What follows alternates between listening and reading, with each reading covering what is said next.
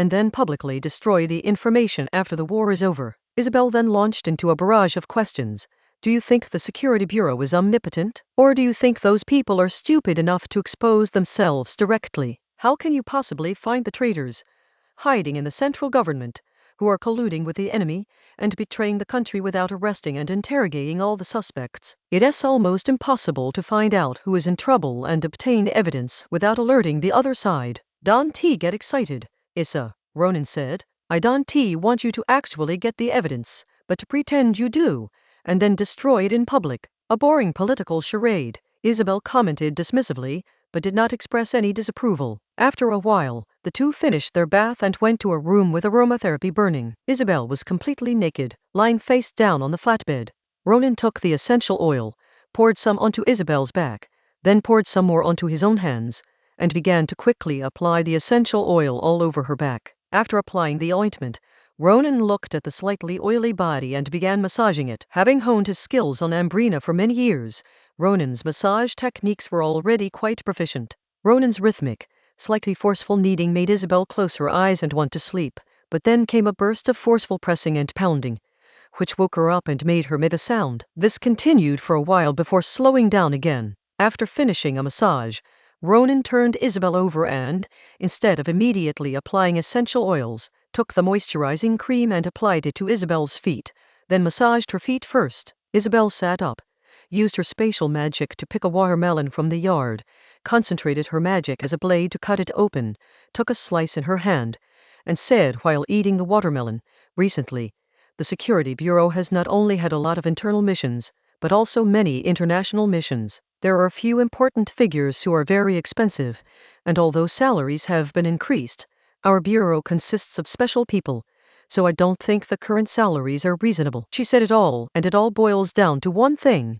Give me the money. Issa, this country isn't mine to run. Do you think I can just take money whenever I want? Ronan retorted. Isabel glared at Ronan. Say that again. This country isn't yours to own? Okay, it is my family's business, but we really don't have any money.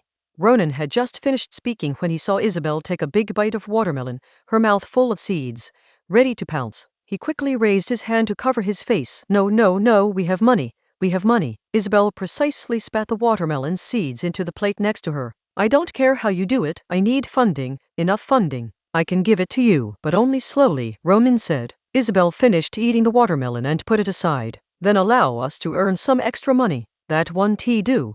Absolutely not, Ronan firmly objected. Are you kidding me? If intelligence agencies were to make extra money, wouldn't that make them the CIA? Well, let us do some business, we'll contribute some effort, and then we can split the profits, right? Isabel said. Ronan instantly understood. After all that, Isabel just wanted to do some business. However, Ronan was very curious.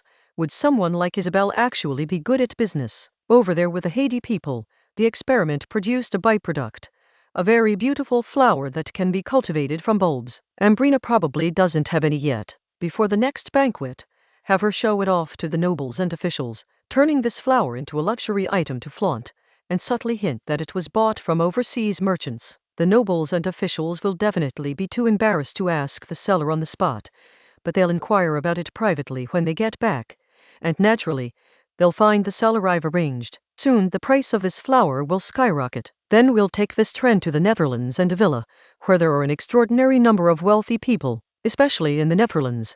I've heard they have something called futures trading. We can manipulate the market. We'll go long first, make a small profit from those damned nobles and corrupt officials in the capital, heat up the market, and then move the trading market for the stuff to the Netherlands. Then we'll go short. The method is very simple. Spread the word that there is a huge supply of this stuff, that it is practically commonplace, and that the price will immediately plummet. This wave will definitely be faster than when you sent troops to rob the banks in the Netherlands. After Isabel finished speaking, she looked at Ronan with anticipation. As a time traveler, Ronan understood this kind of thing all too well. Who gave you this idea? Ronan, what do you mean? Isabel questioned. This is not what you, a violent princess, want, Ronan said, his eyes turning serious. The person who gave Isabel this idea was a dangerous individual, and he had to be wary. Isabel looked at Ronan and said directly, Ashley. Huh? Ronan was stunned. Ashley had this kind of ability? Isabel laughed instantly. You don't know this, do you? Back when I was still a princess and she was my maid, she pulled off a scam in the princess's palace and made a lot of money. Oh, what kind of scam? Ronan asked curiously. As Isabel recalled, she explained, this Ashley said she had a beauty secret I used that could be made into some kind of product. She then told the other servants that they could become agents. She even designed a system, which I can't quite explain, but it was something like high level, intermediate, and basic. The higher the level, the higher the commission. At the time, she tricked most of the more than 100 servants in the entire princess's mansion into joining her scheme. Chapter 537 Hidden Talent 3773 Those people were like they were possessed. In the end, someone complained to me, and I made her disband the organization and return the money, which finally settled the matter. After saying that, Isabel breathed a sigh of relief. She hadn't felt it at the time, but now that she thought about it, she felt a little scared. After listening, Ronan had to admit that Ashley was truly multi-talented and a born scoundrel. No wonder she could make a name for herself on the streets at such a young age, and even attract the attention of the late king. He should have realized that most of the gang leaders in the capital at the time were low-level mages, and Ashley would never have been able to rise to the top with just her personal strength. She also had to know how to make money. Ashley has had a natural talent for making money since she was a child. Unexpectedly, there was such a special talent hidden by his side. After a moment's thought, Ronan made a decision.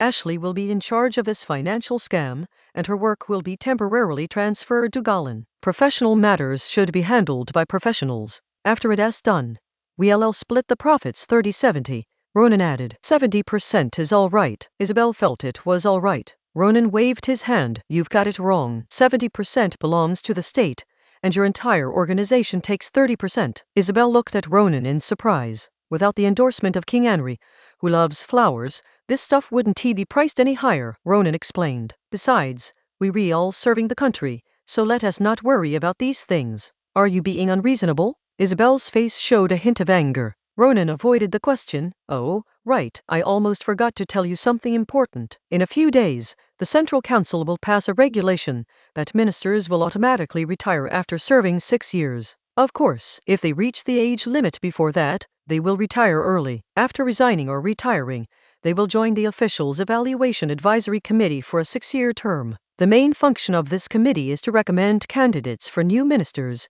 and the king will ultimately decide on the candidates. Wasn't it agreed that the king would nominate ministers, and then the election committee would select them?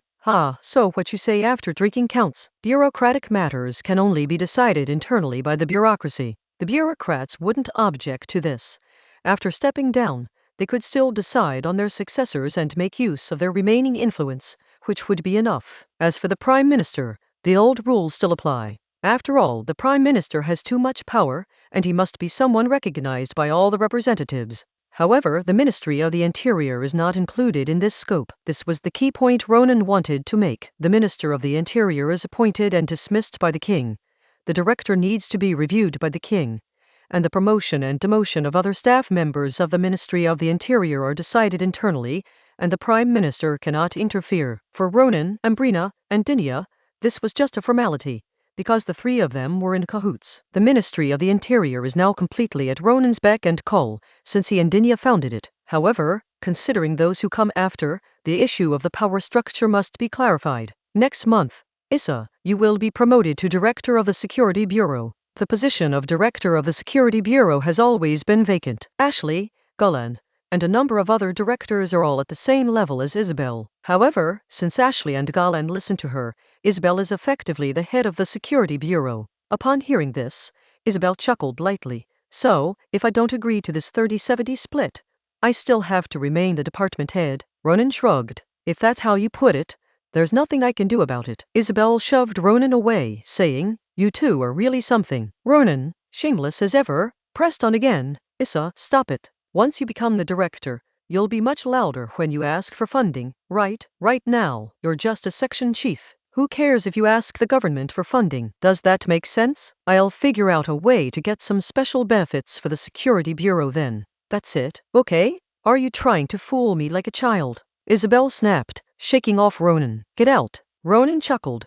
This is my house. How am I supposed to leave? Fine, I am leaving. Isabel stood up to leave. Ronan grabbed Isabel's leg and said, June 4th. Is June 4th okay? The country is really short of money, Isabel. Isabel looked at Ronan, at the most powerful man in the kingdom begging her in such a manner, and her feelings were quite complicated. All right then, Isabel finally agreed.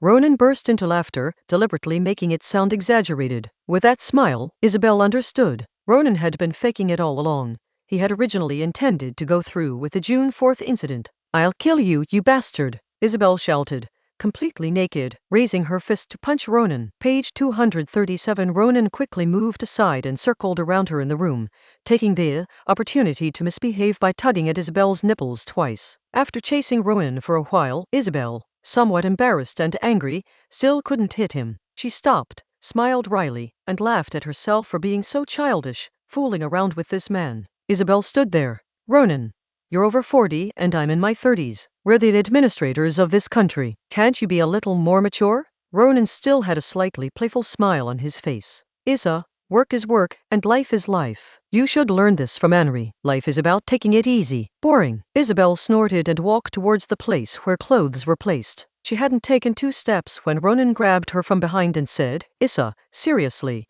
the country is really short of money." "I know." Isabel's voice softened, and she stopped giving Ronan a hard time. "But you should also know that the core members of the Security Bureau are all low-level Orthodox mages, especially the remnants of this operation. They were originally mid-level managers in some chambers of commerce. Their respect for society and the country is based on their belief that they are respected by the country and society. Translation is all about making sure the money is right and that you don't feel wronged." 5-5, is that all right? Ronan asked with a smile. "That is more like it." Isabel forced a smile. Ronan chuckled again. Isabel was furious, but Ronan was still teasing her. Enraged, Isabel didn't raise her fist to hit anyone this time. Instead, she used magic. No.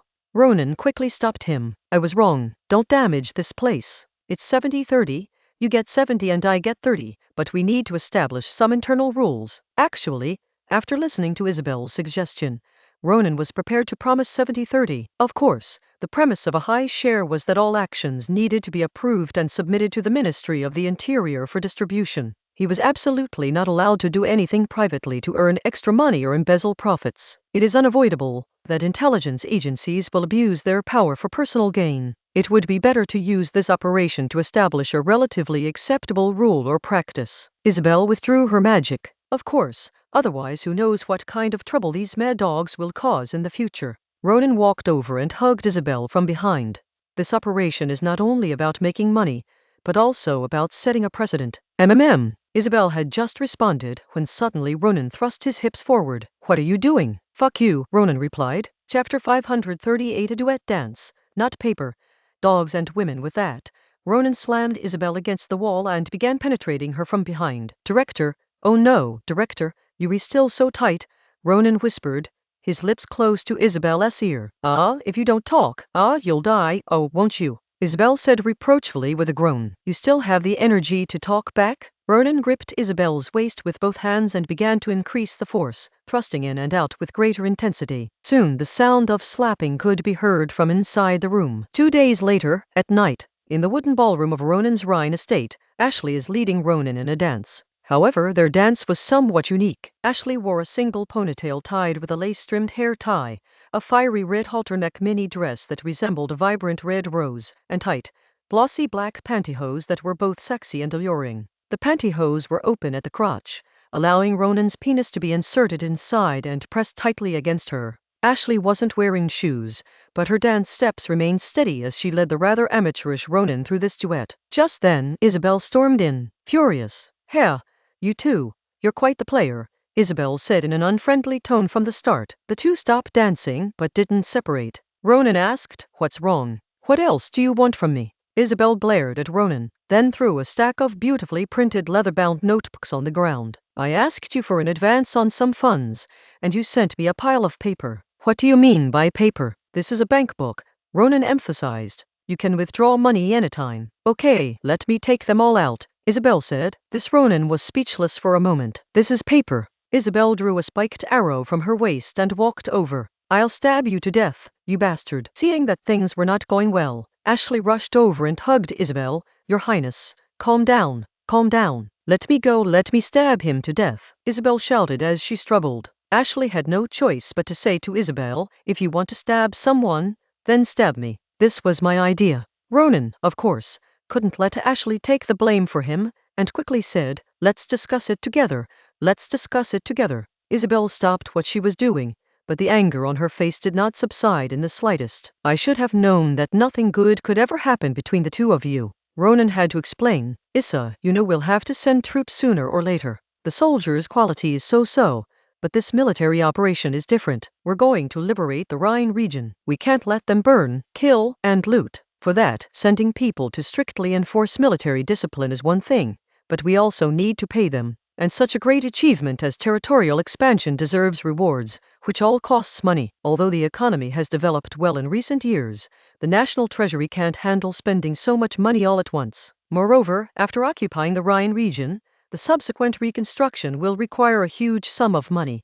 Can you please understand my situation? So the military will also issue bank books at that time. The reason for issuing passbooks instead of paper money is that the conditions for issuing paper money are not yet in place. In the morning they said they'd issue paper money, and in the afternoon the common people of the capital collectively rebelled. Believe it or not, when the war breaks out, Ronan will be the logistics commander on the front lines. He will find a way to allow the soldiers on the front lines to exchange their passbooks for fixed-amount checks and use the checks to purchase services. These fixed-amount checks, which are linked to the passbooks, are actually paper money. When used on the front lines, the entire process does not require withdrawing silver or gold coins from banks in the rear, so there is no need to worry about a bank run. Once the initial stage is over, the rest will be much easier. At the same time, the state can use the money in banks that should have been directly given to these people for lending. Over time, people will find the combination of passbooks and fixed-amount checks too troublesome and simply switch to paper money. That will be the time for the country to issue paper money. Of course, paper money must still be linked to gold and silver.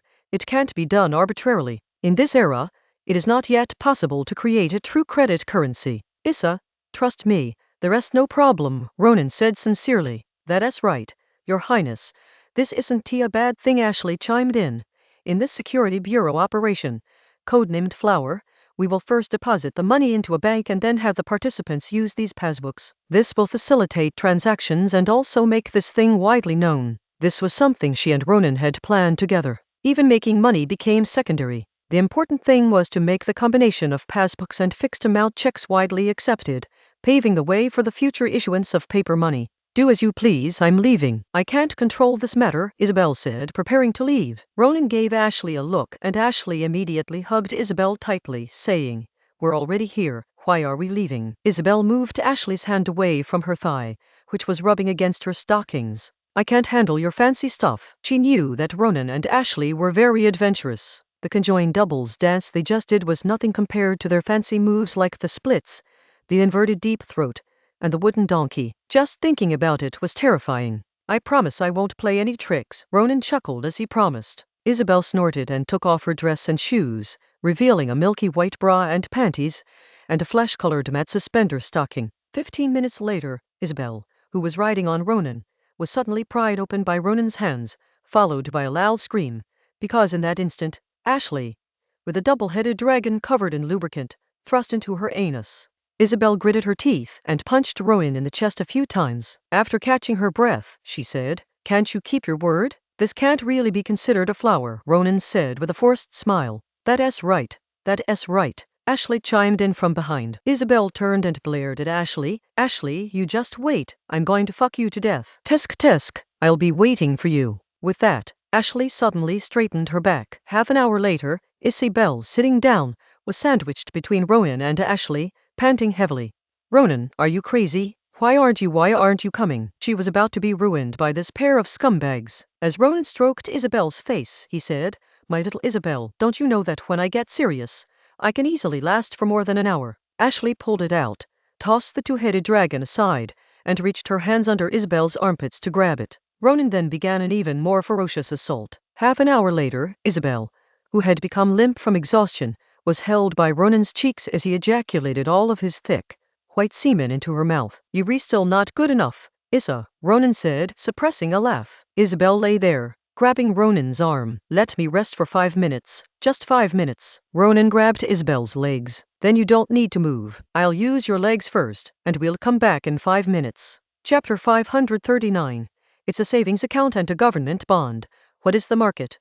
The future is bright. A few days later, Ronan and Ashley went to the Heidi people's place. On the way, Ashley suddenly exclaimed, "You really fooled the princess terribly." The word princess had become Isabel's nickname. "I am telling the truth. How can that be called lying? Besides, you did it too," Ronan said. Last night, Ronan did not explain the true nature of the passbook to Isabel, and one could even say he misled her. In reality, this passbook is essentially a government bond. Next, the spies involved in the operation will receive 3 things. First, a sum of money, in the form of real silver coins. Second, an IOU of the same amount. And third, a special savings account of the same amount. Specifically, it means that the government gives you a savings account containing your funds, but considering that you cannot exchange it abroad, they can only issue you silver instead. However, this silver is not yours. It is a loan from the government that you will have to repay later. In the future, the soldiers on the front lines will only receive their pay through a savings account with a check attached,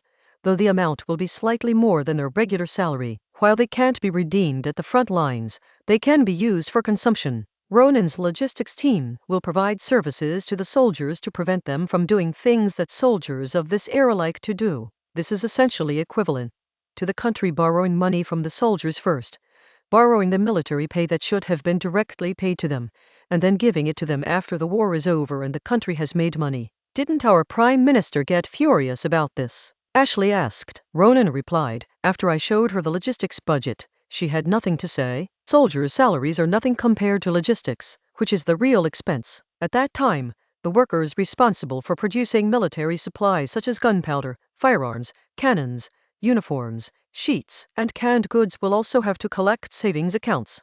I've been thinking about something. Why not just issue government bonds? Ashley asked. Because most of the national debt will be subscribed by those damned capitalists and those disgusting nobles. They've already made money since the war started, so we can't let them take too much, Ronan said. So, don't be fooled by the fact that this special savings account I've set up seems to be forcibly allocating national debt.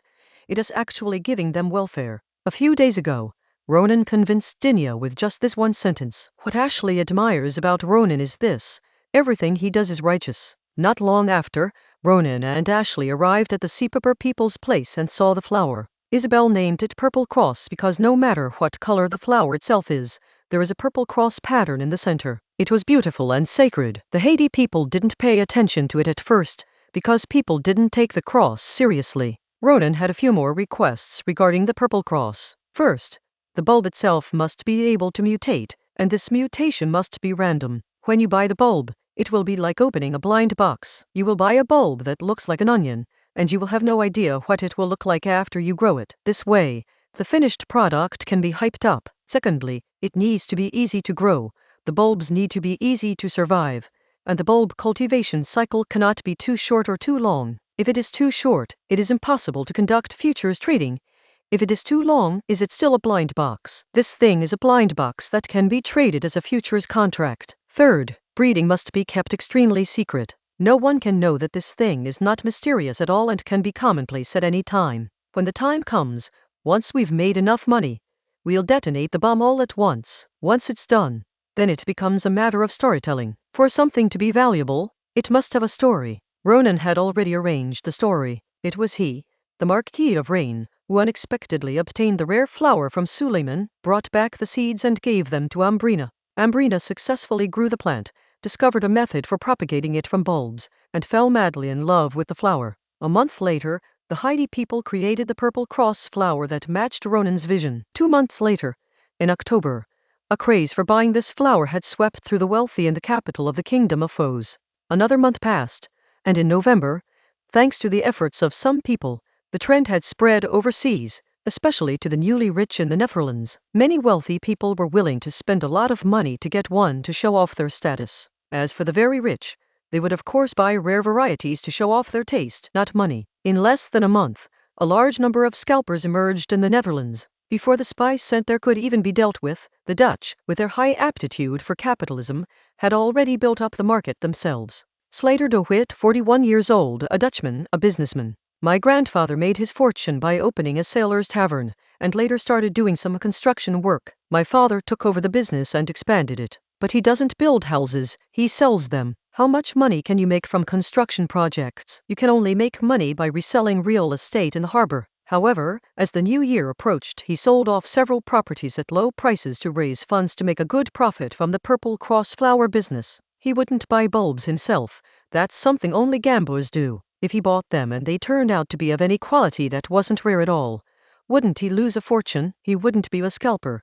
Scalpers earn hard-earned money, and his grandfather had already endured all the hardships the DeWitt family should have. He couldn't possibly endure hardship. What Slater did, of course, was to buy low and sell high. He bought futures contracts at low prices and then sold them at a higher price, knowing that no one would be left holding the bag. Page 238. In his eyes, the flowers themselves had no meaning. What mattered was the contract with its constantly changing price. Dad, why did you sell the house? The one asking the question was Slater's eldest daughter, Velma, who is 10 years old. That's right, 10 years old. Slater married at the age of 30 and gave birth to her eldest daughter the following year. His eldest daughter is the second thing he is proud of in his life. She is beautiful, smart, and a magician. His greatest pride is that he has discovered the secret to success. You don't know, there is some big fool out there I am going to make a killing off, so I need the funds, Slater said to his eldest daughter. Big idiot? Velma asked curiously. Slater explained.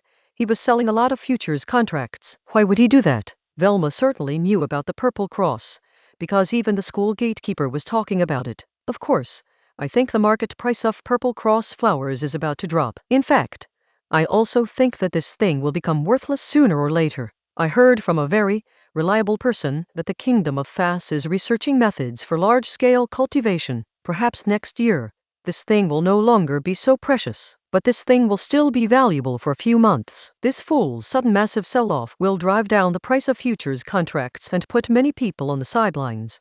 Then I buy, and the price will rise again. Once the price rises a little more, I'll sell everything I have now, plus what I bought from this fool, and make a huge profit. As she spoke, Slater not only raised her head and looked at the windmills in the distance, but also began to imagine that bright future. Chapter 540. It was over. Then it's okay again.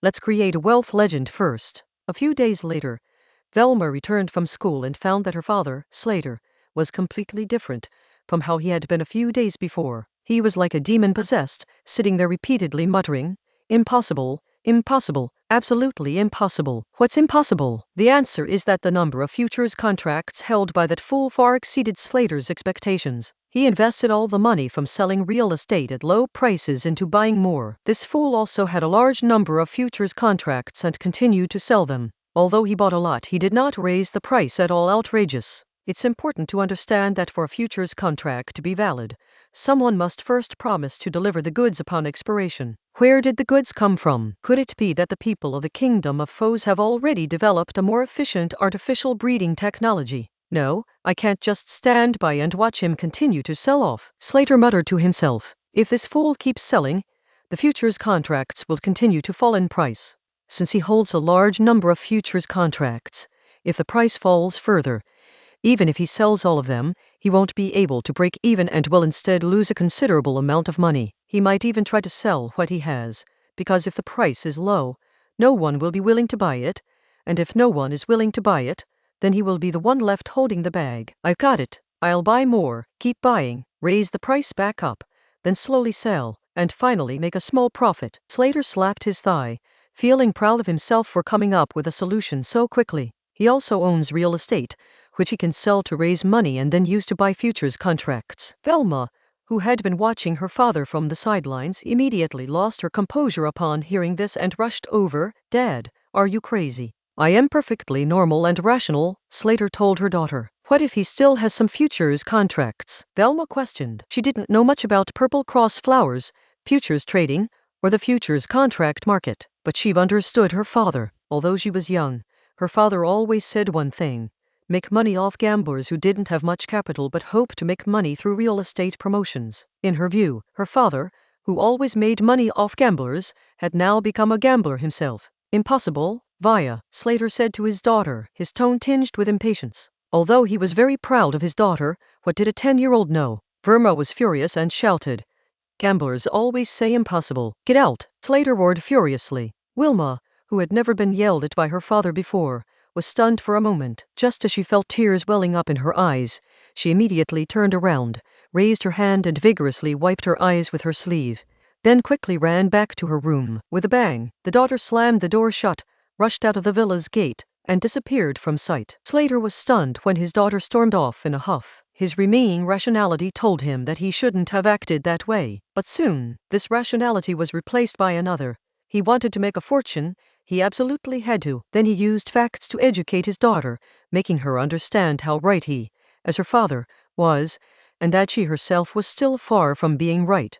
By this time, Slater was completely obsessed, even more so than before his daughter had advised him. He used to be thinking about cutting his losses, but now he's thinking about making money half a month later. Slater stood out because of his gaunt appearance, his bloodshot eyes fixed intently on the stacks of futures contracts in front of him. He was over 1.8 meters tall but had lost a lot of weight, and now he looked like a skeleton covered with a layer of flesh. It's over. It's over. The first 2 weeks went smoothly because he wasn't alone. Throughout the entire port area of the Netherlands, aside from the tens of thousands of small-time traders and hundreds of small-time speculators, there are also dozens of large-scale speculators like him, holding many futures contracts. These major resellers share the same goal as Slater, to drive up prices. They did succeed.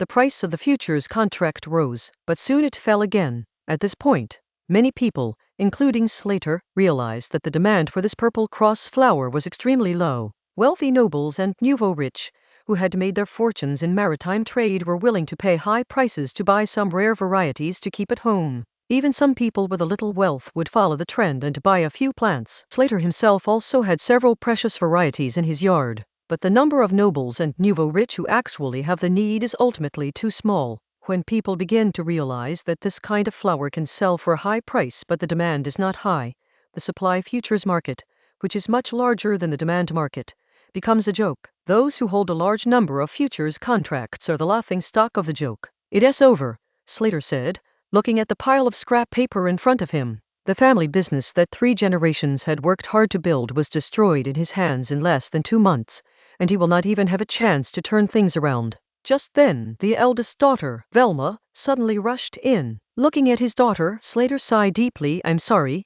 Vivi, it was Dad's fault." "Dad, what are you saying?" "Our family is going to be rich," Velma said, with even a hint of apology on her face. In an instant, Slater burst into tears. He was truly despicable. He had driven his daughter insane. Making a fortune, all that's left in the family is this villa. Slater sniffed hard and wiped away her tears. "Why, Daddy will sell the house and take you to see the doctor. You can work as a stable boy or even carry manure, but Daddy will make sure you get better." "You're the one who needs to see a doctor," Wilma said angrily, kicking her father. "We're really going to be rich." Just today, a huge group of French people came to the downtown market to buy flowers. One variety, called Golden Eagle, is so expensive it could buy our whole villa. If we just sell our futures contracts now, we'll make a fortune. Slater was stunned for a full 10 seconds before finally becoming certain that her daughter wasn't lying. "Ha ha ha ha ha ha." Slater laughed loudly, excitedly picking up his daughter. "I really am a person blessed by God. I knew it. God would definitely make me rich for someone as devout as me." The negative emotions of the past few days vanished, replaced by pure elation. Meanwhile, inside a small villa, "Director, why don't we just harvest these fat leeks directly? Instead, we should use the money we've worked so hard to earn to buy flowers from these Dutch people." We even passed on the cultivation technology of purple cross flowers to those Dutch people, so they can control the supply themselves. One of the men accompanying Ashley asked her a question. "That's because the market isn't booming enough yet. We need to create a wealth myth to make the people of the Netherlands envious of these newly rich individuals. Our king is still busy promoting these flowers. In a few months, wealthy people from the Western continent will be buying them to show off their status. The people of the Netherlands will go crazy, eagerly joining this buying and selling frenzy. That's when we, the real big players, will reap the rewards." Chapter 541. The bubble continues. Girls' School. The Troubled Daughter. The first Sunday of January, 1601. The craze for trading purple crosses in the Netherlands continues and is getting hotter. At this time, wealthy nobles and nouveau rich from various countries in the Western continent no longer regarded this flower as a luxury item to decorate their homes, but began to enter the game of money that had never been seen before. Ronan predicts that it will be about another year before the bubble bursts. After all, Information transmission and logistics are still too slow in this era, and there are still too many people at the bottom who have no savings and cannot be exploited. If it were in his original time when people used mobile phones to trade stocks, a drama of watching him build a tall building, watching him entertain guests, and watching his building collapse could be staged every 1 or 2 months, wiping out the savings of tens of thousands of people. In short, Ronan no longer needs to worry about this personally. Ashley can handle the rest. Ashley will be traveling back and forth between the 2 countries for the next year. Also in January, another very important thing was just completed. The Sacred Heart Girls' School, which recruits students to the Inner Court Secretariat, has just completed its first entrance examination. 100 people will be selected based on their rankings, and considering ties, there will likely be over 100. 3 years later, out of these more than 100 people, only 10 were able to enter the Inner Court Secretariat. After that, there will be 2 more rounds, and we'll find about 30 young secretaries in total. Although there will be almost no more large-scale recruitment of people into the Inner Court Secretariat in the future, at most 1 or 2 will be added every few years. The school will continue to operate. After all, the kingdom still faces a significant shortage of highly qualified female talent. In the palace, wearing a floral headscarf, a grey cloth shirt, a coarse wool sweater, and a loose, thick cloth skirt, Ambrina, dressed like a German dragoon village girl, led her youngest son Louis to her eldest son, Lucian. Upon seeing his mother's appearance, young Lucian knew she had just been weeding and turning over the soil in the garden. Tending to flowers and plants is also one of Ambrina's great hobbies. I'm leaving Louis to you. By the way, don't wait for me. I won't be back today. Also, remember to remind your sister to finish her homework. I don't want to hear about her not handing in her homework again, Ambrina said to Lucian. Little Lucian was a little disappointed. He thought his mother had come to check on him, since Ronan had taken him for a walk around yesterday during the exam. What are you looking at? Girls, of course. So, did you find anything you like? Ambrina asked her son with a smile. Little Lucian had been hoping his mother would ask this, but when she actually did, he looked rather unhappy. So what if you like someone? In the end, you'll still be the ones choosing. As long as the rest not too much of a problem. We won't interfere with your decision, Ambrina said. Xiaolu's eyes brightened slightly, but he was still not very interested. I'm only 13, and they're just kids around 10 years old. What's there to like or dislike? Besides, I only glanced at them. There are so many people, and I haven't even met any of them. How can I make up my mind after just one look? No rush, there are still 3 years. By then, they will have started to grow up. As for getting to know each other, there is no need for much contact. Sometimes you can tell at first glance. When I first saw your father, I knew he was the one. At that time, your father was just a small municipal secretary, but his temperament was something that even princes could not compare to. As Ambrina spoke, she became lost in memories, and as she recalled them, happiness naturally spread across her face. Xiaolu Zixian looked disdainful and thought to himself, what kind of temperament is he? He's just handsome. So what if he's handsome? I'm not talking to you anymore, I'm in a hurry. With that, Ambrina handed Louis to Lucian and turned to head towards the cloakroom. She has already made arrangements with Alice, Galan, and Isabel. We'll explore and eat our way through the afternoon, and then go see a musical in the evening. You go out to play, and I'm taking care of the little brat. Little Lucian was unhappy, but he couldn't stop his queen mother, so he tattled on an A. Actually, you don't need to worry about an A. She ran away early this morning. Ambrina shook her head, pinched her son's cheek, and sighed. Never mind. Go tell the people in the inner court to take care of your brother. Go out and play by yourself. After saying that, Ambrina left. Meanwhile, on the other side, Ronan accompanied Alina and Agostina. Alina and Agostina are both rather unusual women. They don't like shopping, and even when high-end clothing, jewelry, and cosmetics merchants who regularly come to their door present them with the latest styles, they just randomly pick a couple of items. He has little artistic taste and prefers simple, direct, and exciting entertainment to musicals. I'm not talking about musicals. I'm talking about playing cards. So, Ronan and his 2 companions were on their way to a suburban entertainment complex. The entertainment complex even has a children's playground, but it's most famous for its large casino. The capital city is not a small place like Wright City where Ronan lived back then. It is the city with the most mages in the entire Western continent. Only high-ranking mages, and those who have recruited a group of mages to oversee the casino, can run a casino. Otherwise, they wouldn't be able to catch the cheaters or quell the troublemakers, and the casino would have to close down in no time. In the capital, there are only 20 or 30 people capable of running casinos, which is not a small number, but there are only 9 large casinos because there are only 9 gambling licenses. 2 years ago, the central government introduced a new law that completely banned illegal gambling. There are a total of 9 licenses in the capital region, which will be re-auctioned every 3 years. Page 239. Before long, Ronan and his 2 companions were almost there when Ronan suddenly stopped. He saw someone, and if he remembered correctly, the girl's name was Velma. She was one of the girls who had passed the entrance exam. He remembered her well because Velma was 11 or 12 years old, just like his daughter Astrid, and already almost 1.7 meters tall. Besides Velma, there were 2 other people, one of whom Ronan was more familiar with. Her name was Charlotte, the blind man's daughter, who had also passed the exam, ranking last. She was a low-key person who had connections. Ronan didn't recognize the other girl, but he had actually seen her before, years ago, after the Battle of the Rhine ended, and the soldiers returned home to receive their medals. Ronan had praised the girl's cuteness at a picnic, where families could bring their children. Her name was Erica Aquitaine, and she was the daughter of William, the dragoon captain from back then. The 3 children's destination was clearly the nearby entertainment center. Just then, Elena suddenly nudged Ronan. "Let's go somewhere else. Lily is here," Elena quickly explained. A moment later, Ronan discovered that it wasn't just Astrid, but also Anna and Zhao Yinki. Instantly, all of Ronan's curiosity shifted to his 2 daughters. The 3 students might have just come to have fun, but his 2 unfilial daughters, Anna and Lily, were most likely there to cause trouble. Chapter 542. Are these 3, and those 3, adults? Radel Entertainment City has a circular layout, with higher rent consumption levels as you go in, and the largest casino is located at the very back. The outer area is practically a paradise for ordinary people. The wages of a state-owned enterprise worker for 3 to 5 days are enough for a couple to eat, drink, and have fun here for a whole day, and then stay overnight. The middle area is slightly more expensive. Even the innermost entertainment venues aren't exclusively for the wealthy.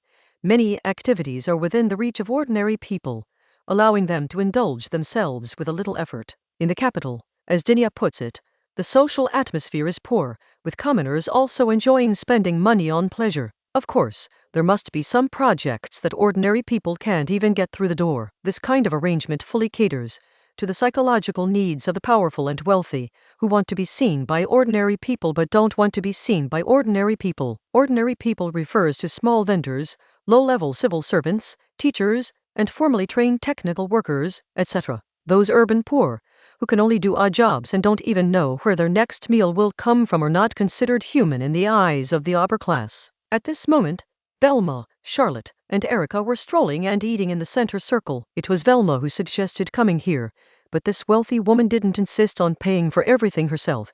Instead, she said we would take turns paying. Does she deserve to be treated?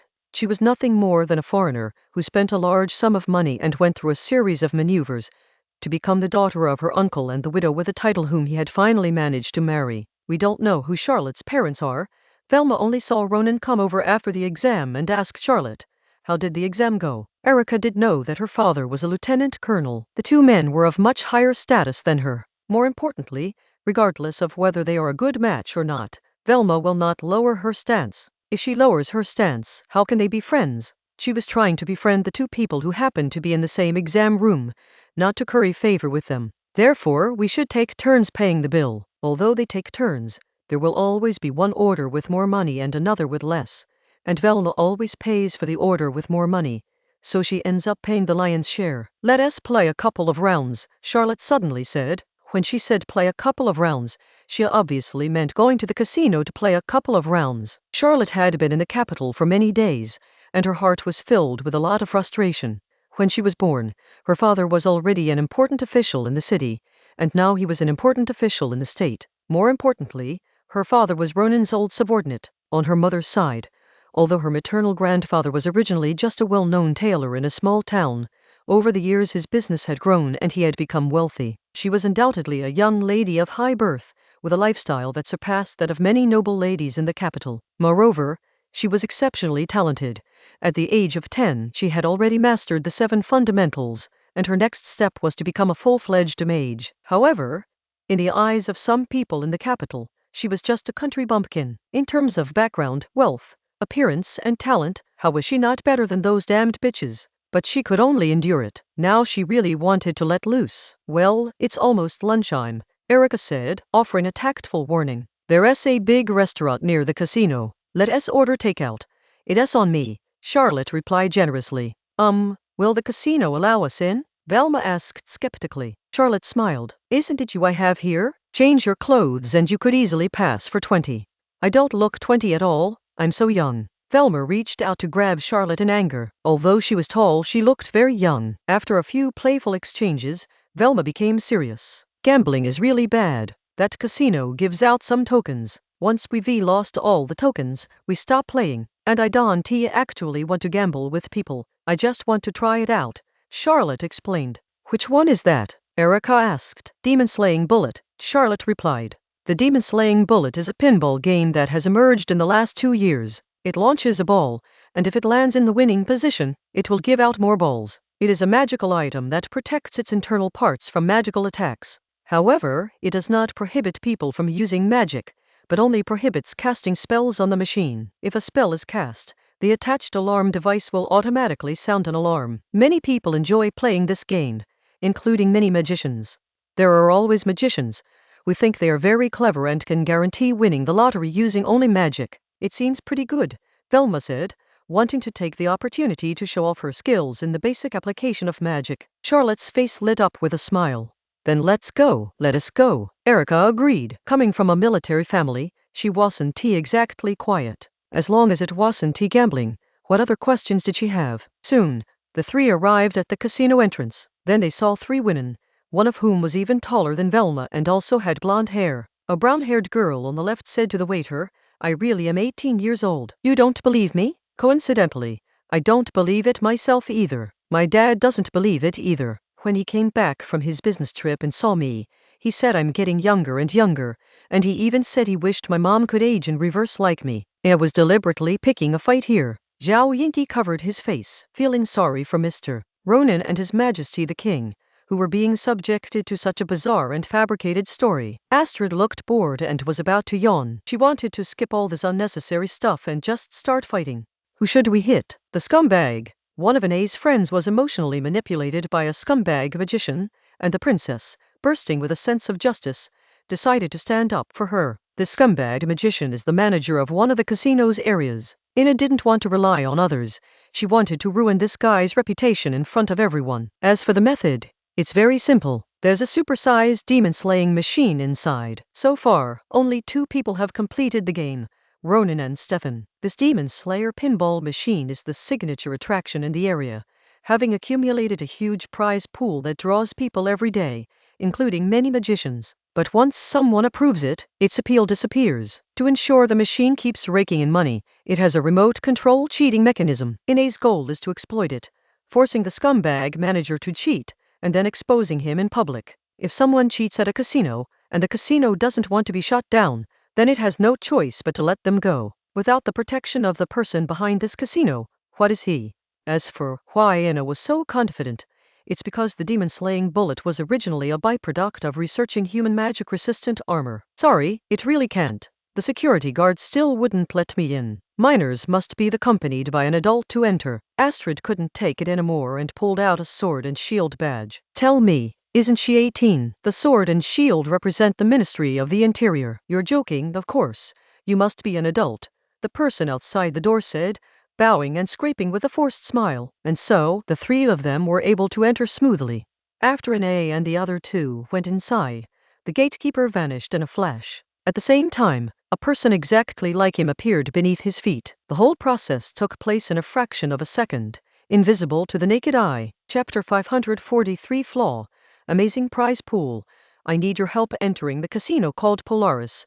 Ina swaggered around, cursing and swearing, completely disregarding her surroundings. There was nothing to worry about. The casino lobby was noisy, and only the private rooms for high-end customers were quiet. Besides, no one would pay special attention to a little girl like her, because there were actually many little girls in the casino. However, most of these teenage girls were not customers, but rather female attendants inside the casino and companions who came with the customers. That's what makes Polaris Casino special. It doesn't have those shabby taverns with their insincere old women. Are you crazy, you golden retriever? Can't you see I did it on purpose? Ina complained. And you? Pulling out the Ministry of the Interior's emblem. That's called stirring up trouble, you know. Of course she knew the casino wouldn't let a plainly dressed little girl like her in. Her making a scene at the entrance was deliberately provocative, hoping to lure that scumbag manager over. Astrid smiled. My dear silly princess, that guard already knew something was wrong with us. How could that be? We were all disguised, and our clothes were very ordinary. Ina thought it was impossible. Astrid yawned. Yinky, tell her why. Oh, Zhao Yinky hesitated for a moment before saying, because of the tone you used, Ine. How could a girl from an ordinary family talk like that? The doormen and waiters at this kind of place may not have much else, but they definitely have sharp eyes and can tell at a glance that you come from a prominent family. Yet we deliberately dressed like this, which clearly means we were here to cause trouble, so we can just let you in. Oh, this I must have been out of my mind. Ina realized she had made a mistake. Zhao Yinky gave a reassuring smile. It's nothing really, Ine. We're already inside anyway. Not long after Ine and the other two entered, Velma and her two companions successfully infiltrated the group. The method was simple. They found a man, gave him some money, and had him bring them in. Originally, Velma and her two companions had only come into play with ordinary demon-slaying bullets, but now they had developed a strong curiosity about Ina and her two companions. Who were these three girls who looked to be around the same age as them? How were they suddenly allowed in? And what were they here for? These questions left them with a lot to wonder about. Soon, Velma and her two companions spotted Ina and her two companions and followed them. Astrid's blonde hair and height made her very conspicuous, making it difficult to miss her. There are 3 children following us, Astrid suddenly said in a low voice. I don't care, Ina said. Zhao Yinky remained silent, heading straight for their goal. Ina and her two companions soon arrived at the giant Demon Slayer pinball machine. A giant pinball machine, 5 meters high at its highest point and 2 meters wide at its widest, came into view of the 3. But what's most attractive isn't the pinball machine itself, but the pool of countless pinballs enclosed by the fence. These aren't ordinary pinballs, they're all silver. This huge pool is the result of countless gamblers losing money. Even a cursory glance reveals that it contains several tons of silver. If you can beat this pinball machine and hit the one and only grand prize, you can take all the silver beads here and exchange them for money, which would be an enormous fortune. To be honest, even as a princess, Ina had never seen so much money at once in her entire life. Heh, it seems there are quite a few rich and arrogant magicians, Astrid muttered to herself. Only wealthy magicians can play this giant pinball machine. First, you need to exchange for silver beads to play. Each silver bead is so big that it probably costs 2 or 3 silver dragons, enough for a poor family in the capital to spend for a month. Second, no one has been able to beat it in so long. Anyone with a brain knows that this thing has a special device inside that is even more powerful than a regular pinball machine. If you're not a magician, playing this is just giving away freebies. Ine, why don't we just go find him and beat him up and that's it? Zhao Yinky whispered, trying to persuade her. She was really worried that Ina might lose her temper and have trouble explaining herself later. Don't worry, I know some secrets, Ina said. Besides, I am actually very poor. My stinky mom never gives me any pocket money. In fact, Ina still receives 100 silver dragons a month as pocket money, but she feels that it's so little that it's less than what some noble ladies receive, and it's hardly money at all. At the same time, Elena and Agustina also entered, ready to take control of the situation. As for Ronan, he was chatting with Christopher, one of the most important shareholders of the casino. Christopher was a 5th-tier mage, already 80 years old, with no hope of advancing to the next tier, so he brought his teacher to hold shares and deal with some of the casino's troubles. Christopher's teacher was 15 years younger than him, 65, a 6th-order rank. Among 6th-order rank 6, he was considered young. Now he had basically stopped caring about worldly affairs, and was single-mindedly focused on his ascent to the top. Next to Ronan and Christopher was the same doorman who had just stopped Ine at the entrance. I'm so sorry for not being able to catch the scoundrel here in time. I hope Marquis Rain won't blame me, old Chris apologized. In fact, he had no idea whether someone had committed a crime or not, or even who the so-called person was. But does this matter? Since that little princess has come to make a scene, it must be that someone has committed an unforgivable mistake. Ronan waved his hand. It's just a child being willful and mischievous. Don't take it too seriously. I'll take him home and discipline him properly later. I'm really sorry to trouble you, Old Chris said with a smile. This is no trouble at all. Ronan smiled. However, I do have a favor to ask you. As you know, the international situation is very chaotic right now.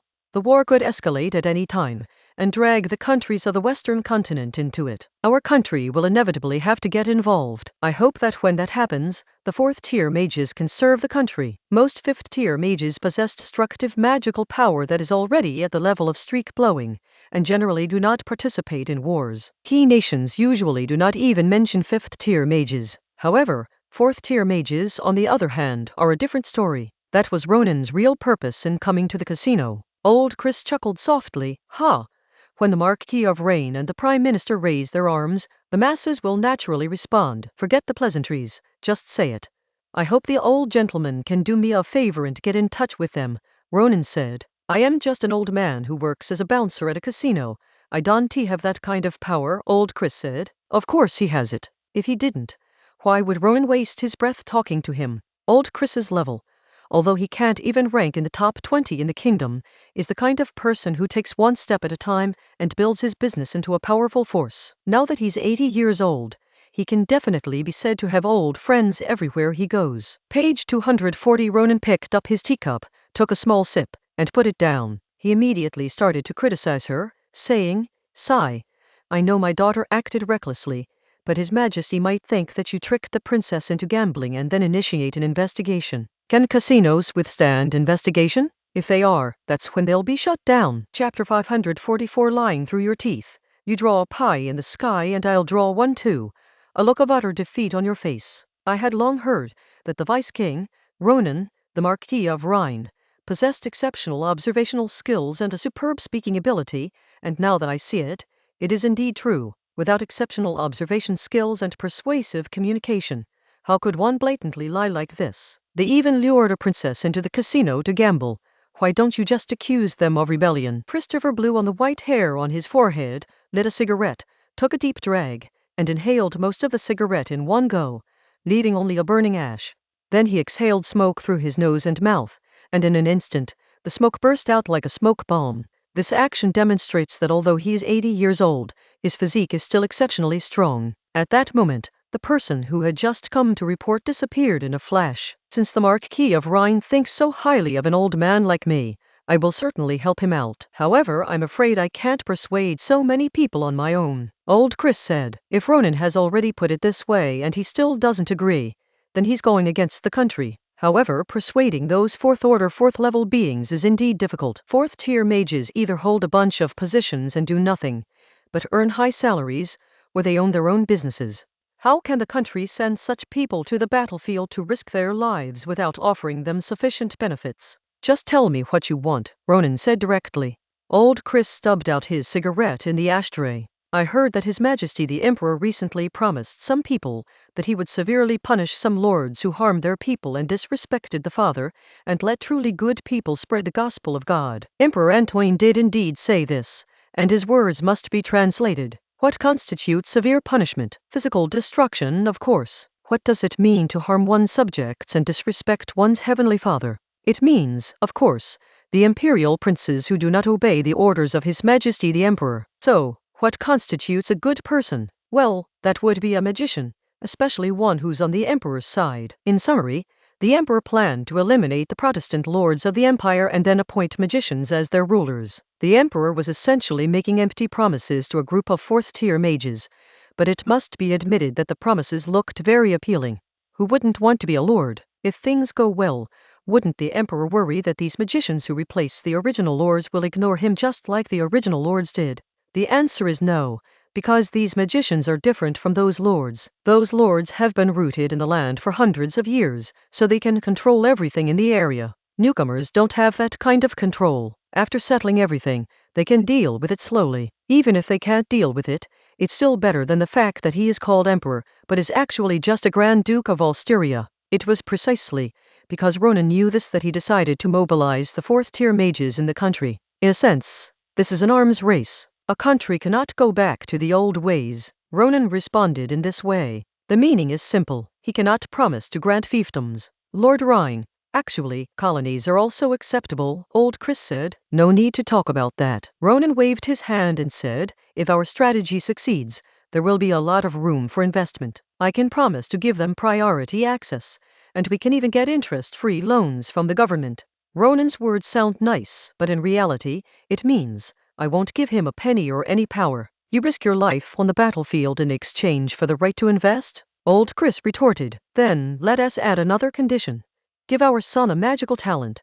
How about that? Ronan said with a smile. Old Chris was so shocked that he couldn't speak. His bright eyes suddenly froze, staring ahead, gradually losing focus. A hand with rough skin, bulging veins, and resembling an old tree root was about to reach for another cigarette, but it stopped in midair, motionless. After a long while, old Chris finally smiled with relief.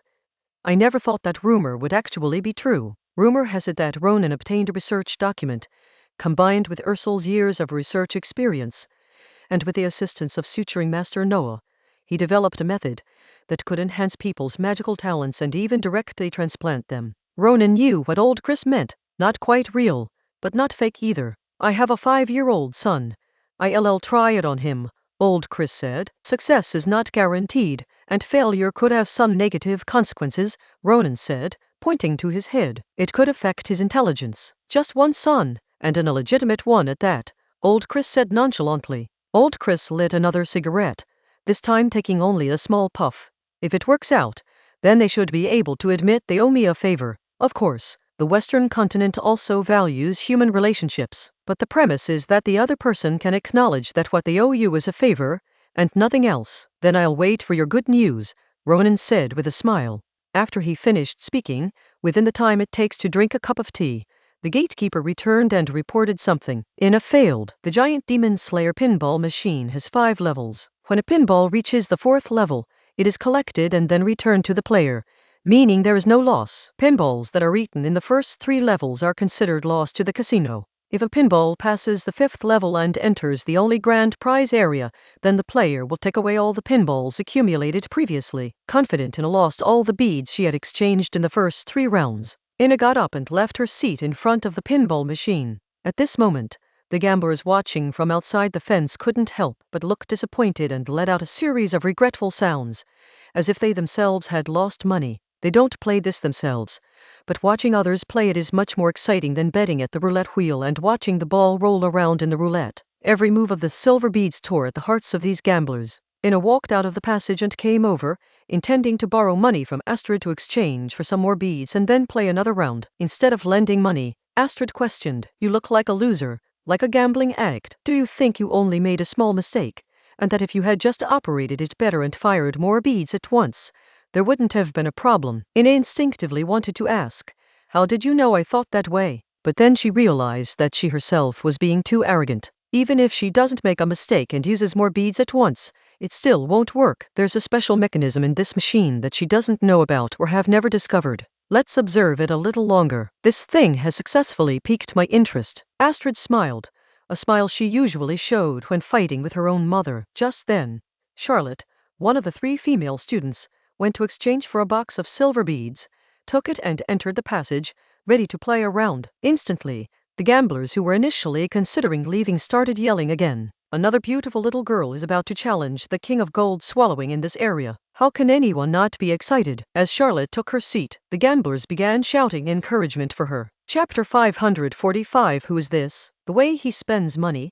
the number one among the younger generation. However, a minute later, Charlotte hadn't even gotten a single item to the 3rd level. All the silver beads were swallowed up and transformed into part of the enormous pool. Outside the fence, the gamblers watching couldn't help but feel disappointed, muttering that it was a pity. Among the gamblers, several magicians who had played this game felt a mixture of regret and relief. They felt regret because they had lost a lot of money on this machine, and part of the pool of shimmering silver beads around it was their contribution. They hoped someone would avenge them. They breathed a sigh of relief because they wanted someone to succeed, but they also didn't want it to happen, since they had lost and didn't want others to win, especially not so much money. Of course they didn't know, which is actually quite normal. Who is Nay? She is a princess of the kingdom, with the best educational resources and possesses first-rate talent. Moreover, she knows how to bypass this machine and use magic to guide the silver beads path.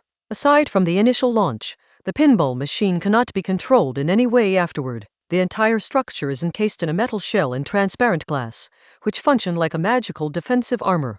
Small amounts of magic cannot pass through normally, while large amounts will damage the shell. Damaging the casing is cheating, isn't it? Casinos don't allow cheating. Casting spells won't work either. If you do, you'll immediately call the police. Therefore, there is only one way to guide the silver bead's path with magic. First, concentrate the materialized magic in your hand, then disperse the materialized magic like liquid, letting it slip into the gaps. The magic that slips and gathers again like a tough thread, which then adheres to the silver bead. And finally, it can be manipulated. The whole process must be both fast and steady. Fast, because if it is slow, the silver bead may have already been swallowed. Steady, because if it is not steady, the mechanisms will still force the silver bead into the swallowing opening. Charlotte understood how to channel the magic into the silver bead, and then guided it. Unfortunately, her skill level was not as good as Anae's, so she didn't even make it to the third level. Anna glanced at Charlotte, who had failed, then at Velma and Erica, and finally at Astrid. Who are these three? They're quite skilled. Although Charlotte didn't even make it to the third level, Anna still thought her basic skills were impressive. I don't know. They were not from those schools in the capital, Astrid said. She was very familiar with the young elites from various schools in the capital, and she knew every single one of them, regardless of gender, since she had fought them all. Oh, from out of town, huh? That's interesting, Anna said, her enthusiasm for standing up for her not-so-close friend waning somewhat. They are girls who took the entrance exam for that girls' school, Zhao Yingti said. With their level, they should be able to pass the exam. Anna paused for a moment, then laughed. Isn't that my stupid older brother's potential queen? At this moment, Charlotte left her seat and walked out. She was initially somewhat disappointed, even ashamed and annoyed, but to her surprise, some of the gamblers applauded her and gave her appreciative looks, which made her feel complicated. Although she often said that the people in the capital were a bunch of arrogant fools, she actually hoped to be recognized by this city. But the first time she was recognized by this city was in such a place. I really don't know whether to be happy or depressed. How is it? Erica quickly came over to ask Charlotte for details. Erica had absolutely no interest in gambling. Although she came from a military family, her father and grandfather always hoped she would become a lady. Unfortunately, Erica only learned the superficial aspects of ladylike behavior. Deep down, she was a tomboy who loved challenges. She was able to get a recommendation to take the exam this time, because her grandfather personally asked Ambrina for help. Wilma, from the Netherlands, had no idea that Erica's family background was far more illustrious than she knew. After William, the young cavalry captain, distinguished himself, he was noticed by a high-ranking general. This high-ranking general's former superior was the man that old Lucian had left for Ambrina. After the former superior retired, Erica's grandfather smoothly took over the faction's power. How could Ambrina refuse a general like that asking for a spot for his granddaughter? That's about it for the first 2 levels. Sigh, I was too arrogant. I thought she passed the first 2 levels easily, but I didn't expect to do this when I tried it myself, Charlotte said. Erica, you'd better be careful. Erica nodded, then looked at Velma. Lend me some money. Velma nodded, took out a small notebook, and walked towards the exchange counter, intending to exchange it for a large box of silver beads. She wouldn't be foolish enough to say something like, "Why talk about money between friends?" That's the kind of thing a person of a higher social standing would say to someone of a lower social standing, and even then, it could still make the other person resentful, thinking, "You're just a piece of trash with a little bit of money." The truth is, Erica is a level above her. If Erica had said something like that, it wouldn't just mean they couldn't be friends anymore. It would mean they would become enemies. However, Velma wouldn't haggle over the amount of money with Erica. When Erica wanted to repay the money, she would just give her a roughly approximate amount. Soon, Erica came onto the field with her marbles. With Charlotte's experience, she got 3 beads to the 3rd level, but unfortunately, she still didn't get a single bead to the 4th level. At this time, more and more gamblers gathered around, and many people who were playing other games flocked here to watch and challenge this giant pinball machine. This thing is just so appealing. That's several tons of silver. If someone passes the level and wins the grand prize, it's enough to cover half a lifetime's expenses. Back here, Erica couldn't help but complain to her 2 companions, this 3rd level is too difficult. It actually releases magic to sever the control lines. The space is too small to dodge at all. Unless someone can continuously add a lot of magic power, stabilize a bead with several lines, and reconnect the many magic lines the moment they break. It's impossible to break through the third level. Simply put, you need a lot of mana, fast output, and extremely strong control. Velma was in a dilemma. She felt that she had a chance of passing the first 3 rounds, but there was still a 4th and a 5th round, which would definitely be more difficult. Just then, a voice came from not far away. "It's my turn." Astrid, with her blonde hair, stepped forward, walked to the exchange counter, exchanged her money for a box of silver beads, and went up the steps to the giant pinball machine. Soon, the gamblers outside the fence gasped in surprise, because Astrid managed to get all the silver beads through the first 3 levels. These silver beads surged into the 4th level like a flood. The 4th level has many traps, and the entrance to the 5th level is narrow. Moreover, this entrance has an upward impact. Even if someone has a lot of beads and is lucky enough to break through the first 3 levels, and is also extremely lucky to break through the point before the 4th level, they will only have 1 or 2 beads left before reaching this entrance. 1 or 2 beads would absolutely not pass. To pass the 4th level, you have to use a lot of beads, pushing them one by one to force your way in. Astrid succeeded. She successfully got 3 beads into the 5th level. Oh, oh, oh, oh, oh, oh, oh, came a series of wild shouts and cheers from the surrounding crowd, and the gamblers were completely excited. Chapter 546 Impossible. Gambling is losing. Time magic. Astrid's composure remained unaffected by the shouts from her left, right, and behind her. She was a genius among geniuses, destined to leave her mark on the world. Wasn't it perfectly normal for her to accomplish such a small thing? The 5th level is the real challenge. Page 241. While Astrid was playing with Ine and 2 other girls, she specifically asked the others about the giant pinball machine. Unfortunately, only one person could talk about the 4th level. No one present knew anything about the 5th level. Now she can only rely on herself. In the distance, at the corner of the 2nd floor corridor, by the railing at the stairwell, Elena and Agostina were watching this side through binoculars. "Tina, do you think Lily can pass the test?" Elena asked Agostina. Agostina was not only the child's godmother but also her teacher, and she understood Astrid's abilities better than Elena, the mother. "Impossible." Ronan's voice suddenly came. As Agostina and Elena turned around, they saw Ronan walking down the stairs. "Why?" Agostina asked. In terms of magical skill alone, Lily was already on par with her, a 5th-tier magician. Although she only had 3 silver beads left, it wasn't impossible. Admittedly, Ronan's ability to manipulate magic is very strong, surpassing even those from academic schools, but it cannot be said that he is several levels better than her or Lily. Since he can do it, it cannot be said that Lily has no chance. Ronan walked over and said, "The reason why I and Master Stefan were able to pass the level is because we were facing a situation where the dealer wouldn't cheat." "They actually dared to do something like this?" Agostina exclaimed in surprise. "It's not that I'm surprised the casino would do something like this, but I'm surprised they dare to do it on this machine. Anyone who dares to play this giant pinball machine is a magician. If the casino is up to no good and gets caught by a magician gambler, it's no small matter." Ronan explained. "It's a very subtle way to activate a remote-controlled device. By using this device to cast spells, it's not difficult to detect cheating in a casino, but it's very difficult to catch them in the act. If they're not caught in the act, then it's not considered cheating." It seems that saying is true. Once you enter a casino, you've already lost, Agostina remarked with a touch of melancholy. "Our little princess is probably going to cause a huge scene at the casino later," Elena said, then suddenly realized something was wrong. "Oh no, Lily is here too." They all knew Ine's temper. She was the most irritable of Ronan's children. Astrid, nicknamed Lily, is an exceptionally calm battle maniac. At this moment, Astrid, sitting in front of the giant pinball machine, used 2 silver balls to test the waters and prepared to use the 3rd ball to pass the level, aiming straight for the round hole representing the grand prize. Just then, the silver bead suddenly veered off course and landed in the area for the smaller prizes. Small prize, 1 bead for 10. The gamblers who witnessed all this sighed repeatedly, some even beating their chests in despair, just like those gamblers who had placed the wrong bet in the arena.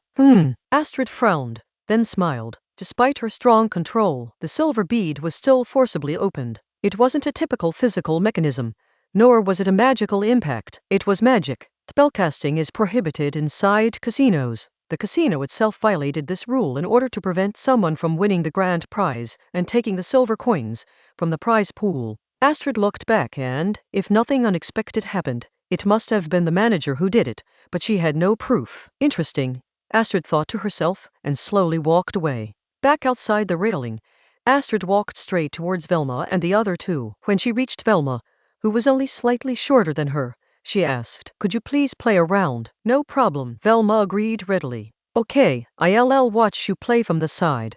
I'll give you hand signals before you start." "Oh, and you two should be ready to stay far away at any time," Astrid said specifically. Charlotte and Erica both wanted to ask why, but Velma stopped her two companions and nodded slightly. "I understand. Can I leave an address?" Astrid gave a very sweet smile. "No need, I'll come to visit you in a few days." At this point, the three girls did not know that Astrid's so-called play was not the same as the play that girls usually talked about. After speaking, Astrid returned to her side, first explaining the situation to Ine and Zhao Yinqi, and then saying to Zhao Yinqi, "That scumbag manager, he probably has some kind of magic that hides items. Wait for my signal, time it right, and use your time deletion to get the evidence. Ine, when Yinqi activates his magic, you activate it too and make a hole in that bastard's body. Remember, you only have one chance." "Is time really that tight?" Ine asked. Astrid sighed. "Dad, Mom, and Godmother are all here. If we make a move, they'll immediately take control. We'll only have one chance to strike, no more." "Didn't you want to personally seek justice for your friend? This old geezer," Ine said through gritted teeth, seething with indignation. Everything went according to plan. Astrid and Velma went to the pinball machine together. Velma sat while Astrid stood. Astrid directed the machine while using her own magic to help Velma, and was ready to signal Zhao Yinqi at any time. In the distance, the manager laughed, thinking that the combined efforts of two people could win the grand prize. That's impossible. On the contrary, poor coordination could lead to excessive magic output, damaging the machine. Damaging the machine would be the equivalent to cheating. Pinball machines tacitly allow the use of magic, but gamblers are not explicitly permitted to use magic. Given the limited amount of magic power available and the need for precise control, this concentrated magic power is no match for the cast spell. As for why the casino's use of special devices to cast spells didn't trigger the machine's alarm, that's because they had special methods. Before long, with Astrid's help, Velma also broke through the fourth level. Instantly, the manager prepared to activate the countermeasures. He must anticipate this step before starting. He can't wait until the silver bead has passed the fifth level and is about to touch the prize area before initiating the move, because the silver bead falls in an instant, and without anticipation, it will be too late. Once the manipulation is complete, the device he is using will disappear almost instantly. Even top-tier magicians couldn't catch him in the act. Of course, top-tier magicians wouldn't play this game. If they absolutely had to, the real boss would have a proper discussion with them. The next moment, Astrid made the gesture. Zhao Yinqi cast a spell, and before the manager could take out the remote control, according to the normal timeline, a remote control with a button should appear in his hand 2 seconds later. Normally, the moment he presses the button, the silver balls in the pinball machine will be magically moved, and the remote control will disappear. However, after Zhao Yinqi activated the magic, she immediately saw the future trajectory, and then jumped to 2 seconds later. Just as the manager was about to press the button, she took the remote control. In the 3rd second, Ine, wielding 2 swords, charged towards the manager. Astrid also turned around, preparing to cast a spell. Chapter 547 Success. Aftermath. Farce ends within Zhao Yinqi's magic. Everyone else continued to move along the fixed trajectory from the moment before activation, except for her, who could jump within the 10-second future broadcast. The moment she pinpointed the jump point and used her power to intervene marked the end of this instance of her time magic. Everything started running again. In that instant, 3 seconds after Zhao Yinqi used the magic, the manager, who had been labeled a scumbag, hadn't even reacted yet. In that instant, his thought was that he had once again completed the operation normally, faithfully fulfilled his duty, and prevented the gambler from trying to win the silver beads. In the 4th second, Ine's sword was about to strike. Astrid has changed positions, and released a moon tide to block Ronan and his companions from being overwhelmed immediately, while simultaneously deflecting the scumbag towards Ine's sword. In the 5th second, the manager reacted. He tried to dodge, but Ine's sword was already upon him. The impact to his back forced him forward half a step, and the sword tip pierced his right shoulder, creating a gash near his chest.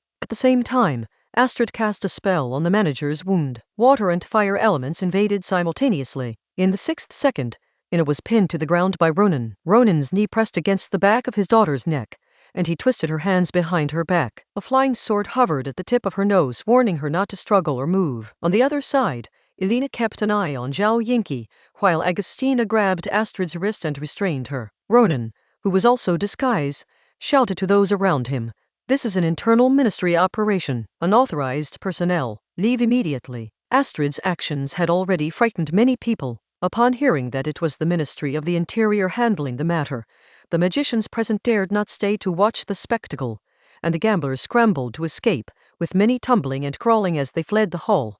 Ronan breathed a sigh of relief and beckoned to the other 3 girls. "Come on, all of you." All 3 were students at a girls' school that was connected to the inner court secretariat. If they were left here and their identities were exposed, it would cause a lot of trouble, so they had to be taken away. As for the aftermath, the casino will handle it itself. Old Chris, who is in charge of Polaris Casino, is a smart man, so there's no need to worry. Ronan and his group left the building and headed straight out of the casino. The security personnel who were already there, and those who had just arrived could only watch them leave. Soon, Christopher, an old man with white hair and a cigarette in his mouth, arrived, accompanied by Leonard, the double image who was actually in charge of guarding the place and had previously appeared as a doorman. Old Chris waved his hand at the security guards as if swatting away mosquitoes. "Get out of here." The security guards quickly left. At this moment, only 3 people remained in the gambling hall, which had been left in a mess due to Astrid's moontide. The regional manager, whom Ina had labeled a scumbag,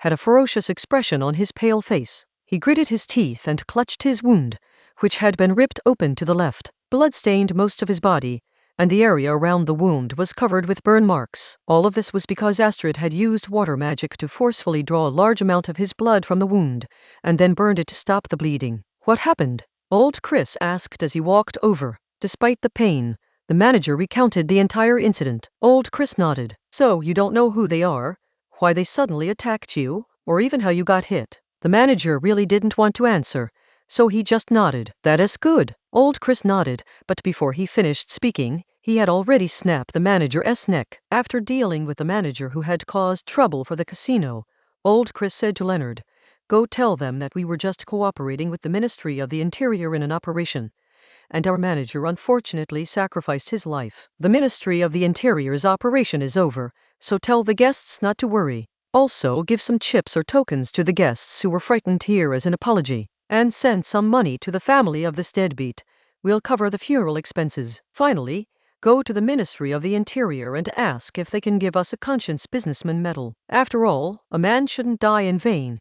We should at least get something in return." "Understood." Leonard nodded. Meanwhile, after leaving the casino, Ronan and his group immediately found a quiet place. Ronan summoned his hover shields, 1 for each of them, and flew away to avoid attracting unnecessary attention. Away from the entertainment center, Ronan landed in a secluded spot. "Dad, you were too rough with me just now. You hurt me," Ina complained as soon as she got off the plane. Ronan reached out and pinched Ina's little face hard. "You little rascal. Does it hurt? You'll be waiting for your mom to put you in solitary confinement." "No, Dad, I was wrong. I've reflected on my actions, and I promise I'll never do it again," Ina quickly admitted.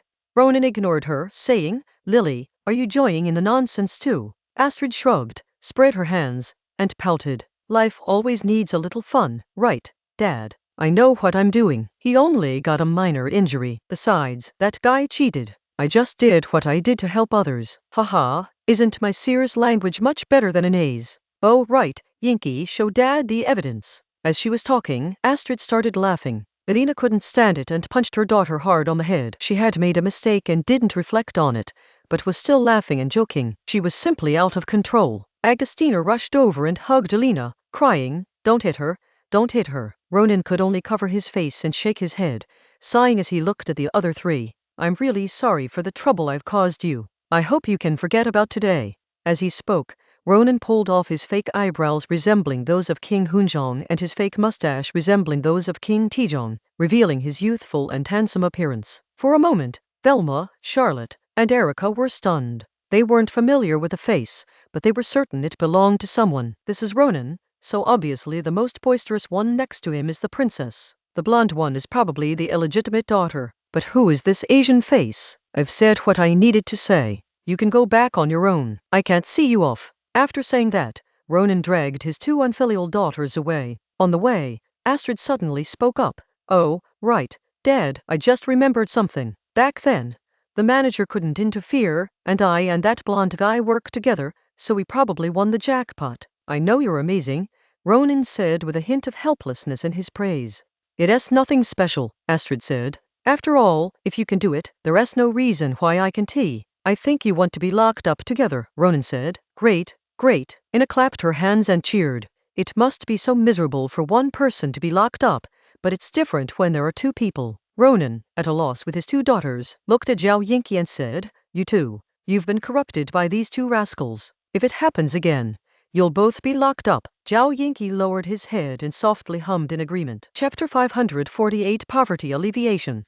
When in doubt, there are too many fallacies in colonialism. On Monday, Ronan, who had scolded his two daughters yesterday, was being scolded by Dinya today. Inside the Prime Minister's office, Dinya paced back and forth, still seething with anger. Finally, she laughed in exasperation. You really are something else. You've completely figured out how to deceive your superiors and subordinates. If it weren't for this incident, I don't know how long I would have been kept in the dark by you. Well, the Secretary General always only deceives his superiors, not his subordinates, Camille interjected. Shut up, Dinya yelled. Ronan stood still, expressionless. In fact, if he truly didn't want Dinya to know something, then she would never have found out. This was a secretary's confidence in her professional competence. The incident that happened a few days ago was not complicated. Similar to an incident in Ronan's original timeline, a young doctor living in the capital region went to the capital to place an advertisement in the newspaper stating that a certain health product that had become very popular in recent years and was touted as miraculous was completely useless and could even be harmful if taken in excess.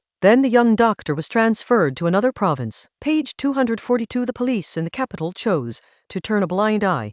Several newspapers remained silent, relevant officials covered it up, and the Ministry of the Interior's Security Bureau did not take any action. Isabel told Ronan about it directly. Why didn't Isabel deal with it directly, instead of talking to Ronan first? Well, that's a long story. This health product is called Compassionate Wine, produced by a company in the eastern part of the kingdom. The word compassionate clearly indicates that it has some connection with the church. This brings us to the issue of Protestantism. The old church had a clear hierarchy and a tightly organized structure, but Protestantism is not like that. The local Protestant denominations are not subordinate to each other, nor are they directly subordinate to the headquarters. The kingdom's Protestantism, which is neither new nor old, is slightly better than Protestantism in other countries, with a more formal organizational structure, but only slightly. The organizational structure of Protestantism resulted in various misdeeds by local churches, leading to the emergence of numerous small sects or heresies. The original timeline of the ugly kingdom was a prime example of this,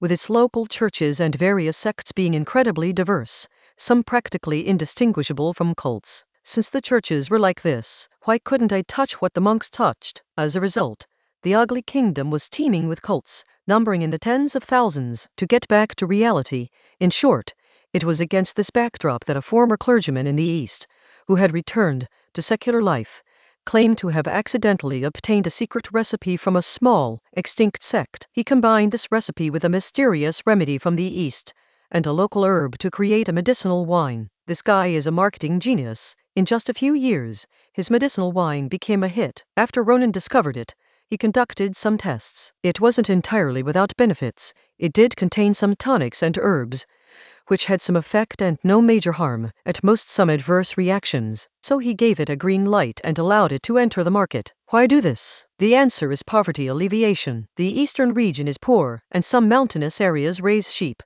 but there are even poorer areas, such as places that don't even have sheep. This medicinal wine was produced in such an extremely poor place. Ronan is unlikely to implement any transfer payments. Even if he were to transfer funds, it would be to areas with real potential, as the country is currently short of funds. Since a miracle drug has been developed, let it be. Let it make you some money and boost local development. Consider it a form of poverty alleviation. Once you're out of poverty, just live your own lives and don't cause trouble. The country will pretend that this place doesn't exist and that you poor bastards don't exist. We don't need your efforts or manpower. So why is Ronan targeting this compassionate medicinal wine again this time? Because it grew big and made money, Instead of thinking about researching something truly reliable or recruiting more impoverished households into the factory, it used the money to buy properties and houses in the capital. I was counting on you to be a tool for poverty alleviation, to stabilize the local area, and even to develop it into a legitimate business. But instead, you came to the capital to buy a house and want to transform into a real estate developer, simply looking for death. Ronan then told Dinya about it, and Dinya was naturally furious. Tell me, what should we do? Dinya questioned Ronan. What else can we do? Shut down the company, confiscate its property, and exterminate the entire family, Ronan said. Dinya disagreed. She took 2 steps, sat down in a chair, and sighed deeply. Destroying this disgusting place and confiscating its property is easy, but what about the town and the surrounding villages? Will we send them back to poverty? Ronan poured himself a cup of tea. There are always things in this world that only God the Father can solve. Dinya frowned. Speak like a human. Okay, speak plainly. In plain terms, while they still have some savings, give them a ship ticket to the colony. Ronan said, in recent years, industry and agriculture have been booming, the economy has developed rapidly, urbanization has been rapid, and the population has been growing year by year. However, whether in cities or in rural areas, the number of people living in poverty has been increasing. The various problems brought about by these poor people are simply too much to handle, or the cost of handling them is too high, so we can only resort to colonies when all else fails. There is no poverty that colonies cannot solve. If there is, then expand the colonies further. Dinya didn't speak, but just twirled a pen in one hand and tapped the table with the other, continuing like this for a long time. Even if we win in the future, there won't be fewer poor people, will there? Camille coughed. I'm going out to get a glass of water. Then she left. Ronan took a sip of tea and started chatting idly. Law is the minimum of morality, while the economy is immoral. As rulers, we must maintain the law and develop the economy. In other words, we are doing immoral things from the very beginning. Obviously, the accumulation of immoral behavior cannot lead to a moral outcome, regardless of ideology or system. Urbanization means the concentration of means of production and productive forces. This inevitably leads to the result that a minority of interest groups will seize the interests of the majority, while the majority will bear the risks of prosperity. Of course, you might bring up the issue of redistribution by the rulers, not to mention that the rulers themselves are members of a small interest group, and the largest one at that. Even if it isn't, the so-called fair distribution actually violates the principle of capital concentration. Moreover, the cost of fairness itself must be paid by those who desire fairness. Here's a paradox. Those who need to be saved must first be able to pay the price of being saved before they can truly be saved. Otherwise, it's just a liability. Whether the creditor is a capitalist, a state, a reformer with ulterior motives, or someone who doesn't intend to reform, it doesn't change the fact that they are a liability. But if they can afford to pay the price, are they the ones who need to be saved? A person can simply do good deeds and not worry about the future. A ruler can only try to choose the less bad option from the bad and the worse. After all, any large organization is heading toward decay and decay. Dinya stood up. The same old fallacies, but unfortunately I can't refute them. Chapter 549 Real Opposition, 20 Years of Skill. Something big has happened. Dinya wasn't truly unable to refute Ronan's fallacies.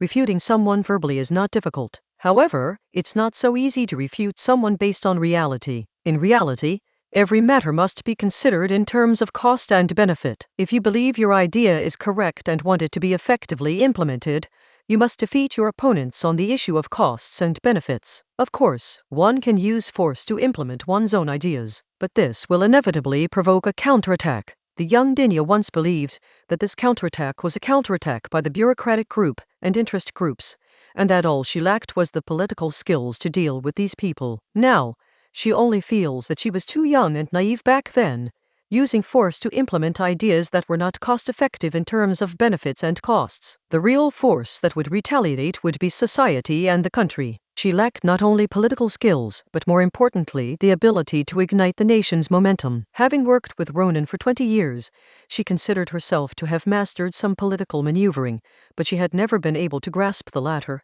and perhaps she never would. She aspires to be a politician, but her talent is at best enough for her to become one. This is her biggest feeling after nearly 20 years in politics. We are one. Why are you refuting me? Ronan laughed. Speaking of which, this time we seized this compassionate wine, which is very satisfying and also allows us to collect some money, for military expenses. Thinking about it, it's not a bad thing. These health products that fabricate stories and exaggerate their effects primarily target the middle class in the capital, who are also the main source of tax revenue. This action is equivalent to imposing an additional tax without damaging the government's credibility. Dinia put down her teacup. Choose a few more nobles to copy. My personal advice is that you should reconsider. The nobles all support the war. After all, they have no land left and their income comes from shares in state-owned enterprises. Once the war starts, their income will skyrocket. If you take over one or two of them, it may be interpreted as a signal that you do not want to get involved in the war. Ronan did not support Dinia's decision. Nowadays, the nobles in the kingdom of foes are not feudal nobles, but state-owned enterprise nobles. Feudal nobles have to invest in wars themselves, and if things don't go well, they will lose money. But state-owned enterprise nobles don't need to. Regardless of the outcome of the war, their enterprises will definitely operate at full capacity before the war, and these nobles will also make a profit in advance. It can be predicted that after this battle, if victorious, state-owned enterprises and the military will begin to gravitate towards the military-industrial complex, forcing the country to move towards becoming a hegemonic power. That's settled then. No more copying, Dinia said. If they don't want to confiscate, then they don't have to. It's not a big deal. In feudal times, the profits from confiscating property were very high because the king didn't collect much tax. Most of the country's wealth was hidden in the homes of powerful and wealthy people who didn't pay taxes. But in this era, you don't earn much from confiscating property. Let us add a tax on this harmful stuff called tobacco, Dinia said. A small tax on tobacco would bring in far more money than confiscating property. That's not easy, Ronan said. HMPH. Dinia snorted coldly. The first step is to say that smoking is harmful to health and propose to ban smoking. I can predict that many people will come and tell me that smokers are the country's great benefactors and that smoking should never be banned. Of course, we can't ban smoking because a portion of civil servants' benefits come from it. The second step was that I came to my senses and compromised by proposing to increase taxes on tobacco control. It is foreseeable that some people will say that this will affect the income of tobacco monopoly stores in some places, and these stores are the source of wealth for small families that train magicians. If this is affected, it will affect the country. These lazy and greedy parasites will procrastinate on anything that is laborious but not beneficial. If they can't procrastinate, they will double the effort and make a huge mess of things. The third step was that I understood the good intentions of civil servants in serving the country and the people. I asked our honest and upright civil servants if there were any tax reduction or exemption policies for specific groups of people. To obtain such tax reduction or exemption policies, one must meet certain conditions and then apply. Civil servants are now motivated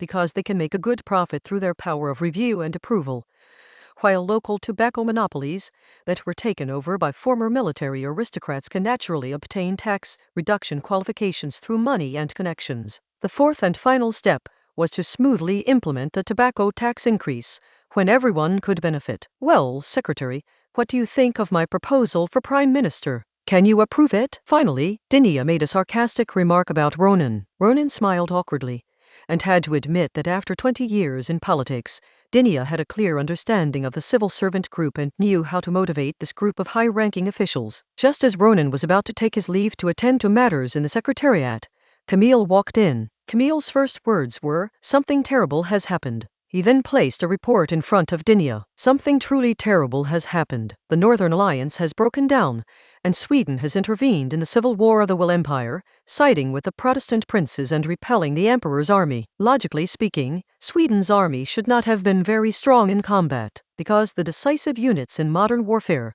are mages and musketeers. An army composed of ordinary people can only play a supporting role and is absolutely unable to complete the task of making a decisive move on the battlefield. Under normal circumstances, the more people a country has, the more mages it will have. Sweden has a small population, so how did it win? The answer is the Berserker. The Berserker is a creation of Ronan, who combined the totem enhancements of the southern continent, the witchcraft of the New World natives, and the innate technology of talent, and further improved it by Caterpillar, the Norse goddess. Simply put, as long as you have some talent, you can become someone who is slightly stronger than a novice mage, but slightly weaker than a first-tier mage. However, there are two side effects. First, the upper limit is locked. One can only reach the first tier at most in this lifetime. Second, one loses the aging slowing ability granted by the identity of a mage, and will begin to decline like an ordinary person after the age of 30. Through Alina's relatives, Ronan sent the technology to Sweden and also had Kate Bjerkite serve as an advisor there. Musketeer mages are usually made up of novice mages, while berserkers are stronger than novice mages. Sweden unleashed a force of more and stronger mages and musketeers than the Emperor's army. Coupled with the fact that the young king possessed the tactical acumen of another timeline, ancient Roman too, he naturally won. The trouble is that Sweden has also publicly extended an invitation to us, Camille reported. Upon hearing this, Dinia looked at Ronan. Of course we should respond, but now is not the time for us to send troops, Ronan said.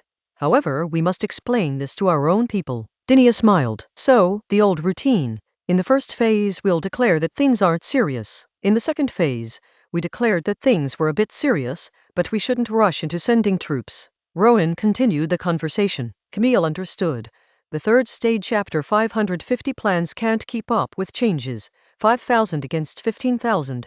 The advantage is mine. Next, the Kingdom of Fas will provide Sweden with all the support except for its own. After that, it's just a matter of waiting for a good opportunity to enter the market. Ideally, the southern kingdom of Villa would enter the fray, and then, seeing the growing power of the old church, Willand would become restless and come to call upon the Kingdom of Fas to support the Protestant princes. In the end, the kingdom would enter the fray in a position where it had no choice but to participate in the war. However, there are always things in this world that people can't foresee. In May, Villa copied Ronan's tactic of raiding the Rhineland years ago. First, under the pretense of guarding against Suleiman, he gathered troops in the Mediterranean. Then, he attacked first and then declared war. After the fighting was already underway, the declaration of war finally arrived, and he brazenly invaded the southern part of the kingdom. And they captured 2 bastions at a much faster pace than before. The reason for declaring war was simple.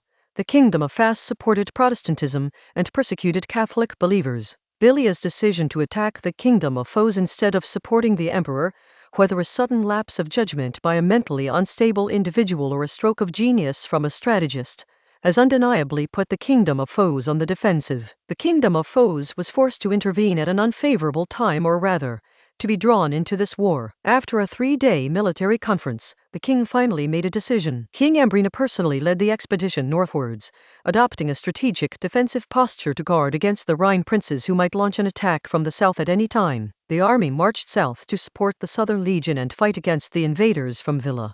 Ronan, the Marquis of Rhine, accompanied the king-appointed commander-in-chief of the Southern Front and served as the logistics commander. Central government affairs have been temporarily handed over to Prime Minister Dinia. A temporary camp on the way south. Valerian, who looked to be in his early 30s but was actually 66, was the lieutenant general, the commander-in-chief of the Southern Front, a third-tier mage, and nicknamed Swiftness. He asked Ronan, "What are the thoughts of the Marquis of Rhine on this matter?" He spoke casually, but that was normal. To put it simply, in the past 50 years, the kingdoms of Villa and Fas have fought more than 50 battles, large and small, which means more than once a year on average, throughout the countries of the Western continent. It's common to be suppressing domestic riots 1 minute and fighting with foreign powers the next, let alone a year. They feel restless if they don't fight for a few months. "I am a complete novice. I don't have any ideas," Ronan replied.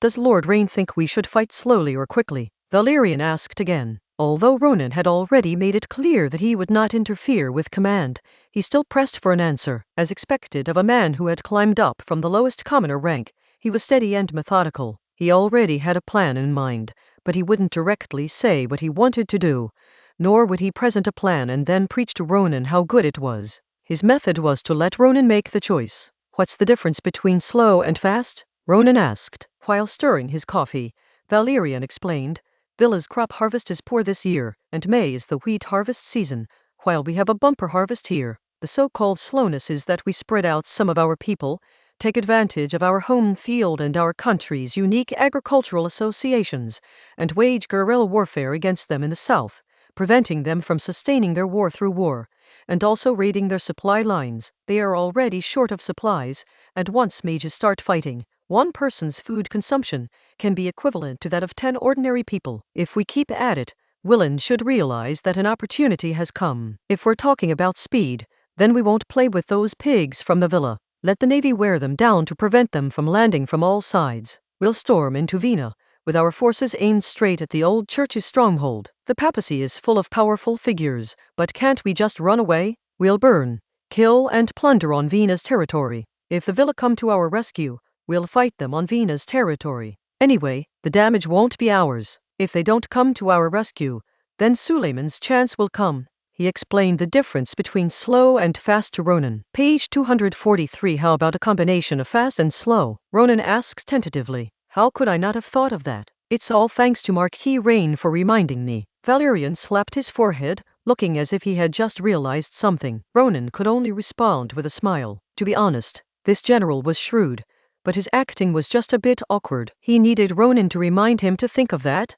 Don't be ridiculous. Then who will stay behind and fight a guerrilla war against the Villars? Ronan asked. This mission is entrusted to you, Marquis of Rhine. We don't need to worry about the navy. I will lead the main force to break into Vina. If Villa catches up and attacks me, don't come to my rescue. Just cross the mountain and go into Villa's territory. By the way, Villa has had too much silver in recent years. Prices have skyrocketed and there are many poor people. The harvest has also been bad these past 2 years. Don't burn or kill. Take those poor people to rob the landlords. As for the specific operations, the Marquis of Rhine can let his staff command them. Valerian then gave Ronan a few more specific instructions. 3 days later, the southward-bound army arrived in the south. Valerian lived up to his nickname the Swift. His army's marching speed was unparalleled, let alone anything else. It should be noted that he was a general of the Northern Legion, while the 30,000 men who marched south this time were drawn from the west and east, not his own troops. Immediately afterwards, Valerian led 25,000 men eastward toward Venea, while Ronan led 5,000 men southwestward to meet the Belils, who had begun to wreak havoc on the land of the Kingdom of Foes. The Belil also divided their forces. 15,000 remained in the southwest of the Kingdom of Foes, while another 5,000, under the cover of the Mediterranean fleet, went to pursue Valerian. This division of forces can be described as a textbook example of how to divide forces. 5,000 men chasing 15,000 men. Firstly, their own forces are outnumbered and fast enough to catch up. Secondly, the goal is not to overtake and defeat them, but to follow and keep them at bay, preventing the Valerians from stopping their rampage within the territory of Venea. Those who remained in the country, 15,000 against 5,000 in Romania, as the saying goes, the advantage lies with us. A few days later, the situation changed for Ronan. Lord Rain, there are only 15,000 men on the other side. I think we don't need to spread out and play guerrilla warfare. Let us just charge straight through. With our equipment and training, the Villars are nothing but a bunch of pigs. Pigs are more difficult to kill. Even if you slaughter 15,000 pigs, you will get tired. But people are different. People are easier to kill. They are currently besieging a bastion, and then connecting it with the 2 that they previously captured and are currently under renovation, forming a secure defensive line based on these 3 bastions to ensure their logistics, and then steadily advance. This is an open strategy, and we have no choice but to go. They may think it's an opportunity to defeat us, but in reality, that's what we think too. The staff officers had no intention of waging guerrilla warfare. Coincidentally, the Belials launched a siege and reinforcement attack, which suited their wishes perfectly. Ronan looked at Colonel Delos beside him. In name, this colonel was the commander of these 5,000 men, while Ronan was just someone who came to coordinate the local area and manage logistics. Fight, Delos said with certainty. Then let us fight, Ronan chimed in. With the strategy set, it is expected that the battle between 5,000 and 15,000 will officially begin in 2 days. Chapter 551. The performance has ended. Times have changed again. Let's see who collapses first. The following day, under Delos's command, the 5,000 men chose a good location and set up camp. It must be said that a general's personal style will influence the style of the entire command system under him. Valerian is known for his rapid marches. His speed is not due to recklessness, but rather to his steadiness, which allows an army to maintain a stable rhythm. The Delos he left behind is also a very steady person, with excellent camp-building skills. At this moment, the staff officers had just finished discussing tomorrow's battle plan. There's not much to discuss. The military tactics of this era consisted of 2 main aspects: extreme rigidity and extreme flexibility. Extreme rigidity refers to the use of musketeers and field artillery. The various states of the Western continent fought for decades, constantly copying each other, essentially using the same formula in combat. Extreme flexibility refers to mages. Different mages had different tactical roles, making their use incredibly flexible, entirely dependent on the commander's skill and adaptability. This time in particular, among these 5,000 people, there are several at the 3rd rank, and even some at the 4th rank. Why did the Valyrians appoint Ronan, who was in charge of logistics, as the commander of these 5,000 men before they split up their forces? It was because Delos was only a first-tier mage and couldn't command those lords at all. Therefore, the staff officers' operational plans were not particularly special. They were just some formulaic content, with a few minor adjustments based on terrain and troop strength. The rest was not their concern. Inside the tent, the staff officers looked at the map but started chatting idly.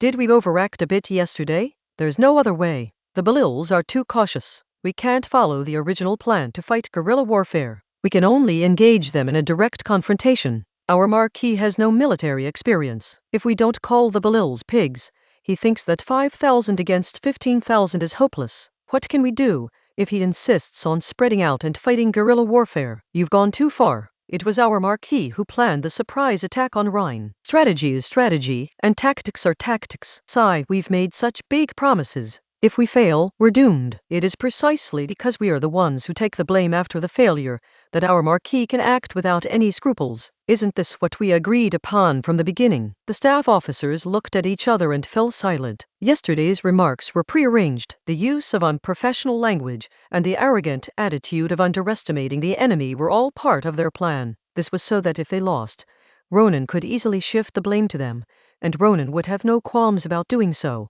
As long as we win, nothing will happen. Really, we have basically mastered the conventional tactics of this new army of the Villars. We can win. The only variable is their magician. These bastards.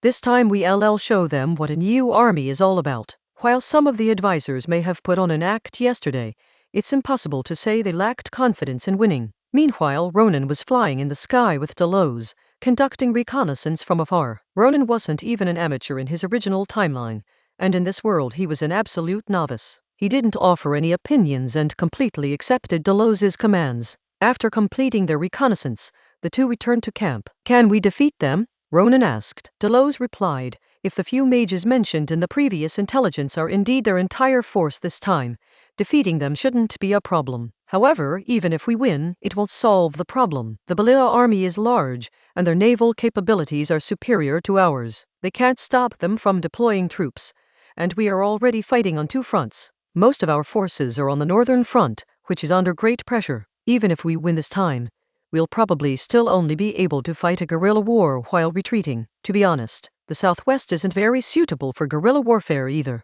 Although there are some mountains, Aquitaine is a basin. I'll do my best, Ronan said, without a trace of worry on his face. The Marquis seems to have a good outlook, Delos said with a hint of a sigh. No, that is not it. Ronan shook his head in denial. The Emperor of the Empire must be in a hurry right now, and so is Villa. Neither side can afford to delay. It is not that they lack supplies, but they are afraid that the situation might change. At the same time, inside the camp, the mage musketeers were maintaining their equipment. A powerful, specially made musket, 3 ordinary grenades, and a military knife, all 3 items meant to deal with ordinary cannon fodder. A magic revolver, a magic piercing axe, and a magic piercing bomb. These 3 items are used to deal with other mage musketeers. Nowadays, the mage musketeers of several major countries are equipped with magic-resistant armor. A direct shot with the magic revolver cannot incapacitate them. The only way is to first use the magic piercing bomb to remove some of their defenses, then use the magic piercing axe to break through their armor, and finally use the magic revolver to shoot them in the face to incapacitate them. Ordinary musketeers were also maintaining their muskets. Although the muskets they used were mediocre, a novice mage's magic defense membrane couldn't withstand more than a few hits, and even that kind of magic-resistant armor would crack after being hit a few times. The square formation of these ordinary musketeers was like a mobile fortress. Their firepower was not meant to kill the enemy's mage musketeers, but to hold them off. As for pikemen, they have been completely phased out in less than 10 years. Under the threat of firepower from new grenades and field artillery, this type of soldier is no longer even fit to be cannon fodder and cannot play any role on the battlefield. Compared to them, the ordinary artillerymen were more nervous. In the past, they didn't have to be nervous, but now it's different. Now there's the Air Force, What was once a single-person flying machine that could only be used by a full-rank mage has been upgraded in less than 10 years. It has been transformed into a flying weapon that can be operated by 2 novice mages, one in charge of the flight system and the other in charge of the weapon system, with the ability to lift cups and drop bombs. These flying weapons don't have powerful firepower, and their goal isn't to kill, but to drop bombs, which are aimed at artillery. At times like this, all we can do is hope that our Air Force will perform well. In the entire military camp, only a few 3rd level and 2 4th level soldiers had it relatively easy. They don't need to go to the front lines. Remote support is sufficient. Of course, it's impossible to say there's absolutely no danger. Dozens of kilometers away, the Belils had suspended their siege of the bastion, preparing to wait and regroup for tomorrow's battle. They were confident about this battle. After all, they had 15,000 men, while the bastion had less than 2,000 men, and only a little over 5,000 came to support them. Their forces outnumbered the enemy by 2 to 1, giving them a clear advantage. However, it's impossible not to be nervous at all. After all, this is someone else's home ground, and the equipment of the Kingdom of Fass is better than theirs. A day passed in the blink of an eye. The battle began the next morning. Villa left 3,000 troops to defend against any defenders who might come out of the fortress, while the rest of the troops rushed directly toward the 5,000 reinforcements led by Ronan. The outnumbered Kingdom of Fass did not intend to defend itself and launched a surprise attack, aiming at the enemy's command post. Let's see who breaks down first. Chapter 552 First Encounter. The hook is taken. A great victory is also a peak victory. Villa's leading forward formation braved the artillery fire and advanced at an unprecedented speed, with no retreat and no dodging. More importantly, this formation did not suffer many casualties. This situation was expected. This is a type of magic, a divine spell within the Heavenly Oath magic, providing a wide range, multi-unit buff that enhances speed, strength, defense, and constitution in all aspects. The buff level isn't high, but that small increase is deadly. However, the magic of the Heavenly Oath must have a limitation. The person who is given the buff by this magic must keep moving forward. Once they stop for more than a very short time, the buff will disappear. Furthermore, this magic cannot be used repeatedly or multiple times within a certain period of time. The Kingdom of Fass and the Kingdom of Bilia fought back and forth dozens of times over the decades, and border friction never stopped. Why did the southern front suddenly fall? The main factor, of course, was that no one expected Villa to launch such a large-scale attack from both sea and land,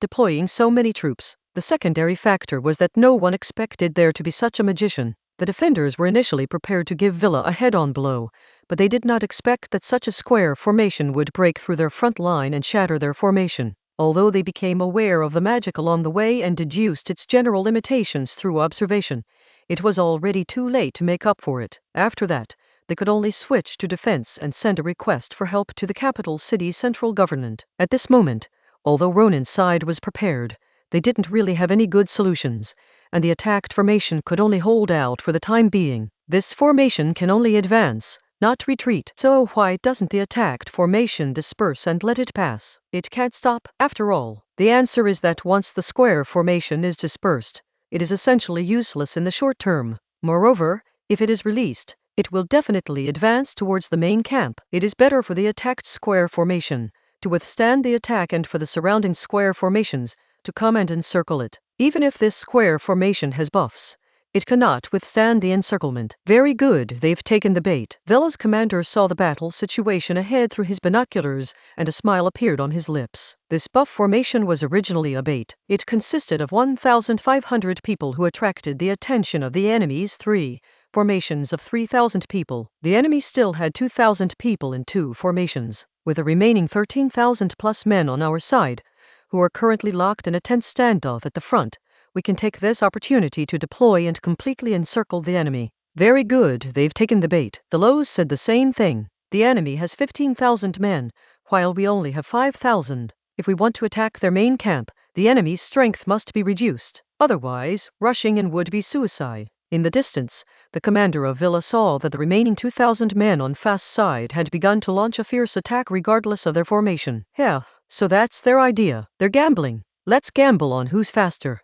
That Marquis of Rhine is in the enemy's ranks. Commander Villa did not intend to retract his order and withdraw his troops, but instead continued to deploy them. He was looking forward to the scene of Ronan abandoning the army and fleeing. At this point, The situation had turned into a race. If Villa completes the encirclement first, then it will win. If Foes is the first to reach the central camp of Villa, then Foes has won. Fool, third-rate general. Delos was filled with disdain upon seeing Villa's reaction. It's a very simple principle. For example, if a rich person gambles with a poor person, even if the rich person has a higher probability of winning, he has already lost from the moment he is willing to gamble. Delos figured that if he had 15,000 men and his opponent had 5,000, he would play as rigidly as possible, playing like a turtle, so rigid that his opponent wouldn't have the slightest chance. Perhaps it's because I'm more attractive? Ronan asked with a smile. How? Do you think the other side can catch you? Delos laughed. Ronan, a 5th-tier mage, can fly. Without a 6th-tier or even 7th-tier mage, capturing Ronan is simply impossible. What I mean is, if he beats me, it would be a great achievement, Ronan explained. If that's what he thinks, then he is not even a third-rate general. He is making such a foolish decision for such a hollow title, Delos said. If I were him, I wouldn't waste time here. I would go straight north to the western coast, burning, killing, and looting along the way. Once I got to the west, I would have the navy cooperate along the coast to destroy the trading ports of the Kingdom of Foes. I didn't expect you to be so radical, Ronan teased. Delos put on his helmet. Strategically, we can be as aggressive as possible. Tactically, we can be as stable as possible. In a war between great powers, the primary objective is naturally to eliminate the opponent's war potential. Excuse me, Marquis. I must go. Remember my champagne. Delos Lemma then turned around and prepared to go to the rear to board a small, individual combat aircraft. 2,000 men are too few. He will personally lead 16 fighter jets that only upright mages can control to cover his small bombers and special mage airborne troops, creating an opening for the 2,000-man assault team to rush towards the enemy's main camp. Page 244. After the bombing, they would fly directly to a bastion still in their own hands in the distance and land there. No problem, Ronan agreed. The best production areas will be shipped to you. He himself will not participate in the battle. The explicit rule is that those above the 5th rank will not participate in the battle, and the implicit rule is that those above the 5th rank will not participate in the battle. Back then, Dinia was at a critical point. When she went into the battlefield, she was still at the 4th rank, but she became the 5th rank as the battle progressed. 10 minutes later, the battle situation changed dramatically. Villar's air force was wiped out. They never expected that there were even fighter jets. The small bombers from the Kingdom of Fast did not target the artillery positions, but instead launched a barrage of bombs around the main camp. Immediately afterwards, the army rushed up. Gather the nearby ones. Don't surround them on both sides. Don't worry about the formation, and attack the enemy's main camp from the flanks. Commander Villa issued the order. He panicked. His strategy was simple. Some soldiers retreated, while others went to trade bases with him. It must be said that, at a normal pace, Villa should have destroyed the Kingdom of Foes' home first, given their superior numbers and firepower.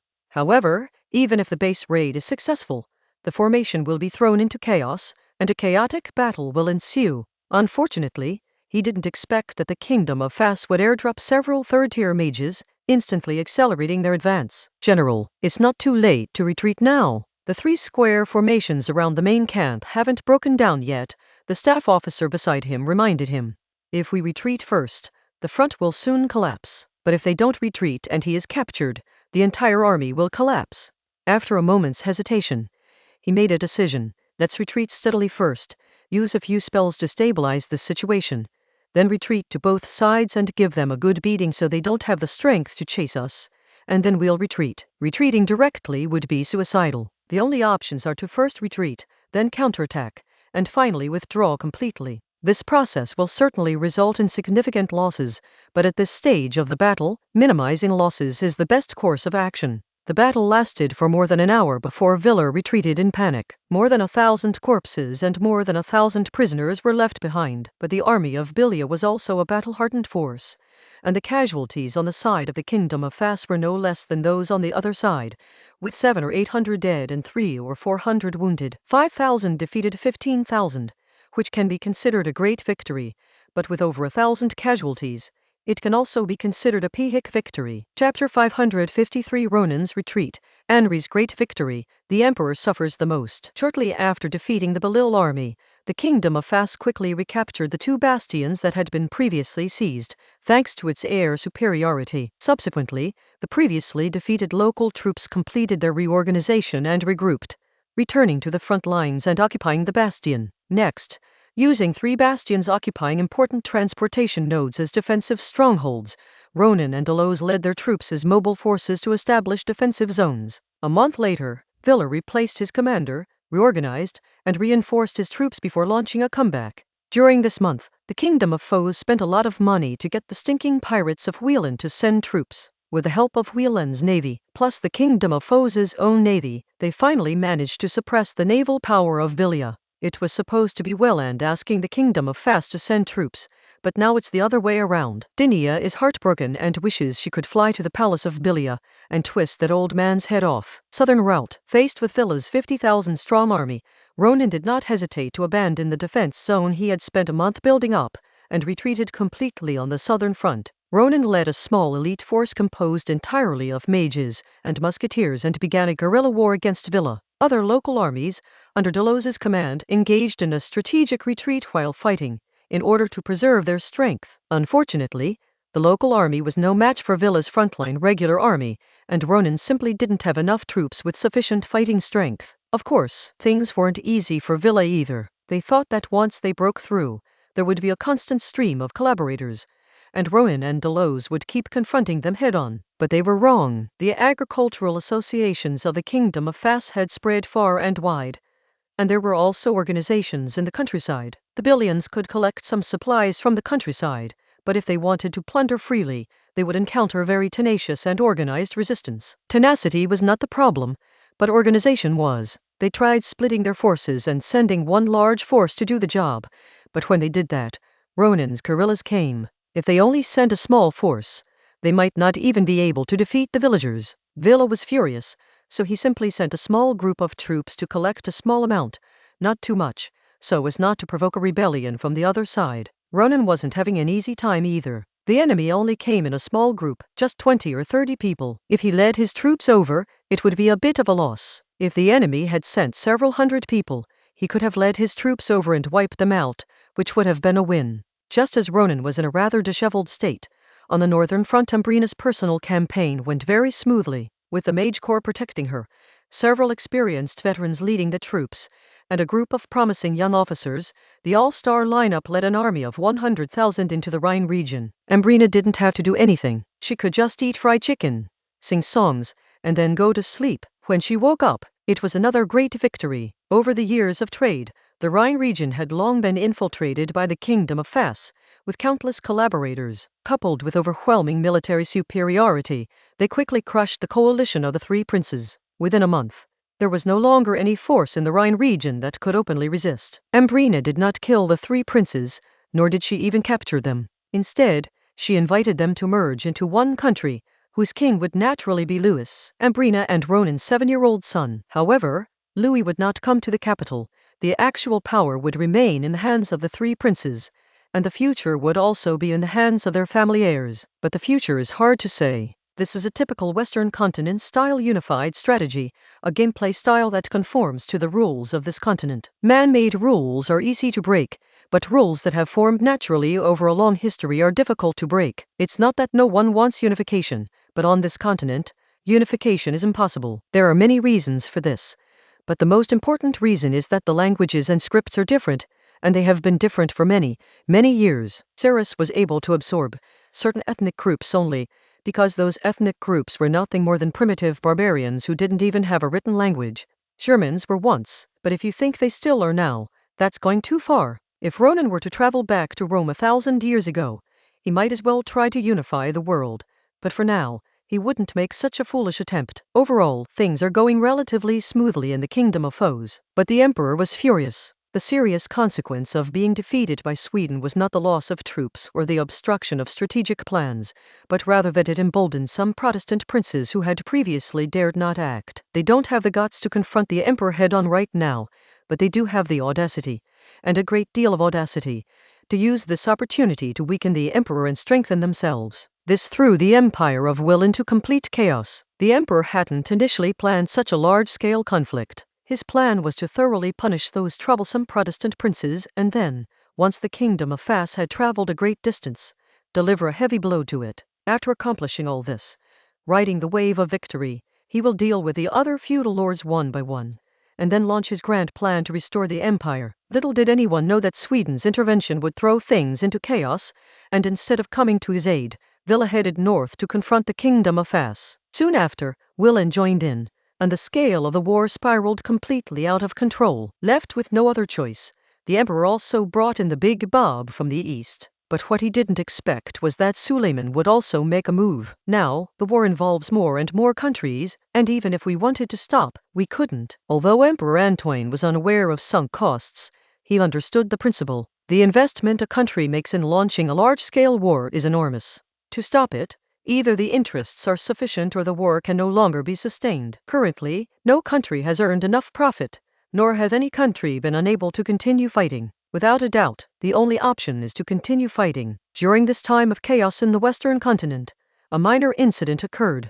The purple cross flowers of the Netherlands began to fall. Although the drop wasn't too drastic, it still forced many people to jump into the sea because they had leveraged their investments. Velma's father, Slater, was unaffected, as he had accumulated a great deal of wealth during his previous windfall and, in addition, had secretly colluded with people from the Kingdom of Foes, successfully rising to the position of dealer. He was not someone who might jump into the sea at any moment, but someone who indirectly causes others to jump into the sea. He remained calm about all of this because he was a capitalist, and capitalists have no compatriots, only rivals. If he doesn't make more money, he'll be devoured by his rivals. However, although prices have fallen, people's confidence has not. Because of the war between the countries, the trade volume of the Netherlands has increased rather than decreased. More people can afford to buy that kind of flour. As for other buyers, it has no impact. The front is tight, but the rear is rich. Nobles and wealthy merchants will not stop their luxury consumption just because of the war. That makes sense, but they didn't realize that from the very beginning, this flour was destined to plummet in price. The timing was in the hands of Ashley, the head of operations at the Security Bureau of the Ministry of the Interior of the Kingdom of Fass. The chives are so lush, they need to be harvested. Ashley sat on the balcony, holding a glass of red wine, and read aloud. Chapter 554. A Changing Situation. Joy, surprise. In April 1602, the power of the Old Church League reached its zenith. The emperor repelled the combined forces of the Protestant princes of the north and Sweden, whose young monarch nearly died on the battlefield. The reason was that the emperor had sent a magic-wielding assault team. This mage assault team has a long story to tell, which begins with the red pearls found in those giant seashells back then. Emperor Antelo already possessed some secrets, and with the assistance of Heath, a talented and very young man, his team quickly discovered some things through the red beads. First is the secret elixir that can advance a talented individual to a novice mage. It's important to understand that only about 1% of people possess magical talent, but the actual number of mages is far lower than that.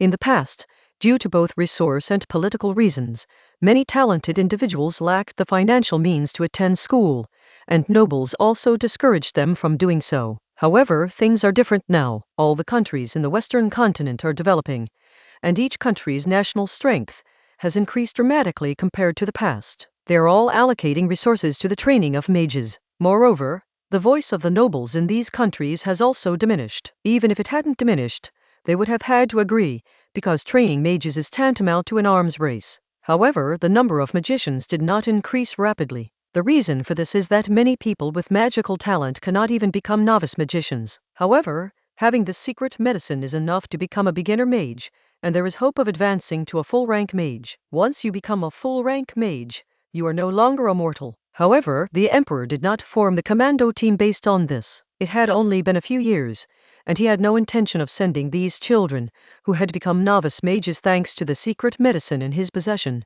to the battlefield. In his plan, these children were bureaucrats, officials to be assigned to the new lord in the future. The emperor used the promise of fiefdoms to attract a large number of powerful mages. He promised to make them lords if they won, but lords can't be without subordinates. These children would become their subordinates and, at the same time, bureaucrats of the empire. Only in this way can the emperor rule the entire German region and prevent the new lords from becoming like the current lords who not only ignore him, but also oppose him. So, where did the commando team come from? The answer is that when this secret medicine was made, a byproduct was produced that can be used by lower-ranking individuals. Initially, it can rapidly increase strength, but after a while, the effect will dissipate, and the user's strength will begin to decline. Most people will revert to their original strength, A small number will be stronger than before, and some will fall to a level lower than before they took the medicine. It was with this secret medicine that the emperor assembled a commando team. He didn't spend any money. In fact, he made a profit. Many high-ranking mages nearing 40 and still in low rank were willing to gamble, since taking the potion might increase their strength, right? Especially for some second-rank mages, if they could enter the third rank, it would be a qualitative change. With such a small commando team, they almost succeeded in the decapitation strike. Fortunately, Kate Pellegrini was there to collect unpaid wages from King Alauson of Sweden. As the creditor, she couldn't just stand by and watch the person who owed her money die, so she drove him away. But that was all. After all, you only get what you're paid for. In short, King Alauson of Sweden had a promising start, but ultimately declined. Although this commando unit was originally intended for the Kingdom of Fass, and the emperor was somewhat frustrated, he had at least regained the initiative and suppressed the Protestant forces again. Meanwhile, Bobo, who was also an ally, was very helpful, fighting against Swieten in the north and Suleiman in the south. Although he did not provide much assistance, he did relieve a lot of pressure. But the one who should truly be happy is Villa. The forces of Villa, which have invaded the homeland of the Kingdom of Fass, have reached as many as 150,000 and have advanced to the central part of the Kingdom of Fass, with their sights set on the capital city of Pallister, and are still advancing. I can't believe it. Is the commander of Villa's brain filled with caramel pudding? The speaker was Delos. When they first met a year ago, this colonel, who was 2 years younger than Ronan, was in his early 40s. He was not tall, but young and handsome, with light brown eyes and long hair. He had a hint of a pretty boy. Now, however, he was unshaven and looked much older. However, his mental state was surprisingly good, without the slightest trace of vicissitude. That's going too far. Dante insult creme brulee, Ronan added jokingly. Valerian, who had caused a great disturbance in Venea 6 months ago, looked at the map and said with a sense of helplessness, "If it were me, I would probably have done the same thing as that guy on the other side." Delos looked incredulous. His old general Valerian, who was both his mentor and friend, was a very steady person. Don't be fooled by the fact that he went to Venea with 15,000 troops. It was because he was very confident that he would achieve his goal and return safely. The reason is simple. The advance of Bilia has not been smooth. It has been half a year and they have barely managed to push forward. Moreover, they were able to push forward only because the Kingdom of Fass was not determined to stop them. Instead, they fought guerrilla warfare while also sending local second-line troops to scout ahead and use the battles as training exercises. At this moment, it appears that Villa has reached the heart of the Kingdom of Foes, and the core region lies just ahead. But in reality, the front lines in Villarreal were already stretched too thin. They couldn't afford to lose, let alone drag the war out. If they delay any longer, the Kingdom of Foes will directly cut off the rear of these 150,000 troops, leaving them unable to return home. Therefore, Delos really couldn't understand why Valerian said that he would do the same if he were the other party. Soldiers can never escape politics, Marquis. Dante, you think? Valerian asked Ronan. That's right, Ronan said. In fact, 4 months ago, Bilia was advancing triumphantly. Even though the generals at the front had objections, the higher-ups insisted on relentlessly pursuing them. 2 months ago, the higher-ups probably didn't want to fight anymore. Their 150,000 men still couldn't bring back 100,000 men from the northern part of the Kingdom of Fass, and their strategic objective had already failed. But we can't retreat. If we retreat, not only will the money be wasted, but the entire Old Church Alliance will also be put in a passive position. We can only bite the bullet and move forward, using this tough stance to force the Kingdom of Fass to take the initiative to propose a ceasefire, so that we can at least recoup our losses. But then came the surprise.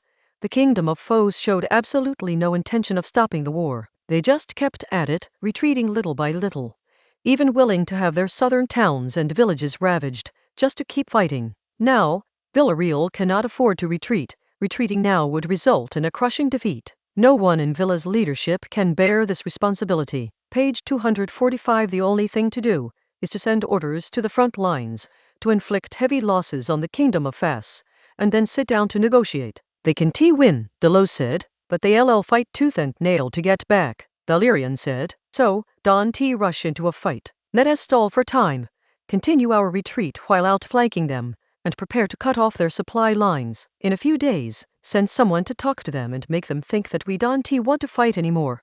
How about that? As he spoke, Valerian looked at Ronan.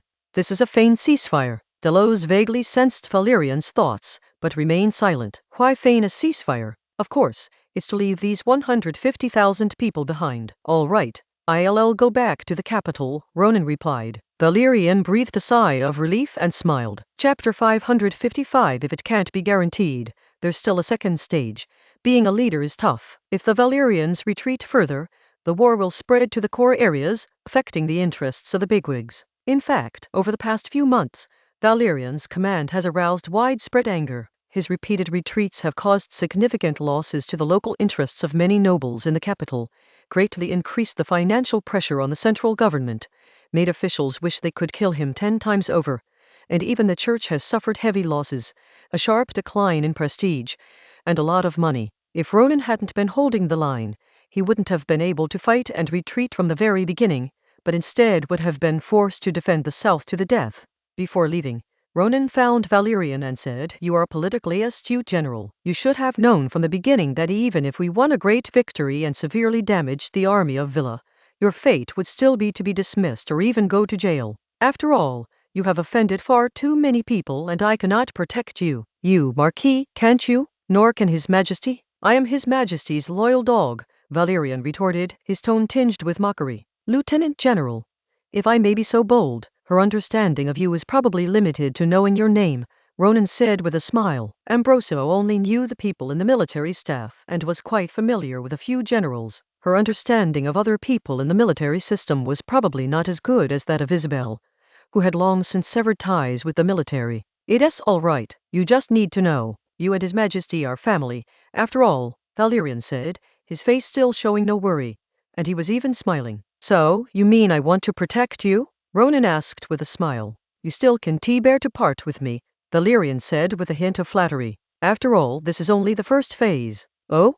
Ronan asked with an exaggerated expression of doubt. "With a population of over 20 million, the military force deployed so far is only 200,000. Have we mobilized them? No, that's one point. Secondly, letting them fight their way through was your intention. Otherwise, you would have rejected the plan when I proposed it. Otherwise, His Majesty wouldn't have stayed in the north without making a move. Taking these 2 points into account, you intend to completely ignite the anger of the people, and even anger the nobles, bureaucrats, and the church. After all, our country's economy has been developing rapidly for the past 10 years, and ordinary people have been living too comfortably. There are simply too many people who do not want war. Only by getting angry can we carry out an unprecedented mobilization.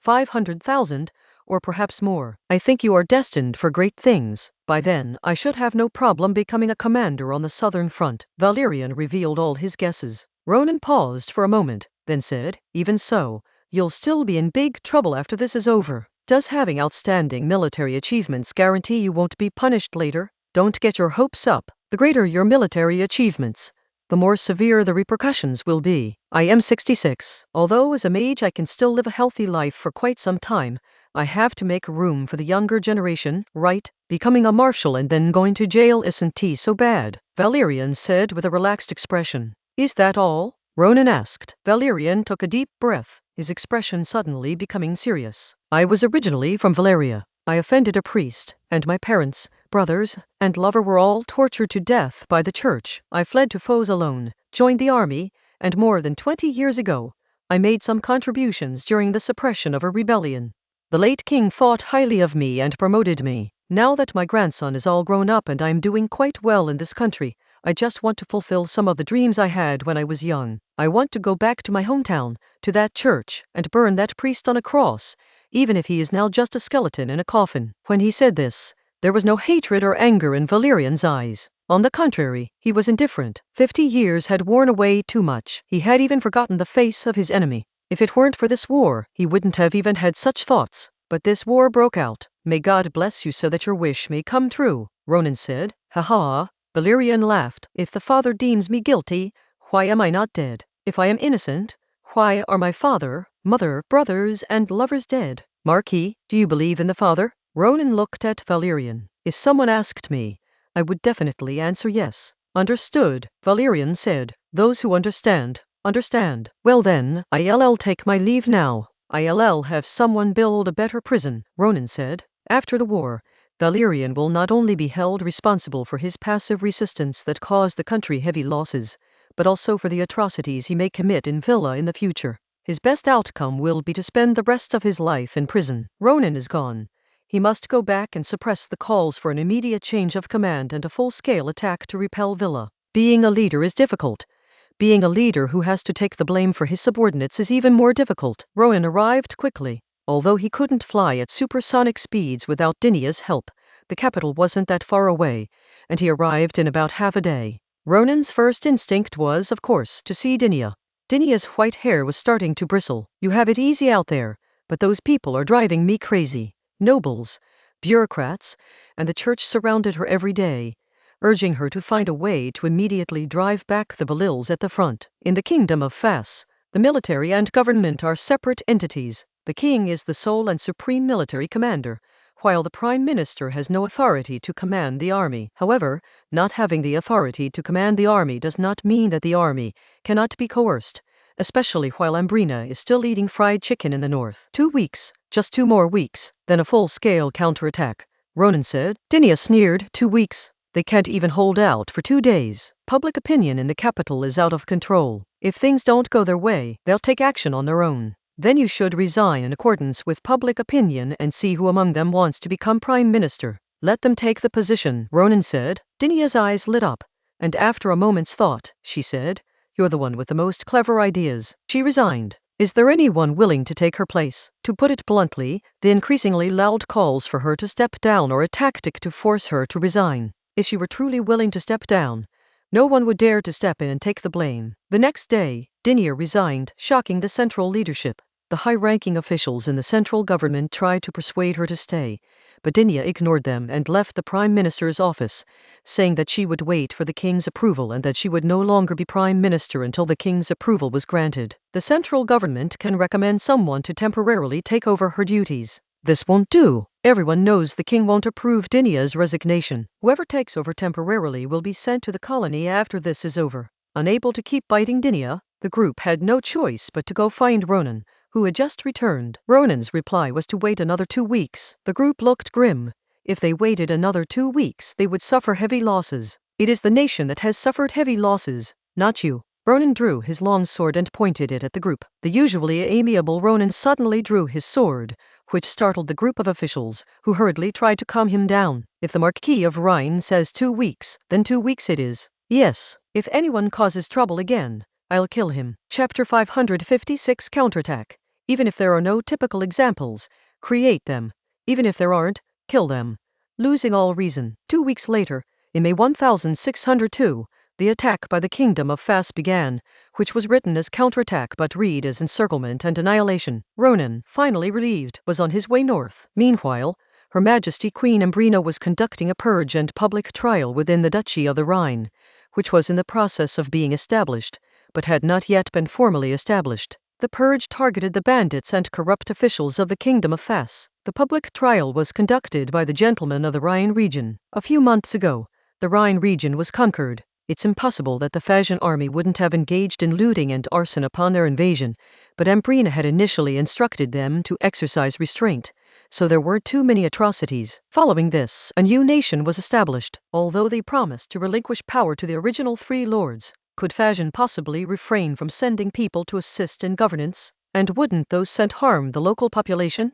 It was impossible to imagine, but they were still quite prudent. After all, they were newcomers, not yet familiar with the system, so how could they be greedy? Besides, under the watchful eyes of the king, the Oversight Bureau, and the Security Bureau, they couldn't embezzle much. Unfortunately, there are no typical examples, and even if you create one, you still have to kill it. Not only should they be killed, but their crimes should be made public, and they should be executed with cruel punishments to appease public anger. We must let the people here know that His Majesty the King of the Kingdom of Fas is a good man, even if there are a small number of corrupt people among the Fas.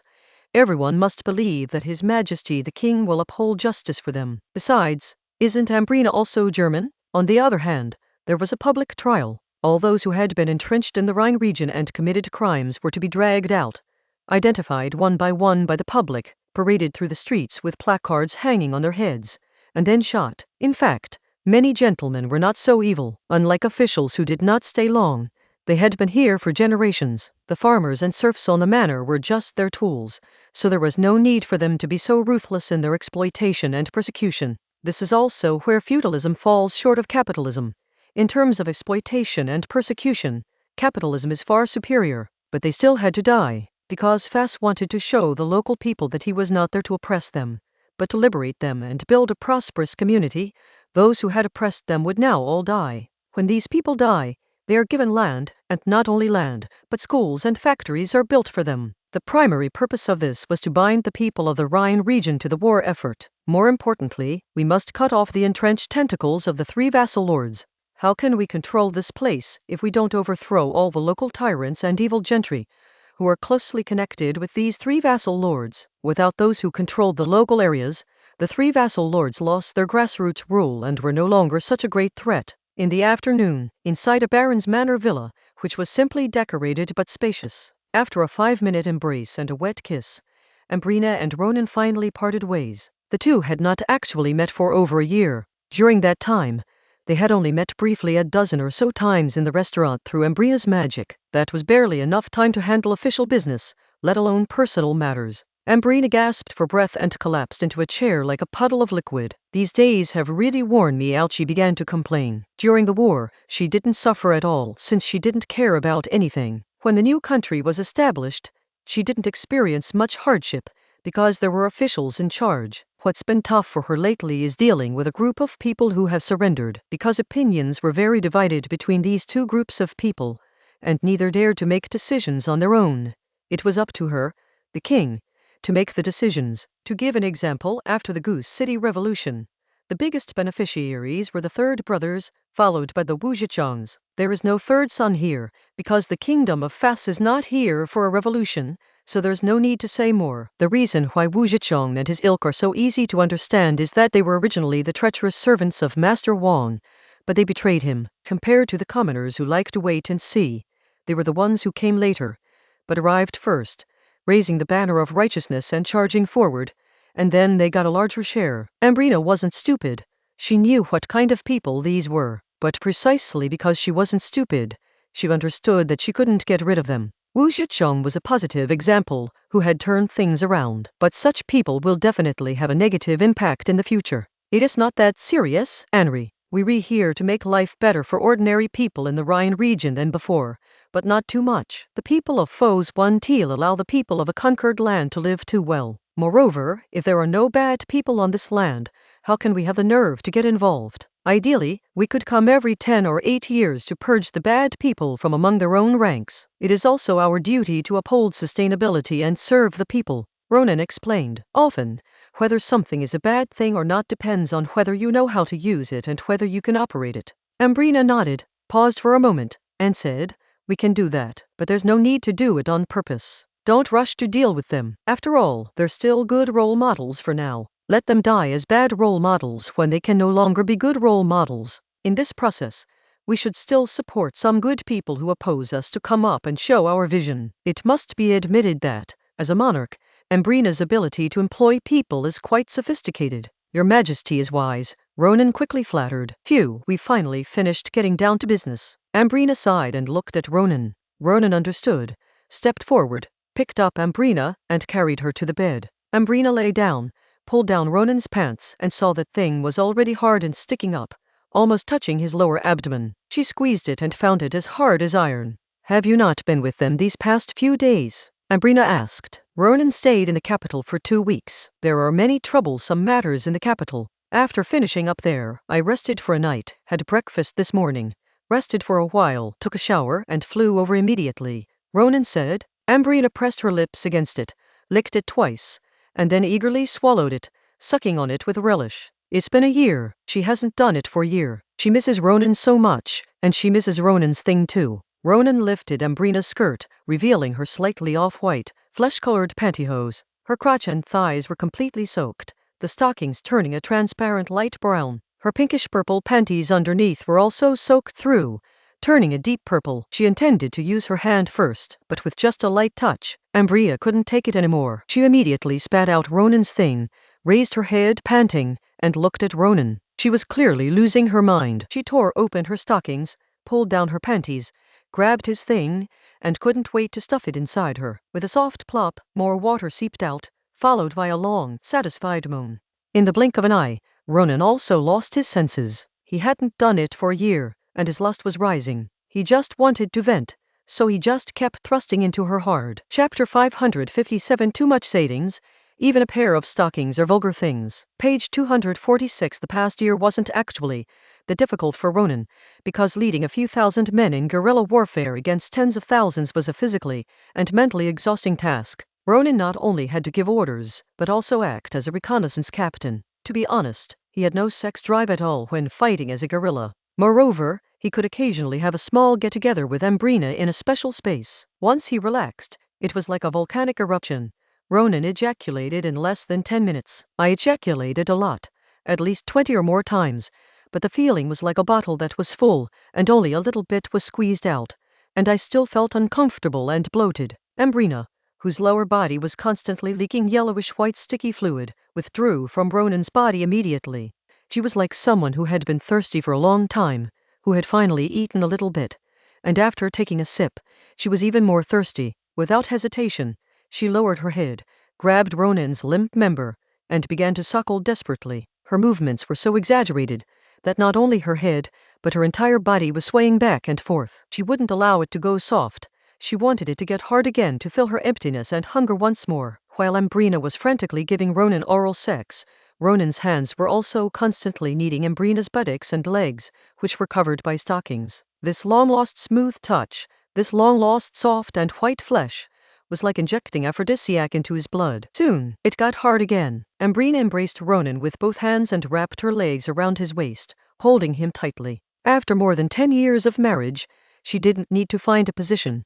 With a slight movement of her hips, he entered her. Ronan braced himself on the bed with both hands, using his waist and legs to thrust in and out with a steady and powerful rhythm. Ambrina's vagina was still full of vaginal fluid and semen, and with each thrust, there were smacking and squelching sounds. After a while of thrusting, Ronan stopped supporting himself with his hands and pressed his whole body against Ambrina, kissing her. Ambrina closed her eyes and kissed Ronan, while Ronan's hands continued to vigorously grab and knead Ambrina's body. After a long while, Ronan raised his head, turned Ambrina to the side, lifted one of her legs, and began to thrust rapidly. Instantly, Ambrina gripped the sheets tightly with both hands, screaming oh oh oh ah ah ah. Ambrina wasn't fat, but she was slender and soft-fleshed. Under the rapid impact, her white flesh trembled slightly, her buttocks undulating and her breasts swaying. After a quick thrusting session, Ronan turned Ambrina over so she was face up with her legs together and raised high, the tightest position she could squeeze. At the same time,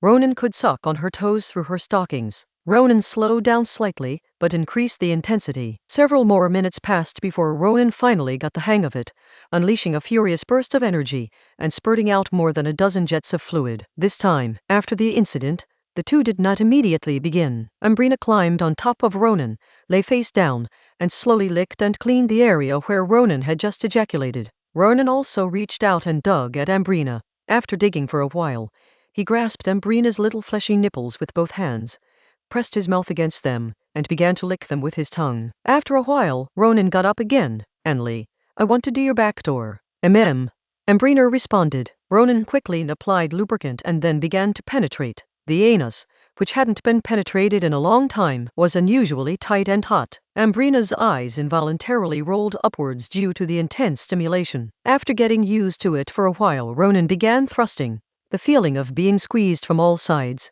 the constant heat, was incredibly exhilarating. After a 6 or 7 minute delay in the rear entry position, Ronan pulled out, reinserted from the front, then hugged Ambrina, stood up, and jumped off the bed. The two of them immediately found themselves in one of Ambrina's favorite positions, a position that resembled an adult holding a child while they urinated. Soon, Ambrina became so limp that she seemed to have no bones. Ronan put her back on the bed and began a new round of intense penetration. Ugh, Ronan, I can't take it anymore, Ambrina gasped. I'll shoot it into you right now, you lewd king. Ronan could no longer hold back and thrust in and out. Finally, Ronan shot again. After ejaculating and resting for a while, Ronan carried Ambrina to the bathroom. Ambrina's body was still limp, so she simply lay down on the edge of the tub and let Ronan massage and clean her body at the same time. It must be said that the former owner of this manor, that baron, was also a person who loved to bathe. His bedroom was not large, but the bathtub was very large. Moreover, such a luxuriously decorated bathtub with a hot water system would not have been cheap to build in this era. Gradually, Ambrina began to close her eyes and enjoy it. As a queen, she never lacked dedicated maids to bathe her, but she always preferred Ronan to bathe her the most. At this moment, through the glass window in the bathroom, you can see that it has already gotten dark. After a while, when it was almost time, Ronan released Ambrina. Get up later and go get something to eat. Ronan. Ambrina called Ronan's name softly. What's wrong, Annie? Ronan asked. Ambrina turned her head to the side. I want it again. Then let us go, Ronan replied. Ambrina got up and grabbed a towel. Wait a minute. I'm going to change into a pair of stockings. Soon, Ambrina dried herself off, changed into a pair of white stockings with small rose lace patterns, and put on a matching white dress and a pair of ivory white round-toed leather shoes. She knew that Ronan liked to do things with his clothes on. Back in the room, she knelt down and gave Ronan oral sex. Ambrina couldn't wait to get up, turn her back to Ronan, and pry open her vagina. Ronan immediately pinned Ambrina against the wall and inserted himself into her. Within 2 minutes, footsteps came from outside the door, followed by a loud knocking. Ambrina stopped responding to the thrusting and looked to the side. It's Issa, Ronan said. He was very familiar with the footsteps of the women and knew who they were just by listening. Oh, Ambrina responded, sensing that it was Isabel. After knocking a few more times, Isabel pushed the door open and entered. She then saw Ronan supporting Ambrina's waist, thrusting and pumping, while her sister Ambrina looked on with a look of utter ecstasy and enjoyment. Isabel frowned and covered her nose. The lewd, fishy smell in the room was just too strong. I don't know how much I have to shoot or spray to get this taste. These two people are really disgusting, in broad daylight. Should we come? Ronan still has quite a few left, Ambrina said to her sister Isabel. Take it yourself, and make sure he shoots his filth into your brain, Isabel said angrily, then threw down a thick bag of documents. It contains economic reports from various parts of the Rhine. Read it yourself, and don't doze off at the meeting tomorrow, Your Majesty. After saying that, Isabel didn't turn around. Before she could even leave, Ronan and Ambrina started again. As she stepped outside, Isabel felt something seeping out. Instinctively, she squeezed her legs together, and annoyed that she had aroused herself, she punched the wall. Damn filthy thing. Chapter 558. 8 times the ordinary within the extraordinary, the victory of the engineer's shovel knight. On the bed, Ambrina lay face down, her lower body on the bed and her upper body sticking out of the edge. Her high-waisted black stockings had a large tear in the crotch, with both holes in the front and back that were bright red and could not be closed. Her thick, dark pubic hair was covered with too much thick sap and had clumped together. Several strands of cloudy white liquid were hanging from the back of the black pantyhose. The pantyhose on the thighs had run, and some areas on the calves had dried and hardened into thin shells. The left pantyhose was soaked with saliva, and the right pantyhose had a hole torn in it, with a thick white liquid hanging inside that was about to dry. Ronan grabbed Ambrina's long hair with one hand and held her head in the other, thrusting his hips to kiss her. Ambrina was completely exhausted, like a lump of mud, only able to make soft, continuous ooh-ooh sounds. Finally, Ronan fired his 8th shot of the day. With this shot, he felt his testicles and kidneys shrink, and only 5 or 6 somewhat thin streams of white fluid came out. He didn't even have the strength to swallow, and the last bit of liquid just flowed down with his saliva. After he finished ejaculating, Ronan helped Ambrina up and put her on the bed, then lay down himself. On the bed there were parts that were dry and hard, and parts that were still wet. Beside the bed, besides a pile of clothes, bras and underwear, there were the flesh-colored stockings from the beginning, the white stockings with rose patterns that followed, and the torn reddish-brown garter stockings. Under the bed, there were the dark brown flat shoes from the beginning, the ivory white lace-up princess shoes that followed, the red high heels, and the black boots that had been taken off not long ago. 4 sets of clothes and shoes, working from afternoon until night. Ambrina was in such a state that if you didn't check her breathing, you would suspect she was already dead, and Ronan could only lie there. After a long while, when Ronan came to his senses and was about to wake Ambrina up to eat something, he found that she had already fallen asleep. Her sleeping face was peaceful and serene, as if she hadn't had a good night's sleep in a very long time and was finally able to fall asleep easily. Seeing Ambrina like this, Ronan couldn't help but sigh. Although Ambrina hadn't said anything about worrying, missing him, or being concerned, whether it was during the past year or at their recent reunion, Ronan understood from her relaxed demeanor that she had been worrying, missing, and longing for him all year. They are an extraordinary couple, yet they possess an ordinary affection that is rare among extraordinary couples. Ronan turned and leaned down to gently kiss Ambrina's cheek, then got up, put on a large bathrobe, and left the room. In the middle of the night, her stomach growled, and Ambrina suddenly woke up, sat up, and immediately smelled a fragrance. Ronan then pushed open the door and entered, carrying a large tray. "Anley, you're awake. I was just about to wake you up, but this is perfect." He had expected Ambrina to be hungry, but he didn't expect her to wake up from hunger. On the tray were fried chicken and fries, along with lemonade.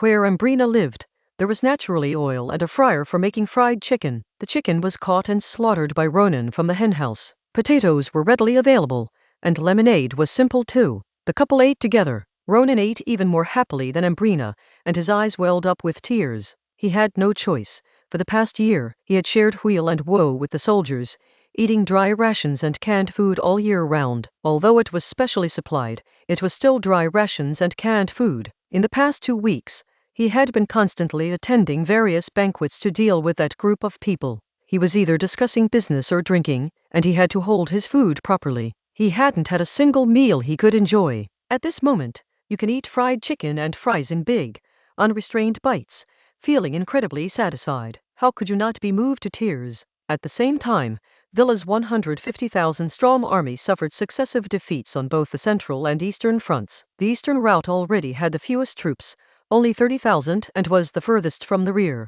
It was an isolated force tasked with containing the enemy, and supplies were difficult. Morale was already low. When faced with the overwhelming force of second-line local troops and third-line militia who had gradually grown stronger over the year of fighting, their morale collapsed instantly. It broke down after only a couple of hits. The central force consisted of 70,000 men, the main force tasked with inflicting heavy losses on the kingdom of foes and then negotiating peace. However, they never expected that foes, fighting on their home turf, would retreat again and again, until they reached a defensive line composed of several winding, seemingly endless trenches. They simply couldn't imagine how such a trench was dug. Actually, it was nothing much.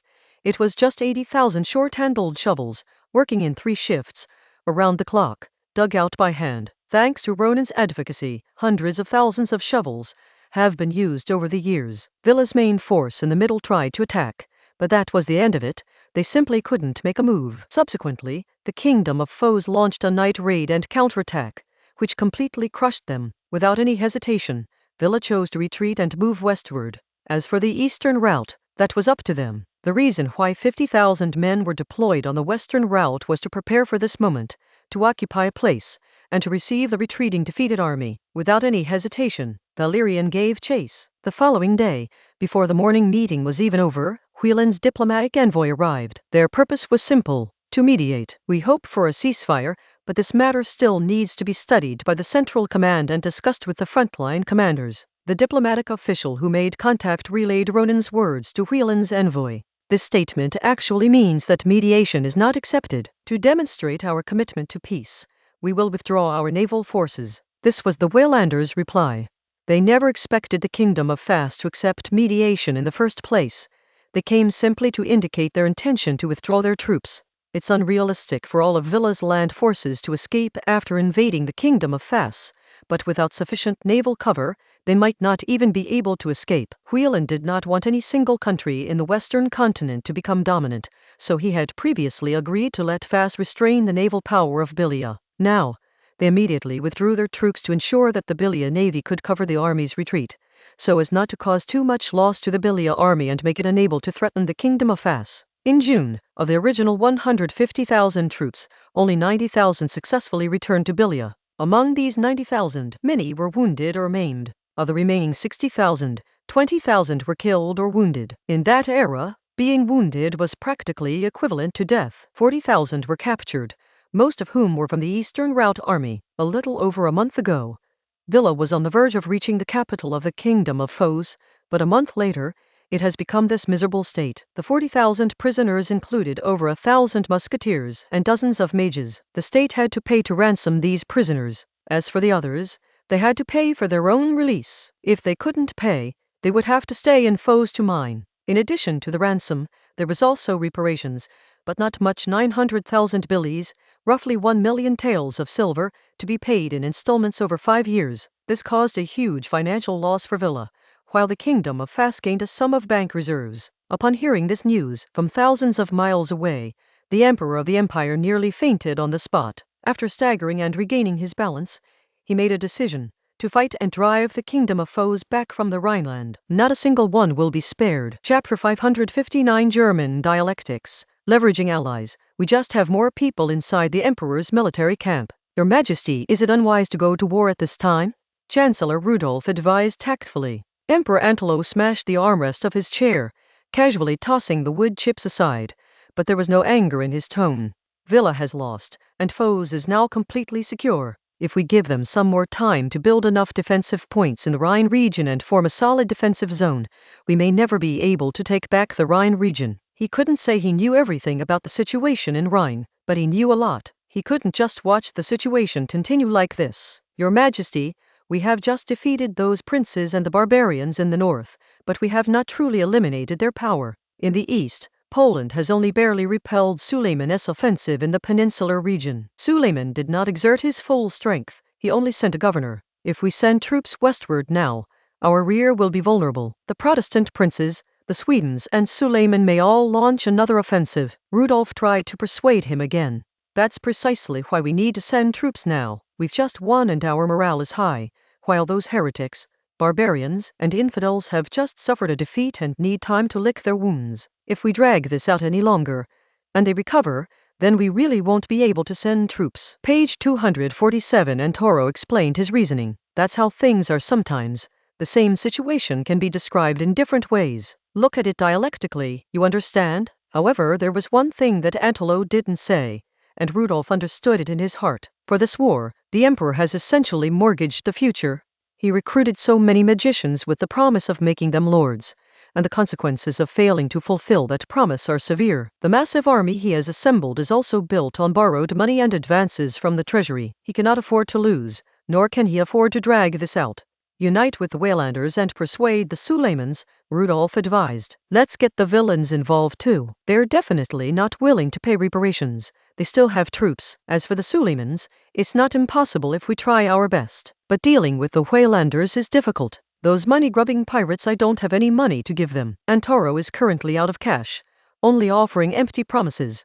His people back home might accept them, but would the Waylanders accept them? Antelo said. Rudolf shook his head upon hearing this. No, Your Majesty, it is precisely the Waylanders who are the easiest to deal with. They cannot see the kingdom of Fas grow stronger. As long as we give them enough excuses diplomatically, they will do their part without spending any money. The Suleimans are a bit difficult to deal with. After all, they are heretics, and it will be hard for us to explain to the Pope, but it's not impossible to find a way. On the contrary, it is most difficult to persuade Villa to send troops again. After such a big defeat, the chaos at home is secondary. The key is that their local food harvest is poor. They are using food from the colonies, and this wave has almost depleted their resources. They probably won't be able to replenish their food supply in a short time. After hearing these words, Antoro also fell into deep thought. His prime minister was right. The most difficult one to deal with was Berea. How could they fight a war without food? It must be said that in an era when transportation capacity was not well developed,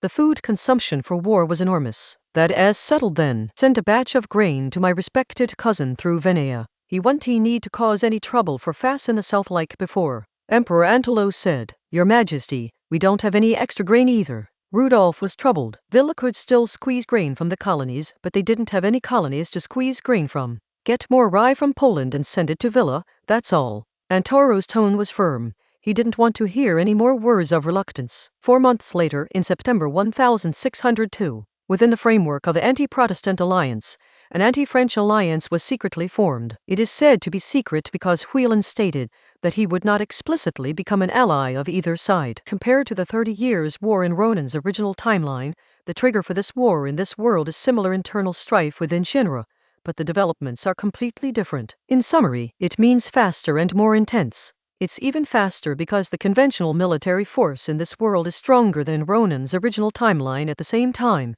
and with the addition of tactical arrows like magicians, the efficiency of killing is much greater. The reason it was even more intense was because the kingdom of Fas was completely different from France. The act of conquering the Rhine and attempting to establish a unified state was a blatant display of ambition that provoked every major power. If this isn't against the law, then there is truly no law at all. In April of 1603, a new round of war began. Why did the anti-French coalition take almost 6 months to start fighting again? First, to repel external threats, one must first secure internal stability. No matter how confident the emperor is, he must first consolidate his own power base to prevent those Protestant princes from deceiving or launching surprise attacks. Villa had just suffered a defeat and had to cleanse its internal turmoil and suppress rebellions. With poor harvests at home and a defeat abroad, how could it not rebel? As for Wayland, the previous wars were fought without a king, as were the various diplomatic efforts, and they all went very smoothly.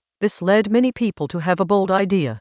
It seems that Wayland can function without a king. This could really be fatal. Second, and for a very, very conventional reason, war requires prior preparation. Even with the most compressed preparation time, it would still take 1 or 2 months, and that's assuming we've just fought a battle and don't need full mobilization. Third, winter is not suitable for fighting as the logistical pressure is too great. There are countless examples of people who fight in winter and suffer defeats because of inadequate logistics. For these 3 reasons, the game was delayed for 6 months. In the past 6 months, the kingdom of Fas has certainly not rested. Previously, there were 100,000 troops on the northern front and 30,000 on the southern front. Then, after a year of training through war, another 50,000 troops were trained. Following that, a full mobilization was launched, and another 100,000 troops were mobilized. Now, an army of 280,000 men. This is far from the limit. The kingdom of Fos has a population of over 20 million, with millions of young adults. Ronan is developing the economy while relentlessly exploiting workers and farmers,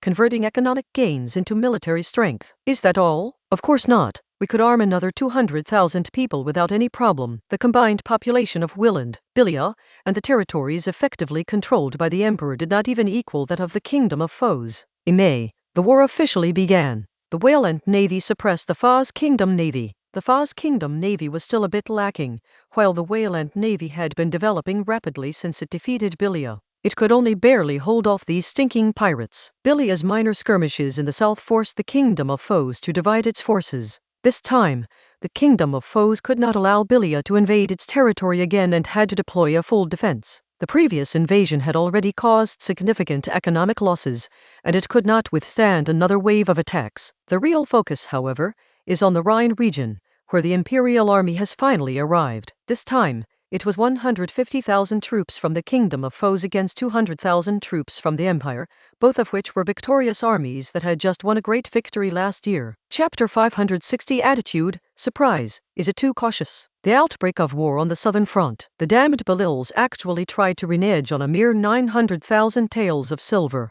This was the opinion of the high-ranking officials of the kingdom of Fos. If war broke out, the reparations would definitely not be paid. 900,000 taels was not much to begin with, and they didn't even want to pay that little bit of money. It was simply heinous. If they won't give it to you, then we'll take it. This time, it absolutely won't work without 10 million. Damn heretics and bandits, how dare they come again? This time we'll take it back. This is the sentiment of the common people in the south. Although they did not suffer heavy losses thanks to the organization of the Farmers Association, they continued to farm and work even when the Belila attacked. They only had to pay tribute to the invaders, but who would be willing to pay tribute? The Belila did not go to extremes in borrowing food from the enemy, and the kingdom of Fas did not resolutely implement a scorched earth policy. This was not because the Belila people were moral, nor because the kingdom of Fas was not ruthless enough, but rather a tacit understanding.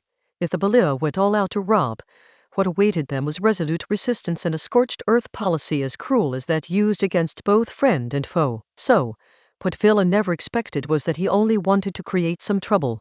But after defending for a while, the southern front of the kingdom of Fas turned around and launched a full-scale invasion of Villa, catching them completely off guard. Meanwhile, the kingdom of Willand and the kingdom of Fas entered a stalemate at sea. Although Ronan's repeated efforts had allowed the kingdom of Fos to acquire many skilled workers and shipbuilding experts from the Netherlands, a shipbuilding base, and the kingdom of Fos also had money, iron, and decent firepower, it still couldn't defeat the Wayland Navy. However, the Fas Kingdom's navy is reckless. Willand is truly afraid of this kind of crazy, one-for-one fighting style. For Wayland at this moment, it was a critical moment for them to fight for sea power. Suppressing the Fas was important, but sea power was even more important. If their navy suffered too many losses, how could they defeat the Belils? So things just remained frozen in place. Against this backdrop, the armies of the Kingdom of Fas and the Emperor of the Rhineland could go to war at any moment. The logistical burdens of the two countries are roughly the same. The Kingdom of Foes mainly needs to get its supplies from the capital, while the Emperor's supplies also need to come from his territory. It wasn't really a matter of home and away. People in the Rhine region didn't welcome the French, but under the policy of land reform, they weren't so resistant anymore. They also didn't welcome the Dog Emperor, but since they were, after all, practically from the same country, the two sides were about the same. The troop strength is approximately 150,000 in the Kingdom of Fas and 200,000 on the Emperor's side. These figures are approximate numbers for regular combat troops, excluding those responsible for logistics and support. It's hard to say whether there are advantages or disadvantages, because the Kingdom of Fas is the one on the defensive, but it's not defending its own territory. Otherwise, the Kingdom of Fas could actually be said to have a numerical advantage. Our real advantage is that we are the army of a nation, while they are not. The 51-year-old young general and chief of staff, who was the supreme commander of the northern front of the Kingdom of Fas and was the brother-in-law of the late King Lucian and now the son-in-law of the Duke of Loire, explained this to Queen Ambrina. Could the emperor's directly controlled territories support an army of 200,000? Of course not. His team included soldiers and generals from the vassal states of the Will Empire,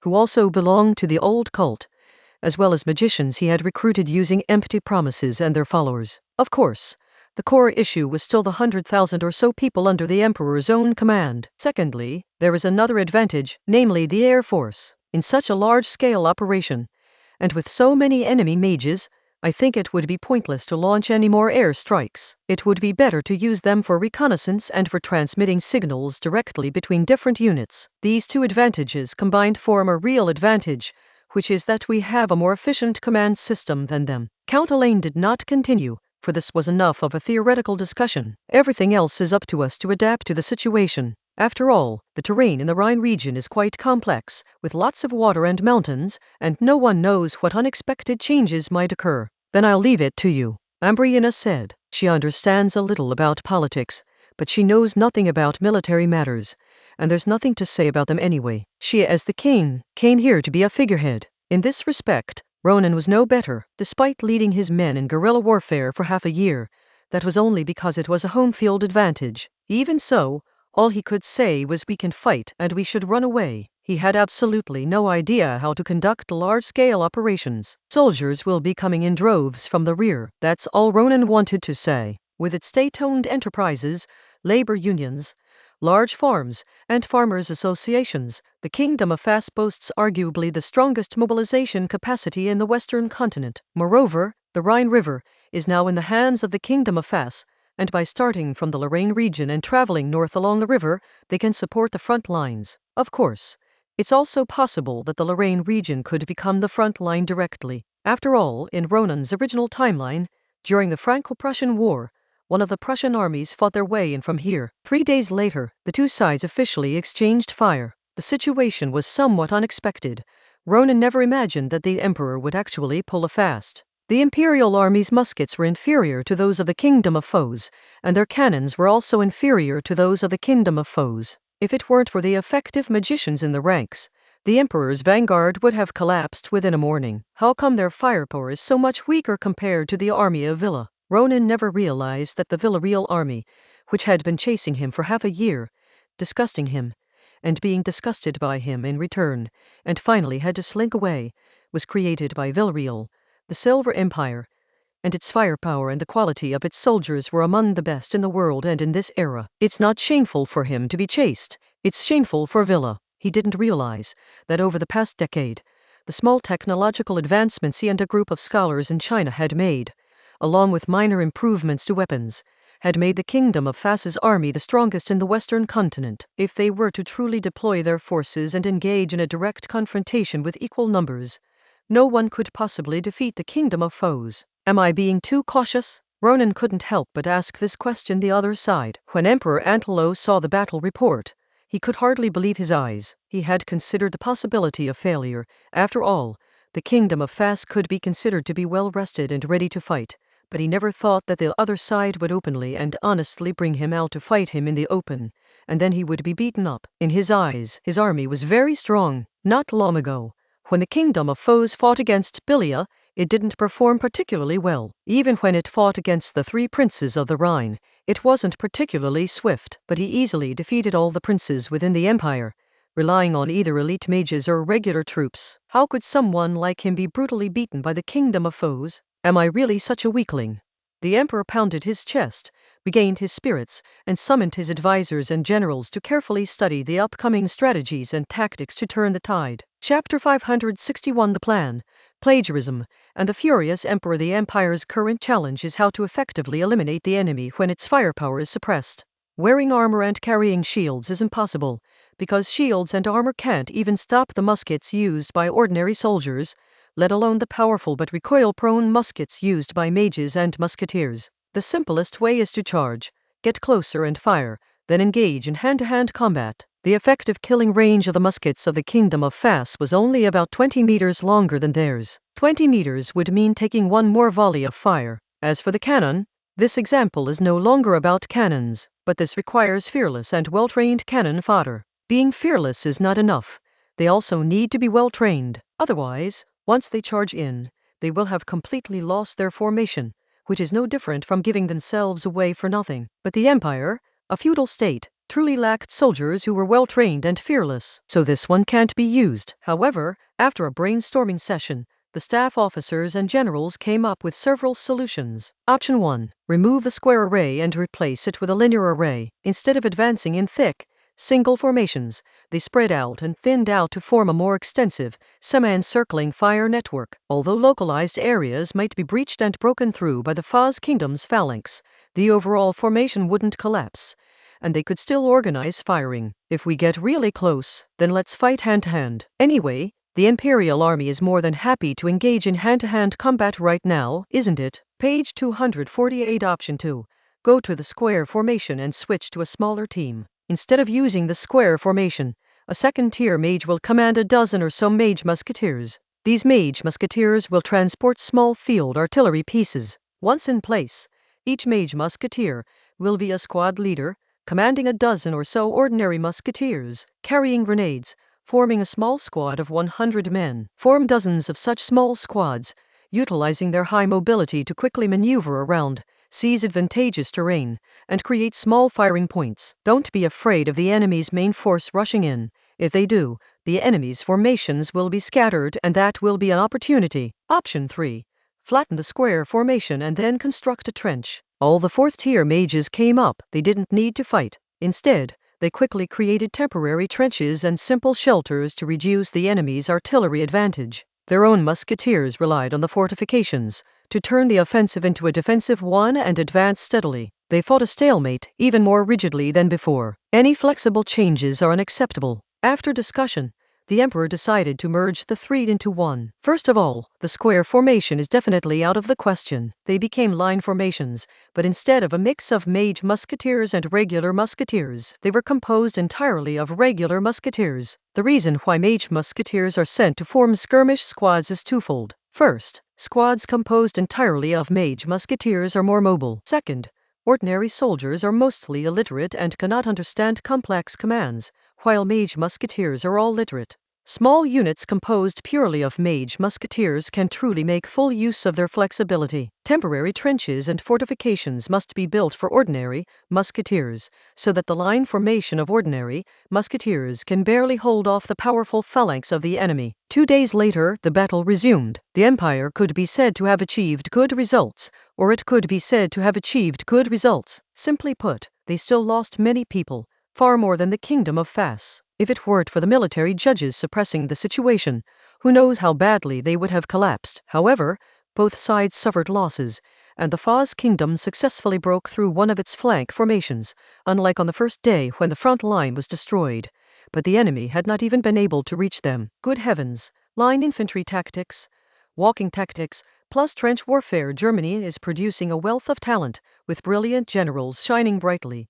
Ronan was stunned when he saw the battle report. The guy on the other side is absolutely a genius. It is all right, we'll learn it, Earl Allen said from the side. Can we learn it? Ambrina asked. Although she was a military novice, she knew that an army's tactics could not change instantly. Yes, Earl Allen said. They did use a new tactic, but the execution was extremely poor. They absolutely did not train properly on this tactic. Absolutely not. Count Allen assumed that the other party was someone who had only recently come up with the idea and hadn't practiced much before going to the battlefield. He never imagined that the opponent's tactics were something they had come up with on the spot. Since that's the case, let's just learn from them. Although there is no training or practice, it doesn't matter. Line formations and temporary trenches are quite rigid and don't require very high skills. Besides, digging trenches, we can dig faster than them. As for small teams, we have greater potential than them. We have air units to relay orders and battlefield information. Even among 4th-tier mages, we are no less numerous than them. Alan was very confident, or rather, he couldn't help but be confident. Ronan breathed a sigh of relief. Luckily, after hearing that the Emperor was making grand promises to 4th-tier mages, he followed suit. Otherwise, there really wouldn't be so many 4th-tier mages available now. Once this war is over, the Western continent will be transformed, Ronan remarked. When cheap iron cannons were widely used, naval warfare turned into a cannon-toss battle. After the advent of aircraft, bastions became less reliable. Now the army has new tactics, which is another military revolution. However, Your Majesty, Marquis, I'm afraid we should prepare for a protracted war. This kind of fighting results in slow casualties and high costs, Alan said. Don't worry, we can afford to wait, Ronan laughed. 3 days later, the army of the Kingdom of Fas and the army of the Empire clashed for the 3rd time. The Imperial army was surprised to discover that they had been plagiarized. Moreover, when executing the same tactics, they are in no way inferior to their own side. Of course, the 4th-tier mages of the Kingdom of Foes are practically capitalists. Aren't they more ambitious than feudal lords? The mage musketeers of the Mage Kingdom are like tobacco shop owners. Every extra military merit earns them an extra tobacco quota. The mage musketeers of the Will Empire are like small landowners, self-sufficient farmers. Can their ambition compare to that of tobacco sellers? Not to mention the ordinary people. The soldiers of the Kingdom of Foes are all members of the Peasant Association, shareholders of the country, at least in spirit. The soldiers of the Will Empire are just a bunch of worthless bastards, not much different from serfs. Despicable, shameless, damn heretics, copying our tactics, disgusting. Emperor Antoine was furious. After finally turning the tables, he was turned back again, and by the same means, by copying him. How could he not be angry? Deploy the assault team. Antelo made a decision. He wanted to organize another commando team to carry out a decapitation strike, with Ambrina as the target. People always like to repeat their own path to success, and emperors are no exception. He almost killed Orlozan of Sweden with this tactic. Even if you can't eliminate Ambrina, you can still severely demoralize the opposing team. The advisors and generals knew this was reckless, but none of them stopped him, because they all knew that His Majesty the Emperor was truly angry and would not regain his senses without venting his anger. A week later, the 4th battle began, and the assault team set off. Before the commando team set off, the Emperor sent someone to give them some instructions. Chapter 562 Surprise Attack, Surrender, Tyranny and Shamelessness. Before setting off, the commando team received some special instructions.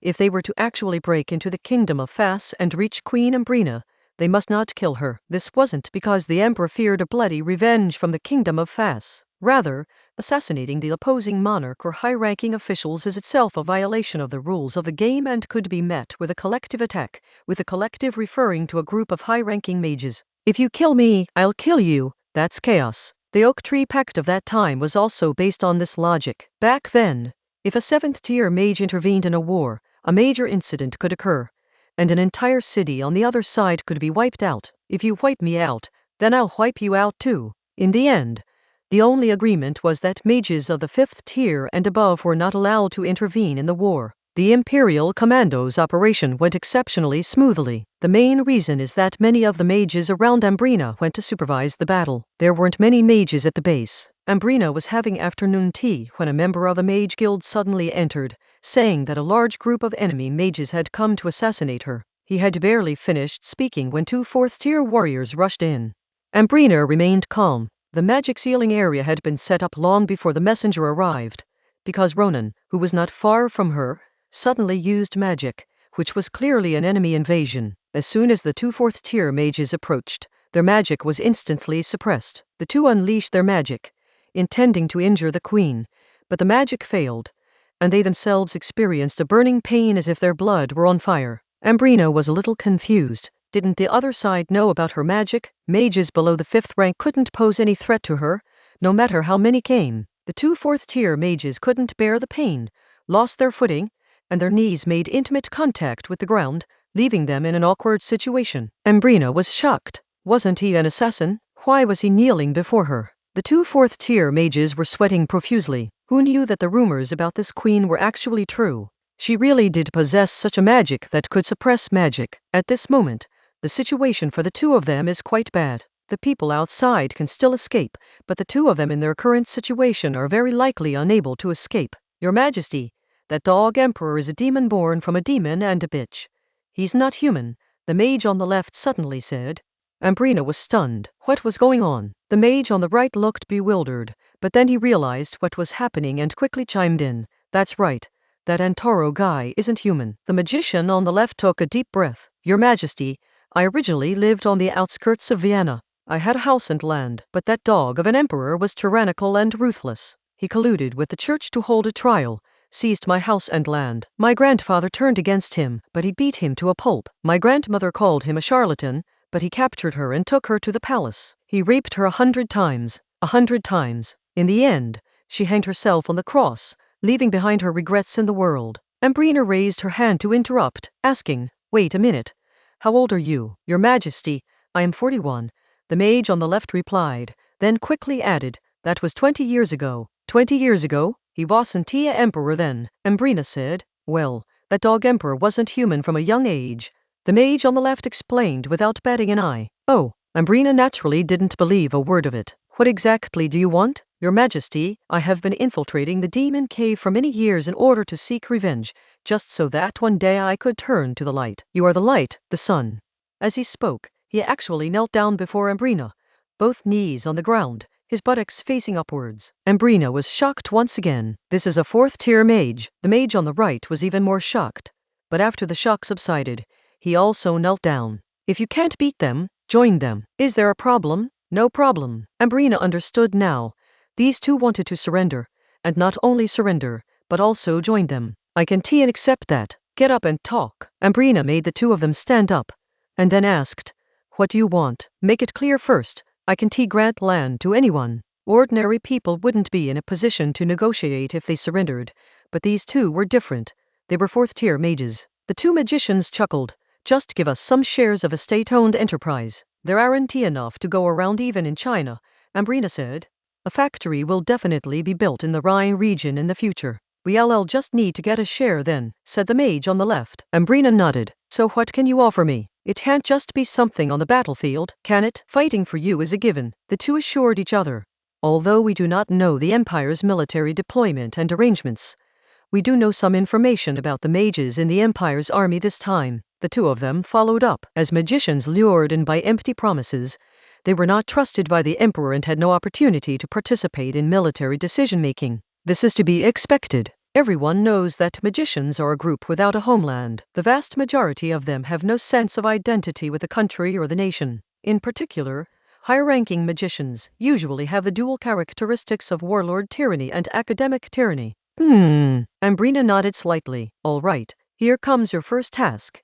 Go outside and persuade the people who came with you to surrender. A pledge of allegiance still needs to be made. Meanwhile, on the outer perimeter, Ronan and Isabel were confronting two other mages, one a fifth-tier mage and the other a fourth-tier mage. According to Isabel, the intelligence chief, the fifth-tier character is nicknamed the Invisible Man, whose heavenly oath divine art allows him and to others to become invisible and conceal the aura brought by magical fluctuations. The fourth-tier character is nicknamed the Earth Dragon, an elemental mage specializing in earth magic, and is skilled in digging and burrowing. Just by listening, one could almost understand how the commando team that had previously caused the Sweden people such a great loss had carried out the decapitation operation. These two people can only be discovered when they are very close together. Just then, two fourth-tier mages reluctantly stepped forward and shouted, sealing the label of traitor onto them. Let's go. The Invisible Man immediately shouted to the others. As the leader of the assault team, he was naturally someone the emperor trusted,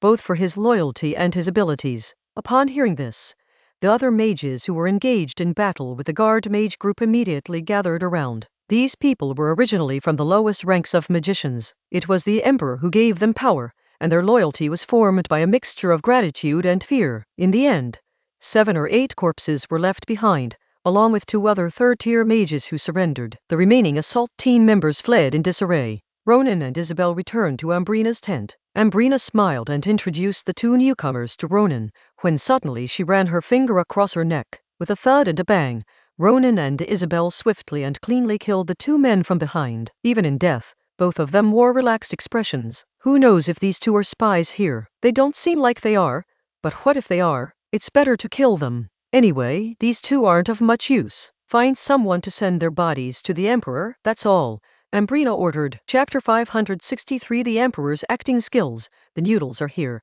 No retreat, no surrender in the 4th round of fighting.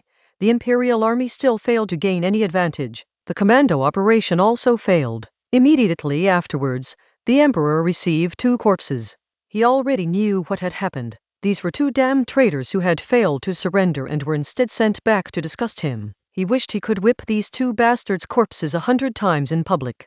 But he didn't do that, because doing so would have truly played into the hands of the kingdom of foes. Killing these 2 traitors and then returning their bodies would definitely be Ronan's conspiracy absolute. Ronan, damn it, this time it really wasn't me. It was my wife who did it. The emperor remained clear-headed. Page 249. Publicizing the crimes of 2 individuals will not bring much benefit and may even lower morale. The soldiers would think, even the magician has surrendered.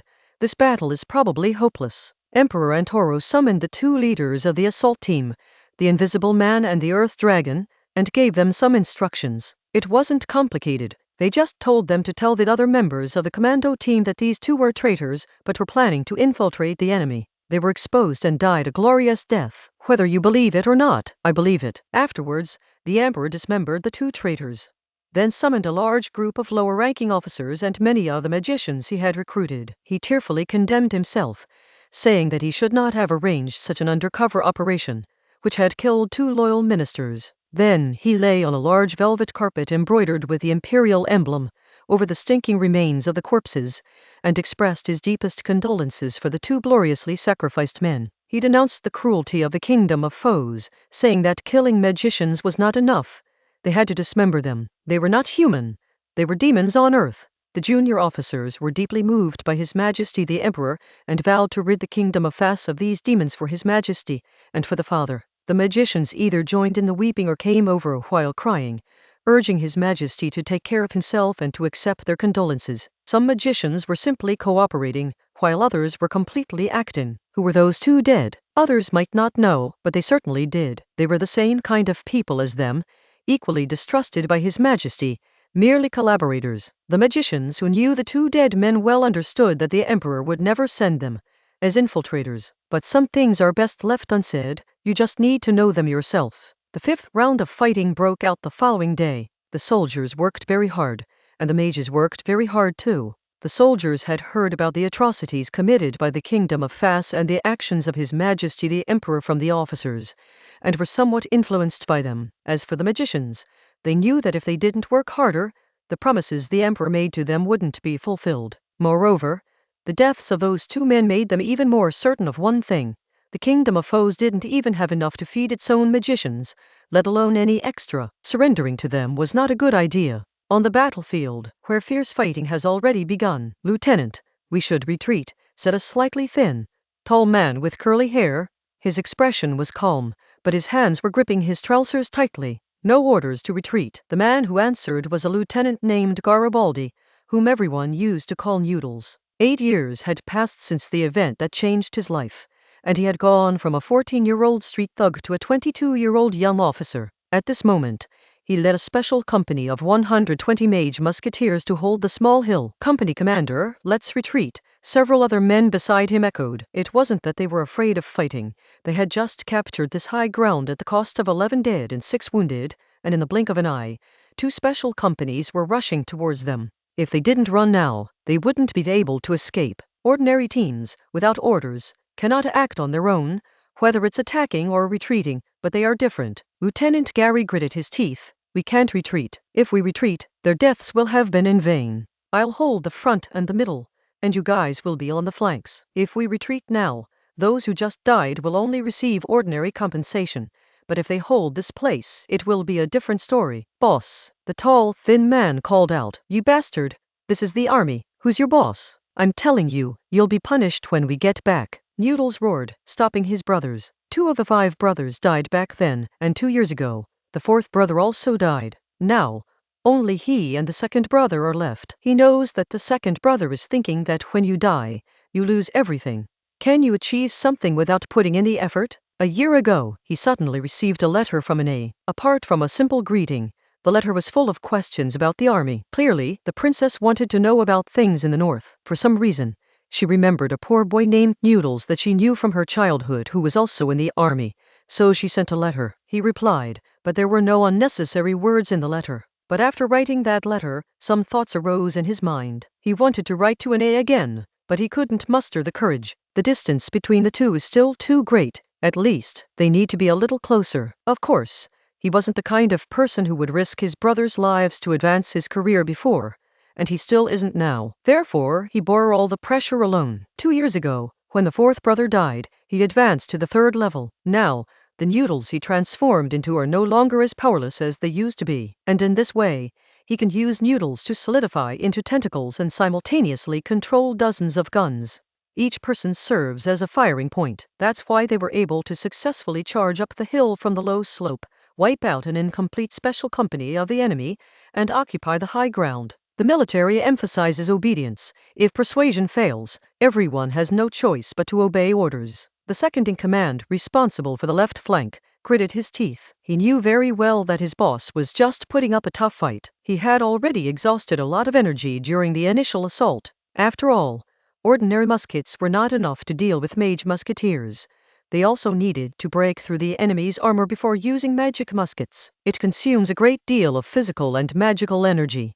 Hold on, our support will be here soon. Gary shouted loudly as he operated dozens of muskets. 1 minute, 5 minutes, 10 minutes, 20 minutes, 20 minutes, which felt like 2 centuries, passed. Reinforcements still hadn't arrived, and nearly half of their company had already died. But what was worse was that they were running out of ammunition, and his own magic power was almost depleted. The noodles slumped to the ground, the words stop firing and surrender stuck in their throats, wanting to come out but unable to. He glanced at the 2nd brother, smiled, and decided to push for another 2 minutes. After 2 minutes, he would be exhausted and collapse unconscious. Given the 2nd son's intelligence, once he's exhausted, he'll definitely get the others to cease fire and surrender. He would probably be captured along with her. Being captured in itself wasn't a big deal, but given the princess's temperament, he would probably never have a chance. Forget it. It's all just a dream. After I'm released, I'll find a job, get married, and live out my life peacefully. With that thought in mind, the noodles, unable to hold on any longer, collapsed. Chapter 564. You worry more about a person's fate than her mother. Come on, wake up, Lieutenant, Big Brother, Noodles. Feeling a voice calling to him from the depths of his being, Noodles Garibaldi slowly opened his eyes and found it was his 2nd son. Looking around again, this was neither a prisoner of war camp nor a wounded soldier's camp prepared for mages, but a very clean and somewhat spacious place. Suddenly, Noodles spotted the blue-purple background with a golden eagle flag in the center, and realized he was behind his own side. Noodles looked puzzled and asked, "Were we redeemed so quickly?" The 2nd brother was both amused and exasperated. "Lieutenant, we won. When you fell, I was ready to surrender, but then reinforcements arrived and drove them back. A little over an hour later, the Empire withdrew its troops." "Oh right." The 2nd brother, Curly, slapped his forehead as if he had remembered something, and immediately ran outside. But he hadn't gone 2 steps when Ronan came in. Just as the 2nd brother was about to bow, Ronan waved him off and walked to Noodles' bedside. "War hero, it's been a long time." As Giant Tio tried to get up, Ronan waved his hand again. "No need. Just lie down. Our heroes, the role you played in repelling the enemy time and time again was crucial." Noodles was so excited that he wanted to say so much, but he couldn't get a word out. Ronan smiled slightly and patted Noodles on the shoulder. "You have time to write a letter now, don't you?" "I have something to do, so I'll be going now." Upon hearing the word trust, Noodles felt a chill run down his spine, but after pondering Ronan's words for a moment, he couldn't help but break into an excited smile. By the time he realized what was happening, Ronan was already gone. Everything was because he decided to hold on for 2 more minutes at that moment. If he hadn't held on and had instead raised the white flag, he would have faced a completely different situation, although he wouldn't have been held accountable. Since he had led his men in holding out for a long time, it was absolutely impossible for Ronan to come and visit him and say such things. So did I choose fate, or did fate choose me? Noodles stared blankly at the ceiling, lost in thought. On the same day, at night, in a small room in a castle that was temporarily requisitioned as a command post, on a simple wooden bed, Isabel sat in Ronan's lap, still wearing her Ministry of the Interior security uniform. She had taken off her coat and put it aside, wearing only a black double-pocket shirt tucked into a blue-purple skirt and a pair of dark brown thin pantyhose. Ronan slipped one hand inside the neckline, through the bra, and gently caressed Isabel's breasts. His other hand slipped inside the skirt, his fingers teasing her through her pantyhose and underwear. "Aren't you annoying?" "I'm looking at something," Isabel said with a disdainful reproach. She was looking at archival materials about Noodles Garibaldi. Ronan rested his chin on Isabel's shoulder and whispered, "Isabel, you care about this even more than Henri, the mother." Isabel raised her hand and elbowed Ronan. "It's all your fault for agreeing to let someone like that pursue Ine. I am not against it, not just him, but any decent young man," Ronan said. "Of course, it mainly depends on Ine's own decision." Ronan still didn't want his daughter to marry a prince she had never even met. Just then, Ronan noticed that Isabel frowned slightly. "What's wrong?" Ronan asked curiously. "This guy is too ambitious," Isabel commented. "Someone like that might not be able to bring happiness to Ine." "Haha." Ronan couldn't help but laugh. Isabel glared at Ronan sideways and said with a hint of sarcasm, "I almost forgot. You're that kind of person too." "That's right. Look at me and Henri. Aren't we very much in love?" Ronan said, gently kissing Isabel's cheek. "Let us not worry too much about the children." Isabel pinched Ronan's groping arm and retorted, "You make it sound so easy, but would you dare let Lucien choose for himself?" "Yes, the crown prince. The rest nothing we can do about it," Ronan said. "Ronan himself was chosen by the late king." "Let's not talk about that now." "Ah? What are you doing?" Just as Isabel was about to speak, Ronan's hand suddenly tore her pantyhose, pulled aside her underwear, and inserted his fingers inside. Ronan put his other arm around Isabel. "Isabel, you're wet. Let's finish first." "Okay." Isabel paused for a moment, then said in a very soft voice, "Take it slow. Don't be so rough. Talk as you do it." "Okay," Ronan replied. Then he turned over, not pulling down the skirt but pushing it up, and didn't take off Isabel's shirt either. Ronan liked this kind of style of wearing clothes, especially uniforms. Then he spread Isabel's legs apart, rubbed his hands on the stockings for a while, took off his pants, leaned over and pressed down, and gently squeezed his thing in. They kissed while gently thrusting in and out. Ambriana has a sweet and lovely appearance, with a touch of naivety. She loves flowers and music, and although she is fair-skinned and soft-spoken, she is also fond of being rough and unrestrained. Isabel is beautiful, with a touch of heroism in her eyes. She likes realistic oil paintings and plays, loves sports, is in good health, but prefers gentle rhythms. "What were you about to say?" Ronan asked. "I think the Empire is really going to retreat this time. According to statistics, of the more than 20,000 to nearly 30,000 who died, about 20,000 were people from other vassal states, while less than 10,000 of the Emperor's own people died." Isabel analyzed. Previously willing to support the Emperor and his vassals, they absolutely do not want to continue fighting. And the Emperor, relying solely on his own people, cannot continue to fight against the kingdom of foes. Therefore, the only option left is a complete withdrawal of troops. "That is true, but a new round of war is about to begin," Ronan said. Isabel looked slightly puzzled. "The Emperor recruited a group of magicians to serve him. Does that mean he will break all his promises just because he was defeated?" "This Emperor will not disband the army. Instead, on the way back, he will change direction and wipe out those Protestant lords to fulfill his previous promises. He might even be ruthless and take action against his own people along the way." Ronan explained and analyzed. "That is typical of him," Isabel replied. "Judging from the Emperor's behavior, he was patient and ruthless." After a period of quiet thrusting, Isabel turned her face away and said in a weak voice, "All right, you can hurry up now." "Oh, my little Issa, you finally couldn't resist?" Ronan teased. Isabel snapped her teeth and said, who couldn't hold back, "I know you bastard love to see me make a fool of myself, and you won't feel comfortable unless you really mess with me. How can you say she's ugly? My Issa, she's beautiful no matter what expression she has, Ronan coaxed. Enough with the nonsense. Isabel wrapped her legs around Ronan's waist, gripped the sheets tightly, closed her eyes, and prepared herself to be brutally fucked. Well then, here I come, Ronan said, pulling out his penis, leaving only the head inside, ready to begin his powerful thrust. Chapter 565. Everything depends on self-discipline. The front lines fire, the rear lines dance. After 7 or 8 minutes of frenzied labor, Isabel slapped Ronan's thigh to make him stop. Ronan slowed down, and Isabel began to lie on her back, panting heavily. Issa, it is not good for you to keep it all in. It would be much better to shout it out, Ronan said. Isabel's body remained as stiff as a blower. You want me to call out like her? Impossible. For more than a decade, she has remained steadfast in this commitment. Ronan pulled out, lifted Isabel's shapely, straight legs and pressed them tightly together, squeezing his penis between her stocking-covered thighs, and rested by having intercourse. After doing this for a while, Ronan released Isabel's legs, stood up, and presented his semi-erect member to Isabel, saying, "It's a little soft now, Isabel." Isabel reluctantly got up, crawled a few steps on the bed, knelt in front of Ronan, grasped the base of his penis with one hand, and began to give Ronan oral sex. Page 250. There was a hint of reluctance in his expression, and he would occasionally press down gently with his teeth, but he also held it very deep in his mouth, and his tongue would move as well. Just like Isabel's feelings for Ronan, there was both resentment and love. After a while, Ronan's thing became fully erect again, and Isabel vomited. Just as she was about to lie down, Ronan picked her up.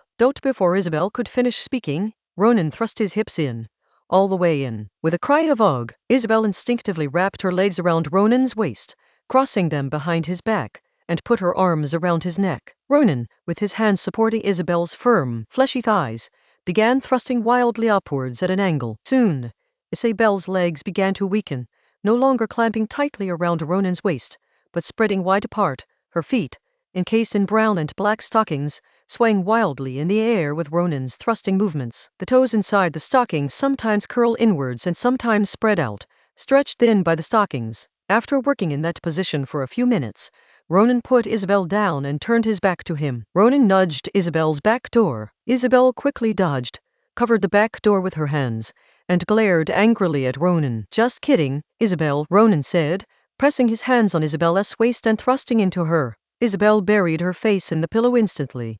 Ronan started tormenting her, sometimes lifting one of Isabel's legs and nibbling on her stockinged foot while thrusting into her, sometimes turning around and grabbing both of Isabel's legs and pounding into her from above, and sometimes inserting a finger into her anus when she wasn't looking, opening both holes at the same time. After changing positions and going back and forth for almost half an hour, Isabel had already gone limp. At the last moment, Ronan pulled out and ejaculated all over her already sloughed-out thighs. After the round ended, Ronan didn't leave immediately. Instead, he lay down, hugged Isabel, and gently caressed her while talking about work. There won't be any more high-intensity wars for now, but we still need to provide support to those Protestant princes. The Emperor won't just let it go like that, and he will definitely secretly support the people of the Rhine region to rise up in rebellion. Are you planning to go back to the capital and have Ashley come and take over your current job, or stay in the Rhine region? Ronan asked. Let her come.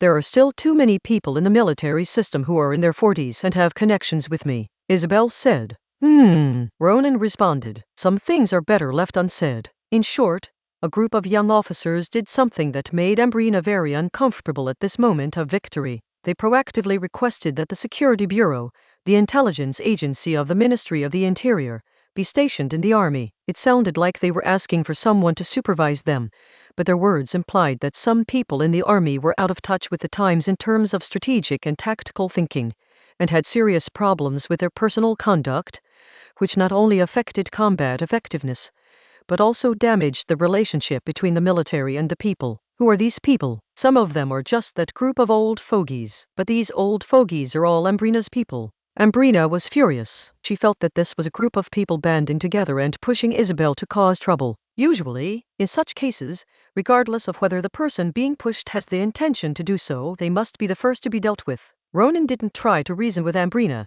He simply said that sisterly bonds are not easy to maintain, which was enough to persuade Ambrina. You go back with Henri, Ronan added. You two sisters should have a good talk with her. Aren't you coming along? Isabel asked. I need to establish the grassroots system of the Duchy of Rhine. Elena and Agostina will also need to be transferred here. The ruling class here will never be of one mind with us, even if they are willing to be dogs now.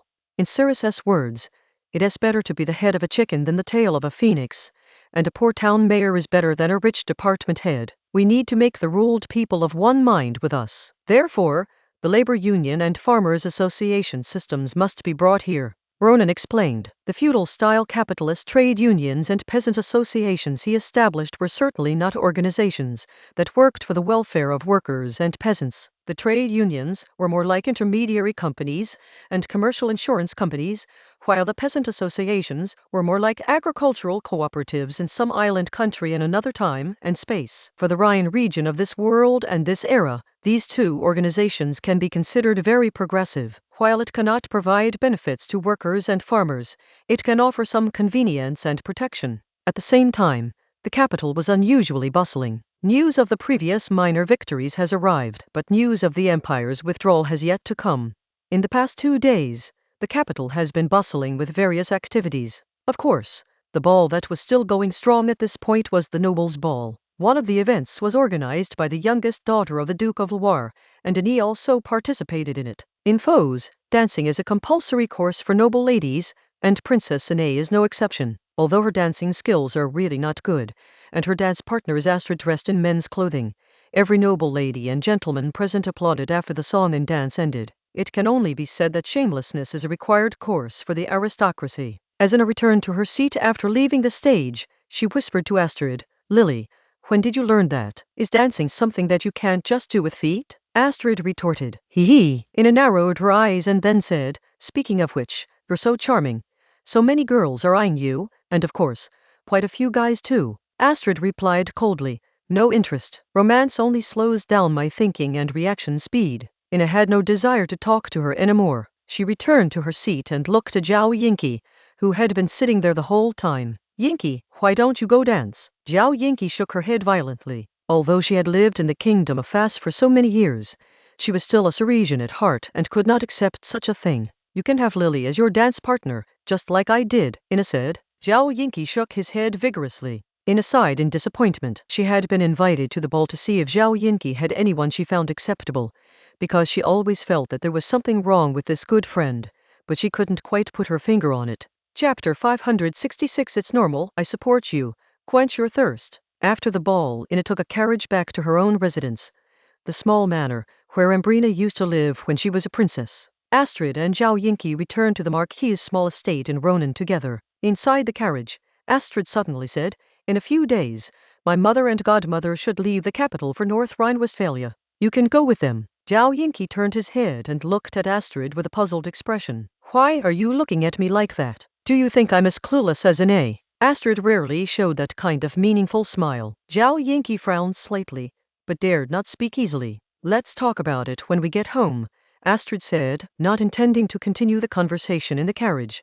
After a long while, they arrived at the Marquis's manor. The two got out of the car and went into the villa. Astrid invited Zhao Yinki to her room. This place is less like a young girl's bedroom and more like a scholar's study. To be honest, I was a little hesitant to believe it at first, but after thinking about it carefully, it seems reasonable, Astrid said while making tea. The old man, although he is quite old, is very young, not only in appearance and physique, but also in mentality. It is hard to imagine that someone who is involved in politics all day long is not serious at all in life, and sometimes he will even joke around with you. His abilities and knowledge are both top-notch. In the capital, there are far too many women who like him. One more of you, one tea make a difference. The more Zhao Yinki spoke, the more nervous he became. When Astrid uttered those words, Zhao Yinki was completely stunned. Zhao Yinki wanted to deny it immediately, but she remained silent until the tea was ready before she slowly spoke. To me, Mr. Ronan is a respectable elder. Astrid responded in Chinese. This old man can be anything, but he can't be your so-called elder. Would you like some sugar? Astrid asked as she poured the tea. No need, Zhao Yinki replied blankly. Astrid sat down. If someone else wanted to join our somewhat special family, I definitely wouldn't support it, but Yinki, I can support you. Although Ronan nominally only had one wife, Ambrina, and 3 children, Lucian, Inns and Louis with the others, being mistresses and illegitimate children. In reality, they were all one family. Zhao Yinki didn't know what to say for a moment. If you like her, go for it. Don't think that just because the old man always avoids women who come close, he'll never accept anyone again, Astrid said with a smile. There are just 2 hurdles to overcome. First, she has to be useful. He doesn't like pretty faces, and you have no problem with that. Second, our king has to approve. After all, his lover is a little different from other people's lovers. Dao Yinki could actually understand this very well. Isn't this just like a concubine needing the wife's approval? Secondly, you're not really in a bad position. His Majesty the King likes you quite a bit, doesn't he? Astrid added. Actually, there's no point in saying all this. Why don't you just give it a try? It won't hurt you to try. Zhao Yinki was at a loss for words when it came to Astrid's response. 2 days later, Elena and Agustina received a decree in the name of Ambrina, ordering them to leave the capital for the Rhine, taking Zhao Yinki with them. A few days later, they arrived at their destination in the afternoon. The 3 of them took a shower, settled in, and had a simple dinner. Before it was completely dark, Elena and Agustina slipped into Ronan's room. The moment they entered, there was a burst of passion, roughness, accompanied by intense kissing, grabbing, and pulling foreplay. The foreplay didn't last long. Ronan, who was standing, was now only wearing his shirt. Elena and Agustina, who were disheveled, squatted down, each holding one of Ronan's legs, opening their mouths and sticking out their tongues, their faces close together, each sharing Ronan's still half-erect penis. Over the past year, the 2 would get together to comfort each other, but that kind of simple physical comfort was not enough to truly quench their thirst. At this moment, the sensation of the gradually hardening penis and the increasingly strong smell not only failed to quench the thirst, but instead made the thirst even greater. Elena and Agustina couldn't wait to pull Ronan into bed. Immediately afterwards, Elena and Agustina supported themselves on their forearms, knelt on the bed, pressed their upper bodies down, and raised their buttocks high, calling out to Ronan's big penis. They weren't wearing underwear, just a layer of slightly thick black pantyhose. In Ronan's view, on the left was Elena's broad, thick buttocks and full, firm thighs in black stockings, those 2 large lumps of flesh like desire bombs about to burst from the black stockings. On the right was Agustina's firm, taut buttocks in black stockings, and thighs tightly wrapped in black stockings, with clear muscle lines and full of power. Elena's voluptuous figure makes you want to ravage her, and Agustina's fit body makes you want to fuck her until she's weak. Ronan used both hands simultaneously, his fingers probing and digging into the opening through the stockings, while his hard, erect penis was inserted between Elena's right thigh and Agustina's left thigh. The 2 pressed tightly together, gripping Ronan's penis even tighter, and twisted their hips in coordination with the movements of their fingers. Soon, the crotch area of the black stockings was soaked. Ronan could no longer hold back. He first inserted Elena, and then inserted 4 fingers of his other hand into Agustina. After only about 10 thrusts, Ronan pulled out and inserted Agustina, then used his hand to penetrate Elena. After going back and forth like this more than 10 times, Elena and Agustina simply lay on top of each other, one on the bottom and one on top, to make it easier for Ronan to switch positions. After another half hour, their thirst was finally relieved, and Ronan also felt aroused.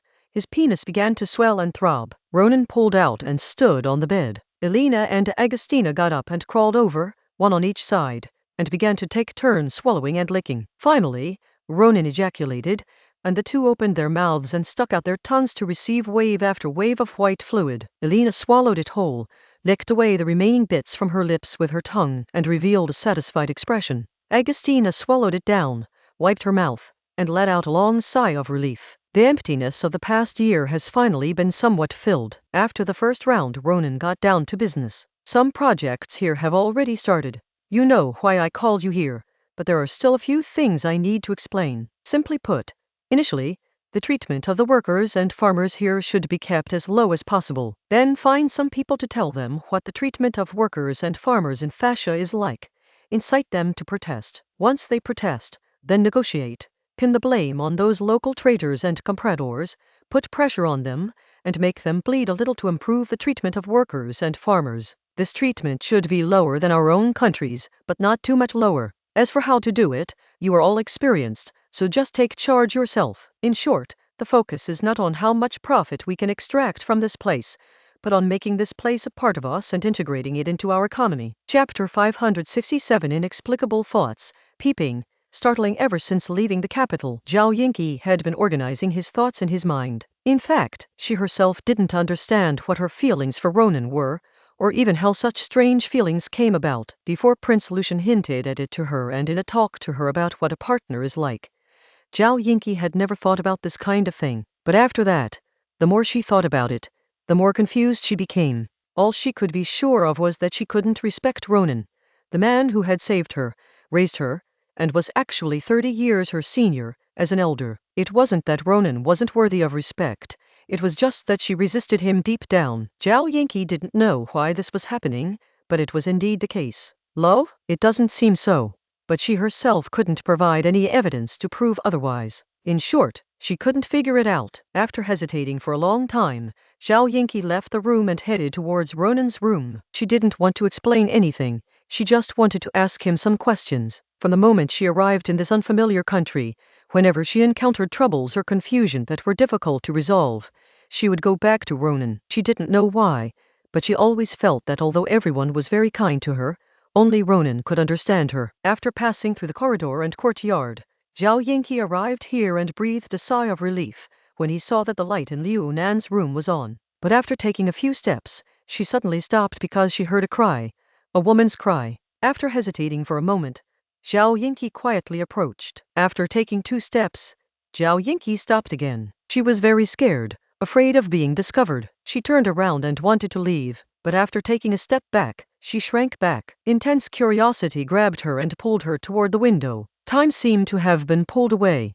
When Zhao Yingqi came to her senses, she found that her back and hands were pressed tightly against the wall next to the window, and she was completely still, listening to the sounds inside. Page 251. However, as she listened, she subconsciously squeezed her legs together, adopting a pigeon-toed stance, gripping her skirt tightly with both hands, and even clenching her toes inside her stockings, trying her best to suppress her breathing. Zhao Yingqi is about to turn 15, an age when ordinary girls start to think about marriage, and female magicians also start to have ideas. She roughly knows what is happening, but she doesn't know exactly what that kind of thing is all about. Nervous and curious, Zhao Yingqi decided to take a look. Of course, she wouldn't sneak a peek through the window. That would definitely get her caught. She had to use magic. The brief time she spent looking through the window will never exist.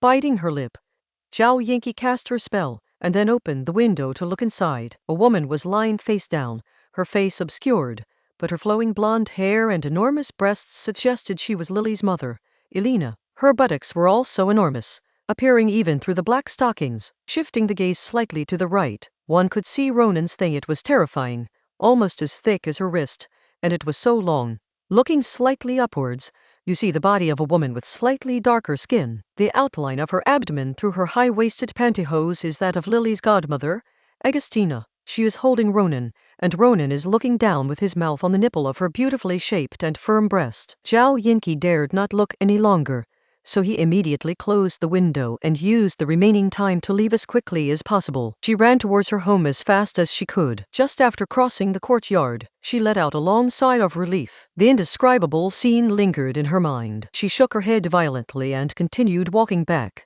but almost bumped into someone. I stopped and looked, and it turned out to be Galan. Zhao Yingqi certainly knew Galan, Alice's sister, a section chief in the security bureau, who had a good relationship with Anne, and was one of Astrid's teachers, but over the years, she and Galan have actually only spoken a few times and are not familiar with each other. Having worked in interrogation for so many years, Jilan could roughly guess what was going on by looking at Zhao Yingqi's expression and considering the direction she had come from. "Would you like to come over to my place for a bit?" Galan suddenly invited. "Huh?" Zhao Yingqi looked surprised. Jilan hooked her arm around Zhao Yingqi's shoulder and said with a smile, "Come on, in a sense. We have a lot in common." Zhao Yingqi instinctively wanted to decline, but the words stuck in his throat, and he finally nodded. It wasn't that she was shy and didn't know how to refuse, but rather that the word common ground aroused her strong curiosity. Soon, Jilan led Zhao Yingqi to her temporary room, a small room that was originally for the maids. The room had just been cleaned. Besides the bed and a few other necessities, there was nothing else. Galan gestured for Zhao Yingqi to sit down, then sat on the windowsill herself. "I'll tell you a story about me and Ronan. It was 30 years ago, when the late king, the father of Her Majesty Ambrina, had just ascended the throne. At that time, a rebellion broke out in the south of the Kingdom of Foes. Ronan was 15 years old then. He was the eldest son of a declining noble family. His father had already passed away. Although they were a declining noble family, they were still considered the most powerful noble family in the small city of Wright. So, a group of people wanted to support him as a local leader of the rebels. Upon hearing this, Ronan's mother took her younger brother and ran away. At the time, Ronan was just a novice mage and could not resist, so he became a local leader. Zhao Yinqi, who was not originally interested in hearing the story, was immediately moved when he heard that Liu Nan's father had died early, and he had been abandoned by his mother, losing all his family members. On the battlefield, he suddenly awakened his magic and then betrayed the rebels. More than a year later, the rebels were completely defeated, and he also received some merit. At that time, an official invited him to the capital, but he refused. Later, the governor who was temporarily stationed here assigned him the task of purging the remnants of the rebel party. Colin then switched the subject to herself, saying, "At that time, I was 5 years old. My father was a bookstore owner. Although printing technology had been developing for many years, books were still not cheap. There were only 3 bookstores in the entire city of Wright, so my family was considered to be well off. My father, perhaps because he was too bookish, often liked to make critical remarks about the authorities. At that time, a few people praised him, and he really thought he was an opinion leader. He even led people to march and demonstrate, spreading rumors that Ronan was arbitrarily arresting people and persecuting innocent people. Looking back now, he was too lenient. If it were me, I would have arrested my father. No, that damned idiot. Colin has arrested more than one person in the capital who liked to talk nonsense in the newspapers. Later, during a conflict, that idiot was shot dead, and I now strongly suspect that it was his accomplice who did it. My mother was heartless. She abandoned my sister and me and ran away alone in the middle of the night. You can imagine what kind of situation we sisters were facing back then. What would have happened if Ronan hadn't shown up and protected me?" Chapter 568. The past is history. Let's get down to business and learn from Zhang Bo's good example. What will happen? Zhao Yinqi paused for a moment, then asked tentatively in a low voice, "Will they arrest you, put you in jail, and force you to do hard labor?" Colin smiled. "You think too highly of those people. What do you think a group of men who have already seized the banner of justice would do to the daughter left behind by the rebels?" Zhao Yinqi asked again, "Does this mean we're going to turn people into slaves?" "More or less," Colin replied. She felt that the concept of slavery that Zhao Yinqi understood was probably not the same as the concept of slavery that she was talking about. However, there's no need to delve too deeply into these matters. There are too few kind people like him in this world. Or rather, there are too few things in this world that can be called human beings. The luckiest thing in my life is meeting him. Ronan took us in, saying we were maids, but we never actually did any maid work. Instead, he took care of everything for us like a father. He was already very busy with work, but whenever he had time, he would check on our studies and take every spare moment to guide us on matters of magic. I never felt that the one who gave birth to me was my father. I only hated him. His stupidity almost killed us, and of course, my heartless mother, Ronan. He is my father. He raised me and educated me."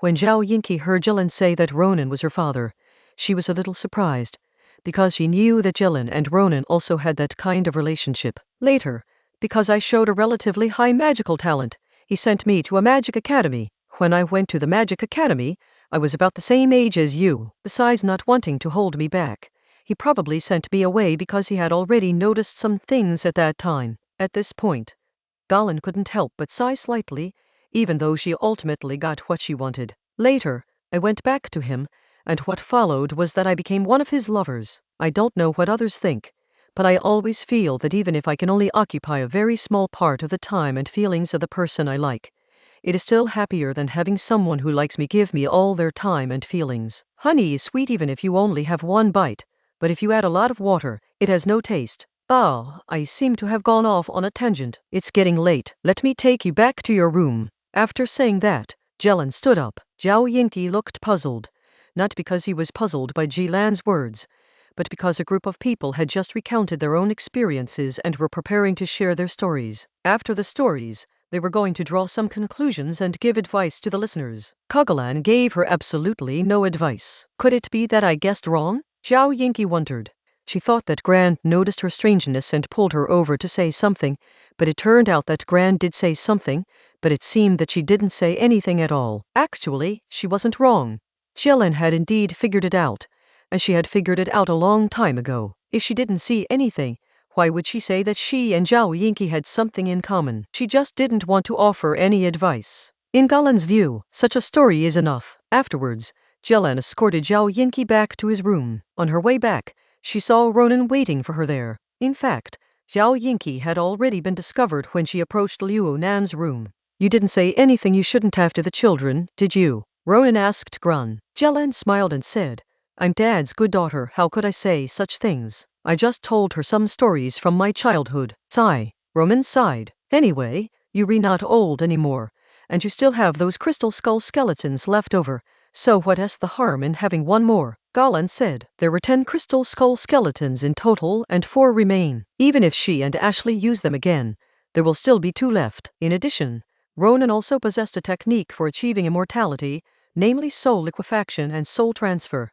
Of course, one needs extremely high talent to learn this. It seems that none of Ronan's women have been able to learn it. That is not why I sighed, Ronan said. He simply lamented that yet another child raised as a daughter had lost their filial piety. Who told you to have such a face? And you're not exactly a scoundrel either, said Grand. Ronan certainly had more women than the average person, but even some 3rd or 4th tier mages had far more lovers than him, let alone those at his level. Yet none of them treated every woman they had a relationship with as well as Ronan did. Let's not talk about that. How much did Ashley make in the Netherlands? Ronan then asked about the important matter. Galan had just completed the handover with Ashley in the capital, and she knew how much money Ashley's people had plundered in the Netherlands. About 10 million, Galan replied. Even though he had some idea, Ronan was still stunned. The Dutch silver coins were smaller and had a lower silver content. 10 million was about 8 million taels of silver, but that was already a huge sum. Villarreal's shameless war reparations were only 1 million taels of silver. Of course, this is mainly because Villa still has the fighting power. If the Kingdom of Fas invades Villa's territory, they can definitely get 10 million if they ask for it. When will Ashley arrive? Ronan asked again. With a hint of helplessness, Galan replied, it will probably take another week. After all, our mission here in Rhine is more about propaganda than suppression, and there are relatively few people in the Ministry of the Interior who are good at this. They excel at investigations, arrests, and interrogations, but when it comes to propaganda, they're really lacking. Because the core members of the Ministry of the Interior's Security Bureau are all magicians, and magicians are extraordinary individuals who have mastered knowledge. From the moment they become magicians, they are separated from the masses. If you're detached from the masses and still try to spread propaganda among them, all you'll get are self-righteous ideas. No one can change this, because in a sense, they are indeed not the same kind of people as ordinary people. Therefore, Ashley had to pick some young, junior magicians who had worked their way up step by step. Although their allegiance wasn't actually on the people's side, their ability to pretend to be on it was still better than some other magicians. After all, they hadn't been out of the public eye for very long. Whether rulers engage in propaganda or not, it's all just an act anyway. The worst thing is when they can't even pull it off properly and end up spouting some fantastical rhetoric. By the way, I heard something happened here. Should we arrest a few people? Galan asked. She was referring to the incident caused by the young officers. The best way to handle this kind of thing is to keep it quiet. After all, they are people who have made great contributions in this military operation. It's just a small thing. Moreover, many junior officers and soldiers support them. What can we do to them? Don't try to arrest people every time something happens. Look at all the people I've asked you to arrest over the years. Which one of them didn't have many enemies? Don't forget the story of Jing Bo and ancient Ceres that I told you when you were a child, Ronan said. The article already taught you all the tricks to dealing with these kinds of people.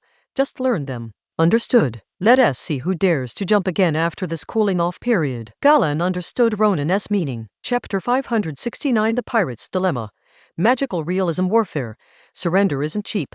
Ambrina returned to the capital and stayed for a few days before setting off south to oversee the second war against Bilia on the southern front. The political affairs of the Kingdom of Fas have once again fallen on the shoulders of Prime Minister Dinya. After the Empire withdrew its troops, Wayland's offensive immediately slowed down. It wasn't that Wayland was afraid or didn't want to fight anymore, but rather that this island nation and these pirates were caught in a strategic dilemma. Should we fight the Kingdom of Foes to the death, deplete its national strength, and slow down its progress in ruling the Rhine region to prevent the emergence of a hegemon on the continent? Or should we return to the Protestant alliance, turn our guns on Villa, and take this opportunity to severely damage Villa, our maritime rival, and win ourselves a chance to dominate the seas. Both are things that are entirely in Wieland's interest, but at this moment, he can only choose one. If you choose the former, you may have to wait many years to get this opportunity again. If the latter was chosen, then the kingdom of Fas would truly rise to power. For the pirates like Wieland, whose minds are filled with nothing but money, this is essentially a previous economic problem. If we choose the former and fight France to the death, then we can continue doing business on the Western continent. Our naval power will be weakened, and we will suffer losses, but not too great ones. Choosing the latter means turning the guns around and waiting for the kingdom of Fas to rise up. In that case, our voice in the Western continent will depend on its whims, but our share of maritime trade will expand dramatically. 2 months later, in August, after deliberation among the many noble councillors of Wieland, the king finally signed a truce agreement with the kingdom of Fas, and the two nations, which had been locked in a love-hate relationship for centuries, once again ceased their war. Immediately afterwards, Wieland joined the Protestant alliance and, under the banner of eliminating heresy, formally declared war on Villa. Although the war has begun, Wieland is still only deploying its naval forces to contain the naval power of Bilia. The affairs on land are the business of the kingdom of Fas. Ambrina once again led her army of 300,000 men straight towards Villa. The mobilization and training of this 300,000-strong army had actually been completed during the guerrilla warfare of the previous year. Wherever Villa's army went, Ronan would rush there. Under the banner of special handling during wartime, he used the Farmers' Association as an organizational tool to forcibly integrate the local area and pull out a small militia. He did not require the militia to fight against Villa's entire army,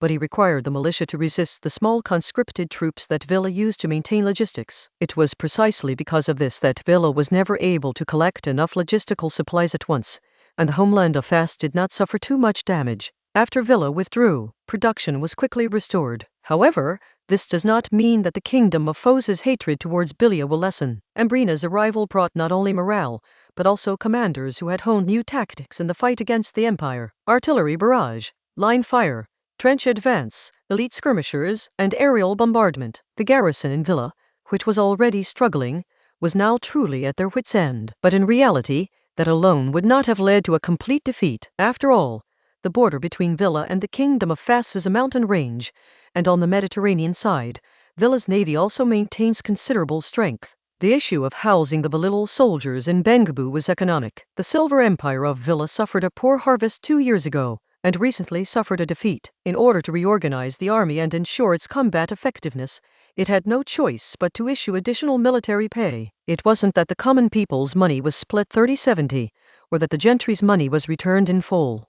It was the king, nobles, and wealthy merchants, big and small lords, who truly used their own money to distribute it, and they severely punished officials and military officers who embezzled or deducted from it. Page 252. It can be said that the rulers of Villa had tried very hard, but prices still soared. It can only be said that it is an objective law that no one can stop. Faced with soaring prices, soldiers who hadn't even gone to the front lines yet immediately tried to buy cheap imported goods as soon as they received their paychecks. Soldiers have families too, and they need to make a living, right? Who the hell wants to buy expensive local food and daily necessities? That would be stupid. The so-called cheap imported goods are naturally produced in the kingdom of Fas.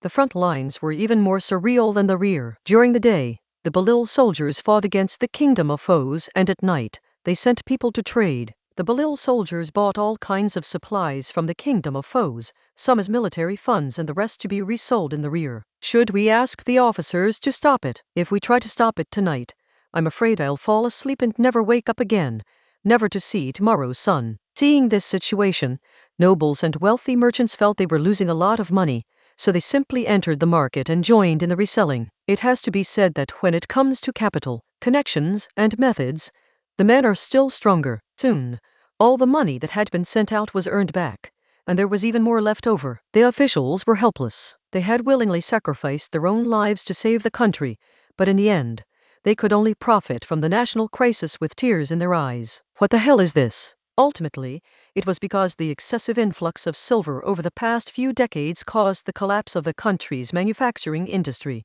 The country's agricultural sector was also relatively small, and while it could be maintained during peacetime and ordinary wartime, it immediately ran into problems when faced with continuous wars. Even if these lords were now willing to distribute the silver they had plundered to their servants, the servants would simply use the silver to buy cheaper foreign goods. In September, thanks to the naval pressure from Wayland and the fact that the Belil soldiers were no longer willing to fight, the Kingdom of Fas easily defeated the Belil border guards, invaded Belil territory, and subsequently occupied the northeastern part of Belil. In Ronan's original timeline, Catalonia, Nagata, this place also has some inexplicable connections with the Kingdom of Fas due to certain geographical and historical reasons. Back then, Verlian made his way to the Kingdom of Fas from here. This time, he has led an army of 100,000 and is about to crush Barcelona. In October, the Kingdom of Villa surrendered. The reparations for surrendering are far greater than the reparations for ceasing hostilities.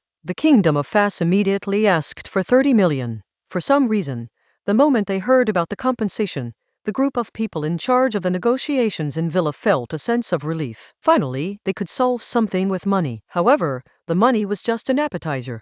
The main course was yet to come. First, the Kingdom of Fas demanded that Bilia lower its tariffs. Secondly, for the next 10 years, a certain amount of soybeans must be imported from the Kingdom of Fas every year. The Kingdom of Fas may refuse to sell, but if it does sell, Villa must buy them at the current price. Third, jointly establish a university specializing in shipbuilding to teach shipbuilding technology. The first two were easy to deal with, since they can't stop the dumping of industrial products from the Kingdom of Foes anyway. And since domestic agriculture is already in this state, we can just start selling them. But shipbuilding technology is the lifeblood. One Wayland and one Netherlands had already annoyed Villa in maritime trade along the new sea routes. If another one came, there would be no way to play. This third point already foresees a long and protracted negotiation. It's estimated that we'll have to talk until next year to get a result. Chapter 570 New Year, New Landscape, Old Navy Problems in 1603,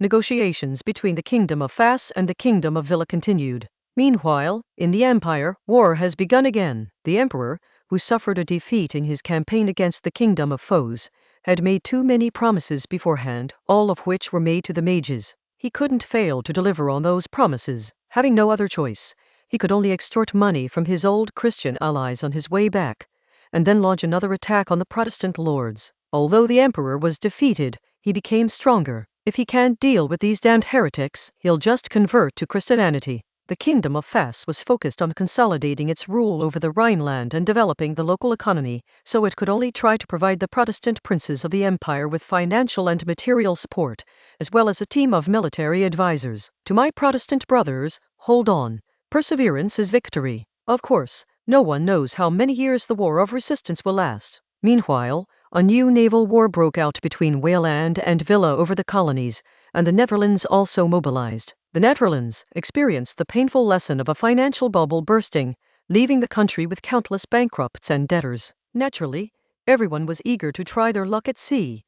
Otherwise their lives would be over. The Kingdom of Fas also joined the effort, not to seize territory, but simply to protect the rubber and sugarcane growing areas in the western part of the southern continent. The navy of the Kingdom of Fas is only this capable.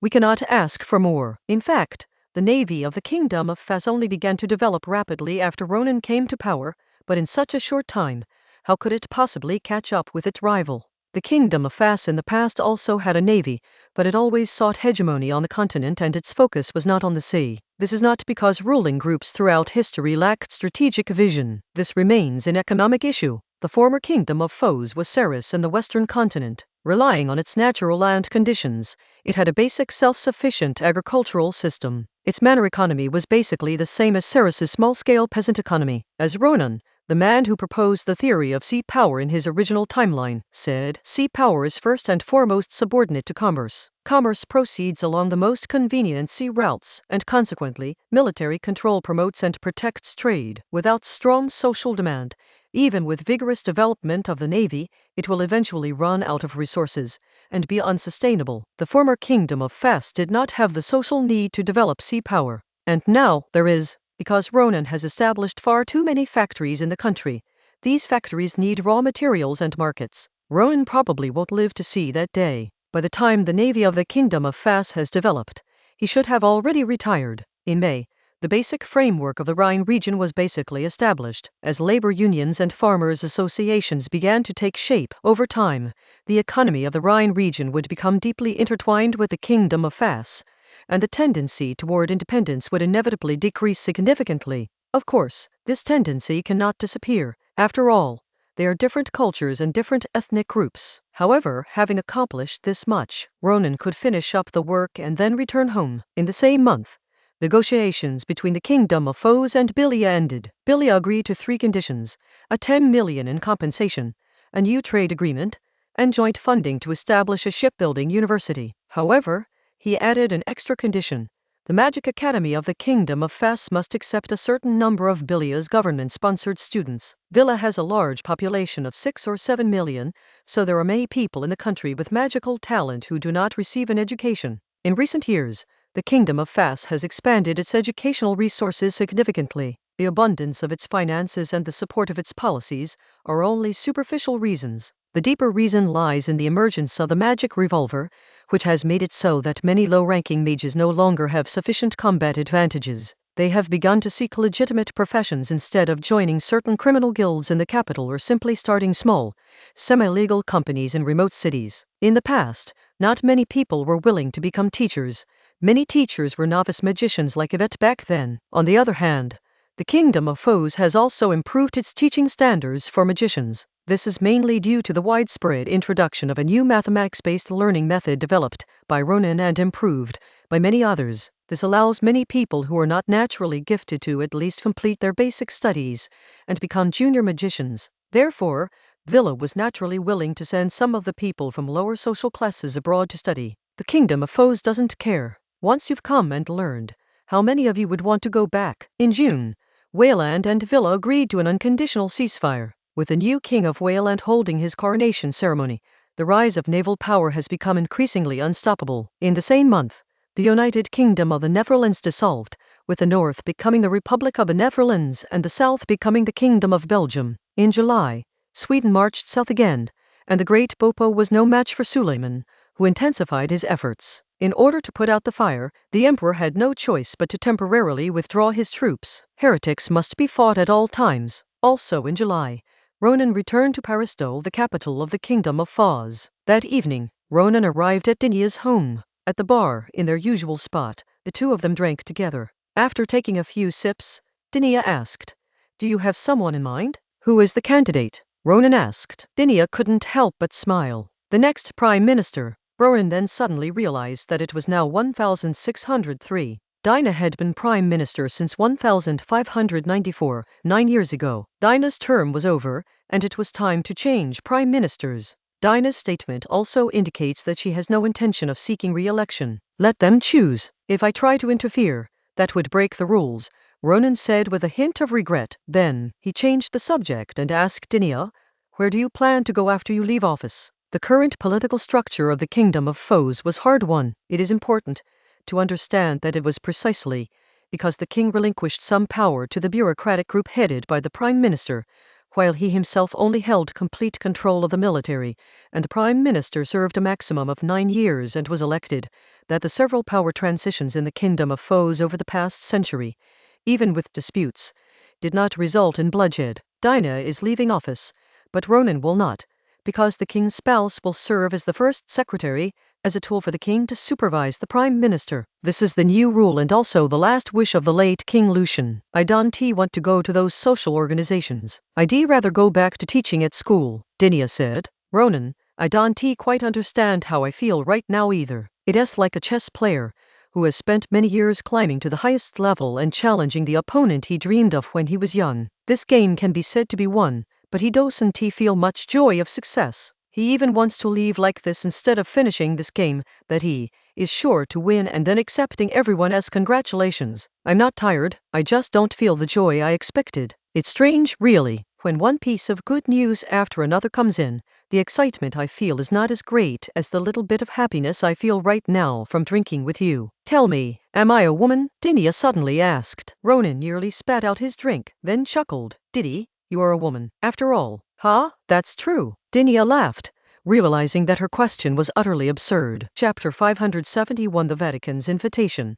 A vicious cycle. He squatted down. She downed the rest of the drink in one gulp, and with a thud, Dinia placed the glass on the bar. Dinia regained some of her seriousness and turned to look at Ronan. Someone from the Vatican sent an invitation. The Pope invited you and me to the Vatican. It's a very formal and public invitation, but the purpose wasn't explained. You and me. Ronan frowned. For a moment, I couldn't figure out what the other party's intentions were. In the Western continent, there is only one person who can refer to himself as Pope in official correspondence, the one in the Vatican in Venia. Protestantism does not have a Pope.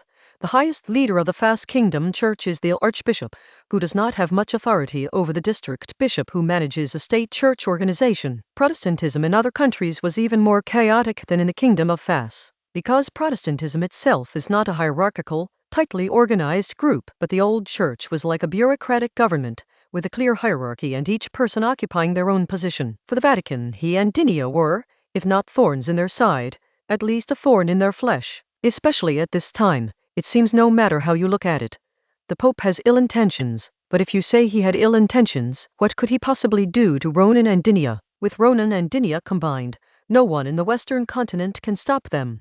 It seems you can't guess what he is planning to do either. Dinia shook her head slightly and poured herself a full glass. Ronan also picked up the bottle and refilled his glass. It's really hard to guess what he's planning, but what prompted this Pope to invite us is obvious. The Empire has been defeated, Villa has been lost, and the old church's influence in the Western continent has been greatly diminished. One of the biggest differences between the Kingdom of Fas in this world and France and Ronan's original timeline is that the Kingdom of Fas is a Protestant country, while France is a Catholic country. After the turmoil a century ago, the old religion in the Kingdom of Fas declined, and the nobles who believed in the old religion were driven to the south and separated from the political center. Decades ago, Protestantism was like a spark, and decades later, the spark has become a prairie fire. In these few decades, the Kingdom of Fas has become a Protestant country. He's no longer a dutiful son, but a rebellious one. The rise of the Kingdom of Fas was a painful experience for the Pope, a pain known only to the Heavenly Father.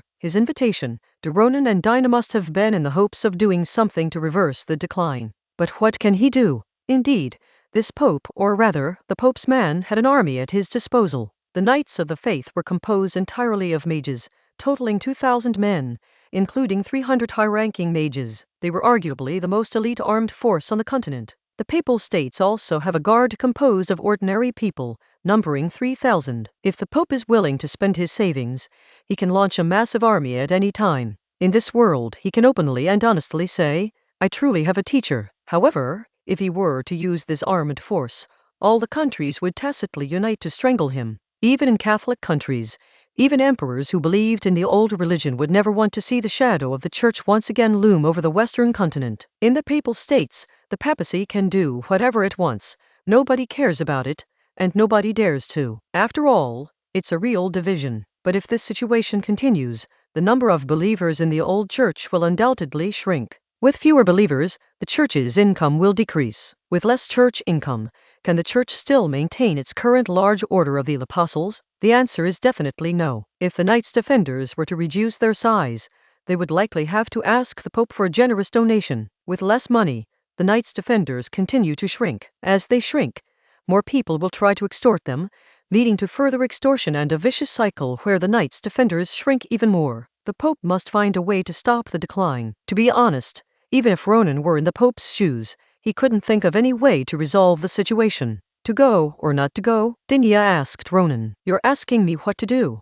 Isn't it always you who makes the decisions? Ronan asked with a smile. I said, go. Dinia replied. Page 253. Yes, Madam Prime Minister, Ronan replied playfully. Displeased with Ronan's antics, Dinia shoved him, grabbed her wine glass, stood up, and walked towards the balcony. Ronan also got up and came up behind Dinia. Dinia stood quietly, holding her wine glass, looking out onto the balcony. She didn't live in a small manor house for nobles, nor in a villa for the rich. The location wasn't great either. It was just a typical residential area with many small two-story houses for the middle class. Naturally, from the balcony, she couldn't see any beautiful night view. No river, no lights. It was neither quiet nor bustling. It's just an ordinary, very ordinary corner of the night. Ronan moved closer, almost touching Dinia, and looked in the direction her gaze was directed. Several windows were lit, and in one of them, the shadow of a woman scolding her child was vaguely visible, talking about the child's wasteful spending. Below the window, several young drunks, arms around each other, were shouting about how they must pass the civil service exam next time. On the other side, a girl carrying a lantern was walking briskly and carefully trying to get away from the drunks. Not far away, a man was repairing a drainage ditch. In a daze, Ronan was also somewhat intoxicated. This ordinary yet beautiful scene also reflects his efforts. Just as Ronan was about to say something, Dinya suddenly leaned back and nestled into Ronan's arms. For a moment, he was at a loss. He and Dinya had known each other for over 20 years. In the blink of an eye, they were both almost 50 years old. This was the first time that Dinya had leaned on him like a little woman. Neither of them spoke or moved for an unknown period of time before Dinya broke the silence, asking with a hint of sarcasm, "Ronan, have you changed your ways today? Or has that thing finally worn out?" Ronan said in a slightly annoyed tone, "Diddy, you're making me sound like a pervert who's always trying to grope women, aren't you?" Dinya retorted, "I sometimes like to be a little romantic," Ronan replied, grabbing Dinya's buttocks through the soft silk fabric of her skirt. Dinya turned her head to the side and smiled slightly. "Heh, so what is it now?" Ronan lowered his head and breathed on Dinya's ear. "As her secretary, the most important thing is to satisfy the Prime Minister's needs, who hasn't tasted meat in 2 years. HMPH, you dog of a man." Dinya muttered under her breath, but didn't seem angry at all. Then she added in a very low voice, "I'll give you oral sex as a reward." "Huh?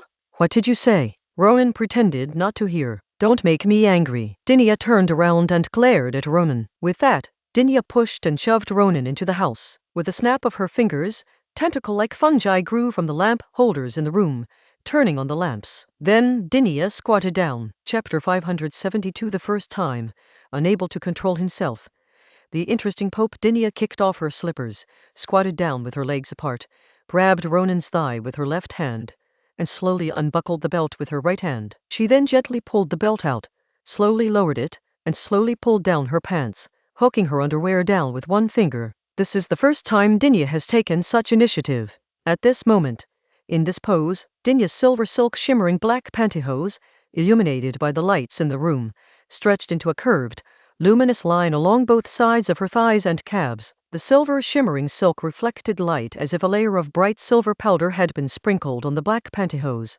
Dinya wasn't wearing underwear.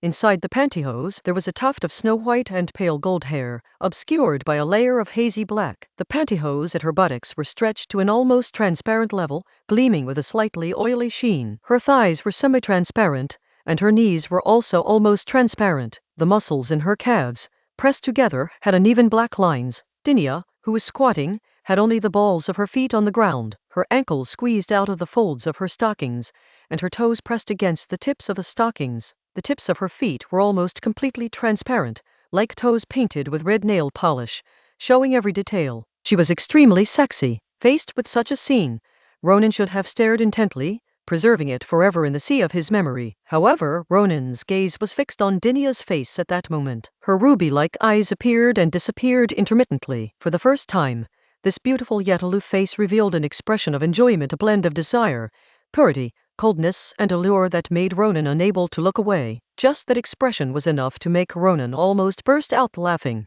Not to mention Dinya's unparalleled agility of tongue, and her ability to swallow and exhale with varying speed and gentleness. She loved this person from the bottom of her heart, so she loved this penis from the bottom of her heart and wanted to give it the best enjoyment. Faced with such stimulation, Ronan even closed his eyes for a moment, completely absorbed in the moment. Ronan couldn't help but grab Dinya's face with both hands and thrust inside. Then his thick, hard, long penis throbbed violently, spurting out more than 10 streams of white fluid. Even though he had only been standing the whole time, it felt as if Ronan had pulled out his brain and shot it all inside. Dinya sat on the carpet, swallowed it all down in a gulp, pursed her lips, and looked at Ronan silently with a hint of expectation. Ronan, who had just ejaculated, suddenly pounced on Dinya like a piece of firewood that had been set ablaze, pinning her down and kissing her passionately, from cheek to earlobe, from jawline to lips, then neck, collarbone, chest, nipples, lower abdomen, across the lower body. Ronan kissed from thigh to calf, then to the instep and toes, kissing every part of the body from top to bottom. Dinya simply closed her eyes and made comfortable, pleasant breathing sounds. At this moment, Ronan became erect again, and Dinya opened her eyes, opened her arms, and spread her legs. Ronan inserted himself directly through the pantyhose. What followed was neither fast nor intense, but rather proceeded gently in rhythm with their wet kisses. It's like the second time between lovers. After the first time, which was chaotic and clumsy, there's some coordination, but nothing particularly special yet. There was no dialogue, only nasal hum sounds. Half an hour later, Ronan suddenly quickened his pace, and Dinya gripped Ronan's back muscles tightly. With a long, drawn-out moan from Dinya, Ronan ejaculated inside her. Ronan didn't pull it out. The two continued to embrace and caress each other. Soon after, Ronan became erect again. Dinya pushed Ronan down, pressed her hands against his chest, straddled him, and sat down heavily, letting his entire penis penetrate her body. She tilted her head back and let out a satisfied moan, then began to twist her waist and sway up and down. Compared to the usual aggressive stance of the two, which seemed determined to kill each other, Dinya's movements were neither large nor fast. Ronan raised his hand and grabbed, kneaded and twisted Dinya's full, large breasts. After a while, the two sat up, embraced each other, and began to thrust. After a while, Dinya put her hands on the wall, lifted her buttocks, and let Ronan enter from behind. Ronan's two palms were pressed against the large, perky buttocks of Dinya, which looked like two water balloons squeezed together, as if they were about to burst out of their pantyhose at any moment. With each impact, Dinya's toes rose and her body arched forward. After an unknown amount of time, Ronan leaned forward, his hands gripping Dinya's breasts tightly, the flesh overflowing from between his fingers. With incredibly fast thrusting, amidst Dinya's continuous moans, Ronan powerfully ejaculated onto the uterine wall. Catching her breath, Dinya turned back and kissed Ronan again. Both of them were still able to do it, but they stopped. Ronan sat down in the chair, and Dinya sat on Ronan's lap, leaning against him. Dinya flicked her finger, magically pouring a glass of water remotely. With a flick of her finger, the glass flew smoothly into her hand. She took a sip, then fed Ronan a sip, and put the glass down. "When are you leaving?" she asked. "I can leave for the papacy at any time," Ronan replied. Dinya stroked Ronan's stubble. "That's not what I meant." Ronan instantly understood Dinya's meaning and replied, "We'll have to see your dream of a strong and prosperous nation begin to be realized, which will probably take some more years." "That's no longer my dream," Dinya said. "Or rather, it never was. The orphanage that raised me, the teachers who sacrificed themselves for me, the comrades who died because of me, the former king who cared for and promoted me, and even you who used me, all your dreams have come together to form my dream. Now, I want to go find my own dream and do it with you." Upon hearing this, Ronan remained silent for a moment, then said, "Let's wait a few more years until my stupid son gets married. Coincidentally, Anri doesn't want to be a queen anymore either." "Yes." Dinya nodded. 3 days later, Ronan and Dinya left the capital and headed to the papacy located in Venea. They did not fly, because they were accompanied by guards who were merely for show, and some civil officials who were probably useless. After a journey of more than 10 days, Ronan and Dinya finally arrived at their destination. After a simple banquet, they took a bath, rested for a night, and the next day, the Pope personally received them. However, he only said some very official things. Just when Ronan and Dinya thought they had overthought things, the Pope invited them to go somewhere with him and the Grand Master of the Knights of the Apostles, without any entourage. Ronan and Dinya agreed. The Pope then led the two to a small town, and without stopping, went directly up the mountain. When he stopped, the place where the group was a platform halfway up a mountain with nothing there. "Where is this place?" Ronan asked. "The burial place of the Holy Son," the Pope replied calmly. Ronan looked surprised. Then the Pope said something that surprised Ronan even more. "Don't be surprised. The son's body isn't here. Is it to be in that filthy church, in that golden coffin stained with hypocritical tears?" This supreme leader of the old church actually called his own church a holy place in the hearts of countless people, a defiled place. Ronan suddenly relaxed and said, "You're very interesting. Everyone is interesting." Chapter 573 The Holy Son, the Pope, and only faith. The Pope raised his hand, and the earth churned, instantly producing a set of stone tables. At this moment, the Grand Master, wearing a black armor with the Pope's 3-stripe cross printed on it, walked over. He had long, flowing black hair, a few forehead wrinkles and nasolabial folds, and a short beard. His slightly weathered appearance couldn't hide his handsomeness. His amber eyes were bewitching and alluring, and these eyes should have been on a face that was too beautiful for a man. The commander's voice was deep and magnetic. "Madam, I have long admired you." Dinya frowned. "I'm so sorry I misspoke. That's not what I meant. I just wanted to have a match with you, The Grand Master hurriedly explained, drawing his long sword. Let's go somewhere else. We're keeping them from chatting here. Dinia stretched out a hand, and Ronan immediately conjured a long sword, which flew into Dinia's hand. Dinia, sword in hand, said, lead the way. It is a great honor to be able to fight against the 7th generation.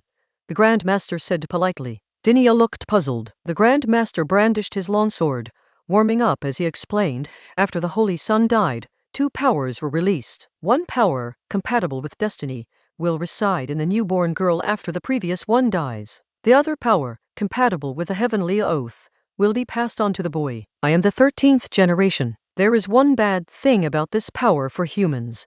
It means they can never have offspring. But that shouldn't matter to you, and it doesn't matter to me either. We've gone off on a tangent. Let's have a fight. If you win, I'll tell you the stories of our ancestors. Dinia remained calm. I'm not interested in knowing. Then let's change it to if you lose. You have to listen to my story, the Grand Master said, transforming into a streak of black light that streaked across the sky and landed on a distant mountain peak. Dinia also appeared as a flash of red light, swept across the mountains and forests, and arrived not far from the Grand Master. The battle is about to break out. The Pope invited Ronan to sit down nearby. After Ronan sat down, the Pope flicked his hand, and a tea set appeared on the table. Then, he took out a box of tea leaves, poured the black tea into the earthenware teapot, snapped his fingers, and water appeared in the teapot, which then began to heat up automatically. Ronan joked casually, I never expected the Pope to be an elemental mage, let alone to use magic to brew tea. The Pope, however, was not serious at all.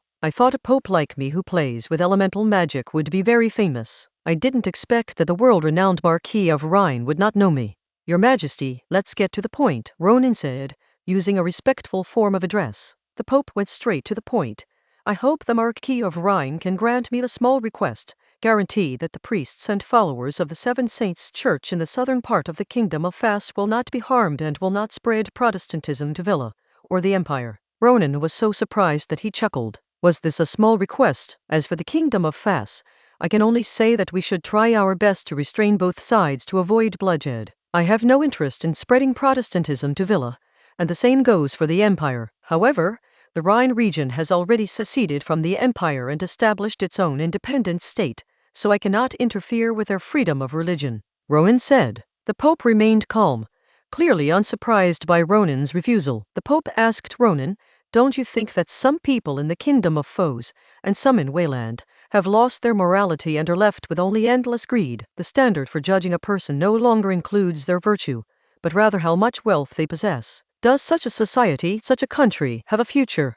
You are very interesting. From beginning to end, you haven't quoted a single word from the Bible, Ronan said. You are more like a sociologist than a pope. The Pope ignored Ronan's little joke and said, only faith can restrain greed. Ronan smiled. The facts of the past few hundred years have proven that faith has not achieved this. I don't want to comment on the priests and nobles, but you should know very well what they were like in the past. It cannot be said that faith has no effect, and now greed is spreading like a plague, which is obviously more serious than in the past, the Pope said, sticking to his point of view. Yes, you're right, but for someone like me, right or wrong doesn't really matter, Ronan said, indicating that he didn't want to discuss the topic. The Pope remained calm in the face of Ronan's attitude. He stopped the brewing of the tea, poured himself a cup, and then handed the teapot to Ronan. Then, the Pope said, let me put it another way. The current economic model of the Kingdom of Fas and Wayland is that the scale of production is constantly expanding, but the people involved in production do not have enough wealth to consume all the products produced. They can only keep expanding the external market,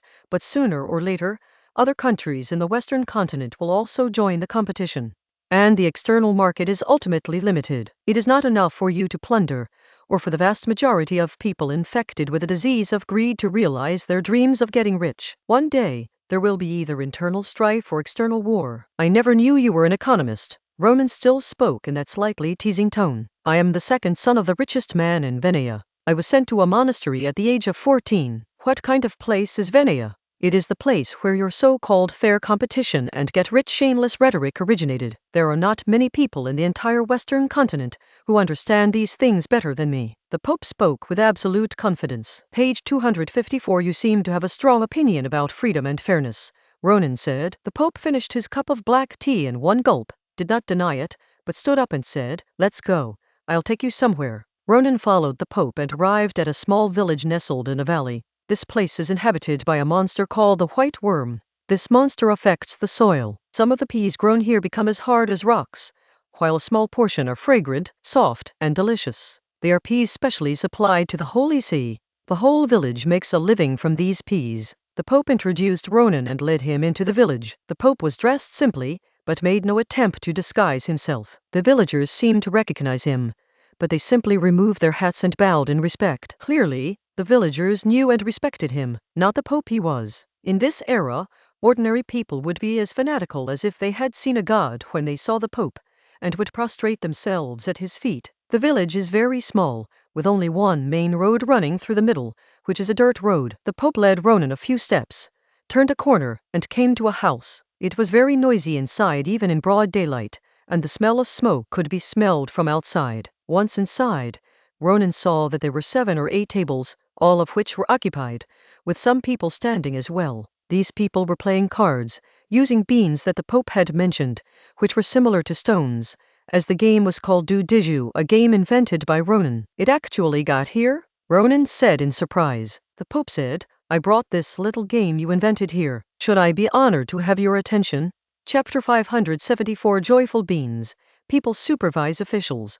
Only third parties can supervise. The Pope did not respond to Ronan's words. Ronan didn't say anything more. He just watched the people in the room play cards. The basic rules are similar to du Dijou, a popular Chinese card game, and the gameplay is similar to a certain happy du Dijou game. Each round requires a certain number of beans to be paid before starting. Some tables play small rounds, with only a few or a dozen beans going back and forth, while others play big rounds, with dozens or even hundreds of beans going in one hand. If you use a scale to weigh it, you can't count it. Moreover, when Ronan was walking along the main road of the village earlier, he saw several houses with a similar style to this one, so it is very likely that there are even bigger gambling dens in this village. You can only play at the big table if you win enough beans at the small table. After a while, the Pope told Ronan to leave. The two left the village and traveled outside. The Pope asked Ronan, Have you understood? What do you want me to understand? Ronan countered. The Pope smiled and began to explain.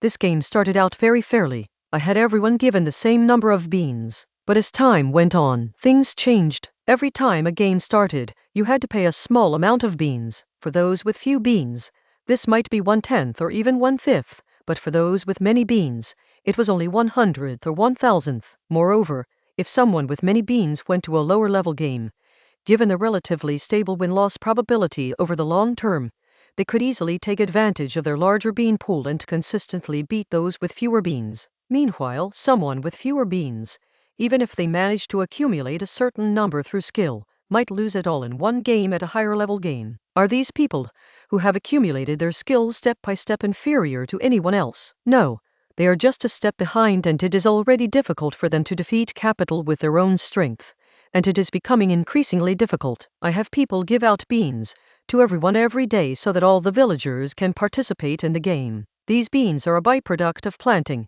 and their production increases year after year. However, the vast majority of the beans in this village are now concentrated in the hands of a few people, and this is unlikely to change. And these people, at the beginning, had no different things from everyone else. Furthermore, I do not allow cheating, nor do I allow exchanging money for beans. This is the result of a completely fair game. This game won't cause any serious problems in the village because it's just a game, and the beans are always available. I can also ban the game at any time. But what would happen if the same freedom and fairness were applied to a nation or society? I think the Marquis of Rain knows better than I do. Clap, clap, clap. Ronan clapped his hands and said, Sociologist, economist, or politician, Mr. Pope, if you were to retire one day, it wouldn't be difficult for you to become the prime minister of some country. You are right. The plague of greed will eventually spread throughout the entire Western continent, and urbanized and industrialized countries need markets from other countries to support them. One day, the whole world will not be able to satisfy the greed of a small group of people. One day, a war that is many times more brutal than the wars that have just ended will come. So, what exactly do you want to do? I think your unrealistic statements at the beginning were just empty talk. Now, you can tell me your thoughts. Ronan stopped joking and beating around the bush. The people supervise the bureaucrats. The Pope said something that shocked Ronan beyond words.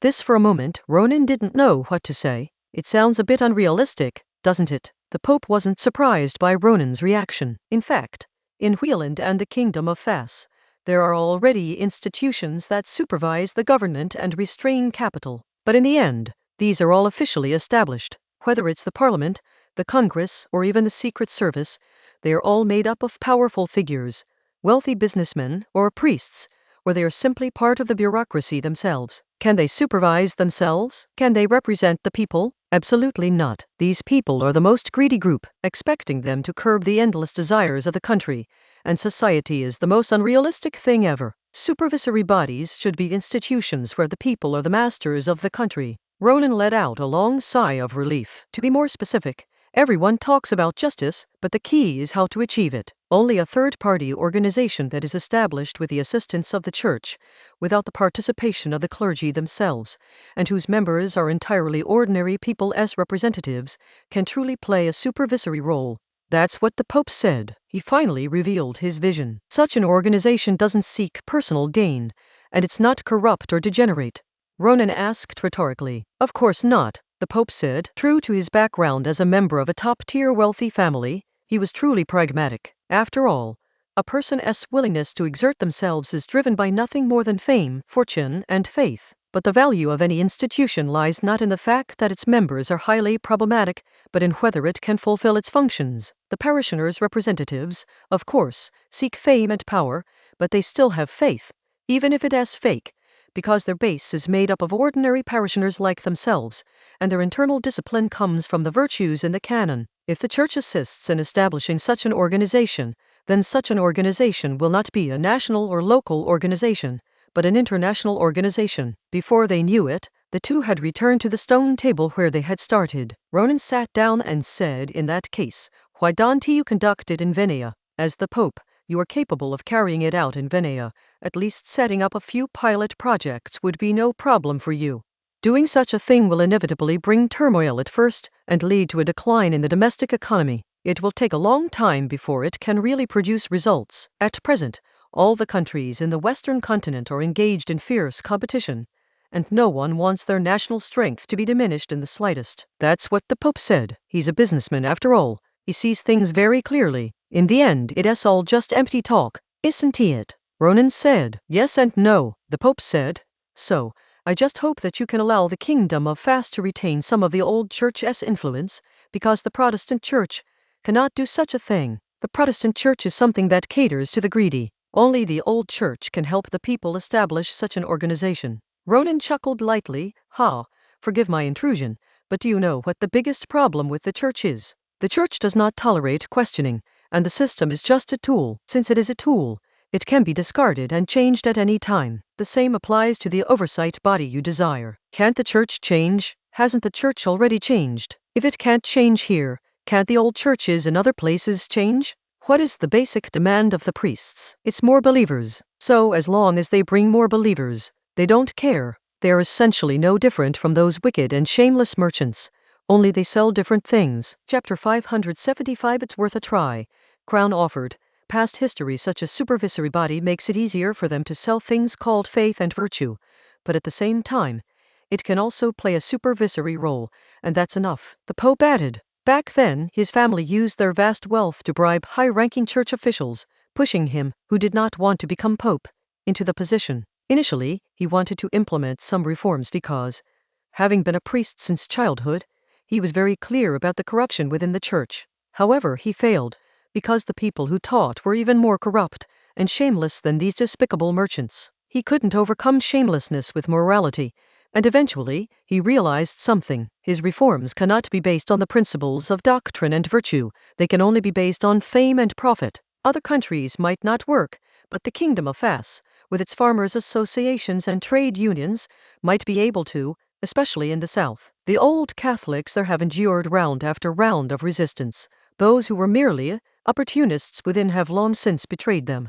leaving only the most steadfast believers. They are even more puritanical than those so-called Protestant Puritans. At this point, the Pope had fully expressed his thoughts. After all this talk, it boils down to one thing. He wants to conduct a pilot program in the southern part of the Kingdom of Fas. He hoped that this pilot program would be successful, and that the old church would be reformed, eventually allowing it to take a different stance, standing on the side of the people, and become part of the Western continent again, instead of gradually declining as it is now. Ronan fell silent, lost in thought. After thinking for a long time, Ronan said, "We can give it a try." He agreed, not because he was optimistic about the plan.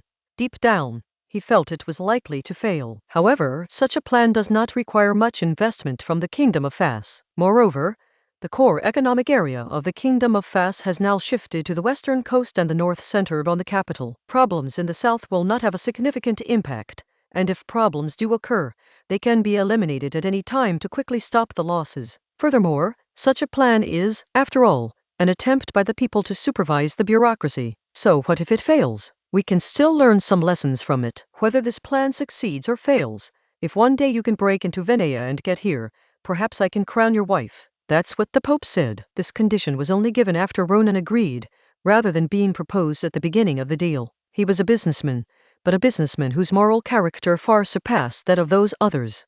Is it worth it? Ronan asked.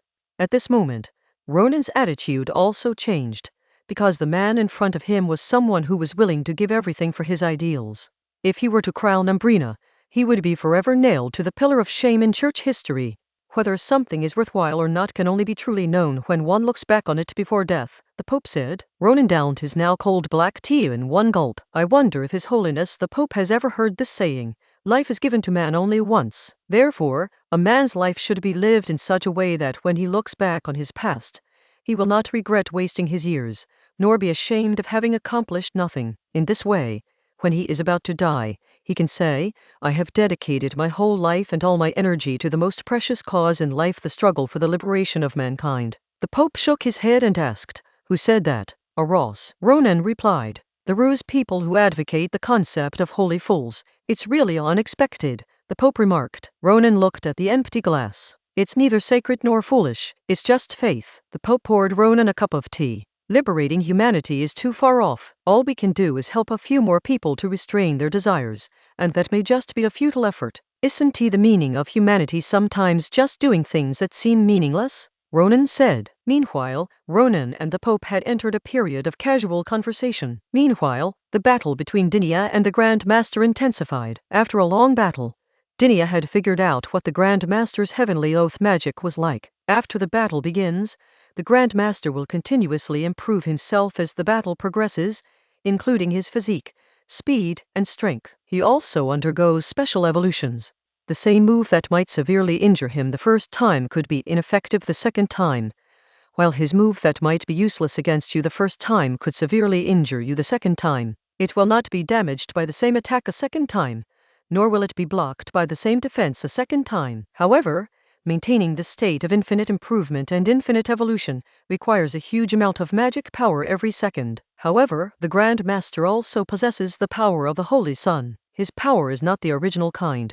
Unlike Dinia's body, which can regenerate at supersonic speeds, he has a constant, super-fast replenishment of magical energy. Phew, stop. I've lost. My mana is being depleted faster and faster, and my recovery can't keep up with the consumption. The commander stopped and admitted defeat, but he showed no sign of frustration. Instead, he looked like a lazy person who was forced to move around a few times and started complaining of being tired without even breaking a sweat. Of course, his actual condition wasn't that good either. His armor had been blasted to smithereens, and he had 4 or 5 bloody holes in his body, still oozing blood. More importantly, after activating magic, the consumption of magic power increased, and as he said, his recovery speed couldn't keep up. It's hard to say who will win or lose. I can hardly hurt you anymore, while you can kill me with almost every attack. My magic is ultimately limited, Dinia said. The Grand Master landed and sheathed his sword. You really don't want to hear the stories of the previous generations? Aren't you curious that before you there were 6 other people who possessed the same power, but left no obvious traces of history? No, Dinia replied. The commander raised an eyebrow and smiled slightly. But I still have to speak. After the Holy Sun died, the first woman to inherit this power from you was the illegitimate daughter of a priest. However, she lacked magical talent, and this power instead made her violent, plagued by illness, and she died young. Then it was passed on to the second woman, a newborn girl who was not far from here when she died. It was this incident that allowed the priest to discover the pattern of this power's transmission. Soon, the third generation came into being. The third generation was confined to the church, which was just beginning to show signs of improvement, and was worshipped as a saint. She was a natural magician, a summoner. The church wanted her to have great power as a weapon of the church, but it also feared that she would lose control and threaten itself first. In this contradiction, the education she received was very problematic, and the growth of a summoner was inherently unpredictable, so she ultimately failed to become a powerful magician. The only thing the church gained from her was the certainty that women who inherited this power cannot have children. The fourth generation is quite interesting because when she was young, the church found a man to inherit another part of the power, and that is my first generation. At this point, the commander paused and took a breath. Chapter 576. The church is full of incompetent fools, utterly boring, and suddenly something unexpected happens. The fourth generation is still a child of the summoning type, because only those of the summoning type are likely to become mages. The church was lucky. The fourth generation was also a natural-born magician. Given the failure of the third generation, the fourth generation of original species were not confined, but their movements were strictly controlled and they were constantly monitored and protected. Their thoughts were not deliberately distorted, but they were given normal education. She grew up much better than the third generation. On the other side is the first generation of Demon Yuan, a boy who was finally found and inherited another part of the Holy Sun's power. When the two grew up, the church asked them to have a child. Even though they knew it was impossible, they still hoped in their hearts to have a holy child. But the reality is that two special people who cannot conceive with others will still not be able to conceive together. Compared to the original species with strong vitality, men who inherit demon essence have much shorter lifespans. Page 255. When the fourth generation original species died, the demon essence was already the third generation. Things changed with the fifth generation of the original species. The fifth generation original species could be said to have extraordinary talent, and then she ran away. Yes, they ran away. There was no further news from them. Not long after she ran away, the lifespan of the third generation demon essence was also coming to an end. As was customary, after the church selected the next successor, it cleared the surrounding area and waited for the child to be born before killing the third generation demon essence so that the power could be passed on to the next. The fourth generation demon Yuan was a genius, an all-around genius. The second half of the canon was actually written by him after sorting out various fragments from the past. Under his leadership, the church truly began to establish a tight and combat-effective organization, and then grew and expanded from a regional monotheistic religion that was not widely accepted to a comprehensive expansion within the old empire. It was from him that magicians began to be willing to convert to religion. The reasoning is quite simple. Magic is a rational power, so why would a superhuman with such power believe in a god? It was the fourth generation Magic Yuan who wrote the second half of the canon. Through the dialogue between the first generation of saints who followed the Holy Sun and the Holy Sun, he expounded some secular and universal morals and laws in the form of aphorisms. Magicians felt that promoting these morals and laws could make ordinary people better and more stably dependent on them. Therefore, magicians began to believe in the religion. Of course, good reasoning is one thing, but another is that the fourth generation demon Yuan has a strong fist, so everyone is willing to sit down and listen to his reasoning. Then came the fifth generation, demon essence. He lacks the talent and charisma of the fourth generation, but he is very ambitious. He wants to sit on the position of pope and hopes that every future pope will be the successor of demon essence. He also wants to arrange his own clansmen to be the successors. He has practically turned the position of pope into a position of kingship that is more like a family-inherited throne. Unfortunately, he was too high-profile and arrogant. His conspiracy was discovered, and he'd incurred the wrath of the masses, both externally and internally. The church's handling of the situation was incredibly foolish. They chose to lock him up and then prepare to find a suitable target to kill him. As a result, he committed suicide. With his death, the power naturally flowed to the nearest newborn baby boy. Generally speaking, there are many baptized infants in the church, but there were none at that time. As a result, the power of demonic energy disappeared. It took the church many years to find the demon element again. Since then, I have been unwilling to let Demon Yuan serve as a holy priest, have the opportunity to wield power, receive good treatment, and be managed quite loosely, for fear that such a thing will happen again. But you know what? After doing it this way, none of the next dozen or so generations of demon essence caused any major problems. In fact, many of them could have run away, but they didn't. Isn't that interesting? As he spoke, the commander himself laughed. He, the 13th generation, could have easily run away. But he didn't. He had always looked down on the incompetent church members. If it weren't for the current pope and his old friend's persistent pleas, he wouldn't want to be a grandmaster. He would just be a squad leader in the Knights Order, traveling the world on missions and incidentally flirting with married female mages from other countries' magic ministries. You're getting annoyed. In all these years, you've only found one person, but you haven't caught him yet. This person is considered the 6th generation. When you suddenly appear, you'll be the 7th generation. The life experiences of the 4 generations before you who possessed the same power are hidden in the church's records, which are top secrets. Even now, only the highest levels of the church throughout history know about them. Therefore, most people within the church today are not even aware of the power of the Holy Sun, whether it is yours or mine. My colleagues even think I just have a lot of magic. What's even more interesting is that who would have thought that the fact that you are a saint is not a rumor fabricated by that cult-like little sect of Wheeland, but is true. Ha ha ha. The commander laughed again. Finished? Dinia asked calmly. The commander stopped laughing and replied, "That's all." "It's utterly boring." Dinia commented on the history recounted by the Grand Master. The Grand Commander raised his hand and rubbed the back of his neck. "Actually, we found your parents, your mother." "Oh, it's time." He started speaking but suddenly stopped. The Grand Commander, as if possessed, winked at Dinia like a spoiled little girl at the same time. On the other side, the Pope let out a sigh of relief. "Well, time's up." Ronan suddenly felt a jolt in his heart and lungs. Before he could react, the Pope had overturned the stone table and severed Ronan's right arm with a single sword stroke. In the instant they were close, the Pope was pierced through the chest by Ronan's sword, but he remained calm and quickly said one word to Ronan: "Drag." Almost simultaneously, the Pope kicked Ronan in the chest like a battering ram. Ronan, who had lost an arm, flew backward like a cannonball, his severed arm leaving a long trail of blood in the air. When Ronan, vomiting blood, stood up with one hand and one sword supporting him, he was already surrounded by 9 mages. "Assassinating the Pope is an unforgivable crime," the leader said. Ronan didn't look up, but just sensed the atmosphere around him. "I thought that even if a high-level mage stayed in their comfort zone, they wouldn't be like those professors who have been in the ivory tower since their student days. They wouldn't get stupid from staying there for too long." I was wrong. While speaking, the Pope evacuated under the protection of several others. At the same time, Dinia was also surrounded. "Everyone, I'm leading it to you. You know my magic weekends when there are many people around." With that, the Grand Master quickly left. Dinia glanced around. "Just these few? Not even a single 7th tier one." "It is time for what belongs to the church to return to the church," a man dressed as a clergyman said to Dinia. Dinia was too lazy to speak, her surging magic power coursing through her body, and a captivating, evil glint flashed in her red eyes. "Kill, kill, she's going to kill." Chapter 577 Encirclement and Targeting.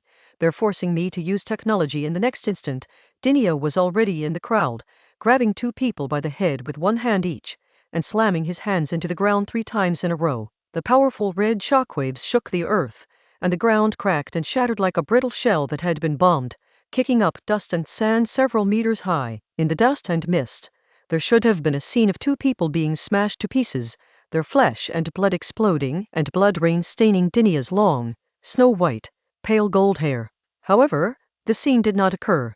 Dinia's hands remained in the position of clawing at her head, but her hands were clean. The mage who had been surrounding her had, along with all his men, moved away in an instant. Dinia was not surprised that this group had approached her silently. Someone must have used teleportation magic. In the distance, the 2 who had escaped death felt as if they had walked through hell and been reborn. Although they were only at the 4th level, they had indeed mutated, and their physiques were stronger than the other 5th-level beings present. The others were also among the few who could remain completely calm. Seeing the shattered earth, they were all astonished that Yadonia could still be so ferocious in her current state. Before the dust had settled, countless tree trunks and branches suddenly sprouted from the shattered ground at an astonishing speed, binding and entangling Dinia in the blink of an eye. The trees and vines intertwined and formed layer upon layer of wooden prisons. In a short while, a dense forest had surrounded Dinia. Dinia's magic bombarded the wooden ropes and the wooden prison, but the ropes and the prison absorbed her magic, and in the instant of destruction, they regenerated. During that brief moment of being sealed off, Dinia was struck by magic that ignored the magical defense membrane. Her heart nearly exploded in her chest cavity, and all her ribs snapped. This kind of magic, which ignores the magical defense membrane, is undoubtedly a divine power. Despite her injuries, the wounded Dinia unleashed her magic. The red, worm-like clusters of fungi, centered on themselves, surge outwards like a flood, eroding, decaying, and parasitizing all the trees.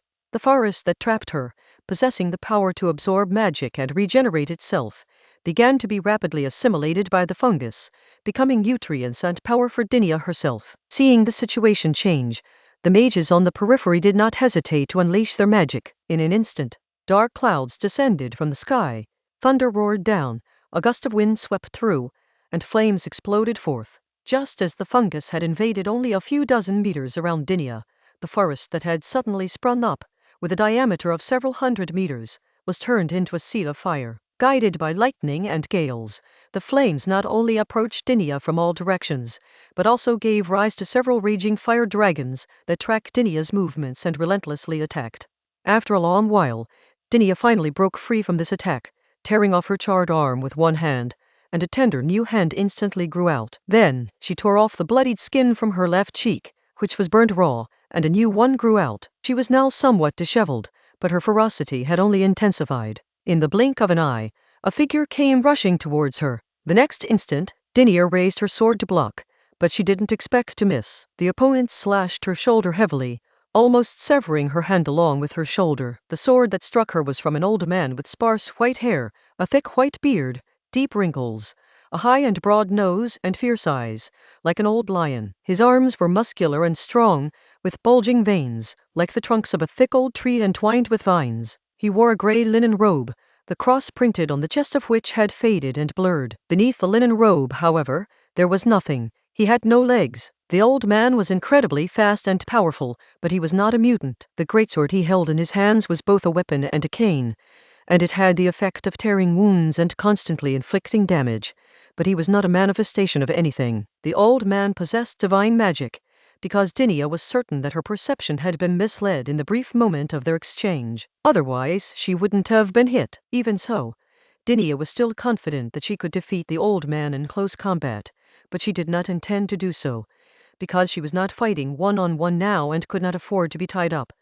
Otherwise, she would be bound by that strange tree again and hit by that internal impact that ignored magic. Without hesitation, he unleashed a full-force red beam cannon brimming with killing intent. Since his senses had been misled, he would launch a map-wide attack. The old man was hit by the red light cannon, and his two swords immediately went into the ground. However, he was still pushed backward by the red light cannon, and together they carved a trench several meters wide and hundreds of meters long in the ground before finally stopping. When the red light dissipated and the old man stopped, his face was unharmed, but his hands that were holding the swords were covered in blood, and blood was flowing down the blades in several streams. The other mages on the periphery were already hesitant to approach, and now that they saw the strongest melee fighter in the team acting like this, they were even more afraid. Dinia did not act immediately.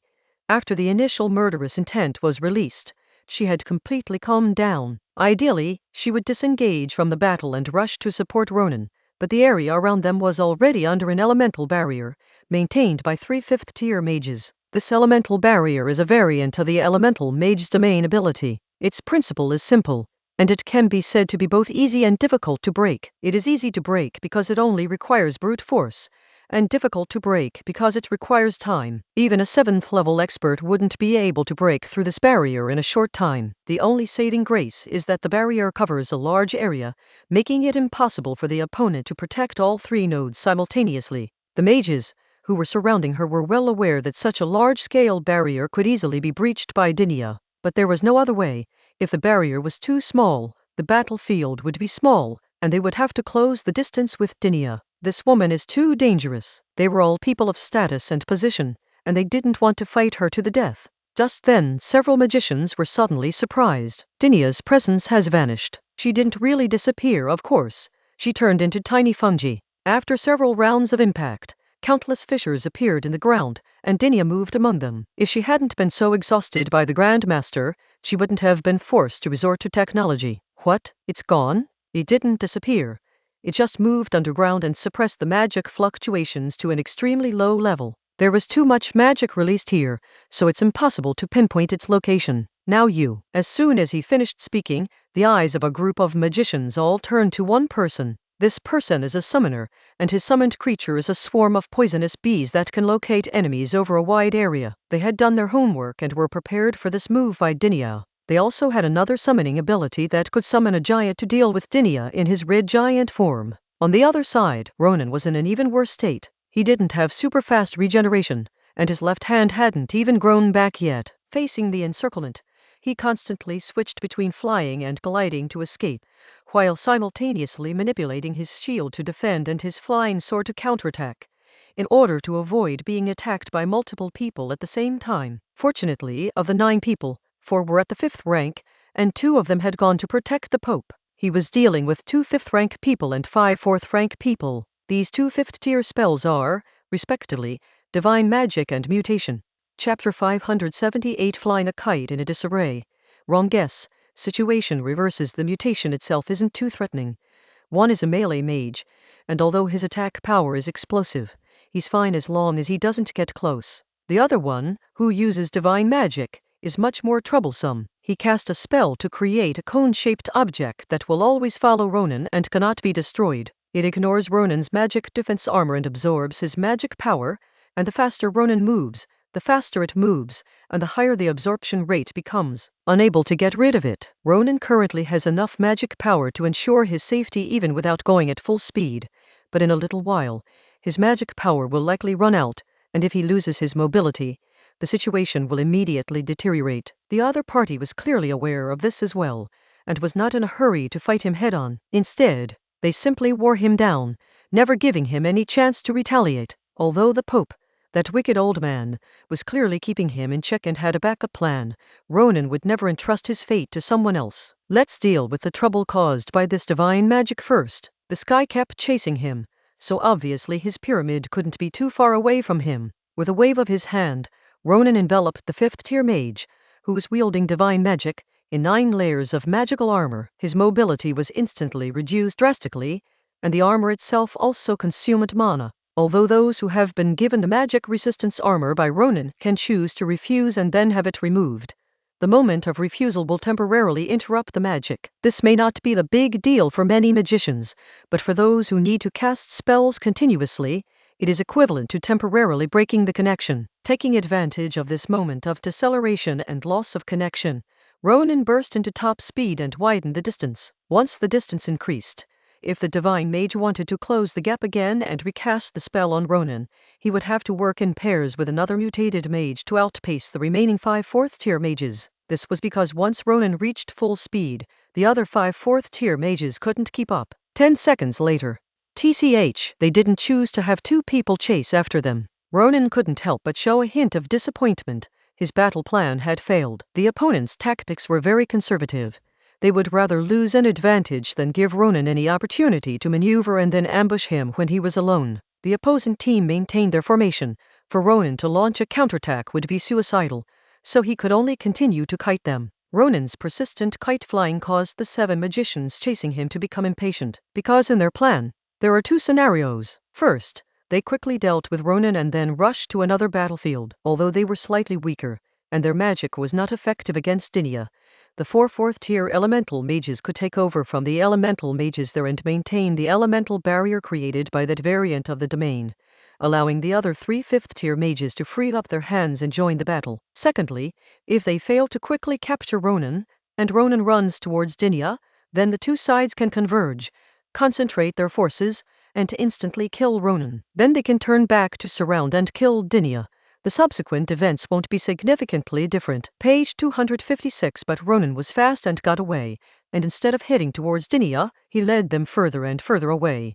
Damn it, he can't hold on much longer. That's right, he couldn't hold on for long if he had to deal with so many of us at the same time. Don't worry, the people who went to deal with the Pope will be back soon. Once they're back, we'll be able to take care of Ronan right away. That's what the mages who were chasing Ronan said. Used the self-motivation to soothe inner tension, because they knew that this was actually a conspiracy by the Pope. The Pope, this heretic and apostate, feigned a desire to join them in eliminating Ronan and capturing Dinya, but his true intention was to eliminate these potential opponents as well, thus fulfilling his personal ambitions. Their plan, however, was to turn the tables, cooperate with the Pope, and make the feigned death a reality, killing the Pope as well and pinning the blame on Ronan and Dinia. But something feels off about the current situation. Ronan should have been poisoned, but his bodily functions showed no signs of weakening. Meanwhile, the two fifth-rank officials who were tasked with dealing with the Pope, as well as the people who had been lying in ambush along the way, had yet to arrive. The reason is actually quite simple. They guessed wrong. From beginning to end, the Pope never intended to eliminate Ronan or capture Dinia alive. He only wanted to eliminate them. The Grand Master had already fled to the Pope's side the moment Dinia was surrounded 5 minutes later. Ronan's magic was starting to wane, and he had sustained many injuries. Just as the group was preparing to unleash their power with a soft thud, one of their fourth-tier elemental mages died, a black lawn sword piercing through the back of his neck and exiting through his mouth. Immediately following was another scream, as 5 flying swords pierced the chest of another fourth-tier elemental mage while they were distracted, killing him instantly. What followed was a pincer attack from Ronan, the Grand Master, and the Pope. It took the 3 of them 10 minutes to finally take down the remaining 5 people. The 4th-tier ones were all right, but that 5th-tier mutated magic user was ridiculously tanky. If it weren't for the Grand Master, Ronan felt that even if he fought him one-on-one, he wouldn't be able to kill him even if he ran out of mana. Perhaps only someone like Dinia, with her boundless vitality, could fight the Grand Master. If it were any of the 7th-tier ones, they might easily be in trouble, since the Grand Master's attacks escalate in a ruthless manner. The first powerful strike might only leave a scratch, but after a dozen or so, a light poke could be fatal. After the battle, Ronan, panting heavily, looked at the Grand Master and the Pope and said, "Ha ha, if you had come any slower, I'm afraid I would have died here." "Really? Marquis Rhine, apart from your left hand, your other injuries aren't serious," the Grand Master said with a grin. "Stop talking nonsense. Go to Aegis." The Pope looked serious. The clothes on his left leg and right hand were completely torn, and blood was still flowing down his bare left leg and right hand. The Pope knew that the other side intended to use a trap to kill him, but he did not expect that his ability to adapt to combat had deteriorated significantly due to his long absence from battle. In addition, the enemy's prepared forces were greater than he had anticipated, and he almost suffered a defeat. On the other side, after Dinia hid herself, she did not launch an attack. She knew very well that if she'd attacked any point, everyone would immediately surround her. Despite the relentless pursuit of the bees, Dinia had already extended and spread her fungal carpet underground when she was initially trapped, forming a network of roots within the barrier space. She then teleported directly between these roots. How do you lock onto a teleporter? Ultimately, this forced a group of mages to launch a massive, relentless bombardment within the barrier. So what if we use carpet bombing? We can't hit her at all. After a wave of attacks, the mages surrounding Dinia abandoned their ineffective offensive and decided to remain in a stalemate, waiting for reinforcements to arrive and for someone else to maintain the barrier. Although 4th-tier elemental mages couldn't create such a barrier, they could maintain it, freeing up the 3 5th-tier elemental mages on the periphery to participate in the battle. Instead of reinforcements, the enemy arrived. The moment they sensed the approaching magical fluctuations of Ronan, the Grand Master, and the Pope, the mindset of all the mages within the barrier underwent a dramatic change. Chapter 579 Running Away, Surrendering. He's here. The 3 elemental mages in charge of the barrier ran away immediately. They were originally outside help, and now that the situation was not right, why would they stay and wait to die? Within the barrier, several summoning mages and elemental mages also wavered and considered surrendering. After all, they were an important force in the church. Even if they hadn't made any great contributions, they had still worked hard. At worst, they could be sent away from the center of power and exiled abroad to become missionaries. The 4 leaders remained completely unmoved. One was the one who initially clamored to reclaim the power belonging to the church, and was also the one who first trapped Dinia with the strange tree. Another was the one who used an attack that ignored magic defense and directly affected the body to take Dinia's life. The other 2 are the chief of the Inquisition, an elderly man without legs who moves by sword, and the deputy chief of missions, who can teleport within a certain range. These are also divine arts. All 4 of them were high-ranking members of the church and the backbone of the radical war faction. They advocated sending troops to aid the empire and restore the church's glory in the western continent, rather than sitting idly by and waiting for death as they were doing now. The Pope and his men don't have much fighting strength left. Are you just going to give up like this? The man who used the strange tree said. Immediately, someone objected. The barrier is about to dissipate. Even if that woman has used up most of her magic, she can still move as if she were teleporting. You will no longer be able to catch her like you did at the beginning, and your attacks won't hit her if she isn't under control. Are you going to become traitors too? The man who attacked with magic resistance questioned. We just realized our mistake in time. You too. Don't push us too far, said the man who could summon giants. That is right. We all fellow believers and brothers, and we don't want to use the two of you to gain merit, said the man who used the poisonous bees to search for enemies. The man with the strange tree said angrily, foolish. Is your Pope some kind of moderate? He's a far more radical than us. Surrendering will only mean certain death. Staying here is the only way to truly die. Like I said, don't stop us. With that, the group of mages prepared to leave and surrender. While the group was arguing, Ronan had already reunited with Dinia. As for the three magicians who had run away, they could only watch them escape. After all, the people within the barrier were the ones who were truly important. Seeing that Ronan was all right, with only his left arm having grown back halfway, Dinia breathed a sigh of relief, but didn't say anything to show her concern. It's grown back. You only lost one hand. It's you who's regressed. You didn't even manage to solve a single one. Ronan teased in return. The Grand Master remained as nonchalant as ever, but said, don't get too excited, you two. The big fish hasn't arrived yet. It's up to you two now. The Pope is a bit too weak. I have to take care of him. Otherwise, he might be in heaven in a second. Don't waste time. Deal with those two troublesome guys first. The Pope said. Those two referred to the two who use strange trees to trap enemies and ignore magic defense. They are not very powerful when no one is restraining the opponent, because both the strange tree and the internal explosion attack that ignores magic defense are divine spells with long wind-up and slow trajectory. However, once someone helps to restrain them, they become very troublesome. No rush. I bet those idiots will surrender. The commander was saying this when his expression changed. Oh, damn it, they're here so fast. As soon as he finished speaking, a terrifying magical force pressed down from the sky. After being hit several times, Ronan immediately knelt on one knee, and the Pope, whose leg was already injured, was directly pushed to the ground. Only Dinia, the Grand Master, was still able to stand. In the distance, a group of mages who were about to surrender were filled with disbelief. Under the terrifying suppression of magic, they trembled involuntarily. The four divine magic mages had complicated expressions. The Seven Saints Church's strongest fighting force, the deputy director of the relief department, who has always been inconspicuous yet cannot be ignored, has arrived. Dinia pulled Ronan, and the two merged. Ronan spoke, asking the Pope, which side is he on? The Pope, who was helped up by the Grand Master, managed to speak. In his eyes, those people are radicals and so am I, while he is a conservative. Do you understand? War is radical, and so is reform. I understand. He is just waiting for you two to kill each other so he can take care of you all at once. What are his methods? Ronan asked, getting to the point. In an organization like the Vatican, what do you think? The Grand Master retorted, his smile now gone. I understand. Ronan indicated that he understood. Send them to heaven. What else can we do?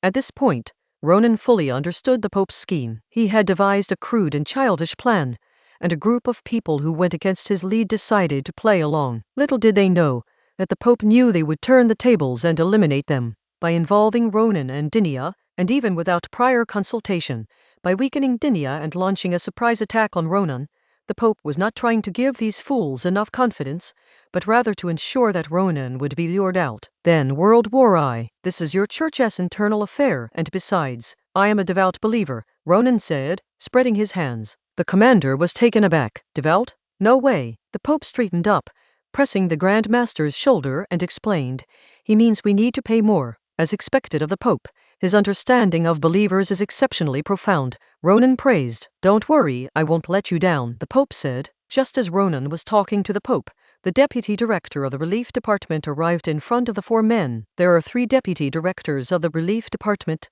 and one of them must be the person who inherited that special divine magic. Those who inherit that divine art can never be weak. Over the generations, there has been more than one of the church's strongest individuals, and this one is just one of them. He wasn't tall, just over 1.7 meters, with an average build. His clothes were a bit old but clean, and his appearance was also ordinary, just a man in his 30s who was somewhat handsome among ordinary people, with a touch of approachability. What was special about him was his demeanor. Most people would have a contradictory feeling when they first met him, They would clearly think that this person must be an important figure, yet they would also firmly believe that he was approachable. You may leave. Stupidity leads to extremes, and that's all there is to it. The deputy director of the relief department finished speaking and vanished in a flash. In the next instant, he was already in front of Ronan and the other three. The deputy director of the relief department told the Pope, "The church should not be what you envision it to be. If we don't change, the church will eventually lose its influence and become nothing more than a figurehead." The Pope said, "It's changed, but is it still the church?" The deputy director of the relief department asked. "Existence is greater than everything," the Pope said. "Moreover, I prefer to call it a correction." The deputy director of the relief department shook his head slightly. "There is nothing wrong with becoming a mere decoration. Besides, the church will not become a mere decoration, but will return to its original and proper form, a simple place to help those in need, instead of a place filled with unscrupulous merchants, bureaucrats, swindlers, and robbers." Don't I want to build the church into a place that helps people? The Pope asked rhetorically. Chapter 580. Those who are unreasonable can be reasonable, and those who are reasonable can't be reasonable. Let's just fight. The deputy director of the relief department said nothing more. The Pope also looked helpless. To the average person, that group was more radical than the Pope, and the deputy director of relief, a conservative figure passed down through generations, should target that group. However, the deputy director of the relief department himself did not see it that way. The Pope's approach of changing the nature of the church is truly radical. Of course, the Pope insists he is right. The world is changing, and things that don't change will eventually perish. Only through change can the church remain an influential organization for a very long time to come, profoundly impacting the world and society. The two shouldn't have had this argument. Both are elderly and know very well that, not only can such an argument not yield a right or wrong answer, but even if it could, it wouldn't change anything. You could say it's because people get old and become stubborn, or you could say it's because decades of persistence have become a part of them. To change is to deny one's own beliefs and one's entire self. Ultimately, the argument was pointless, and there was no room for reconciliation.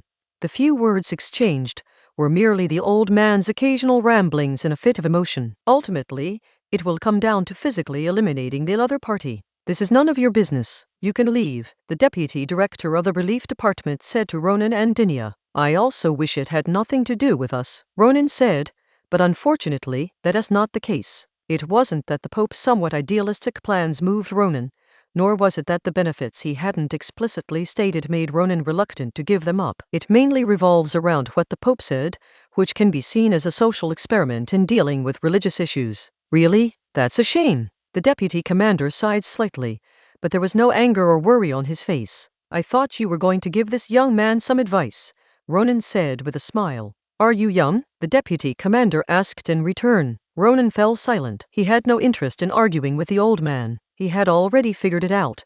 This old man seemed to like to reason, but in reality, he had no reason and didn't reason at all. He just liked to put on an act of being reasonable. At this moment, the Grand Master tore off his tattered armor and threw it aside. "Although I don't like to talk about these topics, you, and those before you, have never interfered in the affairs of the church. Almost 100 years ago, when the church was selling indulgences at a frenzy, that was truly a departure from the church's original purpose.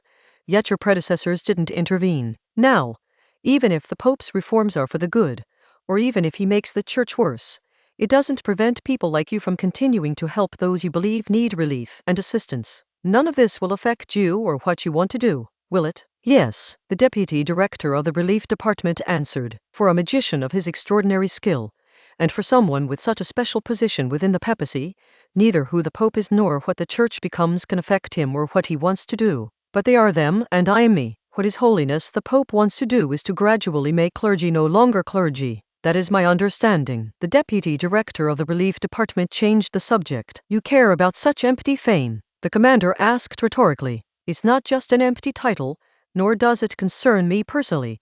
It represents the sacred values of an organization," the deputy director of the relief department explained. The Grand Master didn't say anything more. He was someone who neither read the scriptures nor cared about religious affairs, so he really couldn't understand what the other person meant. "There's no point in saying all this. Let's get on with it," Dinia said. "What's there to say? What you say may not be what you think, and what you think may not be the truth deep in your heart." The Pope had previously provided some explanation of the special divine magic and techniques of this deputy director of relief, a special figure within the church. Page 257. A portion of the magic and power of the previous generation can be passed on to the chosen successor. If the previous generation was at level 5 when they were about to die, and the next generation is at level 4, and you transfer some magic power and add a spell, the level 4 will directly become level 5. It has been passed down for many generations, starting from hundreds of years ago. The last 3 generations are all 7th tier. He possesses the best magic from his predecessors, plus his own, making a total of 7 types. And this is only one part of this special magic. This divine magic also has a special ability. It can temporarily imitate and copy other people's magic. The exact number you can imitate at the same time depends on your own rank. In other words, the person Ronan and his companions are about to face possesses 7 different divine spells, and can also cast spells on Ronan and his companions, with a maximum of 7 spells. There are 14 in total. Furthermore, his own magical power is exceptionally high, as it is increased with each generation of inheritance. The battle began without warning. At the very first moment the battle began, Ronan and his 3 companions worked in perfect unison. The Grand Master rushed forward to stall for time, while Ronan and Dinia, in their combined form, immediately took the Pope away from the battle. There's nothing he can do. He's not Ronan, so they can't merge. If Ronan couldn't merge with Dinia, he would have to run as far away as possible. With his 5th tier strength, he wouldn't even be able to withstand the aftershocks in a battle of this level. However, what Rondon didn't expect was the first magic spell unleashed by the deputy director of the relief department was a spectacular, earth-shattering event. White clouds dispersed in the sky, and the sun shone brightly. Like a torrential rain, a holy cross shaped like a sword poured down. The area within several kilometers is within the strike range. There was no way to dodge it, so Dinia could only keep using the red light cannon to blast away the rain of holy light swords. And this was not a burst, or even several rounds, but a shower of light that lasted for 10 minutes. It can be said that this one move alone, without a large group of mages, would be enough to annihilate an entire army in a minute. 10 minutes later, the rain stopped. This small basin in the valley, spanning several kilometers in circumference, has been completely transformed into a desert. The hard rocks and soft soil have all been crushed into sand, and the tree branches, wildflowers, and weeds have all been ground into powder and have completely disappeared. All around, as far as the eye could see, was yellow sand. You didn't say there was such a move, Ronan said to the Pope. His job is to provide relief to disaster victims and help the poor. Who do you think has ever seen him truly demonstrate his abilities?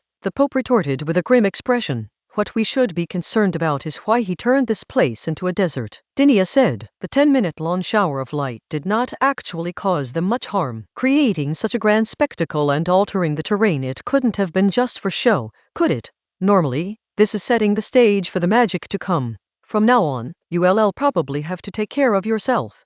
Your Holiness, Ronan joked. Ah, no need to worry, my reinforcements have arrived, the Pope said. Just then, 3 magical auras approached, 2 of which were very familiar.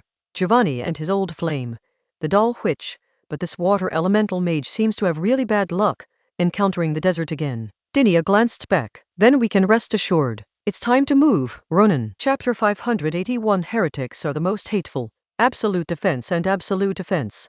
Verbal offensive. Soon, Ronan and Dinia understood why the deputy director of the relief department, the Vatican's strongest force, had turned this vast area into desert. Previously, the combined Radi took the Pope to a very far place. This was not to avoid the rain of light swords. If he really wanted to avoid it, he could have just run out of the coverage area. Taking the Pope away was to ensure that the deputy director of the relief department could not attack the Pope with other magic. Lightsaber rain is a continuous effect, not a continuous spell. At the same time, ensure that the rain of light ends so that you can rush back to support the Grand Commander as soon as possible. If the Grand Master is gone, everything the Pope promised Ronan will be nothing but empty words, and he himself may even go to heaven to serve the Father. Now, the return of the combined Radi is being hindered. The surrounding sand continuously coalesced into various shapes, obstructing the two in various ways, such as quicksand, sandstorms, sand walls that suddenly rose up, sand blades that suddenly flew in, or sand bonds that suddenly sprang up to try to envelop the two. These sands weren't being manipulated by the deputy chief of the relief department. He was fighting the Grand Commander and had no way of having the energy to control the sands. These sands are alive, controlled by a persistent magic, rather than by the deputy director of relief. It can only be said that it truly deserves the title of divine art, and cannot be judged by ordinary thinking. Lightsaber Rain, living desert so far, the strongest member of the Holy See has only revealed 2 moves. However, the power of these sands was still a bit lacking. For the merged Roddy, they were only somewhat annoying, not a threat at all. The merged Roddy could dodge at will, and when he didn't want to dodge anymore, he would raise his hand and unleash a red light cannon. Although it posed no real threat, it did indeed hinder Ronan and Dinah's return to reinforce. Why are the Pope and the Deputy Director of the Relief Department in such a life-or-death confrontation? Dinia asked. After returning and reuniting with Ronan, she learned a little about what the Pope had told Ronan earlier.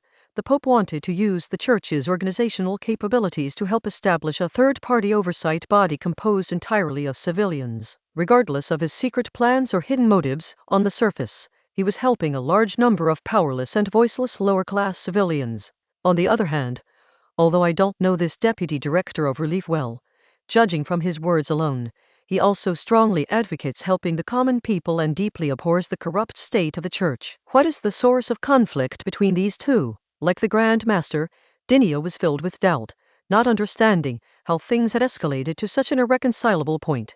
Ronan explained, the Pope wants the Church to keep pace with the times, to evolve and change while maintaining its influence, even if it means becoming more secular than in the past. The Deputy Director, on the other hand, believes that it is better to maintain the Church's independence and purity, even if it is only nominally, than to lose its influence. The Pope hopes to use the Church's organizational capabilities to build a platform for ordinary people to voice their opinions and to resolve conflicts between ordinary people and the ruling class on this platform. To ensure the platform is recognized, there will inevitably be compromises with secular laws. The Deputy Director hopes that the Church will play a sacred role, giving voice to the people, taking something back from the ruling class, and giving it to those in need, which is to say, robbing the rich to help the poor. Their starting points may be similar, but their routes are completely different. So, as the old saying goes, heretics are more hateful than heretics. In the eyes of this Deputy Director of the Relief Department, those who use the Church to seize power and money are heretics, while the Pope is a heretic. Heretics can be eliminated from time to time, but a few heretics are not a big problem. However, the existence of heretics is a much bigger problem. Just like in the government, anti-corruption work is always going on, and the scope of the crackdown depends on the situation, but political enemies need to be eradicated without hesitation, uprooted completely. The position of Deputy Director of Relief has no real power within the Church. Since he cannot remove the Pope through political means, he can only resort to physical elimination. As for the Pope, since you want to kill me, I have no choice but to kill you first. Ronan wasn't sure if this deduction was correct, since he didn't know much about the Church or the people in it, but judging from the conversation between the Pope and the Deputy Director of the Relief Department, that's exactly what happened. Understood, Dinia said, cleaving the sand wall in front of her with a single sword stroke. Finally, they arrived at the battleground between the Grand Commander and the Deputy Chief of the Relief Department. At this moment, the Chief Commander and the Deputy Director of the Relief Department stood facing each other, more than 10 meters apart, without making any move. The commander suffered minor injuries, while the Deputy Director of the Relief Department was unharmed. The two had stopped a little over a minute before the combined Roddy arrived, because they had both reached a point where they could no longer cause any real harm to each other. The Deputy Director of the Relief Department possessed a strange magic that prevented the Grand Master's attacks from hitting him. Although he inflicted some damage on the Grand Master at the beginning of the battle, his magical attacks quickly became ineffective. Finally, we can hand over the reins. The Grand Master smoothed his messy, half-length hair with one hand. We've tested 2 techniques. The first is degeneration. The closer the magic gets to him, the faster it degenerates, turning him back to his undeveloped state. In short, whether it's magic or physical attack, as long as there's a process of casting and hitting, it's absolutely impossible to hit him. You can't even cast it right next to him. The Deputy Director of the Relief Department saw that Roddy had arrived, but he did not move, nor did he stop the Chief Commander from revealing the truth to the two of them. The second is a guaranteed hit, an undefendable piercing attack, a passive ability that guarantees you won't get hit, combined with attacks that always hit. For someone like that, it seems there's no other way but to wear them down. Ordinary mages don't even have the right to wear him down. The Grand Master's attacks are ineffective against him after a couple of hits, while Dinia has super-fast regeneration, so taking damage is no problem for him. The Grand Master looked at the combined Roddy. He also has another one, which is magic detection. It's because of this that I fought you seriously. Otherwise, there are plenty of ways to fool those idiots. After saying that, the commander left. He had spent a lot of mana acting with Dinia at the beginning. Then he spent another wave of energy dealing with the people who were trying to assassinate the Pope. And then he spent another wave of energy staying behind to hold off the deputy director of the relief department. He was really at his limit. I'll say it again. This has nothing to do with you, the deputy director of the relief department said to the merged Roddy. You're getting impatient, Ronan said. The Pope's reinforcements have arrived. If you keep dragging things out with us, you might not have the strength to kill the Pope. This is your best chance because a powerful figure like you, who holds a hereditary ability, cannot hold power within the church. Yes, a church rule. You can only take advantage of this turmoil to eliminate the Pope and use those who opposed him, those you've got leverage over and then let go, to indirectly use power and make the church follow the path you want, right? Of course, if you insist on risking your life, we might not be able to stop you, but you probably wouldn't want to take that risk, since we haven't found a successor yet, right? Ronan continued to verbally provoke the other party. Chapter 582 My defenses have been breached. My trump card is about to be revealed, and I'm back. Ronan's words provoked a slight change in the deputy director of the relief department's expression. Besides his studies in magic and theology, he had been working on the front lines for many years, traveling to various countries to raise donations from the powerful and wealthy, and personally managing the church's charitable activities. He had met all kinds of people. There were people who spoke ill of him, but Ronan was the first person to make him feel uncomfortable. Ronan continued, do you know how that old Pope described the plan against you? It was fishing. You are the fish. Understand? No matter how big or fierce the fish is, even if it can capsize the boat and eat you up, it is still a fish, a weak one. You may scoff at the idea that you are weak, but there is no doubt that you are. No matter what, the old Pope has one or two friends and a group of supporters. Even if they are a bunch of corrupt and degenerate fools, he can still win the support of a large number of people. What about you? You are all alone. Does anyone genuinely want to listen to what you're saying? No, they can only achieve their inner vision by finding fault with others and forcing them to comply. They use inferior methods, are carried out by a bunch of corrupt people, and at the same time sing high-sounding praises of sacred values. Even politicians would be impressed. A pathetic wretch dreaming other people's dreams, utterly worthless. Before she could finish speaking, Dinia's head was pierced by a short, white spear, entering through her eyes and exiting from the back of her head. Shut up! Dinia reached out and pulled out the eyeball along with the spear, tossing it aside. The wound, brain, and eyeball regenerated instantly. You're the one who got to vent, but I'm the one who's in pain. The spear was no ordinary pain. When it pierced through the head, it felt like a hole was punched in the skull and boiling water was poured in. Ha, he's broken down. Ronan laughed. As soon as she finished speaking, Dinia raised her hand, and countless red, active bacteria, resembling sandworms, rushed from all directions towards the deputy director of the relief department from within a radius of several hundred meters in the desert. She knew, of course, that this wouldn't have any effect on the other party, but the purpose of doing this was not to allow the bacteria to invade and parasitize, but to force the other party to keep that absolute defense active and continuously deplete their mana. The deputy director of the relief department naturally wouldn't sit idly by and watch himself be consumed, so he raised his hand and began to actively manipulate the sand to crush the red worms. In the blink of an eye, the surroundings were covered with red fragments. However, these red fragments quickly began to form threads, split, and reactivate. This does not consume Dinia's magic, because this thing is a magical life form created by Dinia through magic and her own original power. It absorbs energy to reproduce. These magical creations require magic to kill. Seeing that the physical method of manipulating sand to strangle the strange red worms was not actually killing them, but instead causing them to multiply, the deputy director of the relief department took off from the ground and flew dozens of meters into the air in an instant, where he hovered. The fifth type of magic, Dinia read aloud. Immediately, Dinia, wielding two swords, stepped onto the floating shield and leaped into the air. Without armor or floating shields, this defense was useless against the deputy chief of the relief department's attacks, only wasting mana. The aerial battle began. The combined Ruddy launched an attack at an extremely fast speed. In the air, the deputy director of the relief department could not keep up with the combined Ruddy's speed, which was so fast that it was invisible. In the eyes of the Grand Commander in the distance, it was like countless red rays of light, constantly sweeping past and impacting a nearly motionless grey wooden stake from all angles. The combined Roddy's attack appeared to land solid blows and slashes on the deputy director of the relief department, but in reality, it missed its mark. On the contrary, the combined Roddy was covered in white light short spears and his body was soaked in blood. But this is exactly the result Ronan and Dinia wanted. The two of them were using the least amount of power output and the least amount of life force loss to force the other to maintain a state of absolute imperviousness. It can only be said that the church's strongest fighter was utterly lacking in strategy. He shouldn't have driven those people away in the first place. Instead, he should have been honest with them about his purpose and let them become his allies. Those spineless cowards would have stayed without hesitation. Now, he shouldn't have attacked the combined Roddy at all.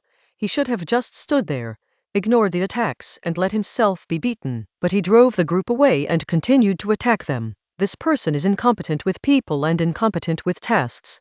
They lack both strategic thinking and combat intelligence. Divine magic is the most mana-intensive of the 6 types of magic. The mana consumed by his white light spear far exceeds the mana consumed by Roddy's self-regeneration and injury repair when he is combined with Roddy. Page 258. After a while, the deputy director of the relief department finally realized that things couldn't continue like this. In an instant, the deputy director of the relief department was covered in magic-resistant armor.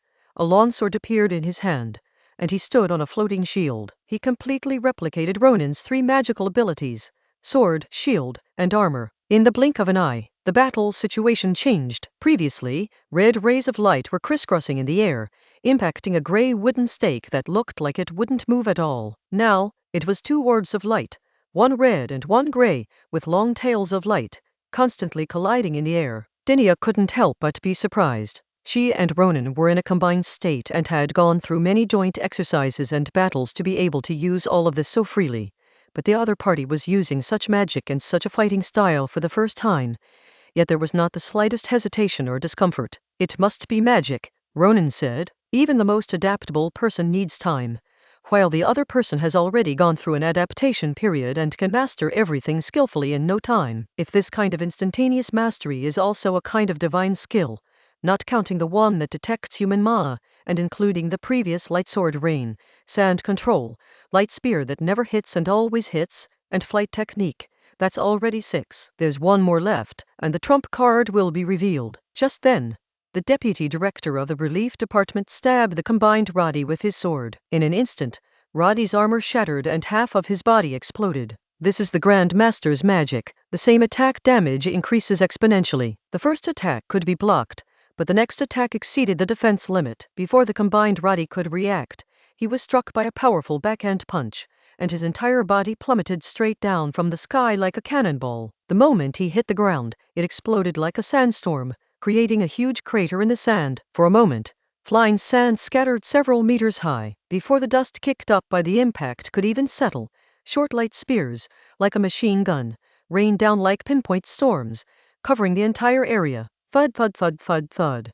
All the white light spears pierced the combined Roddy's body. The deputy director of the relief department flew towards the ground, and just as he was about to be pierced through the heart by another sword, in the blink of an eye, the combined Roddy had already teleported through the creep. Yes, really desperate, Ronan said. The Grand Master's move is an attack bonus, which consumes a lot of mana and keeps increasing. The Grand Master himself has the ability to regenerate mana very quickly, so he doesn't care that much. But it's different for others, even though the mana of the person in front of him is much greater than that of a typical 7th-tier player. Just then, a figure approached the battle. Hello, I'm back again. The unserious Grand Master waved, and with his super-fast mana regeneration he was fine again. Chapter 583. Living an Ordinary Life.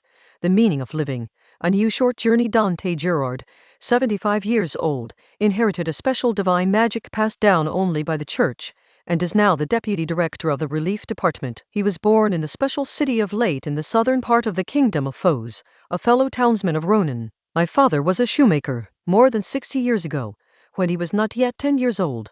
An old man named Ronan Arts fell down after wearing the shoes my father made and never woke up again. The frightened shoemaker father took little Dante and ran away to Vina. The person with the same name as Ronan was actually Ronan's grandfather. This isn't really Dante's father's fault, because at that time, Ronan's grandfather was already very old. He had fled all the way from the north to the south, during which time he lost both his eldest and second sons, and his own health was failing. When he finally arrived in Wright City, he managed to have two sons. One was Ronan's father, who was born sick and died young, and the other was Ronan's uncle, whom Ronan later killed out of loyalty. A few years after fleeing to Vienna with his father, Dante's father divorced and remarried, marrying a widow with children. As the eldest son, 15-year-old Dante was sent to a monastery to become an apprentice. Looking back, Dante feels that from the age of 15 to the present, a total of 60 years of his life, he has always been an ordinary person, and everything has been very ordinary. From the age of 15 to 25, he spent most of his time in the church, studying and doing odd jobs. After 10 years, he mastered magic, became a priest, and was then transferred to the Department of Relief. If someone hadn't told him, Dante wouldn't have even known that he was sent to the relief department instead of a cathedral in a better-off area because he hadn't given his superiors money. If someone hadn't told him, Dante wouldn't have known that the relief department actually had access to some powerful figures, and that there was a person with a special status within the department. However, Dante didn't care about any of this. He didn't complain, nor did he think it might be an opportunity. That's just the kind of person he is. He takes everything lightly, or rather, he has no opinion on most things. In the blink of an eye, another 10 years have passed. For the past 10 years, Dante has done nothing but study, read books, and complete his work. He doesn't try to reason with wealthy people who are unwilling to donate, and he feels no joy when poor people express their heartfelt gratitude after receiving relief. Everything changed when he was 35 years old. He had an affair with a woman. It was his first time.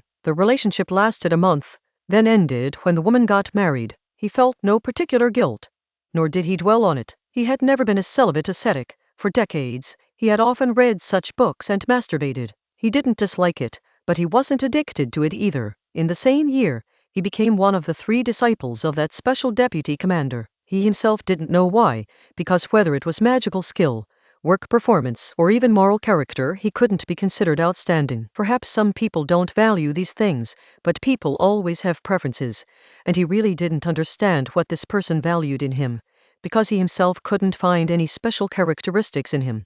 His teacher, who was also from the previous generation, asked him a question while he looked at him with a puzzled expression. "Why are you alive?" At the time, he had no answer. Years later, he inherited that power and became the deputy director of the relief department, but he still couldn't find the answer. Still not. He simply took other people's answers as his own. So when he heard Ronan say that he was a weakling, a good-for-nothing, had no friends, was all alone, and had no one to listen to him or support him, he felt uncomfortable. But it was just discomfort, because he was once again certain that he had not found the answer and did not know why he was alive. He wasn't angry or upset. If he were, he would have changed decades ago and wouldn't be like this today. "I was confused just once." However, his confusion never stopped him from working. At this moment, Ronan and Dinia, who had merged, and the Grand Master all came to his side. The tactical conditions have been met. Dante cast the last spell he inherited.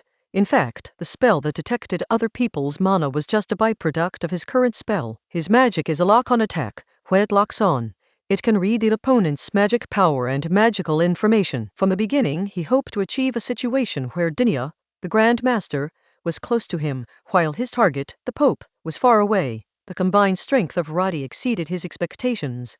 The Grand Master's combat ability was also beyond his estimation, and he himself was even less skilled in combat than he had guessed. But it doesn't matter. He has achieved the situation he wanted. The next step is to deal with the Pope. The reinforcements the Pope summoned cannot stop him so fast. Oops. Ronan and the Grand Commander were both shocked to realize that they couldn't stop the sudden burst of speed in time, and they couldn't catch up at all. In an instant, Dinia disintegrated. The next instant, 2 kilometers away, Dinia grew out of the Pope's body, half of his body instantly expanding into a red hemisphere that covered the Pope and blocked the full-force attack of Dante, the deputy director of the relief department. She had already planted a parasitic seed in the Pope, and relying on her own magic, she instantly grew out of the parasitic seed and arrived in front of the Pope before him. The commander put his arm around Ronan's shoulder and rushed back. Dinia's crimson eyes locked onto the church's strongest fighter. "You won't have another chance. There's not only Dinia herself here, but also Giovanni, a 7th-tier being, the doll witch, a 6th-tier being, and the guardian of the church, Salt Luke. Suppressing him might not be enough, but stopping him from killing the Pope will be no problem once Ronan and the Grand Master arrive. That's fine too, Dante said. Let us end it here. I'll pass on the divine magic to the next person as soon as possible. There was little of the dejection of a loser on his face. Instead, there was a sense of relief. If you pass it on to the next person, you won't live much longer, the Pope said. When that divine technique is passed on to the next person, the person who receives it can only obtain a portion of it. In the best case scenario, they can directly become a fifth-tier cultivator, and the rest depends on their own efforts. Dante himself received the inheritance in his 40s. Before receiving the inheritance, he was at the third tier. After receiving the inheritance, his third-tier magic was washed away, and he gained 4 types of magic, becoming a fourth-tier magic user. He continued to improve for the next few decades, finally reaching the 7th tier when he was nearly 70 years old. The person who transmits the magic will lose all their magic, leaving only some magical power, and become similar to a novice magician. Therefore, people usually only pass on their skills to the next generation when they feel that they are aging rapidly and their lifespan is coming to an end. At Dante's current age, if he doesn't pass on the mantra, he can easily live to be over 100 years old. If he does, he definitely won't live past 80. The answer may never have been in the church. I should go too, Dante said. No one understood what he meant or why he said it. Only he himself understood. In reality, it was just a person who had lived a meaningless and confused life wanting to find something that had never existed before he died. Chapter 584 Beginning. Ending.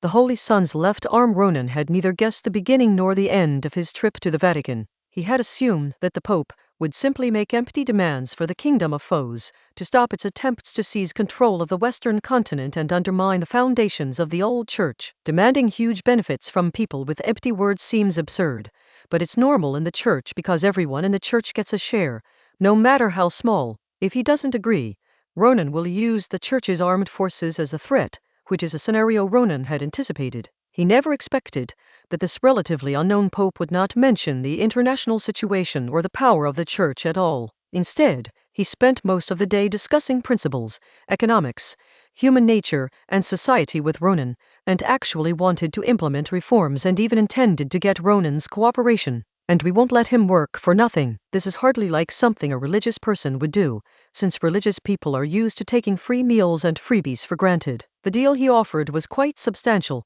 A crown, of course, not now, but in the future. Perhaps a crown will be nothing in a few hundred years, but in this era, a crown is of immense value. This is how it all began.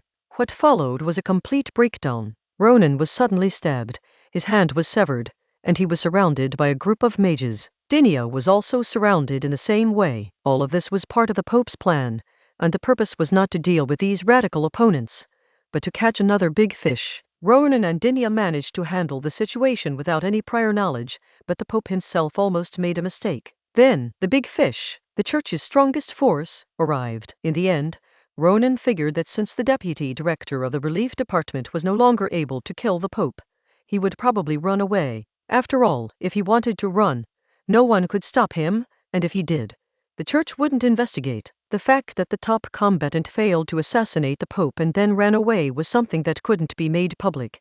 It could only be treated as if nothing had happened. However, Ronan was wrong again. The deputy director of the relief department, Dante, didn't run away. He gave up, requesting to pass on his divine magic to the next person, and then left the papacy to spend the last period of his life searching for some answer. No one knows what answer he was looking for.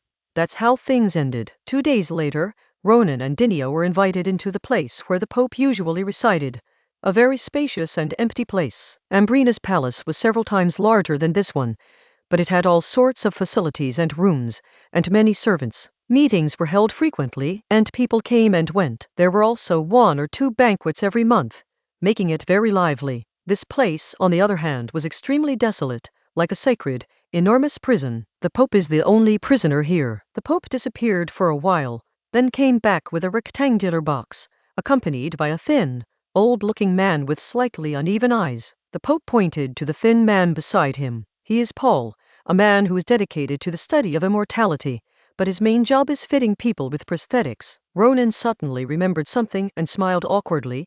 Speaking of names, I forgot to ask His Holiness the Pope your name. Me, Renato. The Pope said his name and then opened the wooden box. When the wooden box was opened, a very old-looking, metallic, intact left arm lay quietly on a layer of velvet. Dinia suddenly had a strange feeling. What is this? The Holy Son's left hand? The Pope replied, then confessed, a woman cannot fake it, but to fake this, one must possess the power of the original species. After the Holy Son died, the ones who inherited the power of the original seed were all women, but women cannot pretend to be women. Otherwise, this thing should have been installed on the previous generations of holy maidens long ago. It would never have been given to outsiders. So, this is for me? Ronan asked. He is the only man in the world who possesses the power of the original species. Could it be anyone else? The Pope retorted, then chuckled and teased. So what I cut off before was your left hand, but I didn't expect it to grow back, so I had to cut it off again. Won't there be any side effects? Ronan asked. The Pope certainly wouldn't have any intention of harming him, but who knows what might happen after this thing is installed? I don't know. No one has ever faked it, the Pope replied. Even if they did, it wouldn't matter. You can just cut it off again. Your hand will grow back anyway. This sounds awkward, but it's really the truth. At this moment, Dinia stepped forward half a step and asked, is there anything special to be careful about when cutting off the hand? If not, let me do it. She was very interested in the idea of chopping off Ronan's hand with a single sword strike. The Pope looked at the small-statured Paul, who shook his finger. No need. Just cut it off. Then I'll do it. Dinia replied with a smile, turning to look at Ronan with an unquestionable look. Ronan didn't answer, but asked again. The Holy Son is dead. All that's left is his left hand. The Pope took out his left hand and replied, when the Son of God was cremated, in addition to his left hand, there was also a spine and heart. But these two things have been lost. Perhaps they are still in someone in this world, or perhaps they have been completely destroyed. The Holy Son died and was cremated, yet he left behind something that can't be burned. Don't you have any thoughts on that? Ronan asked. The Pope remained calm. The things recorded in some books held within the Church exceed the total knowledge of most people who have some understanding of the truth of this world. But some things are just as written in the canon. And is the canon wrong? God exists, and the Son does not belong to this world. That is all correct. Dinia reached out and grabbed Ronan's left hand. We can talk about it later. Do what you need to do first. Page 259. She was already quite impatient to chop off Ronan's hand. Ronan stretched out his left hand and turned his face to the side. You do it. Dinia opened her palm. Sword. As the one who was attacked, he had to provide the murder weapon himself. That's really something. Ronan materialized the sword into Dinia's hand. Dinia grabbed Ronan's left wrist, aimed at Ronan's arm, and slashed down with her sword. However, her sword strike didn't sever Ronan's left arm completely. It just barely touched the bone, making a cut. Sorry, I didn't use enough force, Dinia said, drawing her sword and raising it high again. She was supposed to strike the same spot, but she missed. This time, she used more force and just managed to sever the bone, but she didn't cut through the flesh below. With another apology, Dinia raised her hand and slashed down with her sword once more. Her posture was like that of a little girl with thin arms and small hands chopping at a pig's trotter with a kitchen knife. She chopped and chopped for a long time, making several cuts, but still couldn't cut the pig's trotter in two. This was intentional. With Dinia's strength she could bend iron pillars with ease, and her superhuman skill, she could cut off Ronan's hand before he even felt the pain, ensuring a clean cut. Oh, mistake. Last strike, I promise, Dinia said, suppressing a laugh. Chapter 585. The whereabouts of the purple-clad man, and this is all he has in his left hand. This is the church. Paul, who was small and somewhat unattractive, was terrified. Real women were indeed too scary, and his prosthetic girls were much cuter. Pope Renato, however, wore a smile. In his eyes, Ronan and Dinah were clearly showing off their affection. His own daughter from his youth was also a fiercely independent woman, but later, his family forced him to climb the ranks within the church, forcing them to separate. The 7 churches. The old church prohibits clergy from marrying. After successfully hacking Ronan until he was grimacing and his handsome face was contorted, Dinia finally gave Ronan a quick death by severing his arm with a single sword stroke. Paul was still in a daze from fear when Pope Renato called out to him. He then snapped out of it, quickly took the son's left hand, and went over to put it on Ronan. The metallic arm was hollow. After it was attached, Paul was using his magic to stitch it together. Before the stitching was finished, Ronan's hand was suddenly pulled by a strange force and forced to regenerate at supersonic speed. Bones and flesh instantly grew into the interior of the metal arm, filling it completely. The arm, which was originally hard and cold like metal, quickly began to soften, as if a layer of dark silver skin had been covered over Ronan's hand. The next second, the Holy Son's left arm had completely merged with Ronan's left arm, becoming a part of Ronan. Dinia watched from the side, feeling a little disappointed. The hand was somewhat magical, but that was all. There was no awe-inspiring holy light shining down, nor any intense magical fluctuations. The scene was not much different from wearing a prosthetic limb. It seems that you don't actually need me. Paul looked disappointed. His special magic and superb skills hadn't even had a chance to be displayed before it was all over. I still have to thank you, Ronan said. Paul shook his head. No need, just don't kill me. Ronan was stunned. Before today, he had never even heard of Paul, let alone met him. Why would he want to kill him? Paul sighed. I once performed body adjustments on the leader of the purple-clad men. If it weren't for me, he would have had to forcibly change his body again, further weakening him. He would have had no chance of going to Egypt to get a new body and then leading his men to Ceres. Well, if you hadn't told me, I probably wouldn't have known it all, Ronan said. I must say, that guy took my most cherished work, Liu Bei said through gritted teeth, his voice filled with hatred. He went to Ceres to seek the secret of immortality. If you're interested, go find him. He was unable to take revenge himself, so he could only hope that Ronan would avenge him. After saying that, he left. After leaving, Pope Renato looked at Ronan expectantly. The Son of God's left hand had been preserved within the church for so many years, but no one knew what abilities it would grant once it was reattached. Ronan experimented with his new left hand, fiddling with it for a while, and basically figured out its function. It has only 3 very simple functions: absorb magic, store magic, and release magic. There are 2 ways to absorb magic power. One is like a mage's natural meditation, which is slower. The other is to bring your hand within about 3 meters of another mage and directly absorb their magic power, which is much faster. The stored magic can be used for personal purposes or cast directly. The amount stored is limited, roughly half of Ronan's total magic power, which is the magic power level of a typical 4th-tier mage. A mage's total magic power doubles with each tier increase, which is why Ronan is still stuck at the 5th tier. After all these years, he hasn't reached the magic power threshold to advance to the 6th tier. The last function, casting, is similar to a magic gun. It directly converts magic into bullets and fires them. The power is also similar, enough to disable a 1st-tier mage and temporarily prevent a 2nd-tier mage from using magic. However, the rate of fire is very fast, and as long as there is still magic, it can continue to fire. That's it. Pope Renato's expression was complex upon seeing this result. Disappointment, but also relief. Disappointment because the Holy Son's left hand had no magical power at all, far inferior to the spine and heart described in the records. Relief because he had simply given Ronan something not very powerful, and he felt no reluctance at all. Ronan looked at the new left hand. In general, the left arm of this Holy Son did not seem like a divine artifact like the body of a god. Instead, it was more like a soldier's standard equipment. Its function was simple and brutal. Its power was sufficient, and it did not require any operation. It was plug and play. That makes sense, since the Holy Son was originally a soldier. According to the account of Gardener Tyr, whom they met at the Haiti Man ruins, and the story told by Engineer Keter, whom they later encountered, the Holy Son is an advanced artificial intelligence robot, but unlike them, he is a combat type. The Holy Son's purpose in coming here was likely to hunt down traitorous humans,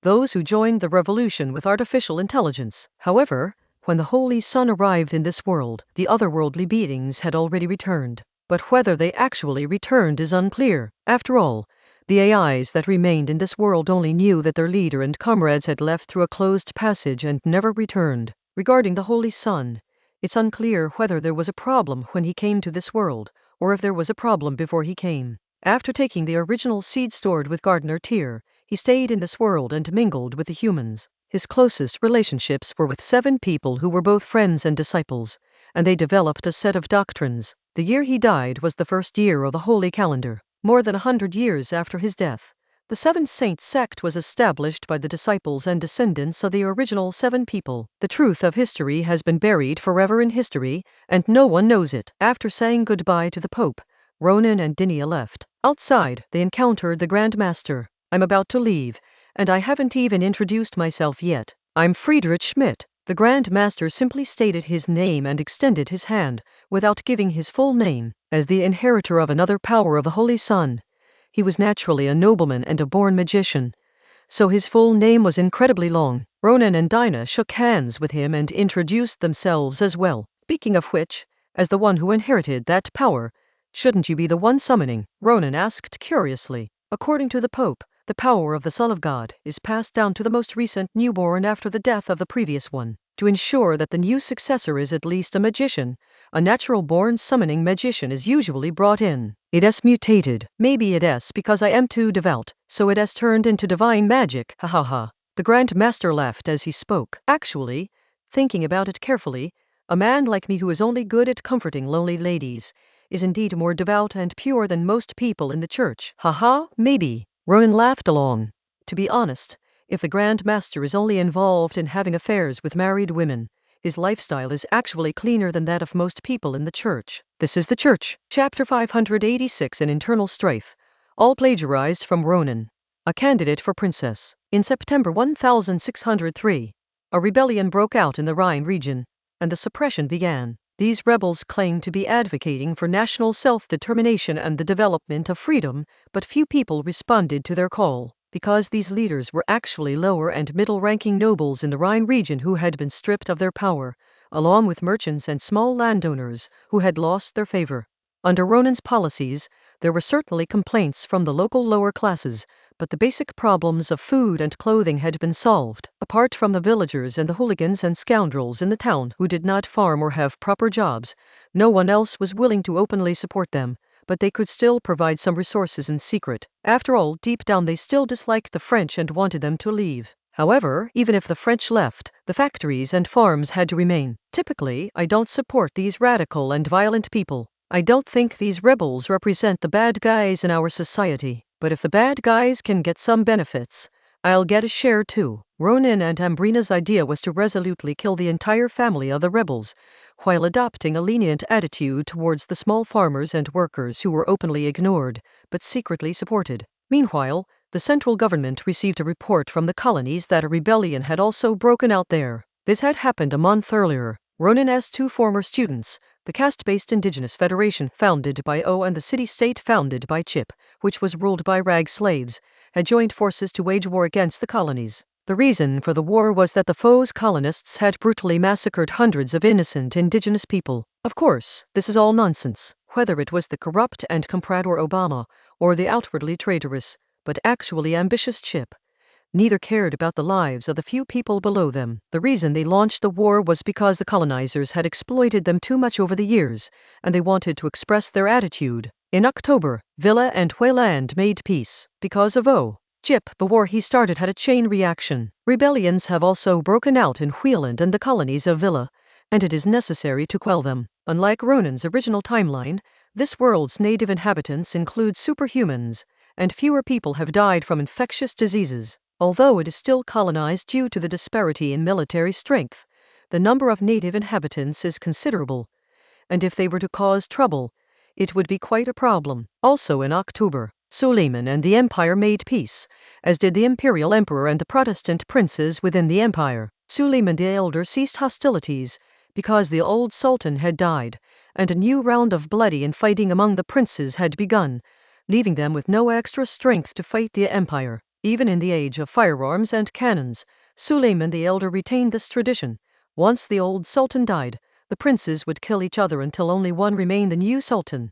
While this approach ensures that each generation of sultans possesses considerable military and political acumen, it also represents a continuous drain on their own resources. On the other hand, the reason for the truce between the emperor and the Protestant princes was quite simple. They lacked money and food, and the fighting could not continue. It will take at least several years before we can start another war. Unable to fulfill his promise to the group of magicians he had won over, the emperor had no choice but to copy Ronan once again and issue them tobacco monopoly licenses. The tobacco quota was used as a form of enfeoffment. The difference is that the kingdom of foes taxes tobacco, and it's a heavy tax. In order to keep these magicians on his side, the emperor simply exempted them from taxes.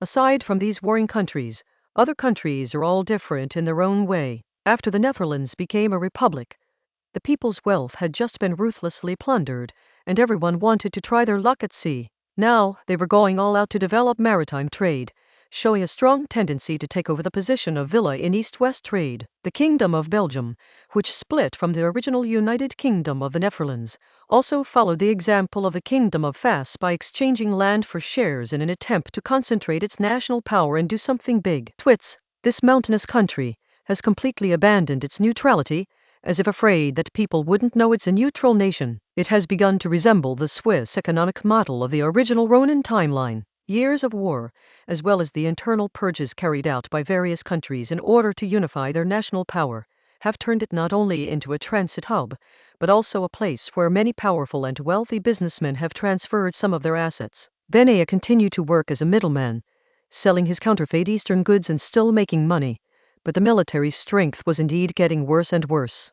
The governor tried to implement military reforms, but ended up stepping down. The leaders of the various countries in the Western continent were either overwhelmed with problems or too busy to handle them. On the contrary, Ronan, who used to be the busiest, has become less busy during this period. Nighttime, on the large bed in the royal palace, wearing a white bra, white panties and medium-thickness white stockings, Ambrina lay on her side on the bed, her hand squeezing Ronan's huge penis and licking it in small sips. Ambrina, a 38-year-old mother of 3, still looks youthful, like a girl in her early 20s. However, her breasts have grown considerably larger, now a D cup, and her hips and thighs are also much fuller, appearing even more voluptuous under the white stockings. Anley, how are those girls doing with their internship at the Inner Court Secretariat? Ronan asked. Ambrina raised her head slightly, stroking Ronan's massive penis with her hand while using her saliva as a lubricant, and said, "The two who stand out the most are Velma and Charlotte. However, Velma is too tall, almost as tall as Lily.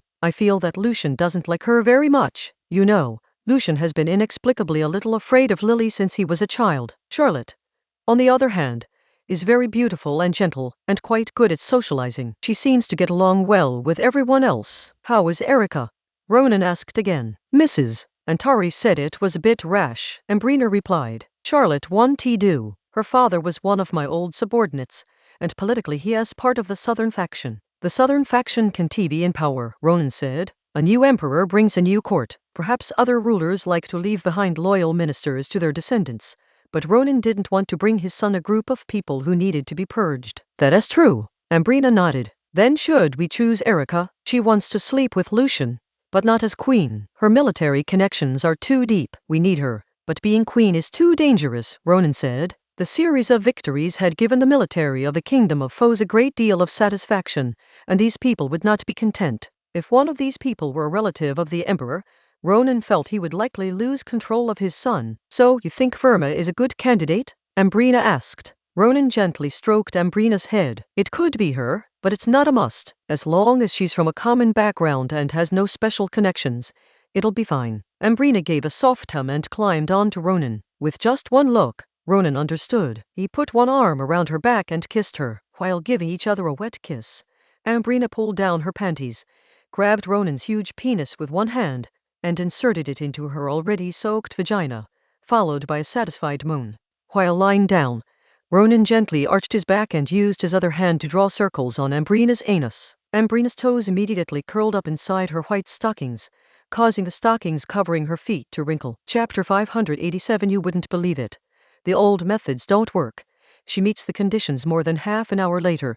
Ambrina lay face down on the bed, her hands being pulled behind her by Ronan, her legs spread apart, and her forefeet pushing against the carpet beside the bed. With each withdrawal, Ronan loosened his grip slightly, causing Ambrina to lean forward, her massive penis sliding out with only the head remaining inside. With each thrust, he exerted force, simultaneously pulling Ambrina backward and pushing her all the way in, as if he wanted to shove his balls in as well. As Ronan's movements became faster and faster, Ambrina's lower body was splashed with vaginal fluid during the thrusting. Many parts of her white stockings were already soaked and semi-transparent with vaginal fluid, and the large patch of thick, dark pubic hair on her lower body was wet and sticky, making it particularly secluded. In the final moments, Ronan accelerated again, and Ambrina's fair, plump, and soft buttocks trembled violently and rapidly, while she cried out, "Oh ah, oh ah." Finally, Ronan ejaculated. After ejaculating, Ronan thrust a few more times with greater force before letting out a long sigh and pulling out.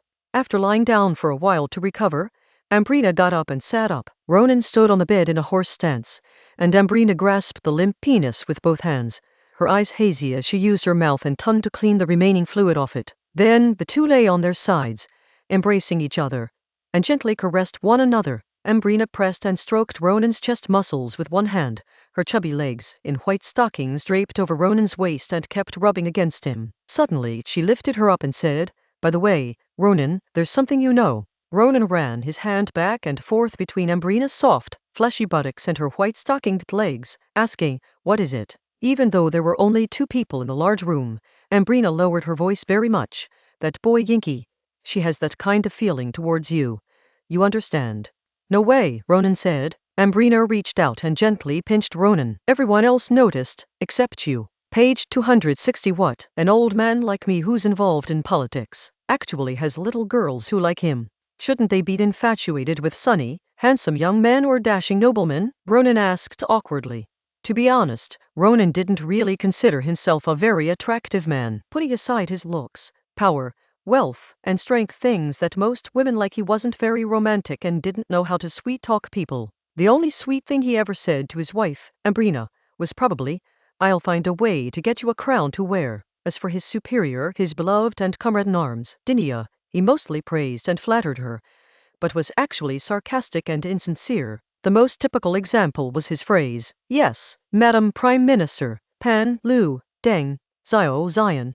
Ronan only satisfied Pan, Lu, and Deng, barely enough, because he himself had no money and usually spent the country's money. He basically didn't touch Zio, and he had no Zion at all, as he had to work hard for the country most of the time, and the little free time he had was basically given to Ambrina. "You're an old man.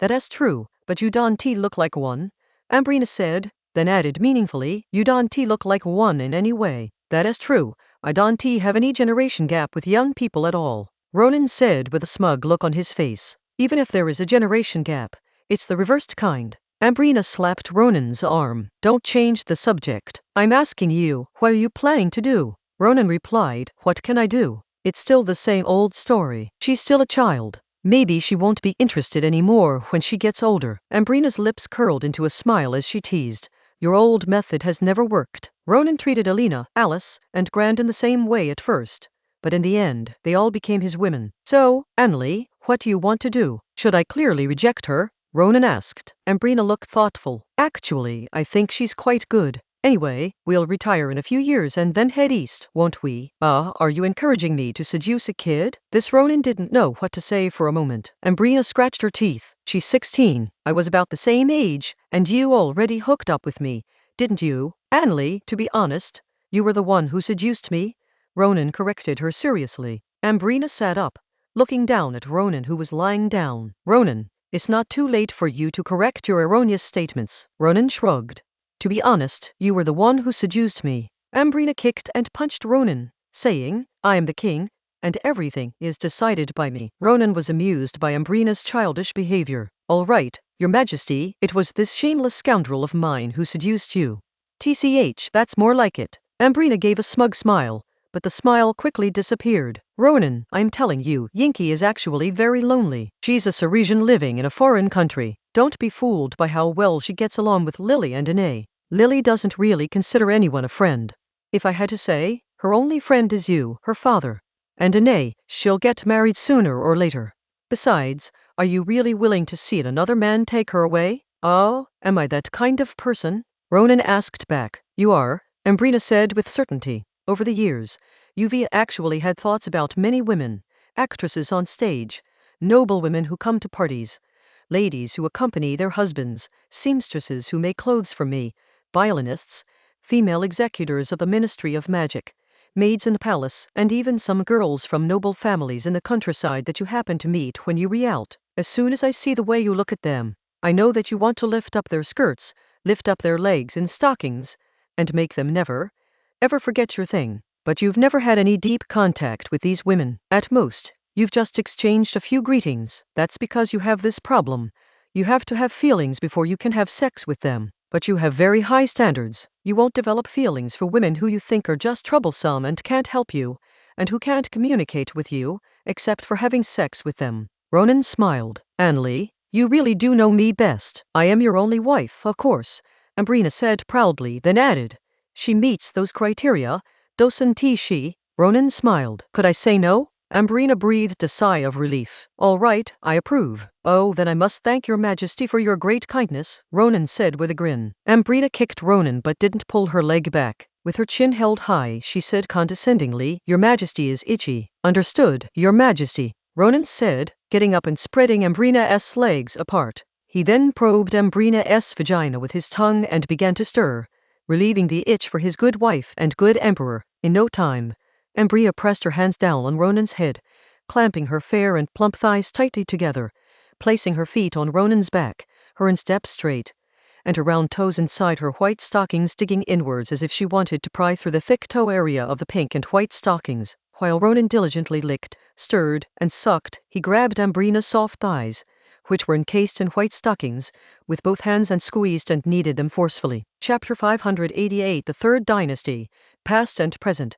The practice test for the princess consort candidates. The Golden Eagle dynasty has existed for over 300 years, and the royal family has always been the Frago family. However, in reality, 2 dynasties have already passed, and now it is transitioning into the third dynasty. More than 300 years ago, when Orinus founded his dynasty, he relied on his overwhelming power and the group of exceptionally skilled magicians who followed him. After the dynasty was established, Orinus distributed fiefdoms. Soon after, a great war broke out that affected the entire western continent, resulting in heavy casualties among the magicians. This led to the Oak Tree Pact, which only stipulated that high-ranking magicians would no longer participate in wars. However, in reality, it was more than that. After the war, many magicians wanted to retire behind the scenes and no longer participate in direct rule. This laid the foundation for Orince's subsequent order for lords to report to the capital every other year. Later, the lords simply settled down in the capital, and local government affairs were handled by the secretaries appointed by the king.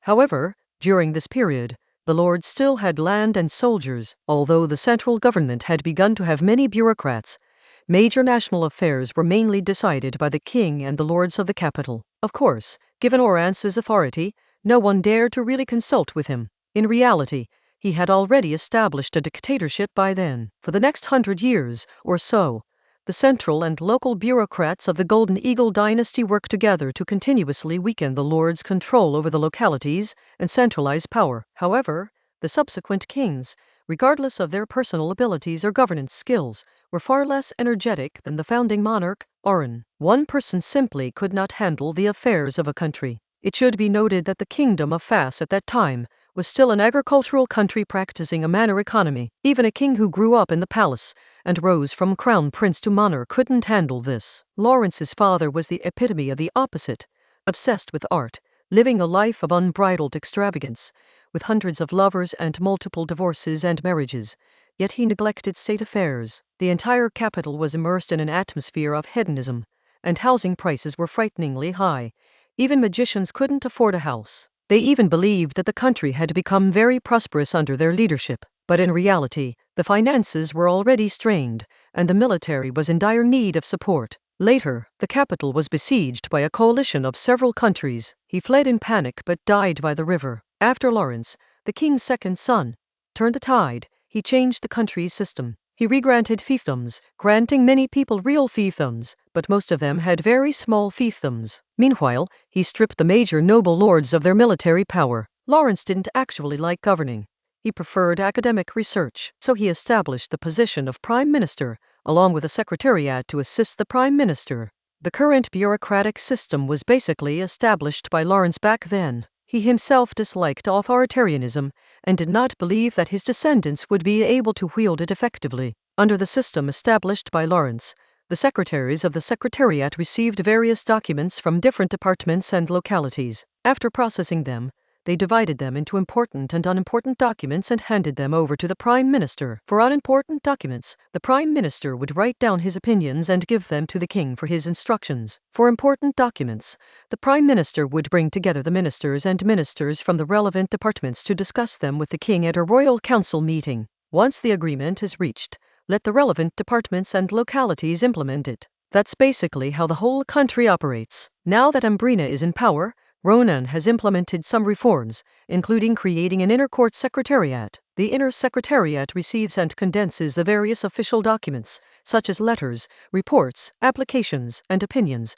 collected from various departments and localities by the secretaries of the Prime Minister's Office Secretariat. Ronan's requirement was that no matter how many words a document contained, the key points of the document must be summarized in no more than 30 words. In today's country, there are easily more than 100 official documents to process every day. If the number isn't reduced, how can the king handle them all by himself? After these essentials were written down, they were sent directly to the king. The king's centralized power. He could be unaware of the specifics of the matters that needed to be dealt with openly, but he had to know them all. The matters that needed to be handled behind the scenes were taken care of by the intelligence department.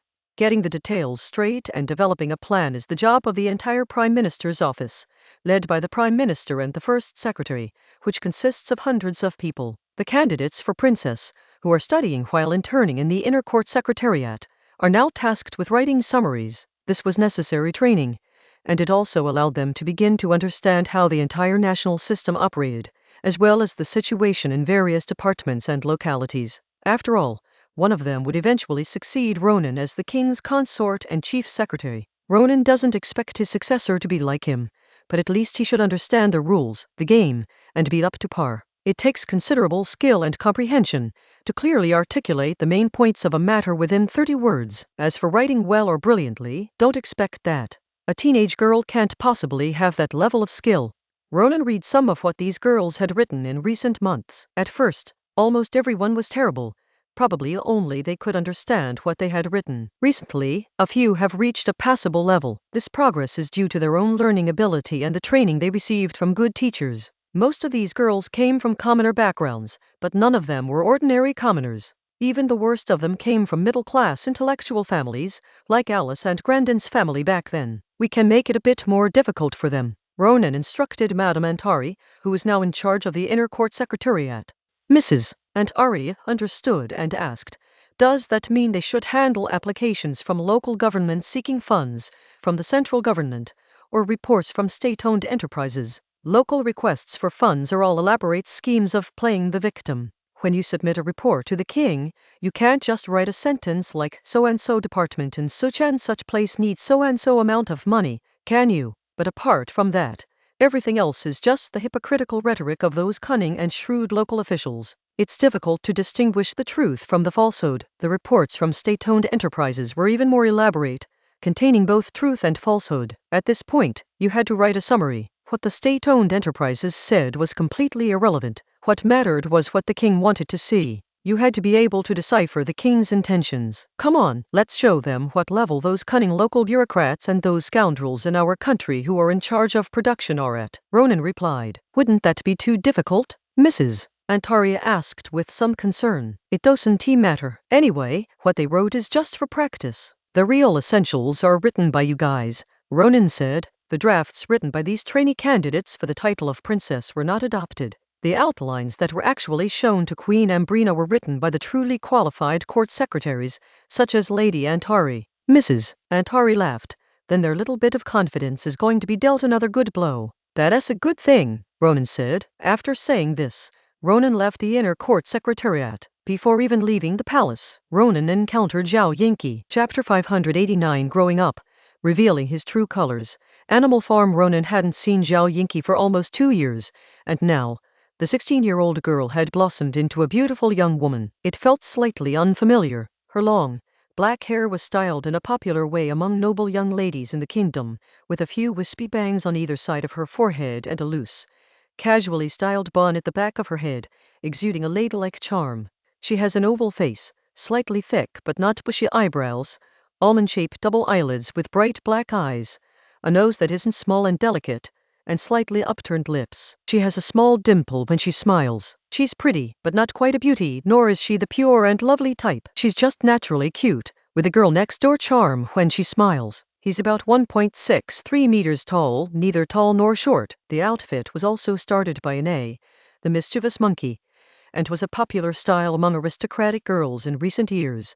A white shirt with a floral collar and sleeves, a black fitted woolen vest with carved gold buttons, loose and draped, a deep red silk cotton blend skirt, medium thickness matte black pantyhose, elegant, yet not hindering the wearing of burgundy chunky heels with buckles. Zhao Yingqi was indignant, but she was still a ways off from being well endowed. Her waist was slender, but not very prominent. Her buttocks were not saggy, but not perky either. Underneath her skirt, the exposed part of her calves looked very long and slender in the black stockings, especially her ankles, which were very delicate but not bony. Is something the matter? Ronan asked. Zhao Yingqi's words caught in his throat. Alone? Ronan asked again. I am, Zhao Yingqi replied. Ronan took a half step closer. I happen to have some free time. How about I take you to see a play? Okay, Zhao Yingqi replied.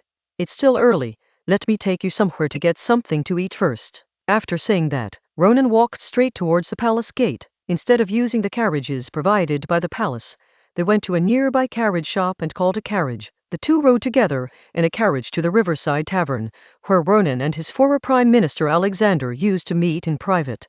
The dishes were all very home-style: pickled cucumbers, oxtail stew with tomatoes, shrimp with garlic sauce, mushroom soup with white sauce, boneless chicken thighs pan-fried in butter, toasted bread slices as the main course, inexpensive sparkling wine, and the dessert was also ordinary, just a waterless honey sponge cake. Neither of them spoke during dinner. Leaving the tavern, the two strolled along the river. Ronan broke the awkward atmosphere first, saying, That place was pretty good, wasn't it? It is fine, Zhao Yingqi replied. I've been here for almost 10 years now, and my tastes have changed, but I still can't get used to those super sour or saccharine desserts. Haha, that is true. I can't stand banquets where you eat a lot of greasy meat followed by a bunch of desserts. Ronan laughed. Zhao Yingqi started talking, no longer answering questions one by one. Actually, when I first came here, I felt that Mr. Ronan was very kind to me. Why do you think that? Ronan asked. When I first met Zhao Yingqi, he had already lived here for many years,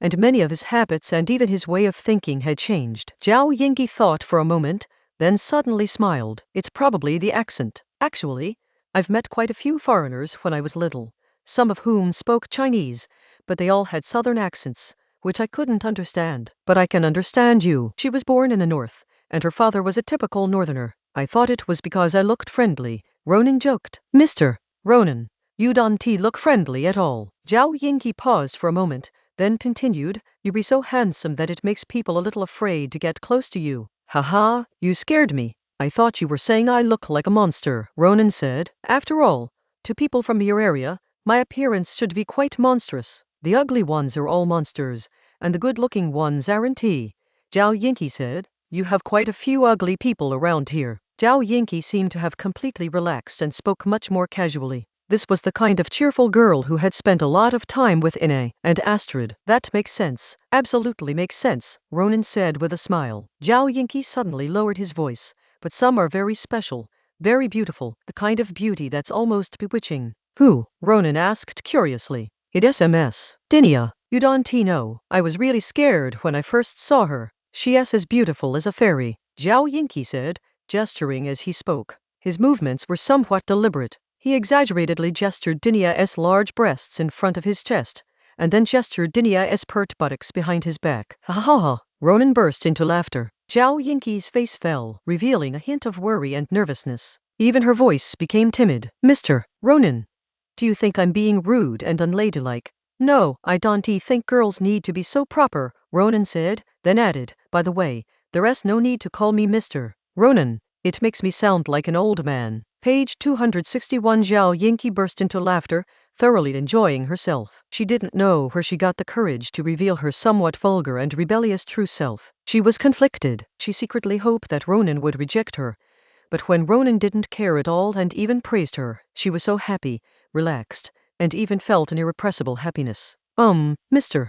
Ronan, no, Ronan. Zhao Yingqi mustered his courage but still fell short. While she may be somewhat vulgar and rebellious, she also has a reserved and even cowardly side. I understand, no need to say anything. Ronan indicated that he understood her meaning. We'll be there soon. Zhao Yingqi responded, inexplicably returning to his previous state. A short while later, Ronan led Zhao Yingqi into a house and then up to a private, semi-enclosed booth on the second floor with a view of the stage. After waiting for about half an hour, the show started, and the name of the show was Animal Farm. Ronan suddenly recalled some things. Once, after Ronan and Isabel were intimate, Ronan told her a story, Animal Farm. Later, Isabel adapted the story to a real-life context, making some changes and turning it into a stage play. Then, Ambrina revised it again, feeling that Isabel's writing was too stiff, the dialogue too profound, and not as accessible or humorous. She felt it should be a satirical comedy, mocking those who become even more reckless and oppressive after seizing power. It needed to be funny and absurd, especially the main characters, so that the audience would enjoy it. This was one of the rare times that Isabel agreed with Ambrina. Going back to reality, although the play satirizes the rebels, it can only be performed in such private small theaters. It's like that joke Ronan anonymously published in the newspaper, bad-mouthing his own people. The security bureau arrested him, and the arrested man said he wasn't satirizing the king, but the dictatorial emperor of the empire. The security bureau spat in his face, saying, "I've worked in the security bureau for 10 years, and I don't know who you're satirizing." Chapter 590. Laughter, awkward moments. Best friends discuss the future. Animal Farm is a very popular show, especially among the nobles of the capital. Even after watching it several times, they still laugh uproariously. The last line, "All animals are equal, but some animals are more equal than others," is particularly hilarious. The nobles wholeheartedly agreed that if those who advocated freedom and equality were to seize power, they would definitely show this kind of attitude. A bunch of people, all they do is criticize these nobles, as if they're nothing except for having a good ancestor. Don't they see that bloodline is useless these days? Which upper-class noble is still doing well? They all paid a price. Do they really think exchanging land for shares is just giving them money for nothing? And even then, they might get severely punished by the king and the bureaucracy. Lower-class nobles have to go straight to the battlefield and risk their lives. Do they really think tobacco licenses are so easy to obtain? Perhaps these people who advocate freedom and equality aren't unaware of the truth, but rather they are far more malicious and shameless than these nobles. They only want rights, not obligations. Isn't democracy under the guise of equality and freedom precisely about not needing a person in charge? During the performance, Zhao Yinqi laughed several times, but she still couldn't understand why these people were laughing so happily, especially some of them who even knew their lines by heart. All I can say is that she is, after all, a Saresian. Although she has lived here for almost 10 years, there are still many things she cannot understand. The kingdom of Foes, like other countries in the Western continent, is still influenced by the culture of the old empire, and has not yet shaken off the feudal system that has lasted for hundreds of years, but is still gradually centralizing power. Only those who truly belong to this country can resonate with every hidden joke. Ronan couldn't do that either, because he wasn't a pure Frenchman himself. After the performance, Ronan didn't say anything, but directly took Zhao Yinqi away from the small theater and then took a carriage back to the Marquis's mansion. Ronan's marquisate was not large, even smaller than that of many wealthy barons. It wasn't that he was poor, but rather that he didn't want to spend money on a place he didn't live in often. Only Zhao Yinqi lived there regularly, along with 5 or 6 servants. For such a small place, which could only be considered a villa with a courtyard, 5 or 6 servants were enough to handle the daily work. As soon as they got off the carriage, Ronan and Zhao Yinqi, who had been chatting and laughing, suddenly felt awkward, because Ine and Astrid were standing in front of them. "Old man, how could you do something like this?" Ine asked in an accusing tone. Ronan didn't speak, but looked at Astrid. It could only be that she had played some tricks, which was why Ronan,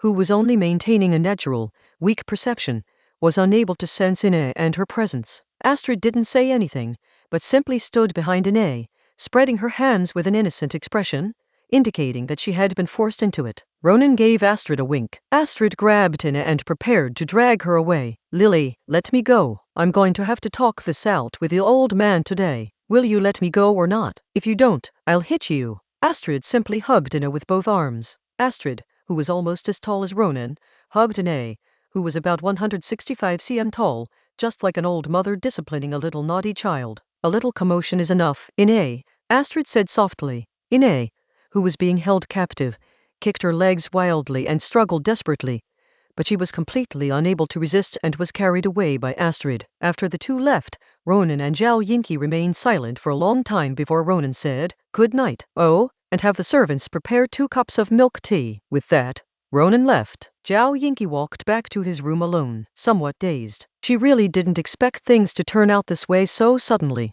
but what she didn't expect was that, a little while later, Ine and Astrid came back. Ine had completely changed her expression, returning to her usual cheerful and carefree demeanor. At this moment, Zhao Yingqi suddenly remembered that before Ronan left, he had asked her to prepare 2 cups of milk tea. Milk tea was Anae's favorite, while Astrid was more casual. Ronan already knew that Anae and Astrid would come again. Anna walked in and sat down casually. Yingqi, you should thank me. Huh? Zhao Yingqi was taken aback. What I was just doing that for your own good, to make the old man pay more attention to you. Don't you know he's a workaholic? Apart from Mom, it's hard for anyone else to get him to spare time. The Prime Minister gets some too, but that's not the same.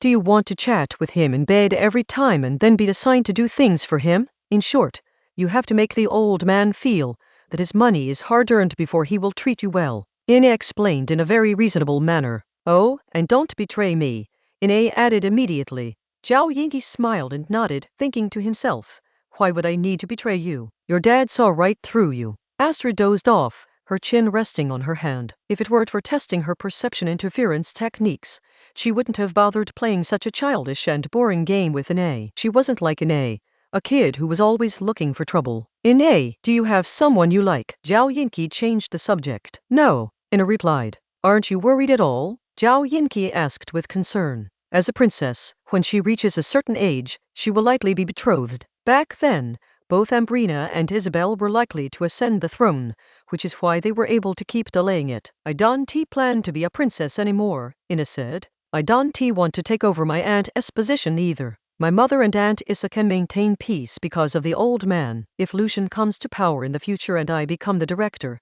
who knows, one day I might take down or kill someone for Lucian, and then I will be accused of acting on my own initiative and beheaded to appease others' anger.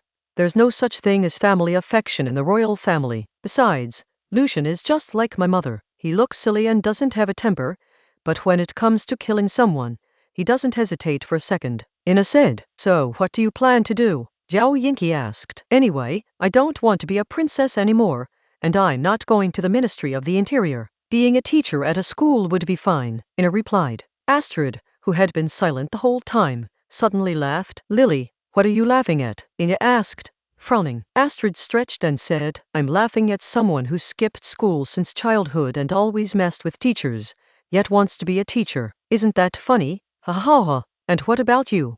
What are your plans? Ina countered Astrid's question. Although they are all in their teens, in this era, they are already at an age where they need to think about the future. Astrid yawned again. I don't care. I'm an illegitimate child. What can't I do? I'll just drift through life. Ina's expression was complicated for a moment. I'm actually a little envious of you. Astrid raised her chin. You should be jealous. After all, you can never have my unparalleled beauty and talent. Ina and Zhao Yingqi both exaggerated vomited. Chapter 591 Change of Leadership, Same Route. Journey begins in November. The prime ministerial election began. In December, Agriculture Minister Adrian, who is not yet 60 years old, won the election and will officially become the new Prime Minister in January next year. January 1604. The then 48-year-old former Prime Minister Dinya left office to become a senior lecturer at the Paristo Magic Academy. I've done everything I could, everything I should, and everything I wanted to do, Dinya said. The country has become stronger and people's lives have improved. Although this result is far from her original ideal, Dinya has realized that it was ultimately an ideal. She chose reality and chose Ronan. Ronan also changed jobs, leaving the Prime Minister's office secretariat and taking Camille with him to the inner court secretariat. He plans to carefully select and train his successor, and also train Camille so that she can take over the position of inner court secretary from Mrs. and Ari in the near future. Of course, the more important task was to teach his son how to govern the country. Although in Ronan's vision, some of his and Ambrina's descendants would eventually be overthrown or even go to the guillotine, at least it couldn't be his own son. Alina and Agustina resigned from all their positions. These two were lazybones to begin with, and after working so hard for so many years, it was time for them to rest. Following this, the central government underwent another round of organizational and personnel changes. The State-Owned Assets Management Department was established to supervise and manage state-owned assets, with Ronan's old friend Abelard serving as its minister. Ronan can't let go of state-owned enterprises for the time being. Here's the key point. The Ministry of the Interior, which had enjoyed a glorious existence for over a decade, no longer exists, and its former Minister of the Interior, Cheney, has been reassigned as Minister of Industry. On the surface, he has lost his power, But for him, who had previously been somewhat of a puppet minister, this is true power. The Security Bureau was spun off and became a department directly under the king. Isabel, Ashley, and Galan all left the Security Bureau, a smooth transition that made room for energetic young people, with room for advancement. Even the most incompetent agents will work diligently, otherwise, they'll quickly become the type who catch a rabbit and call it a bear. The Industry and Commerce Security Bureau was disbanded, and its personnel with intelligence ties were transferred to the State Security Bureau. Others responsible for market supervision and management were transferred to the Ministry of Commerce. With the continuous advancement of industrialization and urbanization, economic crimes are increasing, and this must be addressed. The Bureau of Inspection also became independent and transformed into the Ministry of Inspection, still responsible for inspecting officials. After many years of hard work, Alice finally became the minister. You can't do politics without eliminating a few more insects. These were Alice's exact words, and she eventually became like Ronan. Ronan's old subordinate, blind man, left his homeland to serve as governor of a colony in the New World, to appease the natives who had just been suppressed. What's that saying again? We will remain steadfast in our national policy of sustainable development and not abandoning the principle of draining the pond to catch all the fish. For 100 years, another former subordinate, nicknamed Dumb, joined the central government, succeeding Adrian, who had become prime minister, as the new minister of agriculture. After all, the majority of the people in this country are farmers, so rural issues will always be the key issues.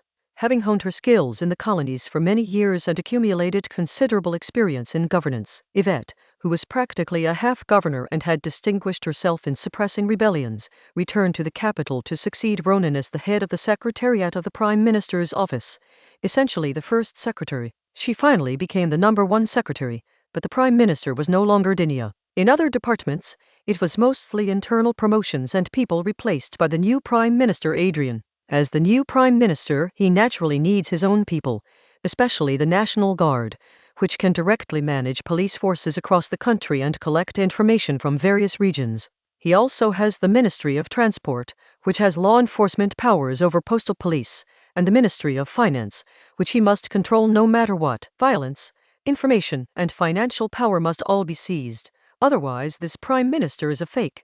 The reason why the new Prime Minister Adrian was able to control these departments is because Ronan and Dinah wanted to set an example for their successors. If they did not hand over core power and instead sideline the new Prime Minister, it would be inevitable that successors would follow suit. Of course, Ronan will not relinquish all power for the time being.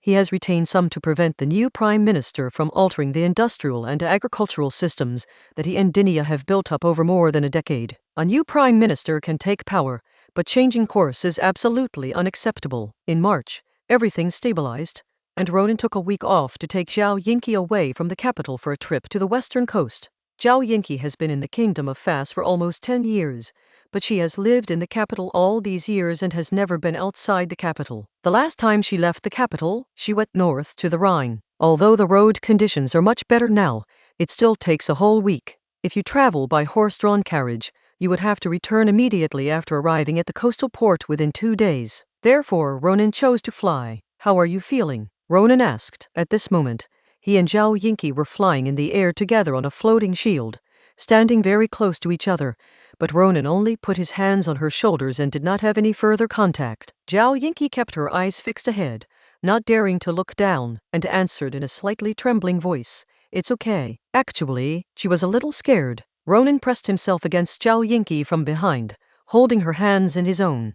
"Will this feel better?" Zhao Yinqi replied softly. "Look down." Ronan whispered in Zhao Yinqi's ear. The weather was still a bit cold in March, and his breath hit Zhao Yinqi's ear as he spoke, making her even more nervous. Zhao Yinqi subconsciously looked down and saw a vast expanse of wheat fields. The Kingdom of Fos is located at a similar latitude to the northeast of Ceres. Its main food crops are winter wheat and soybeans, which are rotated. Wheat is sown in September and October and harvested in April and May. Then soybeans are planted and harvested in September and October, followed by wheat. It was March, and the wheat had grown strong. A gentle breeze created waves of wheat. Beyond the vast wheat fields, the view extends to the rural dwellings of the Xiao branch, rows of wooden houses. Soon, they quickly passed the village again, and the scenery before them had transformed into a vibrant mountain forest, with trees sprouting new buds, green grass bursting forth, and wildflowers in full bloom. It's all right, Ronan asked. It is beautiful, Zhao Yinki replied. In terms of scenery, no country can compare to Saris. It's just a pity that Zhao Yinki was just old enough to remember things when she went abroad with her father and lived in Bengal in eastern India. When she was a little older, due to unforeseen circumstances, she came to the kingdom of Fas with Ronan. In fact, she had never seen any of the customs and culture of Saris. What she saw was the royal capital of Paristo, where splendor and filth, refinement and chaos coexisted.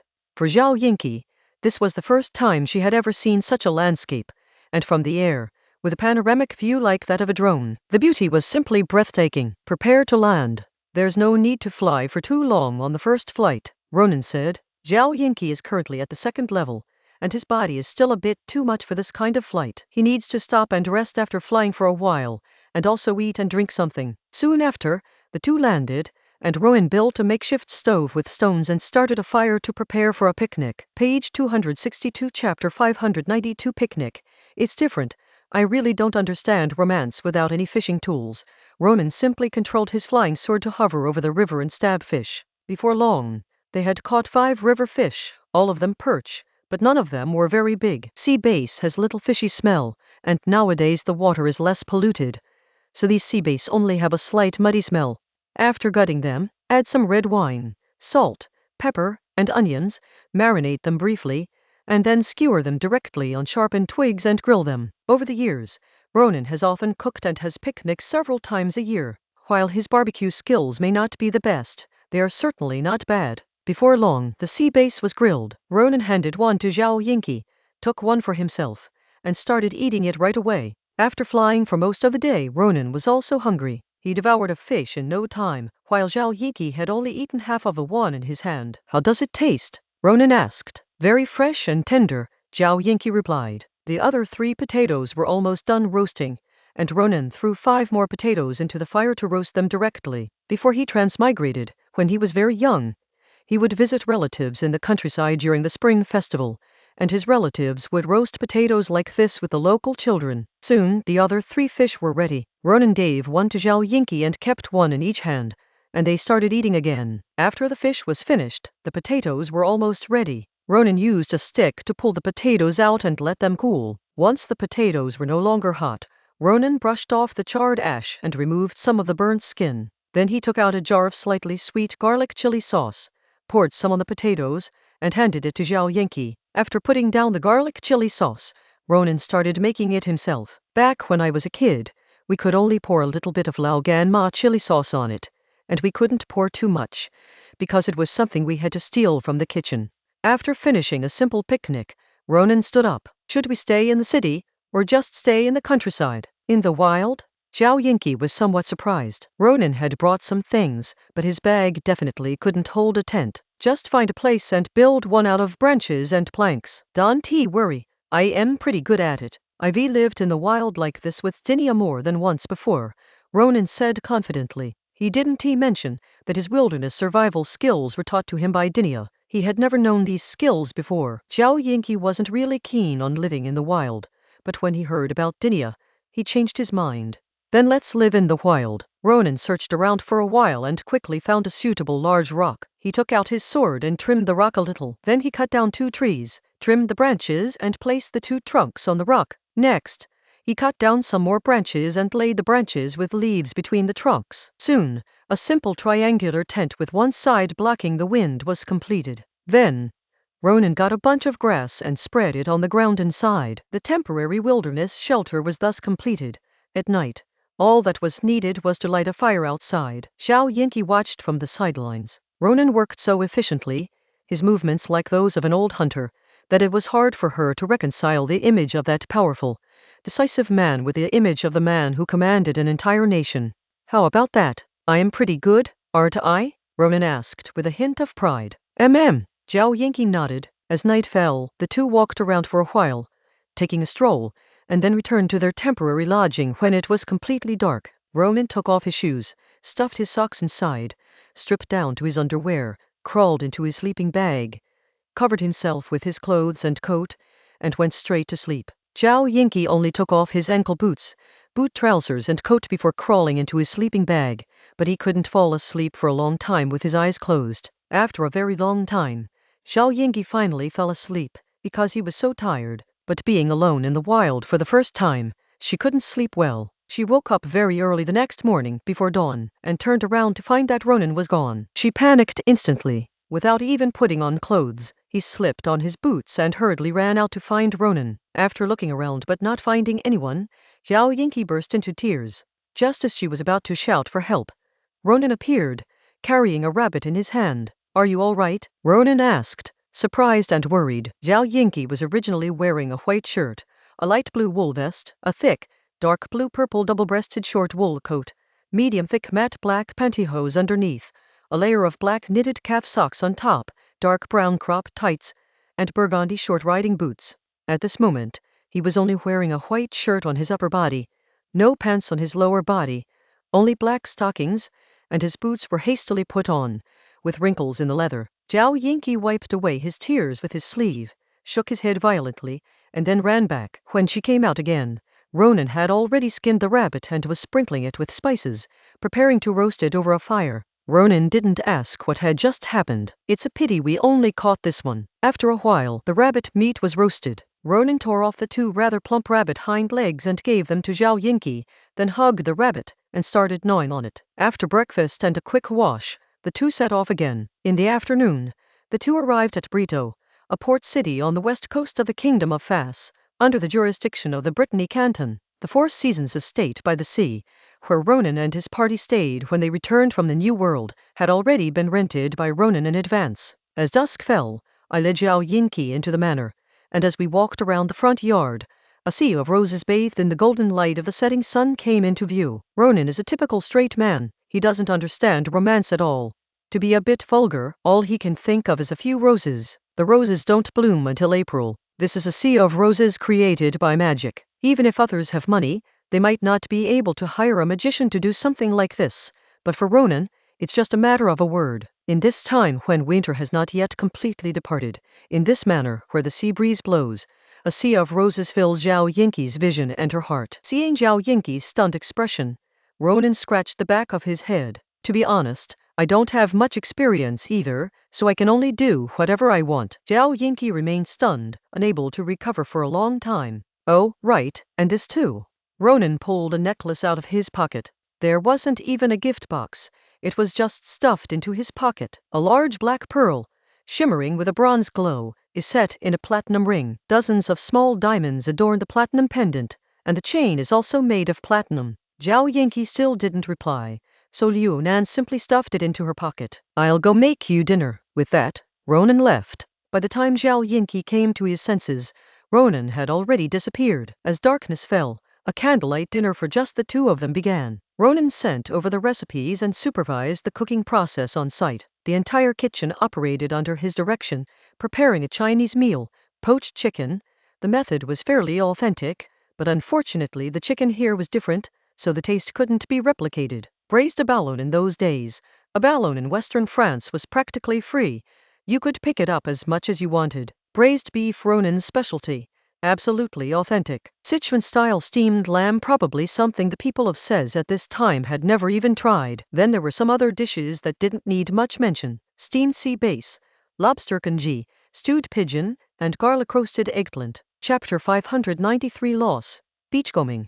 Storytelling. Although there were many dishes, the portions were not large, and Ronan and Zhao Yingyi finished just enough. As for what's left in the pot, the kitchen staff can handle it as they see fit. After dinner, Ronan and Zhao Yingyi went directly to the restaurant inside the manor to take a walk outside, where the manor's servants came to tidy up. After wandering around for a while, the 2 returned to the manor. Zhao Yingyi had already taken a shower when Ronan went to prepare dinner. He hadn't slept well in the wild the night before, so he went to sleep as soon as he got back. Ronan went to take a shower. Zhao Yingyi was a little sleepy, but she just wouldn't close her eyes. She kept staring at the closed doorway for an unknown amount of time until she finally heard footsteps. However, the footsteps went past the doorway and to the side. Then she heard the sound of the door opening and closing. Ronan went to the next room. For a moment, she felt relieved, but also a little disappointed. The next morning, Ronan took Zhao Yingyi shopping. As the most important port city on the west coast, It is both a military port and a commercial port,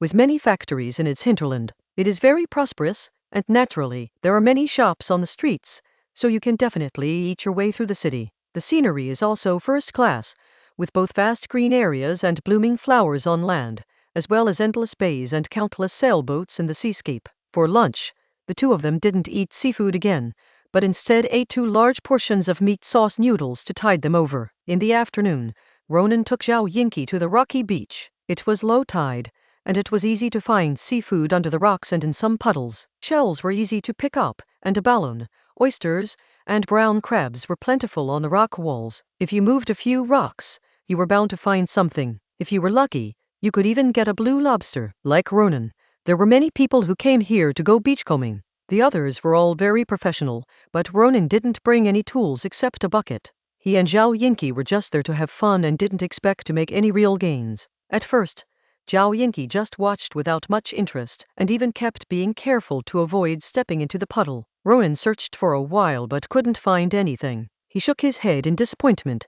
then suddenly turned around, picked up a small seashell and threw it into the bucket. Just this one. It means I won't be empty-handed. After a while, Ronan moved a rock and discovered a pair of pincers under another boulder. His eyes lit up with excitement. He reached out and grabbed, but couldn't catch it. Zhao Yinki then saw Ronan take off his coat, roll up his sleeves, and half of his body lie down in the puddle. He reached one hand into a crevice and struggled for a long time, finally managing to get a bread crab out. The bread crab's large claws were clamped tightly into his hand. Ronan's clothes and pants were soaked through, and his hair was a mess. It was completely impossible to connect him with the man who had ruled a country for more than 10 years. He looked like a boy, facing the sun with a clean and clear smile. "Haha, look how big this bread crab is," Ronan said happily to Zhao Yinki. Although the meat of the bread crab is not very sweet, there is a lot of meat, and it is very satisfying to eat. After saying that, Ronan threw the bread crab into the bucket and prepared to continue. Zhao Yinki didn't know why, but he suddenly became interested and stopped acting like someone who was just there to look around. He started looking down and searching. Perhaps it was a beginner's luck, but Zhao Yinki suddenly spotted something and shouted, "Lobster! Lobster!" Ronan, who was walking ahead, immediately turned around and asked, "Where?" Zhao Yinki pointed to the crack in the stone ground beneath his feet. Ronan saw it too. Zhao Yinki squatted down and tried to grab it. After being touched, the lobster immediately shrank back to the inside. Zhao Yinki stood up and was about to summon her summoned creature to smash the stone in front of her and move it away when Ronan suddenly grabbed her wrist. "Yinki, this is so boring," Ronan said to her. Her plan to break a stone into pieces and then catch lobsters is no different from frying fish in a river. That's an evil practice. Ronan added, "Try it, reach in and grab it. If you can't find it, then forget it." Zhao Yinki also took off his coat, rolled up his sleeves, and then reached in to rummage and grab at it. After a while, Zhao Yinki excitedly shouted, "I caught it. Damn it, it won't come out. Don't use force. Don't break the pliers. Drag them slowly. Don't be afraid of getting pinched," Ronan advised from the side. Zhao Yinki struggled for a long time but still couldn't get it out. Finally, disregarding his image, he lay down, stretched his arm as far as he could, and tried to grab the lobster. With a tug, she pulled out a whole blue lobster, excitedly holding it up with both hands. "Haha, I did it, I did it." Ronan gave a thumbs up. "Beautiful, handsome." After getting a bread crab and a blue lobster, the two got into the swing of things. Although their luck wasn't great after that and they didn't get any more loot, they still had a lot of fun, just like an ordinary young couple playing on the beach. As evening fell, the water level began to rise, and Liu Nan called Zhao Yinki to go back together. Instead of going back to the manor, they went to a seaside villa, a property Ronan owned here. He bought it for just 2 gold coins, a bargain from a judicial auction. Don't ask why Ronan was able to snag such a bargain. We ate seafood in the evening. A large bowl of mussels and a bowl of shrimp were bought, while the blue lobster and bread crab were caught by the 2 of us. Served with egg-coated toast slices, a simple dinner was complete. As for the ordinary-looking shellfish, we didn't eat it. We removed the meat, dried it, and kept it as a souvenir. After dinner, the 2 sat on the balcony and looked at the sea view for a while. Then they took a shower, just a quick rinse, and changed into clean clothes. Then the 2 sat down in front of the fireplace, warming themselves and chatting. Basically, Zhao Yinki was listening to Ronan recount his adventures over the past few decades, from quelling a rebellion, leading a team to suppress counter-revolutionaries, becoming the Secretary General, meeting Dinia, getting involved in the Haiti Man incident, and then entering the Haiti Man ruins. He kept talking and talking until he finished telling the story of how he returned from the colony and helped Ambrina seize the throne without using any force. It was already past midnight. In this process, Zhao Yingti not only gained a deeper understanding of Ronan and some of the secrets and truths of this world, but also learned about the origins of Ronan's relationships with Dinya, King Ambrina, Elena, Alice, and Agustina. Suddenly, Zhao Yingqi's face fell. She felt that she might not be the kind of person Ronan would like. "What's wrong?" Ronan asked with concern. Zhao Yingqi read aloud what was on his mind. "I'm useless, I haven't been through anything with you, and I'm not even pretty." Ronan laughed. "Ha, whether it's useful or not, who can say for sure? As for experience, aren't we going through it together now? Beauty, that's very subjective. I think you're beautiful, very beautiful." Zhao Yingqi suddenly looked up. "Really? Absolutely true," Ronan said, without the slightest hint of falsehood. Chapter 594 Spy, Shameless, tearing apart the rose the next day. 4 days after Ronan and Zhao Yingqi left the capital, Ronan left Zhao Yingqi out of the picture and went to see someone else. Ronan first met a man named Alger on the eve of Alger's departure from the colony. At that time, Alger was a minor official under the Wyland Trade Department, representing Wyland to discuss porcelain trade with Ronan. Alger was in his 30s at the time. The second meeting took place when a kingdom of foes, taking advantage of the war between Bilia and Wyland, launched a feint attack on the Rhine region, forcing the locals to sign a coal supply agreement. After fighting a small war with various countries, they came to renegotiate the agreement. At that time, Alger had already transferred to the Wyland Ministry of Foreign Affairs. The third time was a few years ago when the Protestant alliance was formed, at which time Alger was already considered a person of some standing in the Wyland Foreign Ministry. This is the fourth time, and Alger is now the permanent secretary of the Wyland Ministry of Foreign Affairs, the number 2 figure. The Kingdom of Wyland and the Kingdom of Foes share almost the same system. However, Wyland is more democratic, possessing a national parliament, while the Kingdom of Foes only has a city council. The reason for this difference is historical. 300 years ago, shortly after the founding of the Golden Eagle dynasty in the Kingdom of Foes, the mage lords voluntarily stepped down, and local governments began to employ civil officials to govern. These officials were nominally the secretaries of the lords. Over 100 years ago, during Lawrence's reunification of the kingdom, many new nobles emerged, and he wanted to support Protestantism.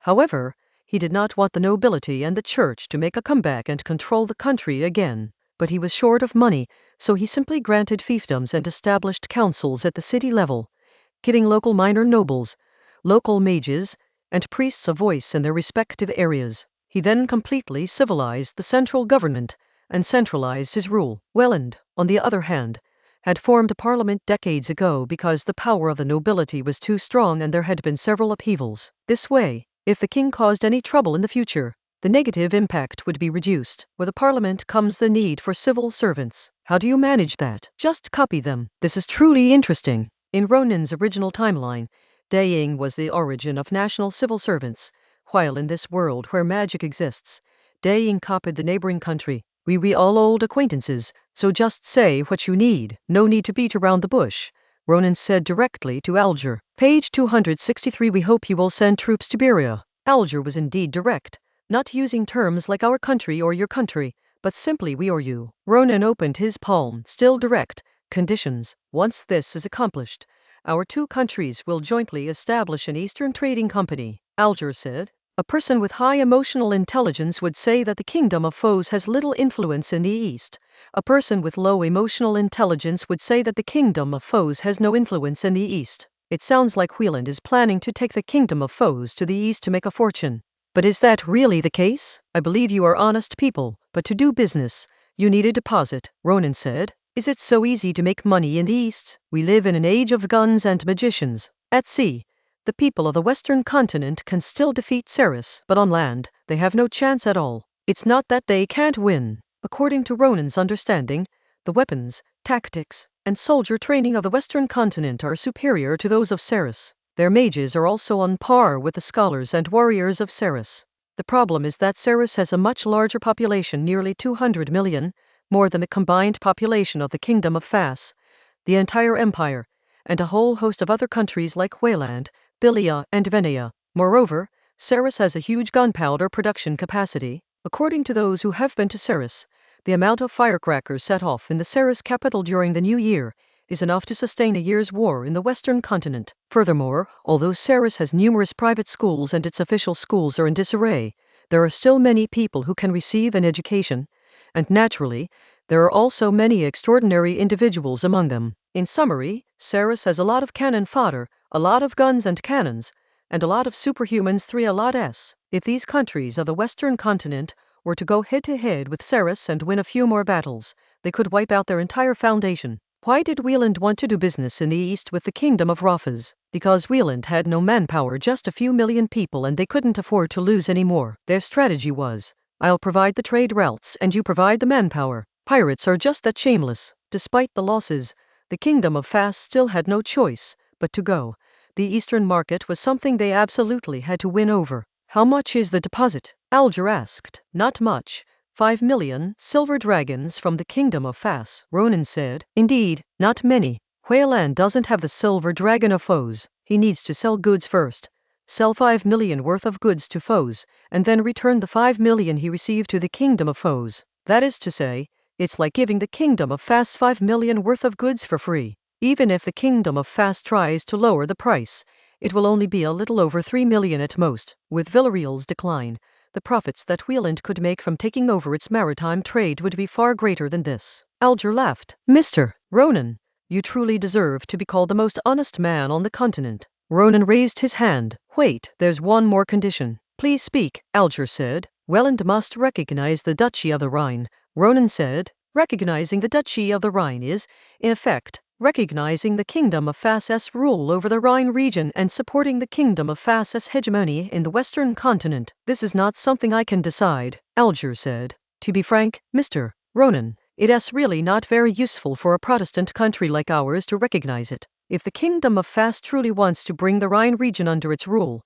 the Empire and Villa must be willing to recognize it, and the papacy must tacitly approve it. Only then can the continuous internal turmoil in the Rhine region be truly avoided. Otherwise, the Empire and Villa will continue to support the people of the Rhine region in their resistance activities, continuously bleeding the kingdom of Fas dry. Hell, it's just to prevent you pirates from turning your guns on me again. Ronan said. Wieland truly took shamelessness to a new level. At the beginning of the war, on the Protestant side, after the kingdom of Fas conquered the Rhine, he flirted with Villa and targeted the kingdom of Fas. After the kingdom of Fas defeated the empire and suppressed Villa, he became the protector of Protestantism again and immediately turned his guns on Villa. 4 years, 3 times in a row. Tell me, who else can do that? It's all a misunderstanding. As you know, our country is a democracy, and national policies can change at will. It's all the fault of those damned politicians. They're so shameless. Alger jokingly shifted the blame. As a civil servant, you must understand my predicament. Ronan raised his hand to interrupt Alger's performance.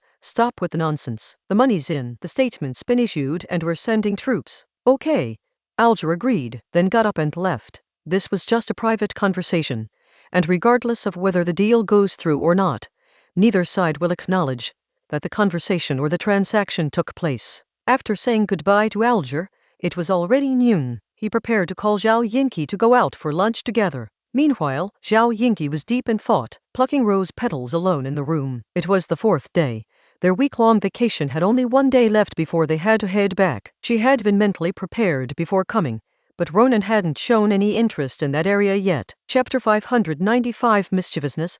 The story continues, teaching you how to eat noodles after lunch. The sun came out bright and sunny. In the afternoon, Ronan and Zhao Yinqi didn't go anywhere. On the balcony of their seaside villa, which overlooked the sea, they set up 2 deck chairs, a small table, a plate of cashews that had been introduced from the New World to the southern continent and then transported over, a plate of hazelnuts imported from Suleiman, a pot of black tea, and some soup. Drinking tea, eating nuts, chatting, it's that simple. Although it was supposed to be a chat, Ronan did most of the talking, starting from when he helped Ambrina ascend the throne. The focus is on adventure and battles, as well as some interesting anecdotes about life. As for politics, Ronan hardly talks about it because it's really quite boring, but Zhao Yinqi happens to like asking about politics. And when Ronan talks about how he fights, compromises, and makes deals with various interest groups, especially when Ronan tells a story in a humorous way about how the two of them competed and cooperated seamlessly in the office after Dinia became prime minister. She laughs and has an expression of admiration. You two have such a good relationship, Zhao Yingqi said, and I originally thought Ms. Dinia was a very mature, serious, and even a little scary person. I didn't expect that she is actually, well, how should I put it? She actually has a rather funny side. Dee is just not very good at or like to communicate with people, Ronan said, then added, so, you don't need to worry about her. Zhao Yingqi nodded slightly, then suddenly asked a question. Ronan, do you like His Majesty the King more or Ms. Dinia more? Yeah, you're a bit mischievous. Ronan pinched a hazelnut and threw it at Zhao Yingqi's face with a little force. Zhao Yingqi didn't have time to react and was hit on the forehead, showing a slightly unhappy expression. Ronan continued, there's no way to compare. My relationship with Anli is like that of a husband and wife, playmates. My relationship with Dinia is like lovers, comrades in arms. Both are complicated and hard to describe. And what about me? Zhao Yingqi asked directly and boldly. The previous question was just a prelude. Ronan's eyes darted around, and after thinking for a moment, he gave a metaphor, homegrown bok choy. Zhao Yingqi didn't quite understand at first and felt a little resentful. So you're still treating me like a child, huh?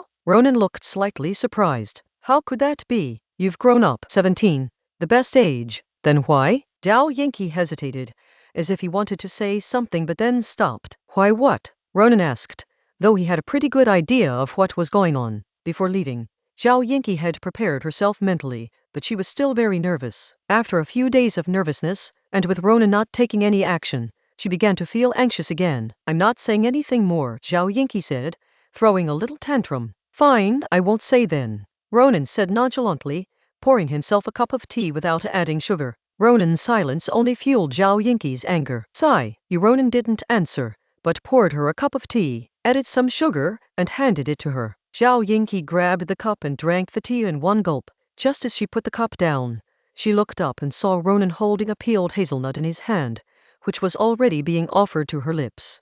Zhao Yingqi opened her mouth wide and bit down, and at the same time, she scraped Ronan's finger hard with her teeth. Ronan withdrew his hand and said, You're special. There's no need to compare yourself to others. Elena, Alice, and Grandin were also raised by me, but they're all different from you. Elena is someone who likes to wander the streets and alleys, seemingly reckless, but actually very thoughtful. She's a sister who's both troublesome and easy to manage. Alice remembers every little kindness you've shown her, but she doesn't like to express it. She's a very interesting person. When she was little, I treated her like an adopted daughter, but she didn't accept it. As for Grandin, she's very precocious. Everyone sees her as a good girl, but she's not at all. She's very cunning and has a bad temper. I didn't want a daughter like that, but she insisted on being my daughter, and then my filial piety turned sour. Liu Nan spoke in Chinese, and Zhao Yingqi immediately understood the phrase filial piety has deteriorated. You're different.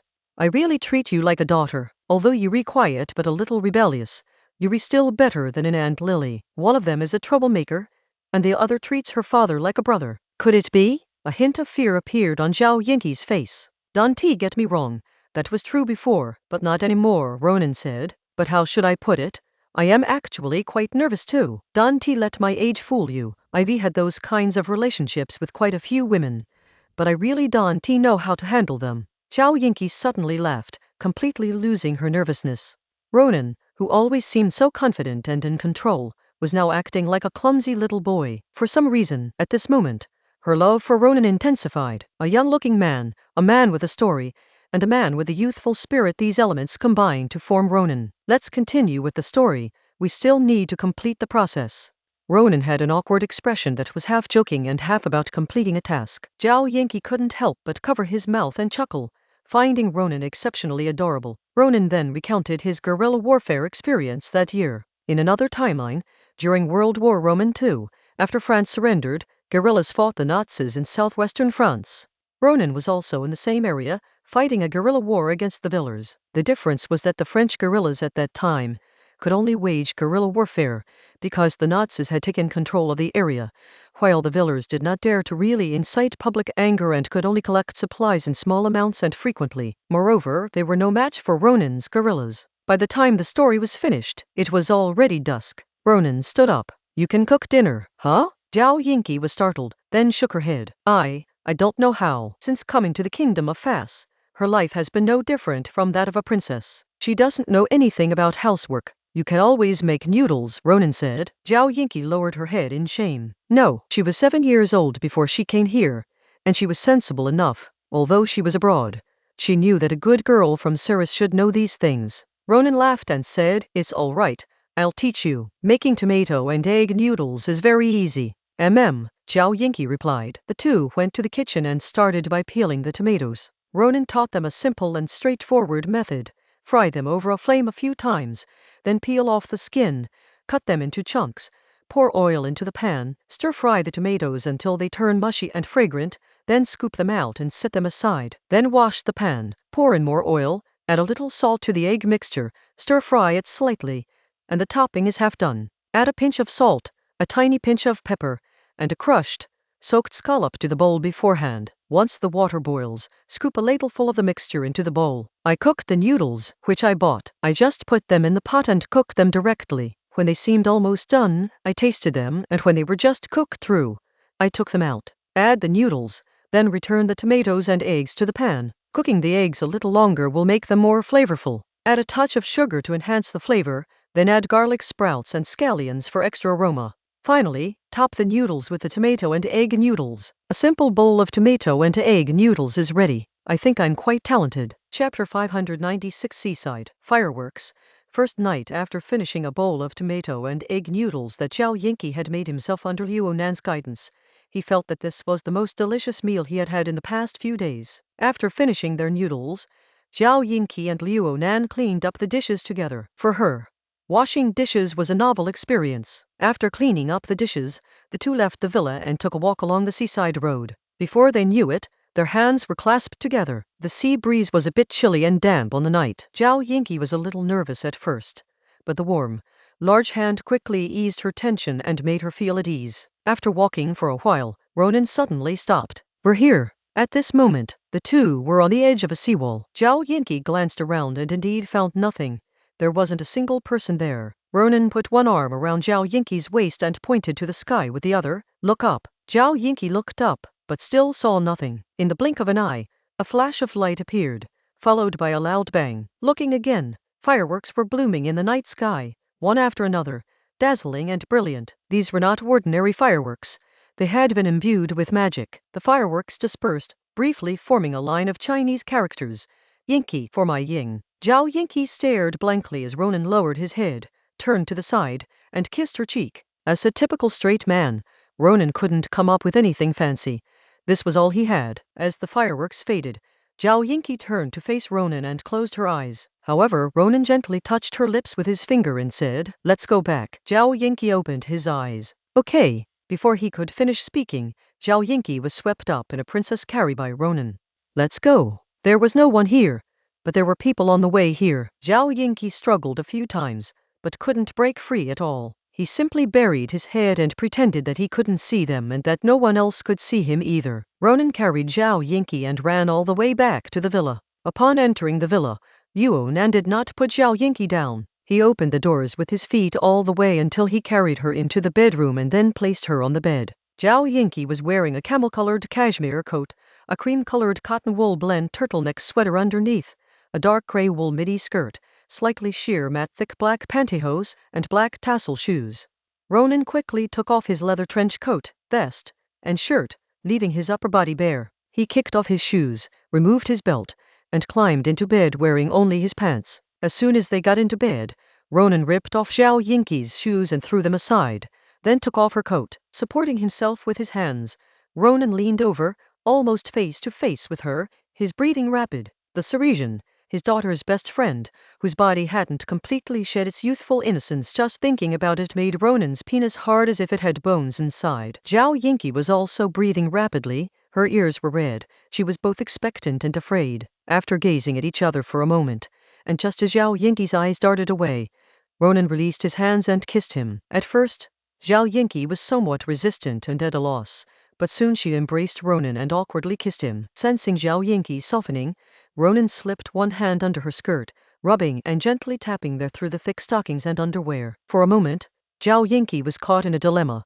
Neither could he close his legs nor open them. He grabbed Liu Nan's wrist, which was currently being used roughly, and tried to pull it away, but without actually using any force. A moment later, Ronan withdrew his hand, and just as Zhao Yingqi felt a little relieved, Ronan's hand slipped inside again. This time, it went straight into her underwear and touched the soft flesh of her lower body. Zhao Yingqi squeezed her legs together as if she had been electrocuted and let out a soft moan.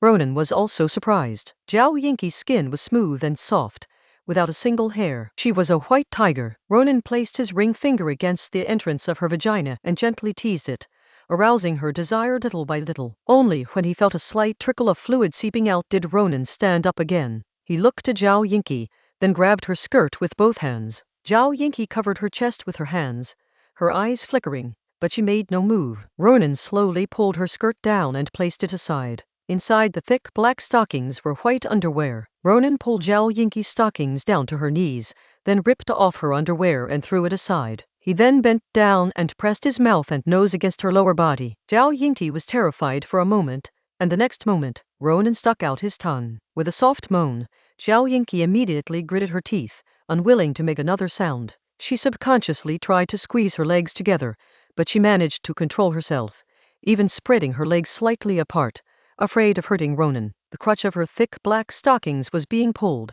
making them almost completely transparent. After licking for a while, Ronan couldn't control himself any longer. He looked up at Zhao Yingqi and asked, "Yingqi?" Zhao Yingqi did not respond, but simply nodded slightly. Page 264. Having received permission, Ronan unzipped his pants and his monstrous, hard erection, almost touching his abs, sprang out. Although Zhao Yingqi had seen it once from afar in the dim light, seeing it so close still made him tremble with fright. If this hammer-like thing goes in, won't it smash everything inside? Ronan leaned forward, took off her cardigan, and unhooked her bra. His large penis pressed against her vulva, and while kissing her, he gently kneaded and pressed her small, not large, but particularly round and perky breasts with erect nipples, which slowly made her relax. After a short while Ronan tried to enter, but he was too big, and Zhao Yingqi was too tight, even tighter than Alice. He couldn't even squeeze half his head in. Ronan could already hear her whimpering with a sob in her voice. Ronan had no choice but to stop and use his fingers instead. But as soon as the finger went in, it felt like it was being tightly wrapped up. It was so tight, and Zhao Yingqi was young and it was her first time, so there wasn't much fluid. Fortunately, Ronan was prepared. With a flick of his finger, a can of lubricant flew over. Ronan scooped out a dollop and applied it to Zhao Yingqi's genitals. After he finished, Ronan went in again and immediately pushed his head in. Zhao Yingqi cried out in pain. Ouch. He immediately pressed his hands against Ronan's chest to stop him from going any further. Relax, it's okay. Ronan reassured her. This is not a lie to fool people. Zhao Yingqi is no ordinary person. She is a second-tier mage, with a tolerance far exceeding that of ordinary humans. She is just a little unaccustomed to it right now. After a brief pause, Ronan thrust his hips forward, penetrating a third of the way in. Instantly, blood seeped out. Zhao Yingqi immediately grabbed a pillow, covered his face with it, and bit down hard on the pillow. After pausing for a while, Ronan began to insert the needles slowly and gently. Only when he felt Zhao Yingqi's body relax and no longer tense did Ronan support her waist with both hands. It's time to begin. As soon as he finished speaking, Ronan thrust all the way in. Zhao Yingqi felt as if her whole body had been pierced and split apart. Her black-stockinged little feet kicked wildly, and her hands pounded the bed.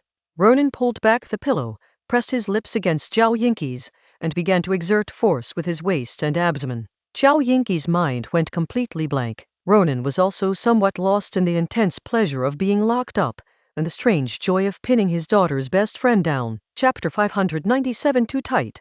I can do it.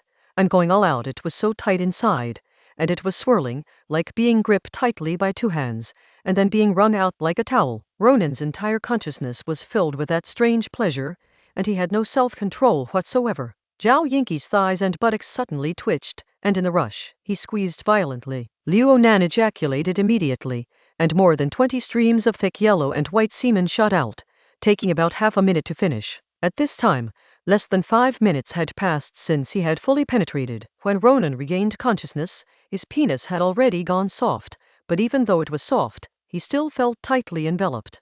Ronan withdrew, his massive member exiting, and instantly large amounts of thick liquid gushed out. Zhao Yingqi's clean, hairless genitals were covered in bluish-red stains, and he lay there on his back, motionless. The crotch of his black pantyhose had been torn at some point. Her slender, shapely legs lay limply as if their bones had been removed, her small feet swaying weakly from side to side. She was panting heavily, her chest and ribs expanding and contracting, causing her round and perky breasts to sway as well. Seeing this scene, and with his pent-up desire not yet fully released, Ronan unconsciously became erect again, feeling uncomfortably swollen. He was too embarrassed to bother Zhao Yingqi any further, so he could only hold it himself and stroke it against Zhao Yingqi. After stroking himself for a while, Ronan's desire did not subside at all.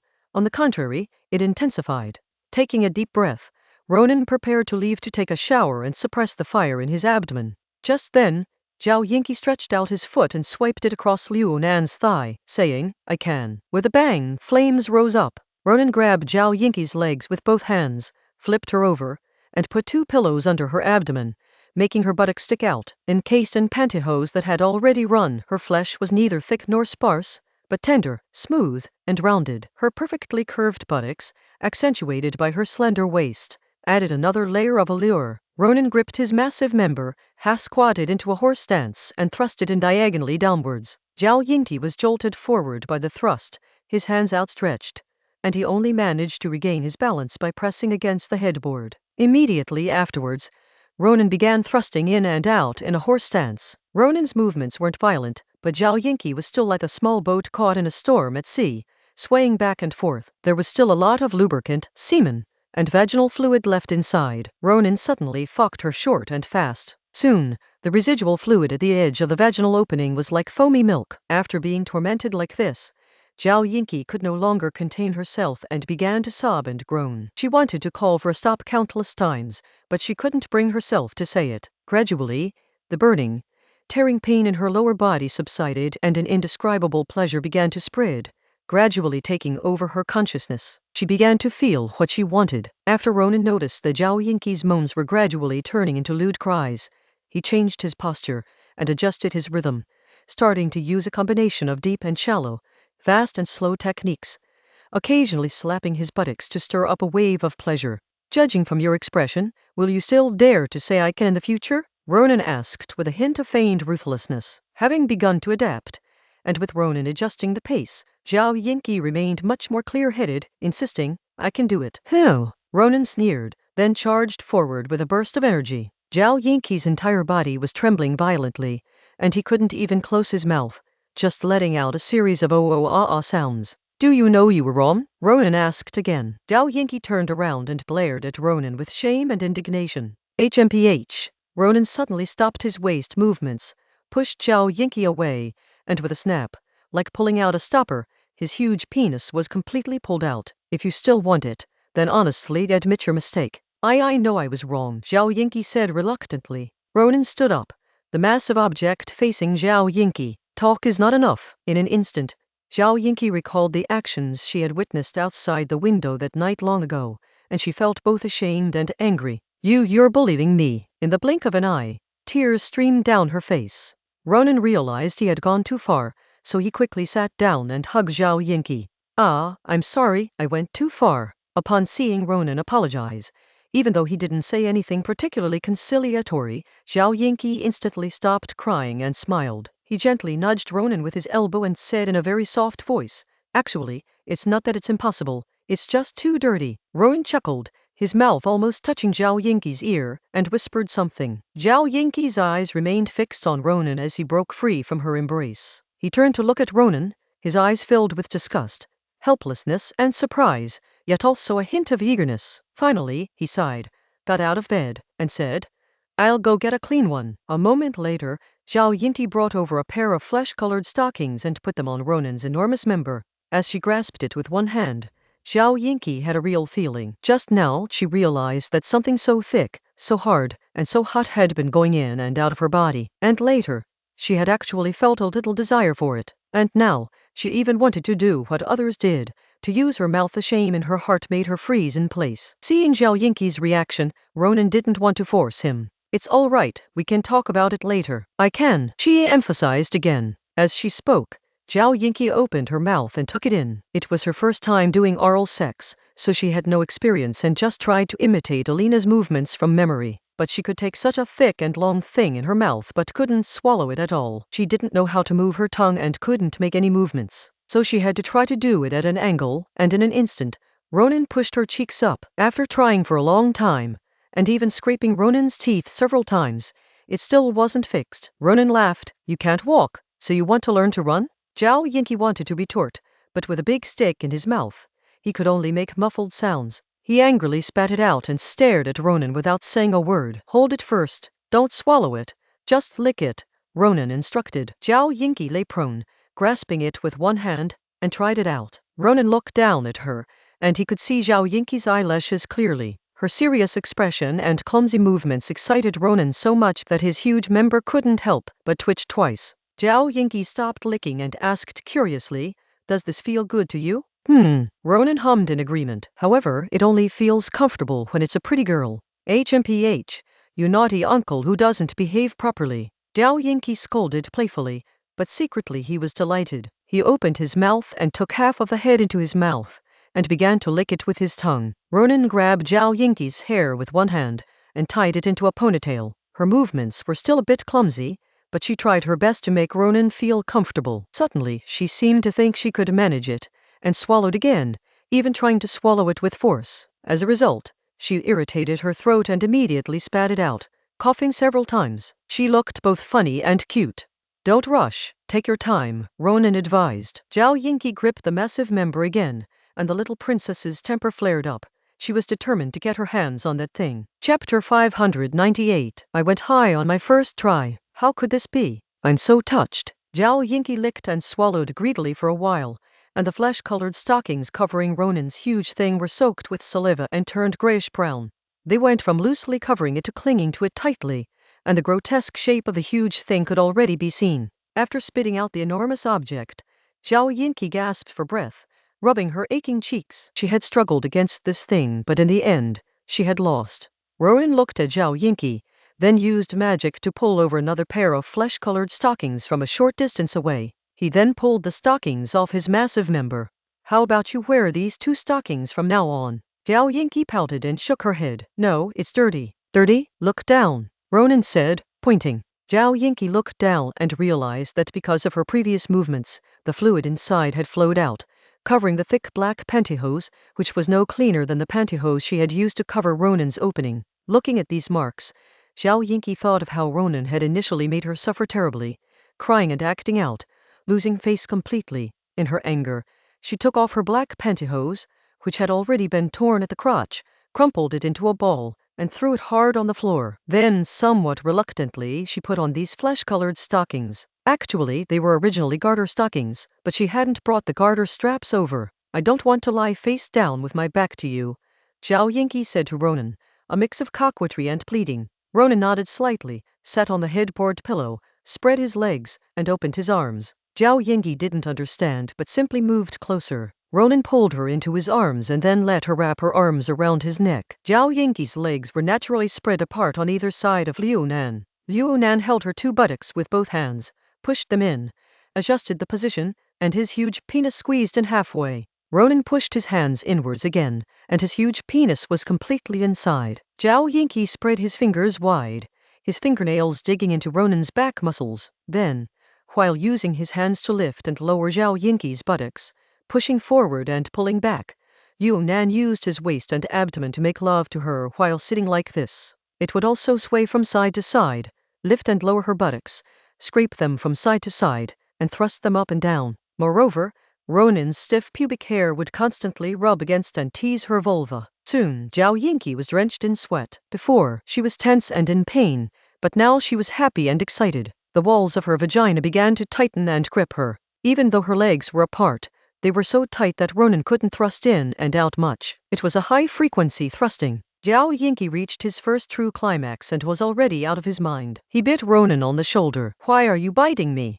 Ronan yelled. Zhao Yingqi couldn't hear him at all, as if he was controlled by instinct. He twisted his waist and shook his buttocks wildly, like a female in heat, who needed to pull out Ronan's thick love fluid immediately. Ugh, ah! Ronan groaned softly, closed his eyes and suddenly hugged Zhao Yingqi, followed by a powerful upward ejaculation. After Ronan took a few deep breaths and opened his eyes, he found that Zhao Yingqi had already fainted. Shaking his head and smiling, Ronan settled Zhao Yingqi down and covered him with a blanket. After going to the bathroom, Ronan followed him into bed. When Zhao Yingqi woke up, she found herself lying in bed with Ronan asleep with his back to her. In the entire bedroom, only one oil lamp was lit at the edge. Zhao Yingqi sat up. She was now fully awake and immediately smelled the fishy smell of seafood. She covered her nose uncomfortably with her hand. Then she looked at the tattered and dirty black pantyhose by the bed and hurriedly touched the stockings on her own legs. Everything that had happened instantly flooded her mind. Zhao Yingqi covered his forehead with one hand,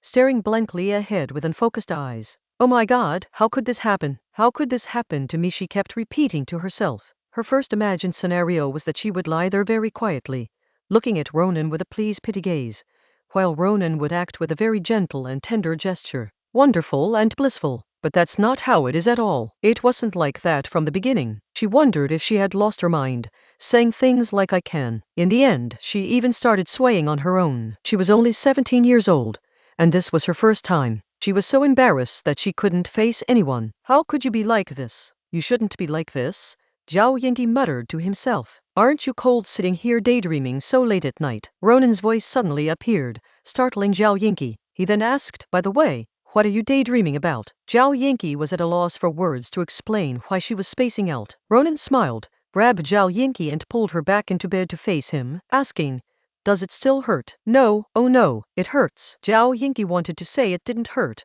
but then changed his mind. Ronan was both amused and exasperated. "You're acting strange." Zhao Yingqi was speechless, then looked at him with a scrutinizing gaze, and suddenly changed the subject.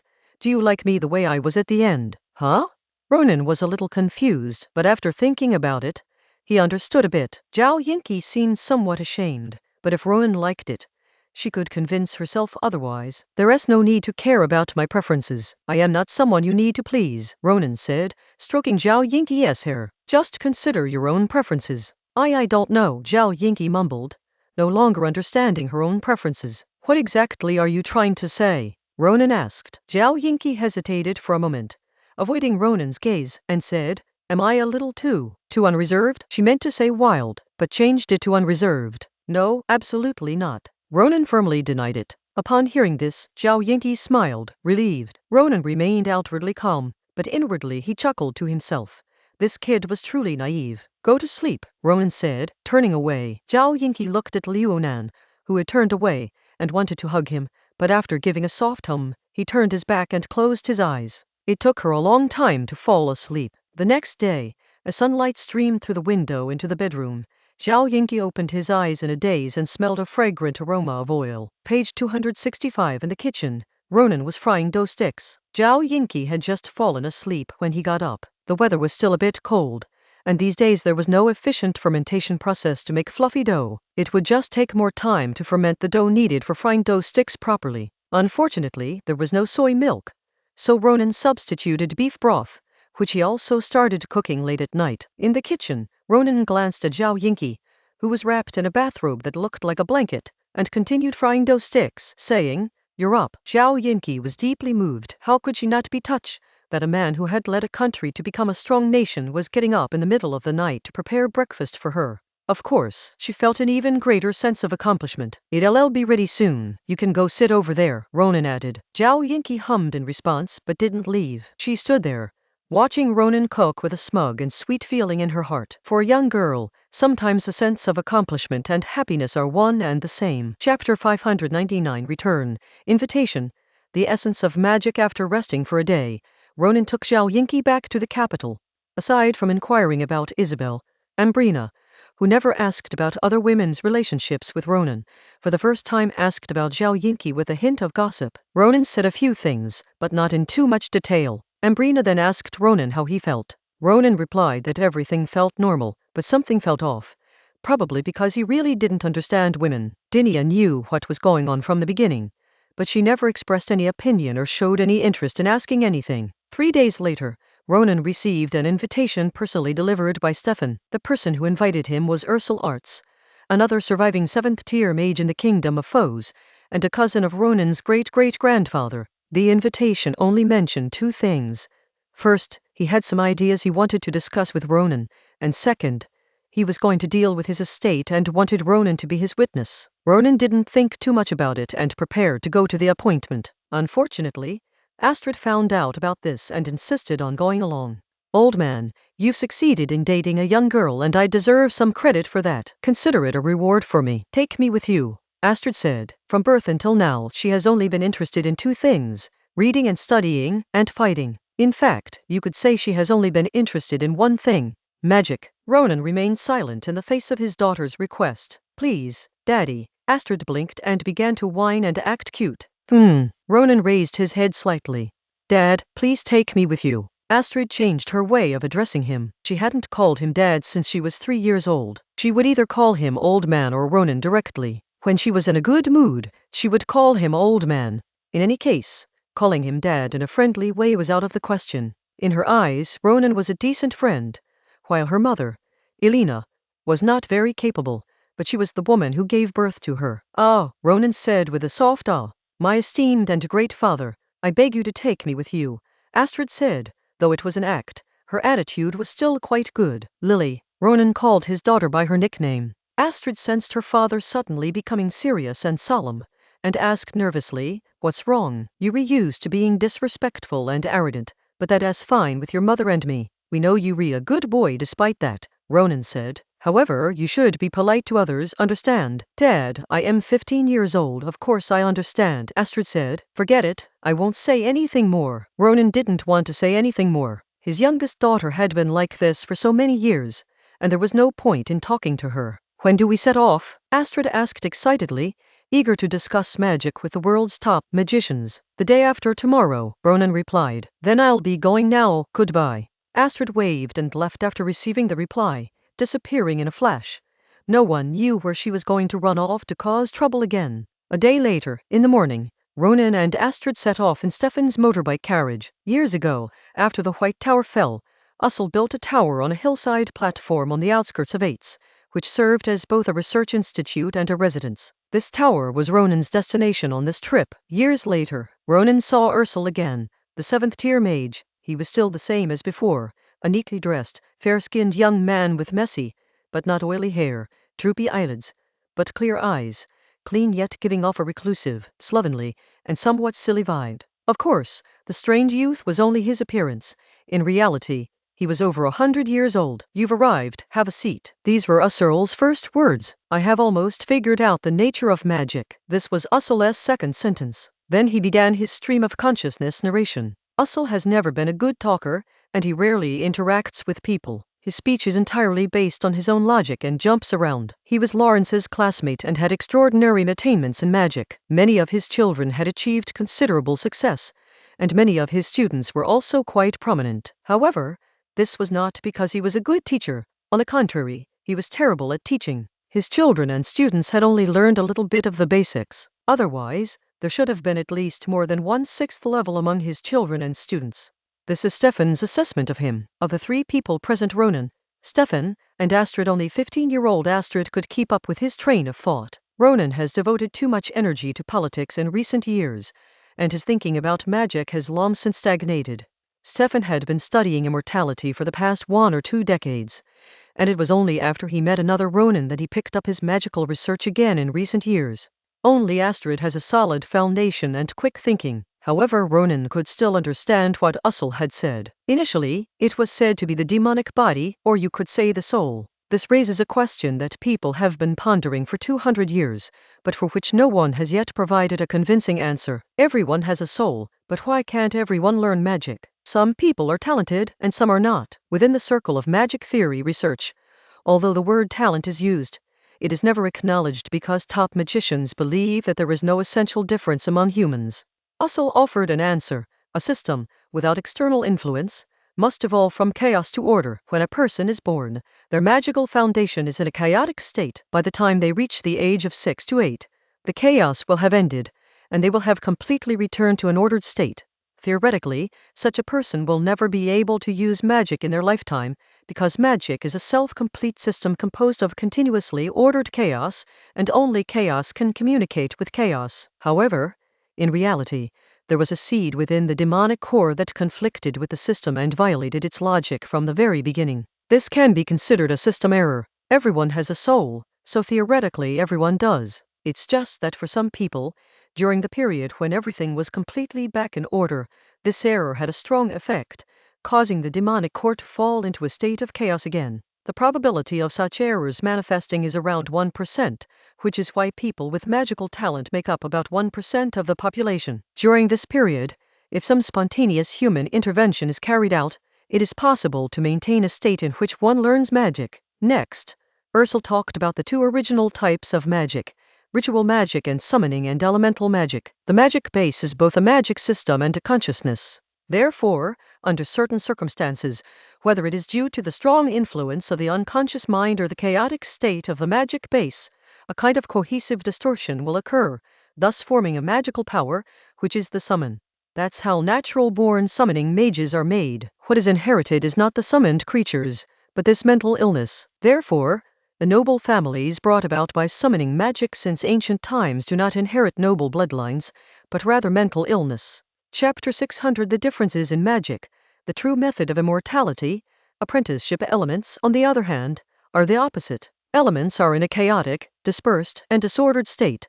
This is the normal state. Therefore, most magicians are elemental magicians. When a erroneous seed manifests, it instantly affects the entire demonic body. It is too chaotic and difficult to communicate. After all, when your whole body is a port, you can also say that there is no port. At this time, a communication port is needed, which is sacrifice by demonizing some organs of the body. Theoretically, elemental magic sacrifices are unnecessary, but in practice, they are unavoidable. Once a person masters a certain elemental magic, the magic they use becomes the most natural magic. Afterwards, Ussel spoke of the oath of heaven. The essence of the heavenly oath is the twisting and condensation of the spirit, which causes the chaos of the system to undergo a cohesive distortion under the influence of an acquired spiritual force. It can be described as a kind of artificially created and controllable mental illness. Theoretically speaking, anyone who has not yet mastered another type of magic can learn the heavenly oath. However, whether or not one succeeds is a matter of mindset and willpower. Elemental magic is easier in comparison.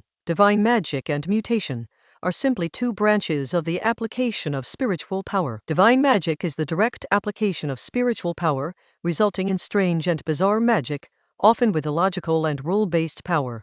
Mutation is the application of spiritual power to the demonic body, thereby affecting and strengthening the physical body, causing abnormal changes in the body. Then Ussel spoke of fate. Fate is simple. It is simply influenced by external forces. As mentioned earlier, the transition from chaos to order is inevitable. Everyone has internal causes for making mistakes, but these internal causes may not necessarily manifest. In addition to internal causes, external causes can also disrupt this inevitable process. Those who awaken the magic of destiny are influenced by external factors.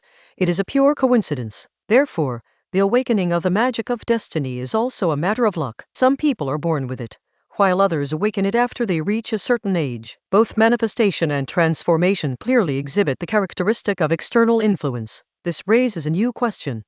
Why are there other extraordinary powers that share the same origin but are different, besides the magic prevalent in the Western continent? The witchcraft of the New World natives and the totem strengthening of the Lag people were results of their low level of civilization. Any kind of magic requires learning, otherwise it's useless. Even if it's innate summoning or natural awakening, the natives of the New World, the Rag people, took a shortcut by simplifying their learning. In addition, their special physical constitution, which is different from that of ordinary humans, made it easier for them to get started, but they would soon encounter a bottleneck that they could not break through.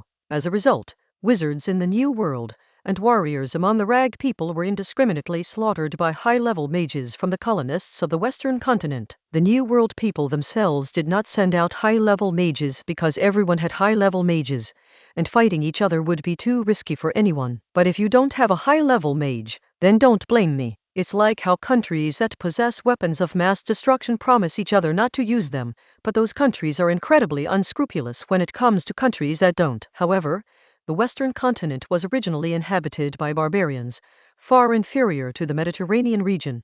Egypt in the northern part of the southern continent, the city-states along the coast of West Asia, and even more ancient cradles of civilization. This is thanks to the Aegean civilization's ability to learn from others. While learning from other civilizations, it also adopted the elemental magic that West Asia excelled at and the summoning magic that Egypt excelled at, and through the development of philosophy and mathematics, it advanced to a new level. It then spread to the Venar region, where the old empire rose to prominence and reached a new level. The old empire influenced the entire Western continent, and over thousands of years, it developed into the 3 systems and 6 types of magic we know today. That desert peninsula civilization was a late developing civilization.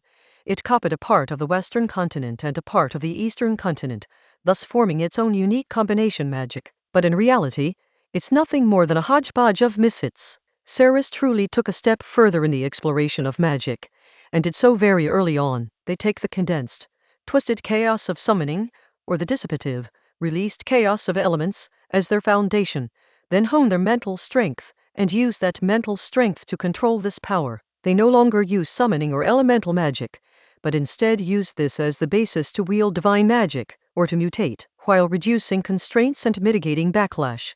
It also boasts greater endurance and stability than mages using heavenly oath magic in the Western continent. The only drawback is that progress has been somewhat slow. Finally, Usul also mentioned a place called India, where people have completely gone astray. Their extreme divine magic only follows the path of mutation, claiming divine power, and all sorts of bizarre things exist. Of course, Usul's explanation was not that simple. His words were more detailed, more in-depth, and more disjointed. Ronan only roughly pieced together his content. Everywhere there is a special existence, and that is destiny. Under the interference of external forces, one can directly become a magician who uses destiny magic. One is born with the ability to summon, and there is a way to switch to other magic. Ceres is proficient in this. Therefore, even the Ceres royal family does not use their own summoning magic. As for fate, it is extremely difficult. Usul said. However, all of this is just useless nonsense. Usul scratched his head and suddenly switched to Chinese. What we really want to talk about is the method of immortality, the true method of immortality, which is also what the 6-fold magic of Ceres is really pursuing. Ronan was surprised to discover that Usul could speak Chinese, and that he spoke it just as well as Ronan. Steven liquefies his magic base, but eventually, his physical body will age to its limit and he will still need to use Lawrence's soul transfer technique to get a new body. However, after the soul is liquefied, the power will not degenerate when changing bodies. As for you, Ronan, it's just luck. Your solidified soul is the same, except that you have another power within you, which is why you don't need to reincarnate. Only by merging the 6 into one, and then vaporizing the soul can one achieve true immortality. Unfortunately, it seems that only legends tell of people in Ceres who have reached this level. I don't have much time left, and this is my only goal for the rest of my life. I will donate all my research data to the country, since it's not of much use anyway. I will donate half of my wealth and give the other half to my children. I have already planned how to distribute it. If they are not satisfied, then go ahead and kill them. I have no interest in them. There's one more thing I'd like to ask of you. Find my son, Heath. Well, he is not bad. Someone whose name I can remember. It is a pity he is too focused on those trivial things I did in my middle age. If you happen to run into him, give him this. As he spoke, a notebook fell from the void and landed in Ursula's hand. Ursula then handed the notebook to Ronan. At this moment, Astrid, who had been listening silently, finally couldn't sit still any longer. Master, I want to learn from you. Chapter 601 Willful. Ministry of Magic Business. When to retire, her original goal was to become a 7th-tier elemental mage, and she also wanted to achieve immortality, specifically through the vaporization of her magic-based body. Since Usul himself is a summoner, he must have found a way to master the 6 types of magic as a summoner mage. Upon hearing Astrid's words, Usul, who looked rather foolish, gave the tall, blonde girl in front of him a look as if she were an idiot, and retorted, I gave the notes to your father. Why don't you just take a look? Ah, this. Usul seemed to have thought of something, and rubbed his chin. You can handle the heritage matter for me on behalf of the country, so as not to waste my time. I'm preparing to leave here and go to the ruins of that calamity between the East and West 400 years ago. That's it. You can do whatever you want. Not long ago, he was still endlessly spouting what he considered nonsense, but suddenly he changed completely, unwilling to let anything unnecessary waste even a tiny bit of his time. Without hesitation, Usul left his residence. Then, not far from the tower, a straight crack appeared on a flat area, revealing an underground door. As the door opened, something that looked like a ship or an airship rose up and came into view. Ronan suddenly remembered that, in addition to his research on magic itself, Ussel was also a person with extremely high attainments in human body, modification and magical creation. Goodbye. After saying that, the spaceship took off, and Ussel jumped inside. The next moment, a gale hit the ground, and the aftershock swept outwards, raising dust in an instant. When the dust settled, the spaceship had already gone far away, turning into a small black dot in sight. If you were to ask Ronan what he was thinking at this moment, he would only have one thought. Ussel was right. All summoners are mentally ill, and he himself was a summoner. Ussel himself is gone, and his legacy certainly needs to be dealt with. Ronan himself doesn't need to worry about this. He can simply give a notification, and the entire Ministry of Magic will mobilize. The Ministry of Magic is supposed to supervise and manage magicians, but in reality, they neither supervise nor manage them. Aside from some routine tasks, their main duties are twofold. First, assisting in the arrest of criminal magicians. As the saying goes, he who possesses a weapon will naturally harbor murderous intent, and when magicians' emotions run high, they tend to resort to violence to solve problems. In the kingdom of foes, even after the invention of the magic pistol, lower-ranking magicians are no longer as arrogant as before, but the frequency of magician-related violence is comparable to the frequency of shootings in another, less desirable country in another timeline. Page 266. The second largest business is handling the estates of magicians. Most magicians have some wealth, but most of their biological children are not magicians. However, generally speaking, their daughters-in-law or sons-in-law are mostly magicians.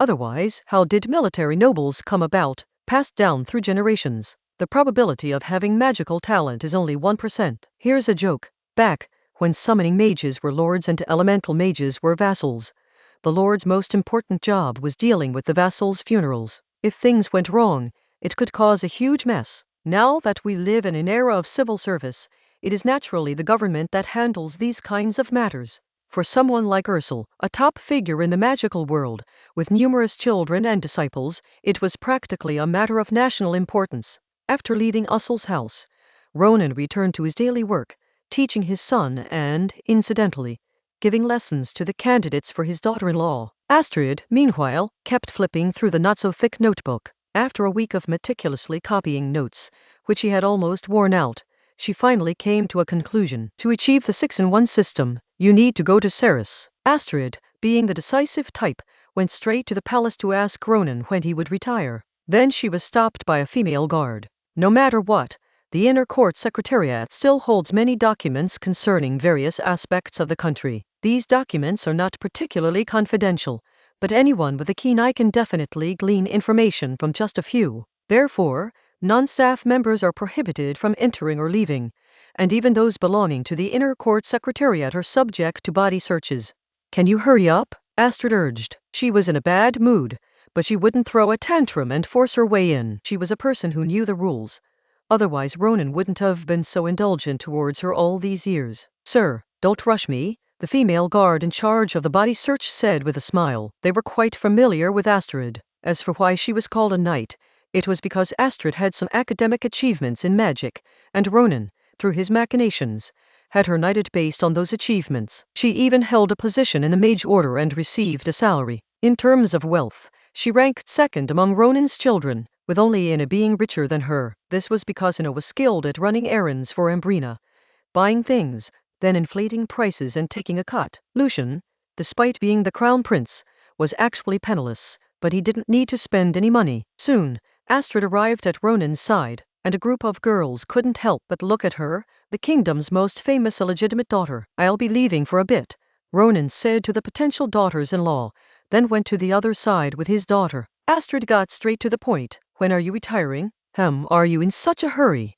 Ronan asked in surprise. It's urgent, but not that urgent, Astrid replied. That's settled then, Ronan replied casually. Astrid gritted her teeth in anger at Ronan's attitude. I said, why don't we just become that dog emperor? His strength is just so-so. Ronan didn't speak, he just smiled. Okay, I know that's impossible, Astrid said. Of course she knew it was impossible. Assassinating foreign leaders was against the rules. Once someone started it, it would never end. Not using assassination was an unspoken agreement between major powers. Of course, it was common for major powers to kill leaders of smaller countries. How about I go to Cirrus myself? Astrid suggested. Ronan chuckled. Sure, let me cut off both your legs first. Then you can use a wheelchair. I have no objection.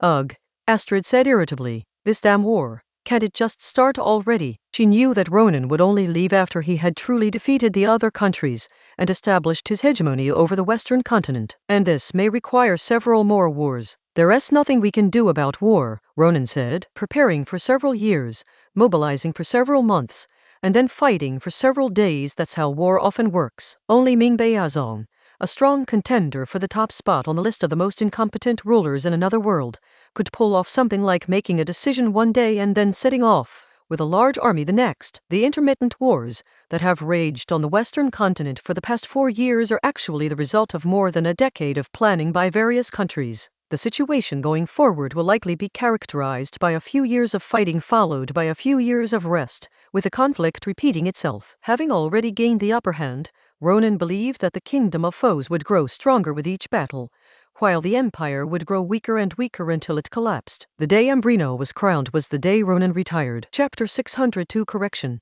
A test for the son, the troubled youngest son. After seeing Astrid off, I attended a class. Ronan left and went to where Lucian was taking his magic class. He watched for a short while before Lucian's magic class ended. Ronan and Lucian's magic teachers nodded to each other in greeting, then came over to their son. Not bad, son. Your strength is much greater than mine and your mother's when we were 16. He was still at the first rank when he was 16, as was Ambrina, while little Lucian was already at the second rank. But I am afraid I'll find it very difficult to surpass you in magical rank throughout my life, little Lucian said. After Orin, not only all the kings, but all the royal families, only Lawrence reached the 7th rank. The rest did not even reach the 6th rank, and the highest was the 5th rank. Of all the royals now, only Isabel seems to have any hope. The Frago family's special summoning magic is really not easy to improve. Moreover, magical strength is enough for me.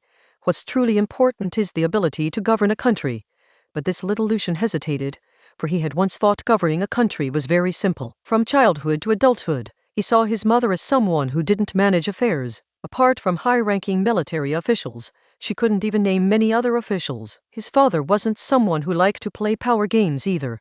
He devoted most of his energy to construction. Therefore, in Lucian Jr.'s view, the king's problem lay in controlling military power and developing infrastructure. But after only half a year of internship, he discovered that this was not the case. Having military power makes development and construction not the real problem. Rulers typically face 2 dilemmas.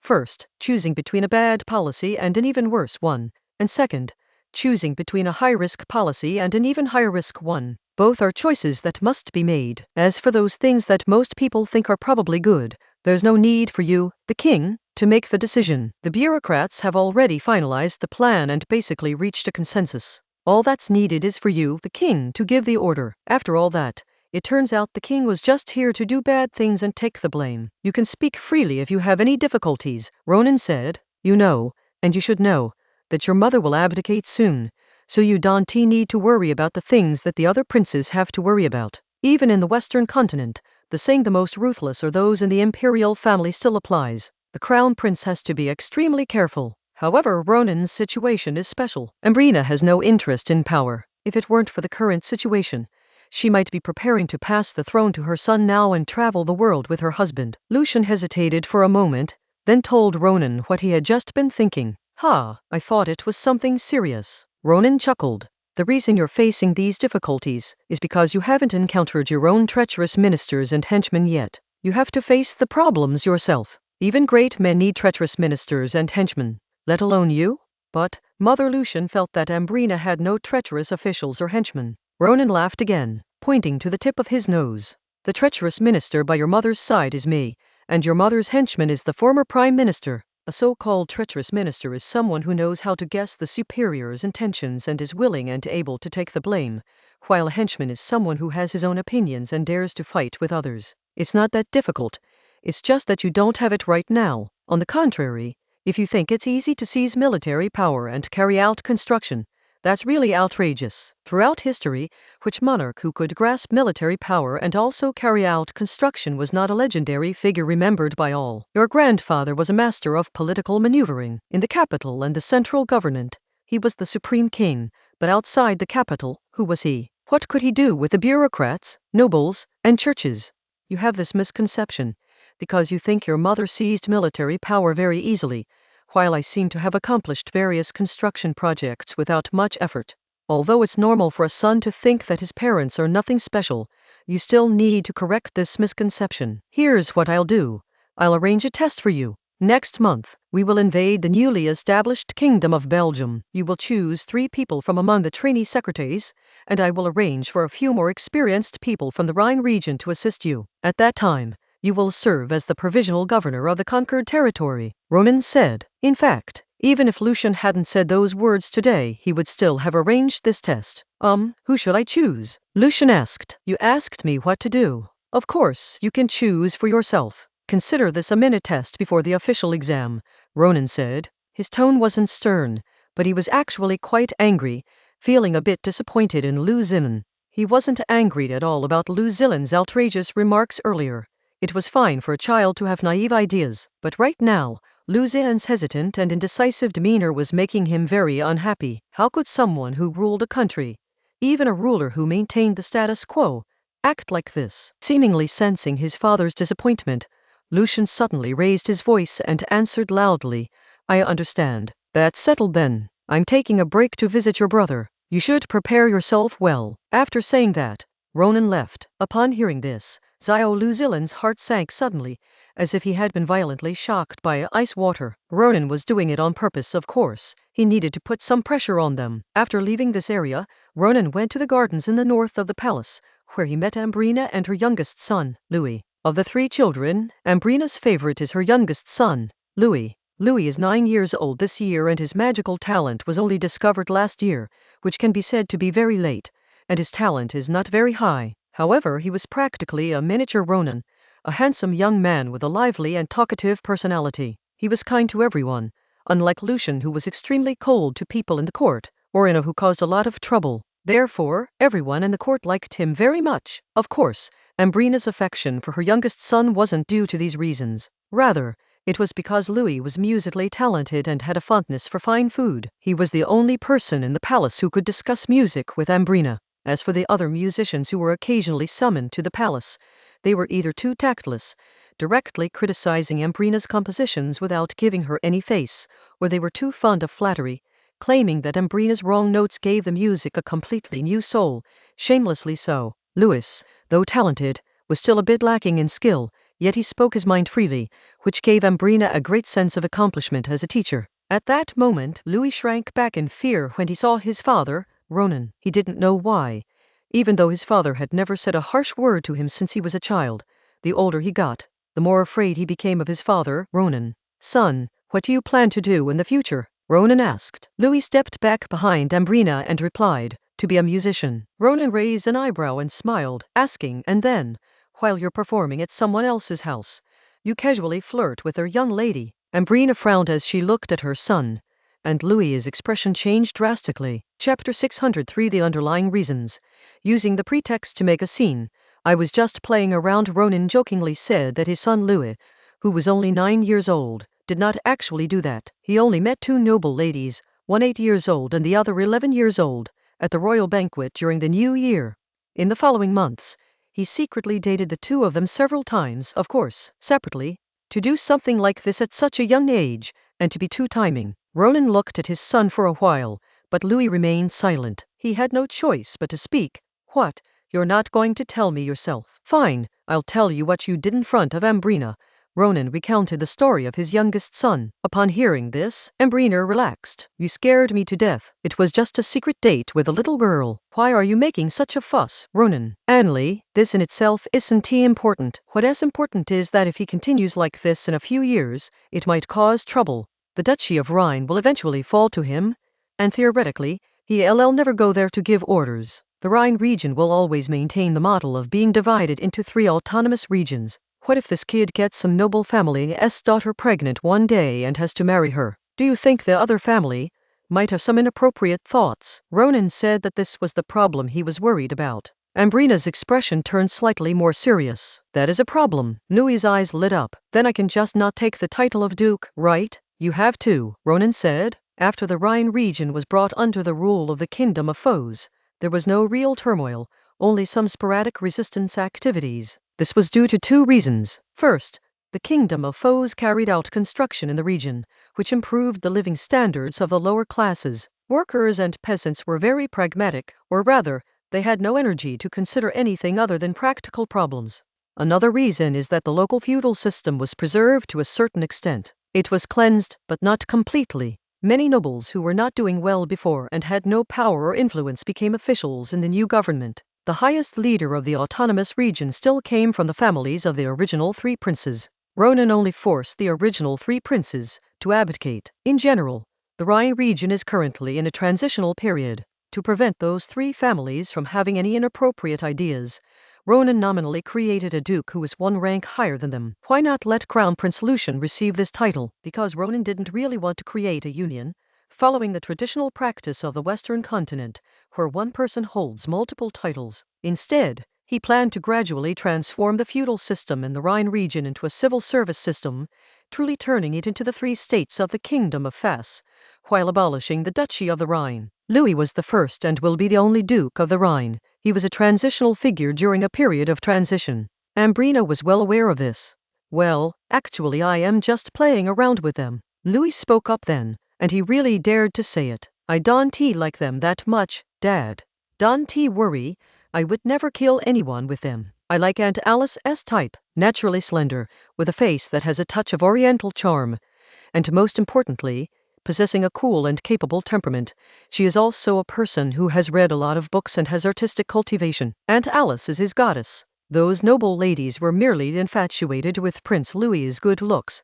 It was low class, only fit to be used as practice. Ambrina completely ignored her son's nonsense. So, Ronan, what are your thoughts? She had already sensed that her husband was just using this as an excuse to bring up the matter, even if their younger son wasn't so irresponsible. I haven't played with my son in a long time is just an excuse. Let us get engaged first, so no one has any inappropriate thoughts. Once we re-engaged, this kid can do whatever he wants, Ronan proposed. That's a good idea, Ambrina thought. Indeed, Henri is a doting mother to her youngest son, a playful big kid, but at the same time, she is also a professional queen with a strong work ethic. I don't want to. Louis immediately started throwing a tantrum. Why can my brother choose from dozens of different women, but I can't? I quit. Ronan lifted his youngest son up like a kitten, and Louis fell silent instantly, as if his fate had been seized by the scruff of his neck. Setting his youngest son down, Ronan said with a smile, you can choose as well,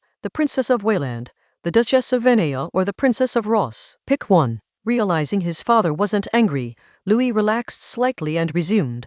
The Princess of Wayland, she's called a princess. Isn't she just a female pirate born of a pirate? Venea, she's the daughter of a swindler. Absolutely not. And the Rus? Aren't they snow-eating barbarians? Can a princess from that place be called a princess? She's not even as good as a village girl. Ronan couldn't help but sneer. You're quite picky. You're a prince without the right to inherit the throne, and your abilities are so poor. Do you think others would even look at you? If you weren't my and your mother's son, you'd only be fit to dig coal in the mountains. Father, that is not fair.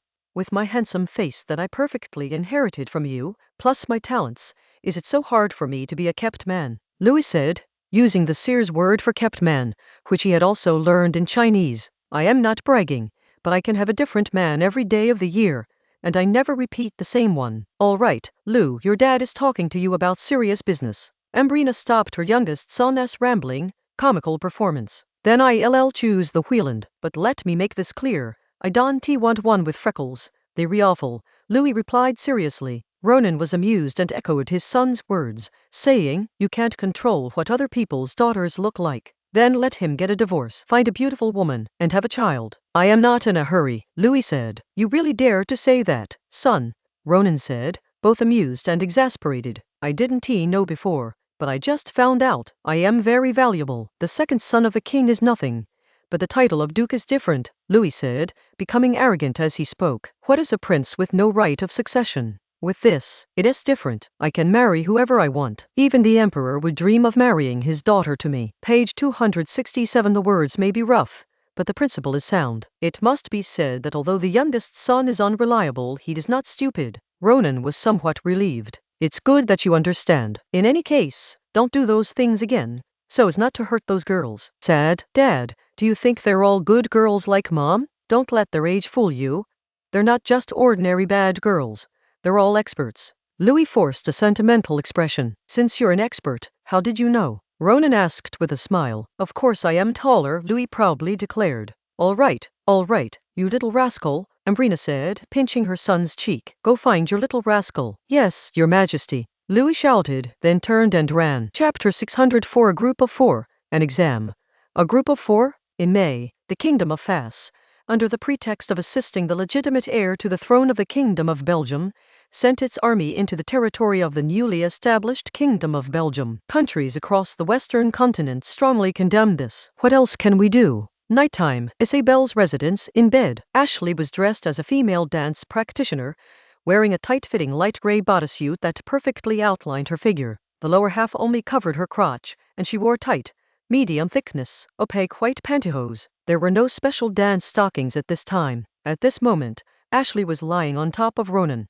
The lower part of her bodysuit was pulled open, her white stockings were torn open, and her lower body was tightly connected with Ronan's. Her small, perky buttocks kept moving up and down and swaying from side to side, while her mouth was sucking and licking Ronan's pectoral muscles. Behind Ashley, Galan was wearing purple open-crotch pantyhose, with a double-headed dildo inserted into her genitals. The larger half was inserted into her own body, while the smaller half was inserted into Ashley's anus. She held Ashley's waist with both hands and thrust her hips. Rather than saying she was having sex with Ashley, it would be more accurate to say that she was using Ashley to have sex with herself. Isabel, wearing a bright red pantyhose with nothing underneath, sat with her legs spread apart on Ronan's face, enjoying his oral service through the pantyhose. After a while, the three switched places. Ashley sat on Ronan's face.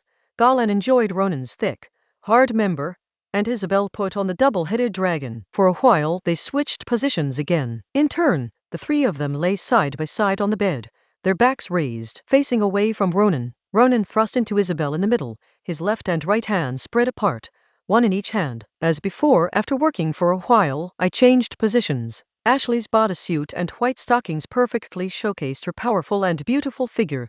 The coordinated movements of her waist, hips, and legs made her practically a perfect, automated human masturbator. But she also had another identity, a former head of the Secret Service. Grandine's open mage robes and purple stockings, along with her sister's face carrying a hint of disgust yet displaying an incredibly lewd expression, already exuded a sense of breaking taboos. And being the daughter of a top student only amplified this feeling. Isabel's red stockings, a powerful princess wearing such dazzlingly bright stockings, their purity arousing desire. After taking turns with the three men, Ronan finally got into the swing of things, slapping each of them on the buttocks before standing up. The three understood, turned around, lay down, raised their heads and opened their mouths. Ronan quickly masturbated a few times, shooting more than 10 streams of thick, yellowish-white semen into the mouths of the three men. Ashley pursed her lips and slowly swallowed. Galan swallowed it in one gulp, licked his lips with a lingering smug look, and Isabel spat it out. Was the test you gave Xiao Luzinin a little too difficult?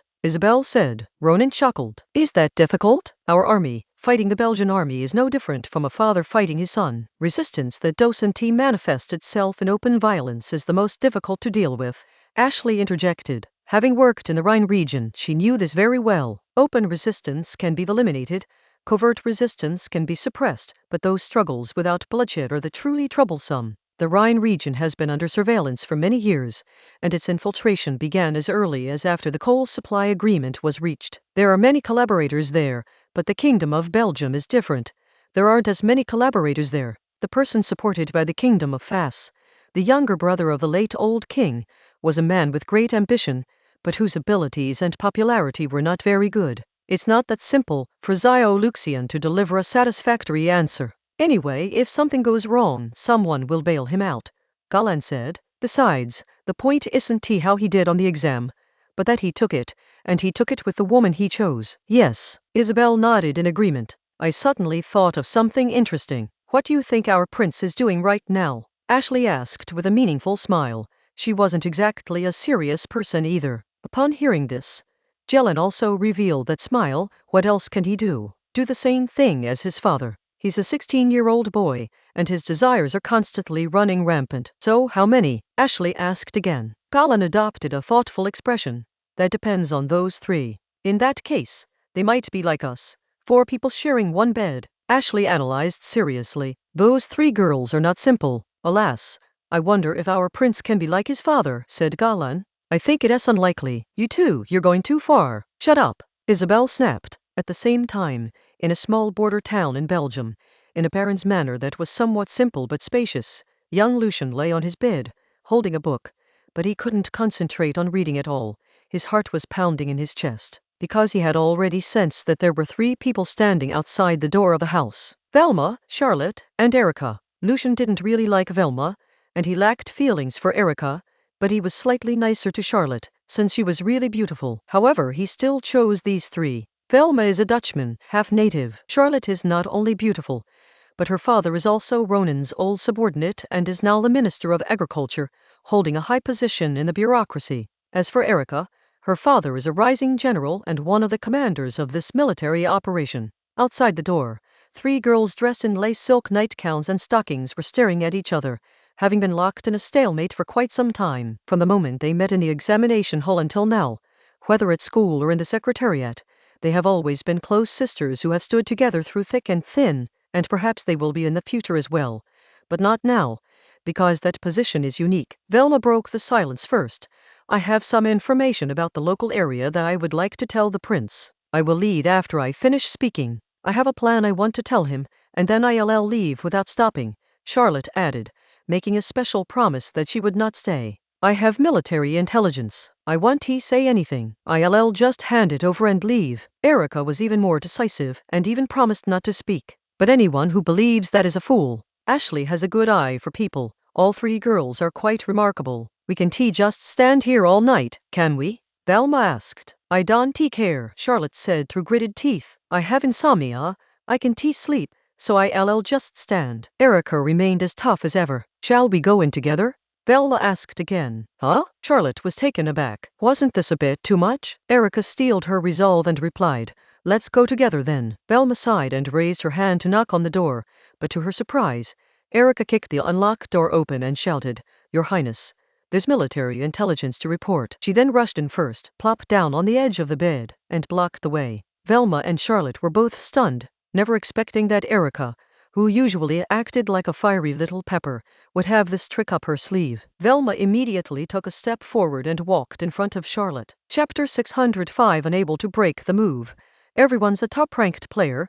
The road ahead is long. Generally speaking, when reporting military intelligence, one should focus on the key points and use simple and clear language to make the other party understand the current situation. However, Erica's attitude was as if she wanted to tell little Lucian about the amount of food consumed by every mule in the logistics transportation, thus prolonging her reporting time. It must be admitted that Erica was rigorously trained by an aristocratic family, a true young lady of an aristocratic family, and one of the most outstanding young girls in the entire country. Ordinary people simply could not memorize so much information and then report it to others, without notes. However, the report wasn't the main point. The main point was that she would occasionally pull down her nightgown, which didn't reach her knees, and then pull it back up, letting her thighs peek out from under the stockings. The way the stockings were sometimes visible and sometimes hidden, and how her whole body leaned forward slightly and swayed gently, made her cleavage appear and disappear. How could a 16-year-old boy like Zhao Luxian stand this? Even though he didn't like Erica because her personality was somewhat like his sister Renee's.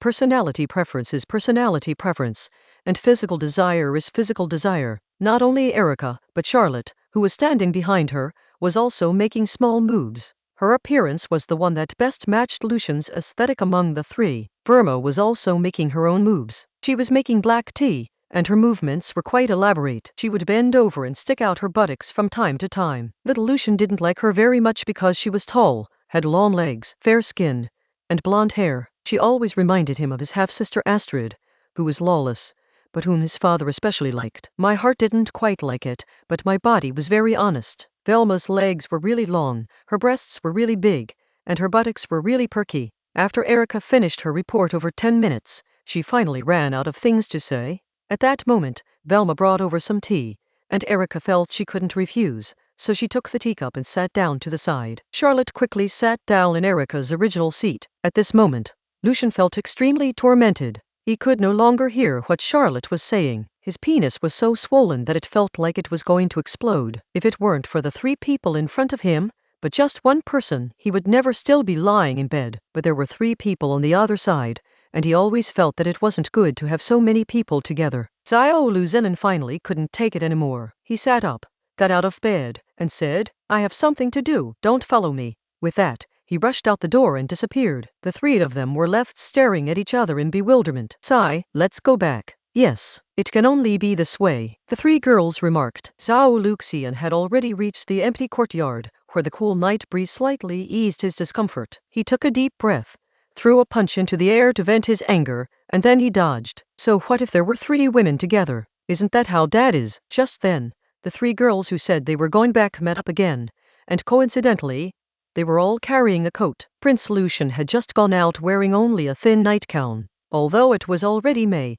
it was still a bit chilly outside at night. "I seriously doubt we have the same teacher. There's no way to break through their moves." Impressed, the 3 best friends were really frustrated. Couldn't there be someone who was a bit slow? Even just one would be fine. None of them are slow, so how are they supposed to play? "I'll do it." Velma was the first to speak up. "You know, the Prince doesn't actually like me, so I have no hope. I'll be your scout, and whoever gets the throne in the future can just take care of me." "I'll do it," Erica said. "You know I have a bad temper, and with my background, the king would definitely not agree to it. Let me go. I'll give you a try, and then you'll know what the prince likes." "I'll do it," Charlotte said. "The Marquis certainly doesn't want me to take the position, so it won't make any difference if I go." After they finished speaking, the 3 of them looked at each other, but no one gave in or put down their coats. After a brief standoff, Lucian returned from the courtyard and saw the 3 men. His lust, which had only slightly subsided, suddenly flared up again, burning even more intensely than before. Lucian didn't say anything, walked past the 3 of them and went straight back to his room. The 3 men, not understanding what was going on, followed him and arrived at Lucian's room once again. Lucian picked up a cup of tea that he hadn't drunk before and that had gone a little cold, gulped it down, stared intently at the 3 people in front of him, swallowed hard, and then quickly took off his bathrobe. The 3 girls were stunned for a moment, their faces showing the same expression. A hint of surprise, a touch of embarrassment, a dash of relief, and a dash of excitement. The 3 girls pulled down their nightgowns, one after the other, until they fell to the ground. Now only wearing underwear and stockings, the 3 girls moved closer to Zhao Luxian, their hands reaching for the straps of the stockings on her thighs. "Don't take off your socks." A long and absurd night began. The next day, when the sun was already blinding, Lucian woke up. He looked around and saw that the 3 girls were no longer there. Just as he was struggling to stand up, he smelled a fragrance coming from outside. When he went outside, he found that the 3 girls had already prepared breakfast. He was surprised to find that these 3 girls, all from wealthy families and candidates for the future queen, all had this skill. Lucian was no prince without common sense. He knew what it was like to be a young lady from a wealthy and powerful family. Little did Lucian know how fiercely his candidates for queen were vying for that position. What does mere culinary skill matter? Because Lucian loved mathematics, mechanics, and researching magical artifacts, each of them did their best to catch up on their studies in private. As for politics, economics, and military affairs, those are all required courses. In short, you should know what most women know, and you should also know what most women don't know. The candidates for Crown Princess are all beautiful and academically gifted women with excellent physical fitness and boundless energy. They study like crazy, never giving up until they die. They believe that only by enduring hardship can one rise above others. As for Velma, Charlotte, and Erica, they are the most hardworking of all. Lucian arrived at the restaurant, where different dishes were laid out on the table. Verma made waffles topped with a generous amount of syrup, a local dish from her hometown that hadn't yet become popular, making it quite novel. Charlotte made scrambled eggs with butter. Her mother had become Ronan's maid with barely passable scrambled eggs, later meeting Ronan's confidant, who was also her father. Now, Charlotte's scrambled eggs were top-notch. Erica made boiled sausages. The method wasn't technically difficult, but the sausages were her own. Her father was born in the southwestern part of the kingdom of Fas, near Villa. Her sausages combined the flavors of both countries, with plenty of fat, fragrant lean meat, and a hint of spiciness, spices, and smokiness. A single bite instantly whetting one's appetite. How was it? The three girls asked Lucian almost in unison. All is well, Lucian replied somewhat perfunctorily. The three girls immediately realized that they still had a long way to go before they could win over the prince. Chapter 606 Rating. Unable to control oneself, even the ruthless have feelings. 2 months have passed in the blink of an eye, and it's July. Lucian stood atop the tower of a church, overlooking the surroundings, feeling exceptionally joyful. The army of the Kingdom of Fast truly lives up to its reputation as the best army in the world. The war has been going very smoothly for the past 2 months. Bastions are now obsolete with the advent of stronger artillery, trench warfare, and small-scale air force. If it weren't for the fact that we had to train the army of the country we were supporting while we were fighting, lest that country become unsustainable in the future, we probably would have taken over the country by now. Of course, Lucian's pleasure was not due to this. After all, fighting was not his responsibility. The test that Ronan assigned him was to manage logistics, coordinate relations between the military and civilians, and handle the livelihood and economy of the occupied areas. Page 268. Lucian thought he had done a very good job. Logistics were maintained well, and he also kept the army of the Kingdom of Fas in check, as well as those who followed the false king, claiming to uphold orthodoxy but in reality just a bunch of thugs and robbers. He forbade robbery and humiliation of the people, and required people to pay for what they bought. The local people's daily lives have not been significantly affected, and some have even profited from it. While they are not exactly welcomed, at least there has been no violent resistance. The only thing that gave him a headache was a bunch of scoundrels who instigated troublemakers. These troublemakers held demonstrations not to oppose foreigners and puppet soldiers, but to demand that they be given land like the people in the Rhine region. If they weren't given land, they would cause trouble. This forced him to resort to underhanded tactics, subtly instructing the puppet king he was supporting to deal with these people. Of course, the puppet king had to deal with them.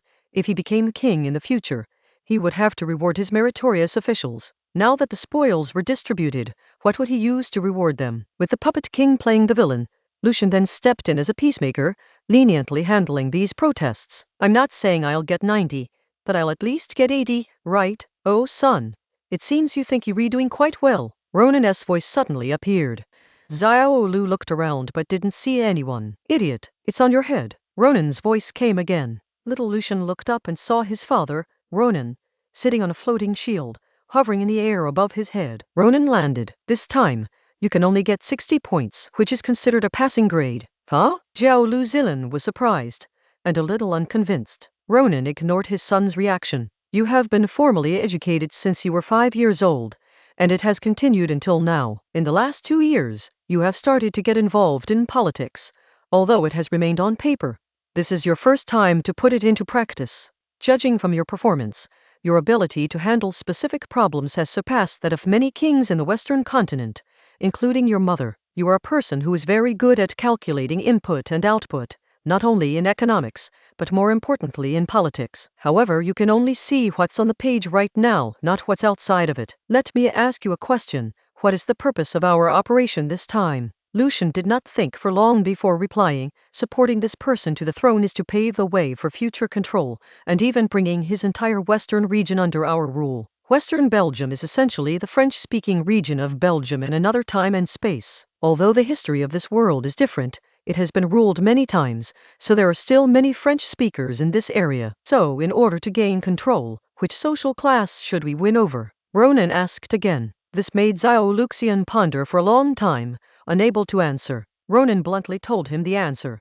This place has natural resources, but they are very limited. However, it is by the sea, so it is not bad for trade. We should support capitalists to act as compradors. In order to support capitalists, we must first make the ordinary people of this place hate the nobles who rule them. You have made that guy act as a bad guy a few times, so he understands what to do, but he has not yet made the people hate him enough. What is the point of restraining him? Let him kill. Moreover, you also need to make the people hate the current ruler. Lucian hesitated for a moment, but still raised an objection. But the current king of Belgium is quite good. He doesn't live a luxurious life and isn't too harsh on the lower classes. In comparison, the guy we're supporting is much more tyrannical. You don't need to worry about that. After another 2 months of fighting, he will soon become tyrannical because he will soon run out of money. When he runs out of money, he will have to squeeze money out of the poor, Ronan said. At the same time, you need to find a way to issue guns to the local capitalists. After all, capitalists without guns are not capitalists. By the way, it will also help us clear out our inventory and make it easier for them to resist the tyrant in the future. Oh, little Lu Zilan felt he'd understood. Ronan patted his son on the shoulder, his serious expression replaced by a smile. Son, did you manage to take down those 3? Huh. Zhao Luxian paused for a moment, then nodded. Yes. Did you use that? Ronan asked, referring to the condom. Ronan had already figured out rubber, so of course he had condoms. His son sleeping with 3 girls was part of the plan, but if he got them pregnant, that would be unplanned. I used it. Zhao Luxian replied again. Have you decided who to choose? Ronan asked casually. Little Lucian looked at his father. Although his father seemed to be asking casually, he felt that it was a more serious question than the one he had just asked about important matters. After a long silence, Zhao Luxian sighed helplessly and asked, Do I really have a choice? Ronan smiled knowingly. You've grown up. It's true, you don't have a choice. You can't choose Charlotte or Erica, but you don't necessarily have to choose Velma. Actually, she's not bad either, little Lucian said, with a hint of self-consolation. He thought that other commoners were not as good as Verma. Then Ronan added, By the way, whoever you choose in the future, do not grant titles to her family members, nor allow them to enter politics or the military. Other forms of care are fine. It would be best to legislate, but you should let your queen push for this bill herself and sever ties with her own family. Understood, Lucian replied. You'll get married next year. You still have some time to choose. Ronan followed up with another heavy blow. Okay, Lucian agreed, but his tone carried a strange sense of resolve. Ultimately, he had no say in matters of marriage. However, whether he was in control or not seemed meaningless. The girl he liked didn't like him back, and he had lost his chance forever. I'm leaving now. See you at the end of the year. Ronan said goodbye. He had said everything he needed to say, so there was no need to linger or meet with anyone else to explain anything, lest people think that he and Ambrina were dissatisfied with their son. Oh, I almost forgot. There's this too. Ronan suddenly picked up a paper package and handed it to his son. Your mother asked me to bring you your favorite braised pork knuckle. I made it myself.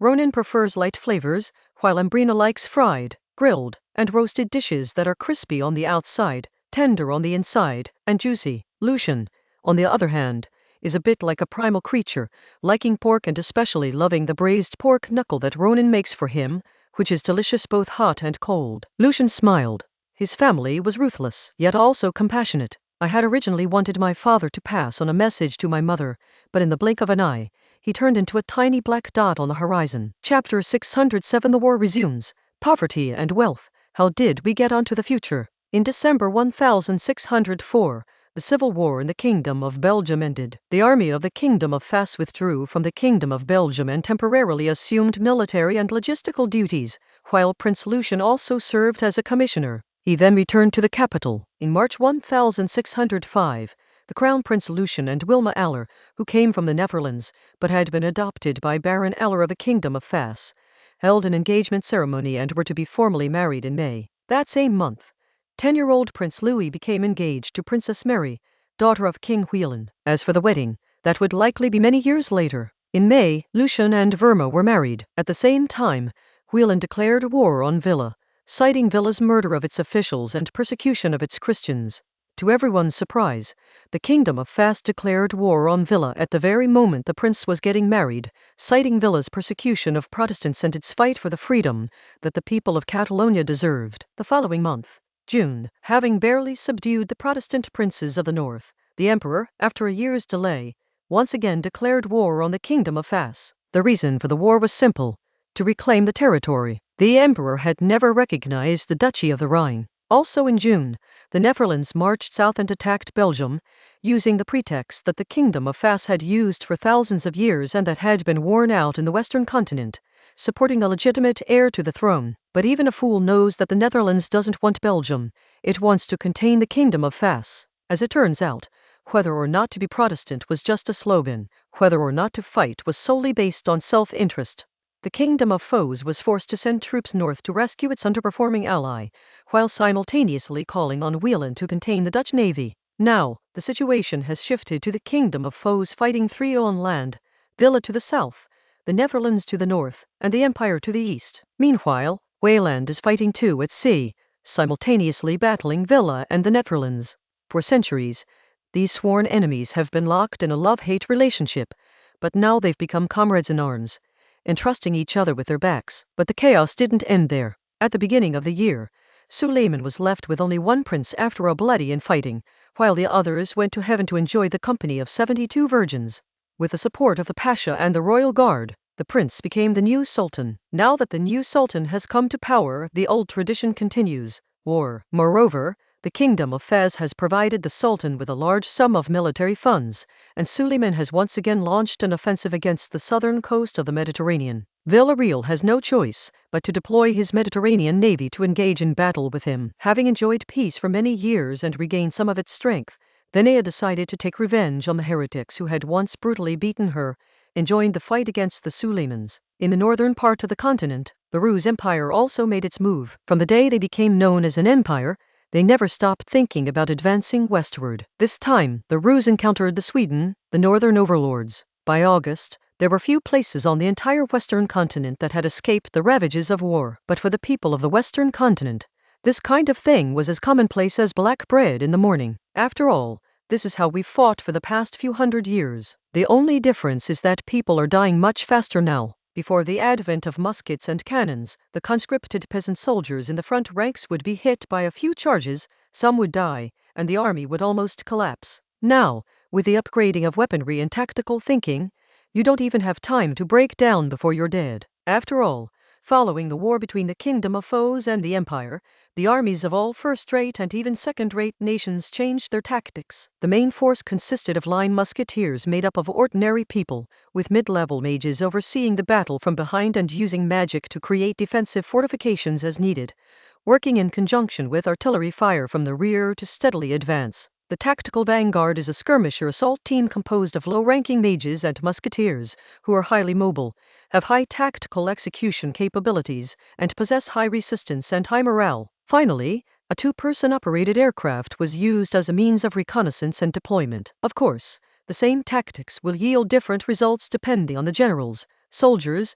and weapons used. Not to mention, this kind of play is not only expensive, but also labor-intensive. Wars were more expensive than any previous war, and people died faster than ever before. Whoever has more people and more money is the most powerful. Without a doubt, we have more people and more money, Ronan casually remarked at the dinner table. This is a family gathering, with Ronan, Ambrina, Inns, Louis, and Lucian and his new wife, Firma. This situation is actually quite rare, because kings and even some nobles of high status do not usually dine with their adult, married children, because they are family, but they aren't. However, things were different for Ronan and Ambrina. Ambrina really enjoyed the relaxed family atmosphere, while Ronan was completely indifferent. Of course, apart from Willand, they're all a bunch of poor bastards, Ambrina said. Having ruled for so many years, she knows what true wealth is. Villa has a lot of silver, but he is not actually rich. In its heyday, Villa relied on the silver mined from its colonies to trade along new sea routes,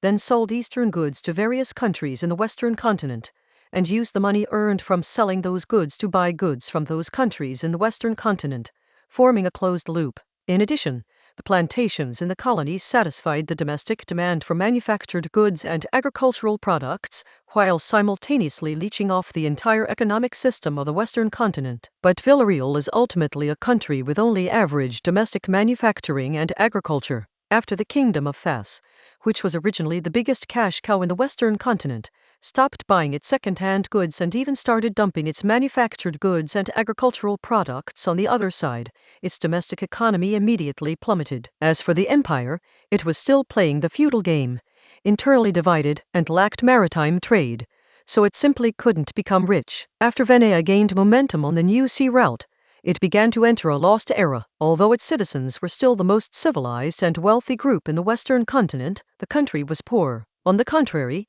the island nation of Wheeland, which may seem weak, is actually quite strong. Its agriculture is not bad, it has coal and iron, and it has many competitive commodities in trade. It is ruthless in exploiting the lower classes and is truly rich. Therefore, Although he may not have as much money as Villa and his manpower is far less than that of the Empire, his endurance surpasses that of Villa and his mobilization capacity is stronger than that of the current Empire. Lucian, this is your number one enemy in the future, Ronan said to his son. The Empire will collapse sooner or later, and Villa is also going downhill with the accelerator pressed. The Netherlands itself is no good, it just won't work. Venia is hopeless. As for the opponent, it has to be me leading England, or no, it's the combined 3 islands of Wayland. I know, Lucian replied. Velma was slightly surprised. Ronan was not yet 50 years old, and Her Majesty Ambrina was only 40. Although the Frago family was known for its short lifespans, even 7th-tier mages like Arons and Lawrence had short lifespans,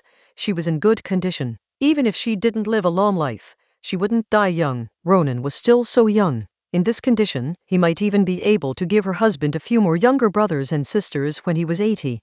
How did we get on to the topic of the future? Chapter 608. Teaching Children Badly. Next Steps. Public and Private Matters. Ambrina caught the fleeting look of surprise on her daughter-in-law's face and said, "There's nothing to be surprised about, Velma. In a few years, I will abdicate and pass the throne to Lucian. I will then leave the kingdom with Ronan and travel eastward around the world." Upon hearing this, Velma couldn't help but make an extremely rude expression. Her hand holding the knife and fork froze in midair, and her lips parted slightly, unable to close for a long time. She simply couldn't believe it. The kingdom of Fas was on the rise, and Ambrina was not some puppet king. On the contrary, she was extremely powerful. What was even more incredible was that such a powerful king didn't seem to have any hardship at all. How could she possibly resign as queen? Xiao Luxian remained silent. He already knew this. In a chuckle to herself, clearly, her sister-in-law had no idea what kind of person her mother was. Louis, however, kept his head down and ate his food. He knew very well that this was not a topic he should be involved in. Ambrina rested her chin on her hand, idly stabbing her steak with a fork in the other, joking like a child throwing a tantrum. Being the king is really tiring. I have to work 10 hours a day, and the workers in the capitals, factories only work 10 hours a day. These damned nobles, priests, and unscrupulous merchants exploit me like a worker. Is there any justice or law? I should be the one exploiting them. Of course, Ambrina knew that her working environment and intensity were different from those of the workers. She was no longer the little princess who thought a cake was worth a silver coin. She knew very well that the workers were currently working 10 hours a day because of the machine load and nighttime safety measures. They could only work 10 hours if the machines were a few levels better, and nighttime lighting and safety measures became cheap enough. Factory owners could definitely allow workers to work 12 hours a day, with day and night shifts, ensuring that there were always workers in the factory. Ambrina took a big bite of steak and continued, "Actually, the real exhaustion comes from living with a mask on. Some people have a talent for wearing masks, but I certainly don't. You've consumed the blood and flesh of millions of people, and yet you stand on a high platform encouraging them to love their country, to feel proud and honored by its prosperity, and to accept their blessings, support, and even gratitude. It's truly laughable. What's even more ridiculous is that you have to praise and reward those who are more vicious and have a worse appetite than you, praising them as good people and pillars of the country." "Henri," Ronan called out to Ambrina, lest she corrupt the children. "I am going to say it," Ambrina said, her temper rising. "So, Lucian, don't treat people like they re nothing, thinking you re so supreme and great, but don't take people too seriously either, thinking you have some sacred mission to accomplish something. Being a king is just a job. Just think of yourself as a civil servant, clocking in and out." Ronan covered his face. Ambrina truly treated Lucian as her son, not just the crown prince, and she didn't treat Verma as an outsider either. She spoke from the heart. "All right, that's enough chit-chat," Ambrina said, looking at Ronan. "Let me explain the upcoming arrangements." Ronan looked at Lucian and began to get down to business. "Your mother will once again go to the front lines to fight against the Empire, essentially to oversee the battle. As for me, I'll go to the southern front to see some old friends. You two will go to Belgium. The fighting has already begun, but no major battles have broken out yet." They were all returning to familiar territory and already had a good understanding of the area. When it comes to fighting, it's all about fighting on a familiar battlefield. This time, you should all learn military matters properly. Observe more, listen more, and speak less. You can ask questions, but do not express your opinions.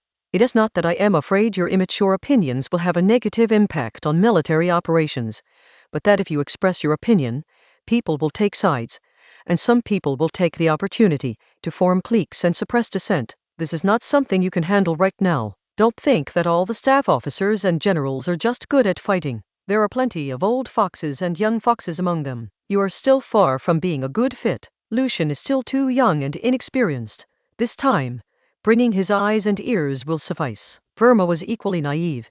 However, in Ronan's eyes, this girl from a merchant family was more talented in political maneuvering than her son, Lucian the younger. Page 269. The family dinner ended not long after. Ambrina went to the gardens in the north of the kingdom, and Louis quickly went over to her. Lucian and his wife Verma left together and returned to their residence. Ronan left alone, and Ine immediately ran over. What's wrong? Ronan asked his daughter Ine. Without hesitation, Ine casually expressed her thoughts. I want to give up my status as a princess, and I'll give up my public office. I'll start a relationship and maybe even start a company. As for marriage, I have absolutely no intention of doing so. You don't want a government job, you want to date, and you even want to start a company. That's great, Dad supports you. But is it necessary to give up your princess status? Ronan first expressed his support, and then asked another question. Ina was stumped by the question. Although the western continent as a whole grew from the corpses of the old empires, each one was actually different. The kingdom of Foes had a strong flavor of an agricultural civilization. Although the kingdom did not nominally adhere to royal etiquette or not compete with the people for profit like Ceres, as a princess of the royal family, she still had to be mindful of her image. In short, there is no precedent for a princess to have a free love affair and then start a company. This will surely attract a lot of criticism, Ina said. Ha, Ronan laughed. This scent is good. It is perfect for introducing the laws I've prepared. It will tell everyone that the kingdom of Fas belongs to all its citizens, not just our family. Huh? Ina was stunned. However, the throne of the kingdom of Foes is our family's sacred and inviolable private property, Ronan added, then explained.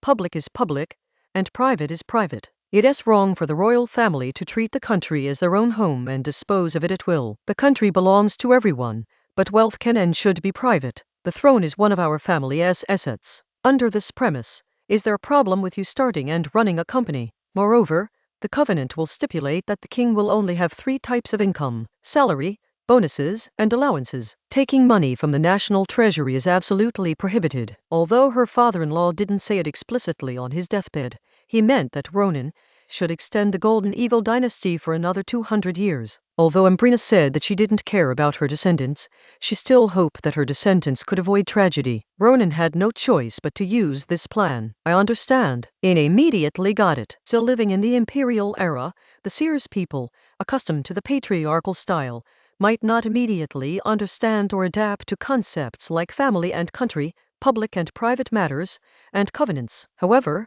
these are things that are easy for the people of the Western continent to understand. Then, are you and Mom considering having a few more kids?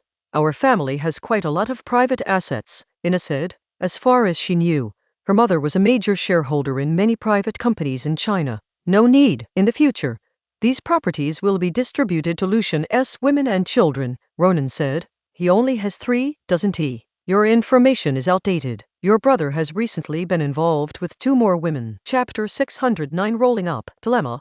3-front battle situation. Of course, there's one more thing Ronan didn't mention.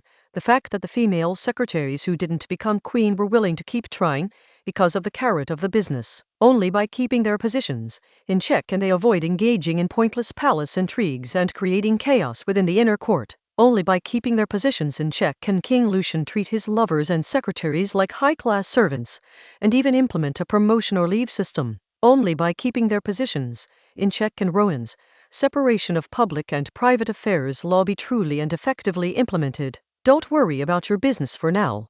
We'll talk about it when I get back, Ronan said to his daughter. He had to head south immediately to the southern front, Ambrina to the eastern front, and Lucian to the northern front. In September, Ambrina arrived at the Eastern Front headquarters. The northern and eastern legions of the Kingdom of Fas, passing through the southern Rhine, advanced into the southwestern region of the empire, which is the area between Baden-Württemberg and Bavaria in another timeline of Germany. Further southeast, one approaches the Ostrier region, a territory directly under the emperor's control, which is Austria in another time and space. This is a region with complex terrain, including mountains, valleys, and forests. At the same time, the emperor's army arrived. The emperor was quite satisfied that the battlefield was located here. First, it was close to his headquarters, which reduced logistical pressure. Second, the complex terrain reduced the advantage of the Faz Kingdom's army in frontal combat. If he fails to win this time, he'll be too embarrassed to continue being emperor. Of course, even if he had the nerve to admit it, if he lost this time, he wouldn't be able to remain emperor. Years of war had left him beyond just being depleted. He had even overgrown many things. This was his last bit of strength. If he lost, those Protestant princes who had been temporarily suppressed would immediately rise up and cause trouble, and he would no longer have the power to suppress them. The emperor had no idea that before he arrived, the army of the Kingdom of Fas had moved north to the Hessian region. The terrain in the Hessian region is more complex than here, with more mountains, valleys, and forests. But there is one difference. The Hessian region has collaborators. The reason for leading the way wasn't that this was the birthplace of the Frago family hundreds of years have passed. Who cares about you anymore? But rather that some people here are Protestants. Now, the emperor faces two paths. First, to pursue them northwards. Second, to ignore the main force of the Kingdom of Foes, head west, penetrate the Rhine, and cut off the supply lines of the Kingdom of Foes' army. It seems even a fool would know to choose option 2, the supply cut-off tactic. Forever a god-tier strategy. However, if he were to advance westward, his supply lines would undoubtedly be exposed, and the army of the Kingdom of Foes could easily cut them off. Now, the emperor and his entire staff are in a terrible mental state.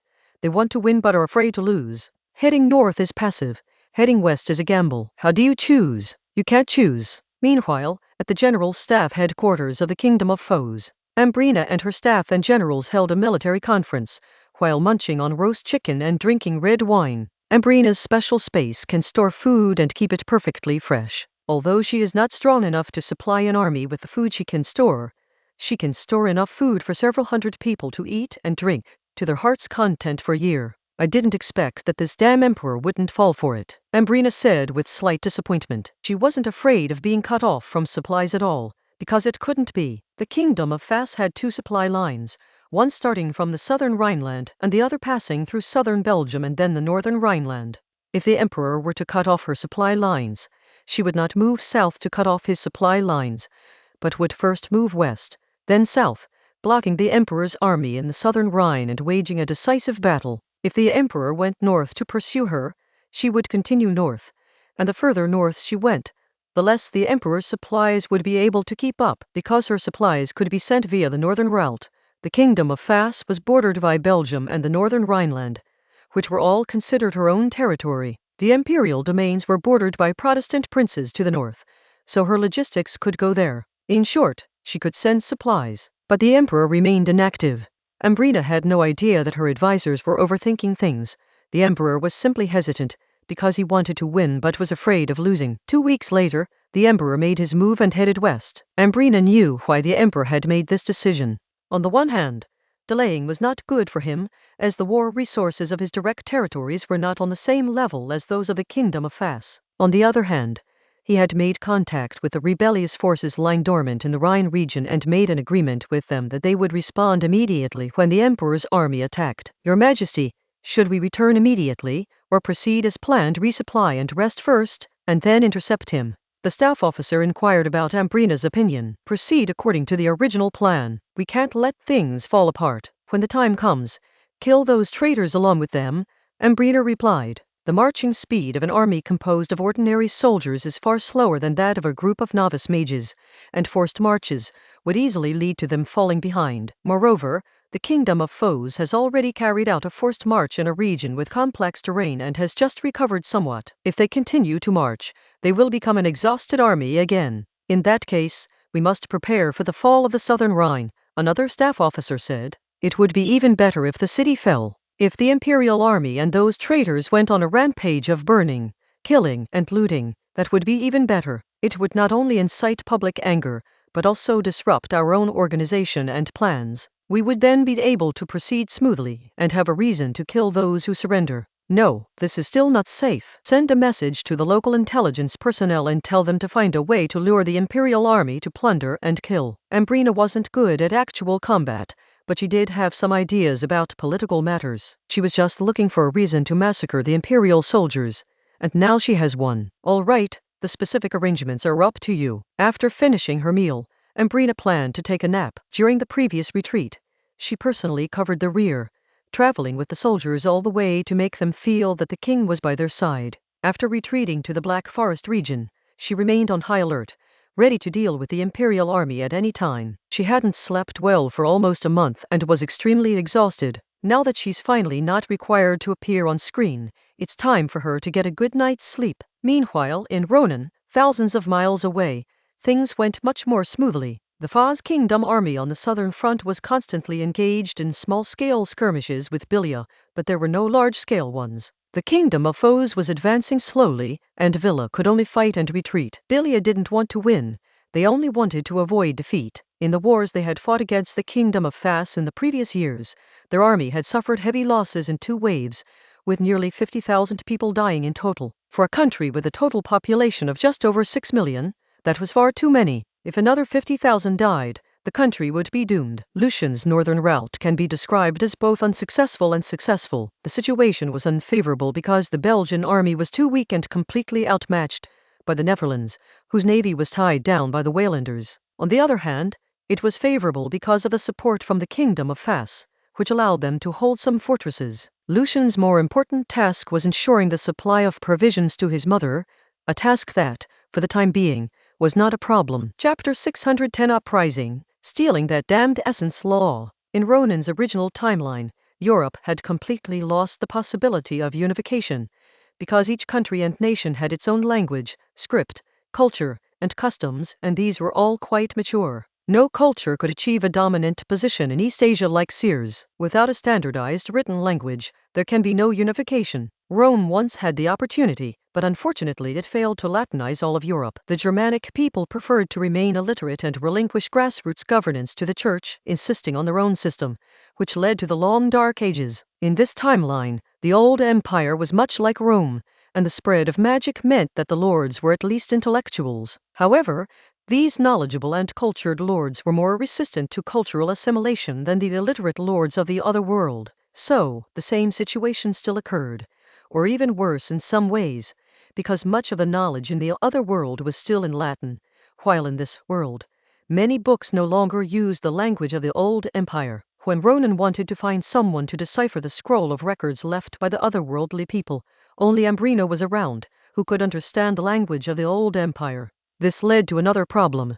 The people of the Rhine region were even more resistant to the people of the Kingdom of Fas. While they weren't exactly welcoming to the emperor, they at least felt a stronger sense of identification with him. With the cooperation of the traders, the two sides should have made peace and quickly captured a large area in southeastern Rhineland. But then his army went out of control. First, there was the rebel army. In Ambrina's eyes, these people were traitors. In the emperor's eyes, they were indeed rebels. The leaders of this group were originally minor lords of the Rhine region. As for the major lords, they were either killed or recruited, while these minor lords were replaced by bureaucrats sent by the Kingdom of Fas and a group of local people who were particularly willing to make progress. Can we tolerate this? We must fight back against them. They rebelled for years, but the number of people around them dwindled with each rebellion. Now, finally, the light has arrived. Don't be fooled by their rebellion.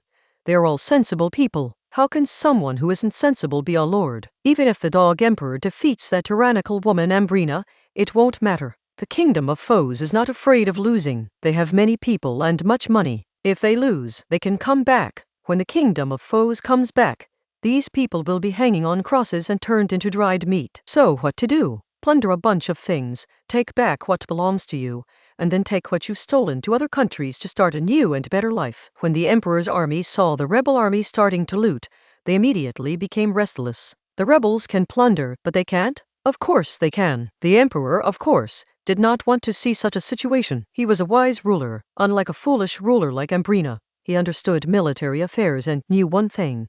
Once soldiers had gained something, they were no longer willing to fight desperately and only wanted to save their lives. On the battlefield, whoever is afraid of death loses. However, the emperor's army consisted of 3 parts. One part was his own directly subordinate troops, which had begun to become professional. The second part was the troops of other surrounding old Catholic lords, which were still feudal armies, and the third part was a force of magicians he had bought with some land and property, which was a semi-mercenary army. The emperor could only control his own troops, and soon he couldn't even control his own troops anymore, because those people thought, if outsiders can rob, why can't we rob our own people? What kind of logic is that? Seeing the situation, the emperor and his advisors discussed the matter and made a decision. Instead of heading south to threaten the northern part of the kingdom of foes, because the soldiers who had already plundered would be reluctant to fight, they simply headed north to plunder the northern Rhineland. The traders in the north were richer than those in the south, because they sold coal to the kingdom of foes. This caused the soldiers to roar with excitement, unleashing an astonishing surge of morale. After we've looted the north, tell the soldiers that if we can't defeat the French, not only will they lose what they've taken, but they'll also lose their lives here. The emperor addressed his advisors. On the other side, Ambrina and her advisors were dumbfounded. Had the emperor gone mad? His northward march effectively shortened the return distance for the kingdom of Fas, and led the imperial army to a point from which they could not return. Yes, not crazy. Yes, finally stopped hesitating. Commander-in-Chief Earl Allen said to Ambrina, when they robbed a little money. The soldiers were hesitant and didn't dare to fight, but now that they've robbed a lot, they've become propertied persons and they dare to fight. Unfortunately, they lacked a bit of determination. If it were me, I would definitely burn down the farmland and destroy the factories. Even if we lost in the end, I would make it impossible for the kingdom of foes to launch an offensive for a short period of time. Count Allen, that was a wolf in sheep's clothing too. If he does that, some of us will go crazy. Many of our soldiers are from the Rhine, and many mages have investments here, Ambrina said. Allen adopted the role of the imperial commander, thinking, if he's crazy, so be it. Only by going to extremes and eliminating any thought of surrender or escape among his men can we truly fight to the death. It's a pity that the commander on the other side isn't you, Earl. Ambrina praised. If I were the commander on the other side, I would never dare to oppose His Majesty. I would break my legs and never lead my troops over here, Count Allen said with a smile, praising Ambrina quite highly. Focus on attacking the Emperor's direct troops. As for the vassal lords, let them go if you can, Ambrina said. I am also counting on these electors to unite and depose him from the throne. Yes, Your Majesty. Count Allen and his generals bowed to acknowledge the order. A week later, the battle began. The Emperor's troops originally planned to fight a defensive war relying on the defensive fortress system in northern Rhine, but later abandoned the plan because the Emperor found that they were very unwelcome in northern Rhine. The Emperor did not understand why this was the case. Why not? The men in this region make a profit by selling mines to the foes' people, then use that money to buy goods from the foes, which they then resell to the locals for another profit. They've become compradors. As for the lower classes, their lives are much better than before thanks to the policies of building factories and distributing land. As for the lower-ranking officials, they still have room to survive. After all, in the atmosphere of urbanization, although they have lost their power and land, they are still local bigwigs. They can engage in tertiary industries and outsource some urban management work. Making money isn't shameful. They are different from the small landowners in the south who have lost their power and land. The Emperor was unaware of the details. He only knew that the people of this place lacked national integrity, were traitors, and deserved to die, and were utterly unworthy of being called Germans. In short, if they dared to rely on the defense system, they could be attacked from behind by these elite mages at any time, leaving them with no choice but to engage in open field battles. However, the Emperor soon realized that the situation was not in his favor, as the feudal lords' armies were not putting in any real effort. Damn it, these guys are faster than anyone when it comes to robbing money, but now they're playing dead. The Emperor couldn't help but curse, but he was, after all, a wise ruler, and he quickly calmed down, began to think of a solution, and summoned his advisors to discuss countermeasures. Chapter 611 Another Advance. Mobile Warfare. The front line called Waterloo after more than an hour of deliberation. Emperor Antelo and his advisors made a new and even bolder decision. They decided that while the skirmishes were still small-scale and the main force of the kingdom of foes hadn't yet locked onto the empire's main force, the vanguard and rearguard would advance, and then, well, they decided to advance. Page 270. Which way to turn? Naturally, they headed west, their forces aimed directly at the Kingdom of Fas army, nominally led by Crown Prince Lucian Roman II, which was located in Belgium.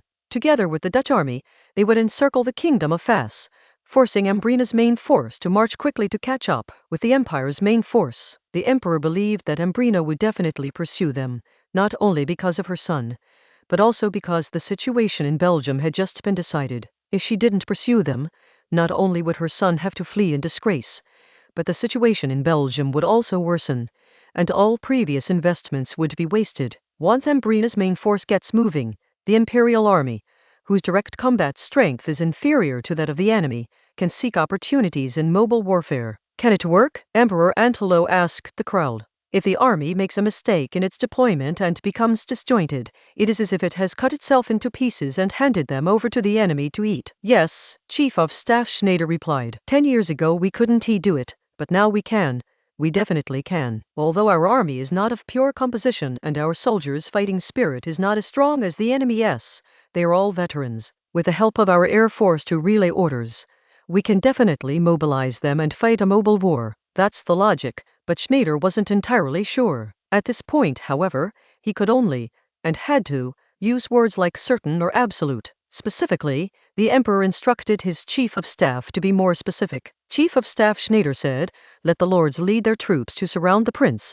Let our new lords disperse and occupy defensive positions, and let our own forces concentrate and wait for an opportunity." This, splitting up the troops, the Emperor frowned, a look of doubt on his face. This time is different from the last time. Last time they had a numerical advantage, but this time they don't. Moreover, they are now advancing, turning the vanguard into the rear guard, which will inevitably lead to their defeat and put them at a disadvantage in terms of total troop strength. Why divide your forces when you are outnumbered? Your Majesty, it is impossible for us to annihilate the army of a kingdom of foes, but they want to annihilate us. All we can do is take advantage of this mentality and let them surround us. Dividing our forces is to lure them into widening the encirclement and weakening it. Then our main force will move quickly, looking for an opportunity to defeat their main force. We will then break out with what we have plundered and return. After returning, we will stabilize our rear, and then we will deal with the Protestant and Catholic lords together, strengthen ourselves,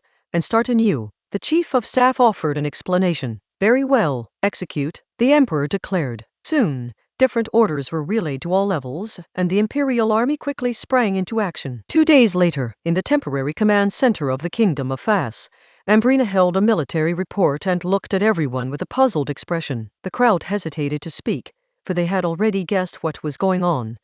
But this situation was caused by their previous advice. Finally, Count Elaine stepped forward and said, "They must be after Prince Lucian." Everyone felt a chill run down their spines. This was truly a disaster. Their combined strategic advice had now put the Crown Prince in a crisis. Ambrina simply hummed in response, without getting angry. Everyone breathed a sigh of relief. Ambrina stroked her chin and asked, "How is their retreat progressing?" "Very orderly," Earl Allen replied. "It must be admitted that the high-ranking and mid-level commanders on the other side are really strong, and the soldiers are really veterans. They were able to complete the retreat and withdrawal so decisively and in an orderly manner." Ambrina pinched the bridge of her nose, meaning that a rapid pursuit wouldn't yield much benefit. Ignore the enemy's scattered forwards, and kill all those who surrender. By the way, do it in the name of killing the innocent, robbing private property, and blaspheming God. We are not seeking revenge or venting our anger. We are a righteous army, and every shot is aimed at evil. Ambrina made her decision. Then pursue them, but don't rush. Count Allen, along with his advisors and generals, looked at Ambrina with genuine admiration for the first time. With her son in danger and her side consistently holding the advantage, but unable to catch up with the enemy's main force, Ambrina's composure remained intact. She was able to speak so calmly, vaguely reminiscent of the demeanor of King Lawrence from over 100 years ago. "Yes, Your Majesty," the crowd replied in unison. 2 weeks later, in mid-October, the Empire successfully achieved its strategic and tactical objectives. Prince Lucian's army and the Belgian army held on desperately. The army of the Kingdom of Fas arrived and expanded the encirclement, determined to annihilate them. However, under their maneuvering, the main force of the Kingdom of Fas was forced to run back and forth twice and is now in a state of disarray. The opportunity has finally arrived. Meanwhile, Ambrina's troops were marching through Belgium when she asked one of her staff officers, "What's ahead?" The staff officer glanced at the map and replied, "A small town called Waterloo." At that moment, a piece of intelligence was delivered. Ambrina glanced at it and then handed it to the commander-in-chief, Count Allen. The intelligence was simple. The Empire's core forces were coming. The Empire has about 30,000 people, while Ambrina currently only has about 20,000 under her command. "Your Majesty, you can ask for help, but I do not recommend it," Earl Allen said. "Running away would lead to a rout, and more importantly, it would disrupt the encirclement. The encirclement is now complete, and we have advantages everywhere. If we hold on here, we will wipe them all out in a while. If reinforcements are requested, troops will be drawn from both above and below to come to the rescue, and the encirclement may be breached, causing a chain reaction. The advantage will be lost, and defeat may even result. Count Alan then offered a suggestion. Let us hold. They are both guest troops, and they must have come on a forced march and are very tired. It is practically impossible for 30,000 exhausted men to defeat our 20,000 elite troops. Let us hold them off for a while. You stay here, and our brave soldiers will be fearless in the face of sacrifice. Once the enemy is defeated elsewhere and reinforcements come back, we can completely surround them. A lot of people will have to be sacrificed, Ambrina asked. Perhaps several thousand, possibly 10,000, Earl Allen estimated, and explained. The enemy has exhausted every means and has already sacrificed 20 or 30,000 men to create such a localized opportunity with superior firepower. The Emperor has bet everything on this one game. The next offensive will only get more insane. Are you sure they're coming? Ambrina asked. Our plan to outflank them and catch them off guard should have been within their expectations, or perhaps they deliberately guided us in this direction. However, it's impossible for them to have determined our specific marching route a few days in advance. Moreover, they were quite far away before, but now it seems they deliberately kept a considerable distance so that we could come with peace of mind. Chapter 612. You bet? I bet.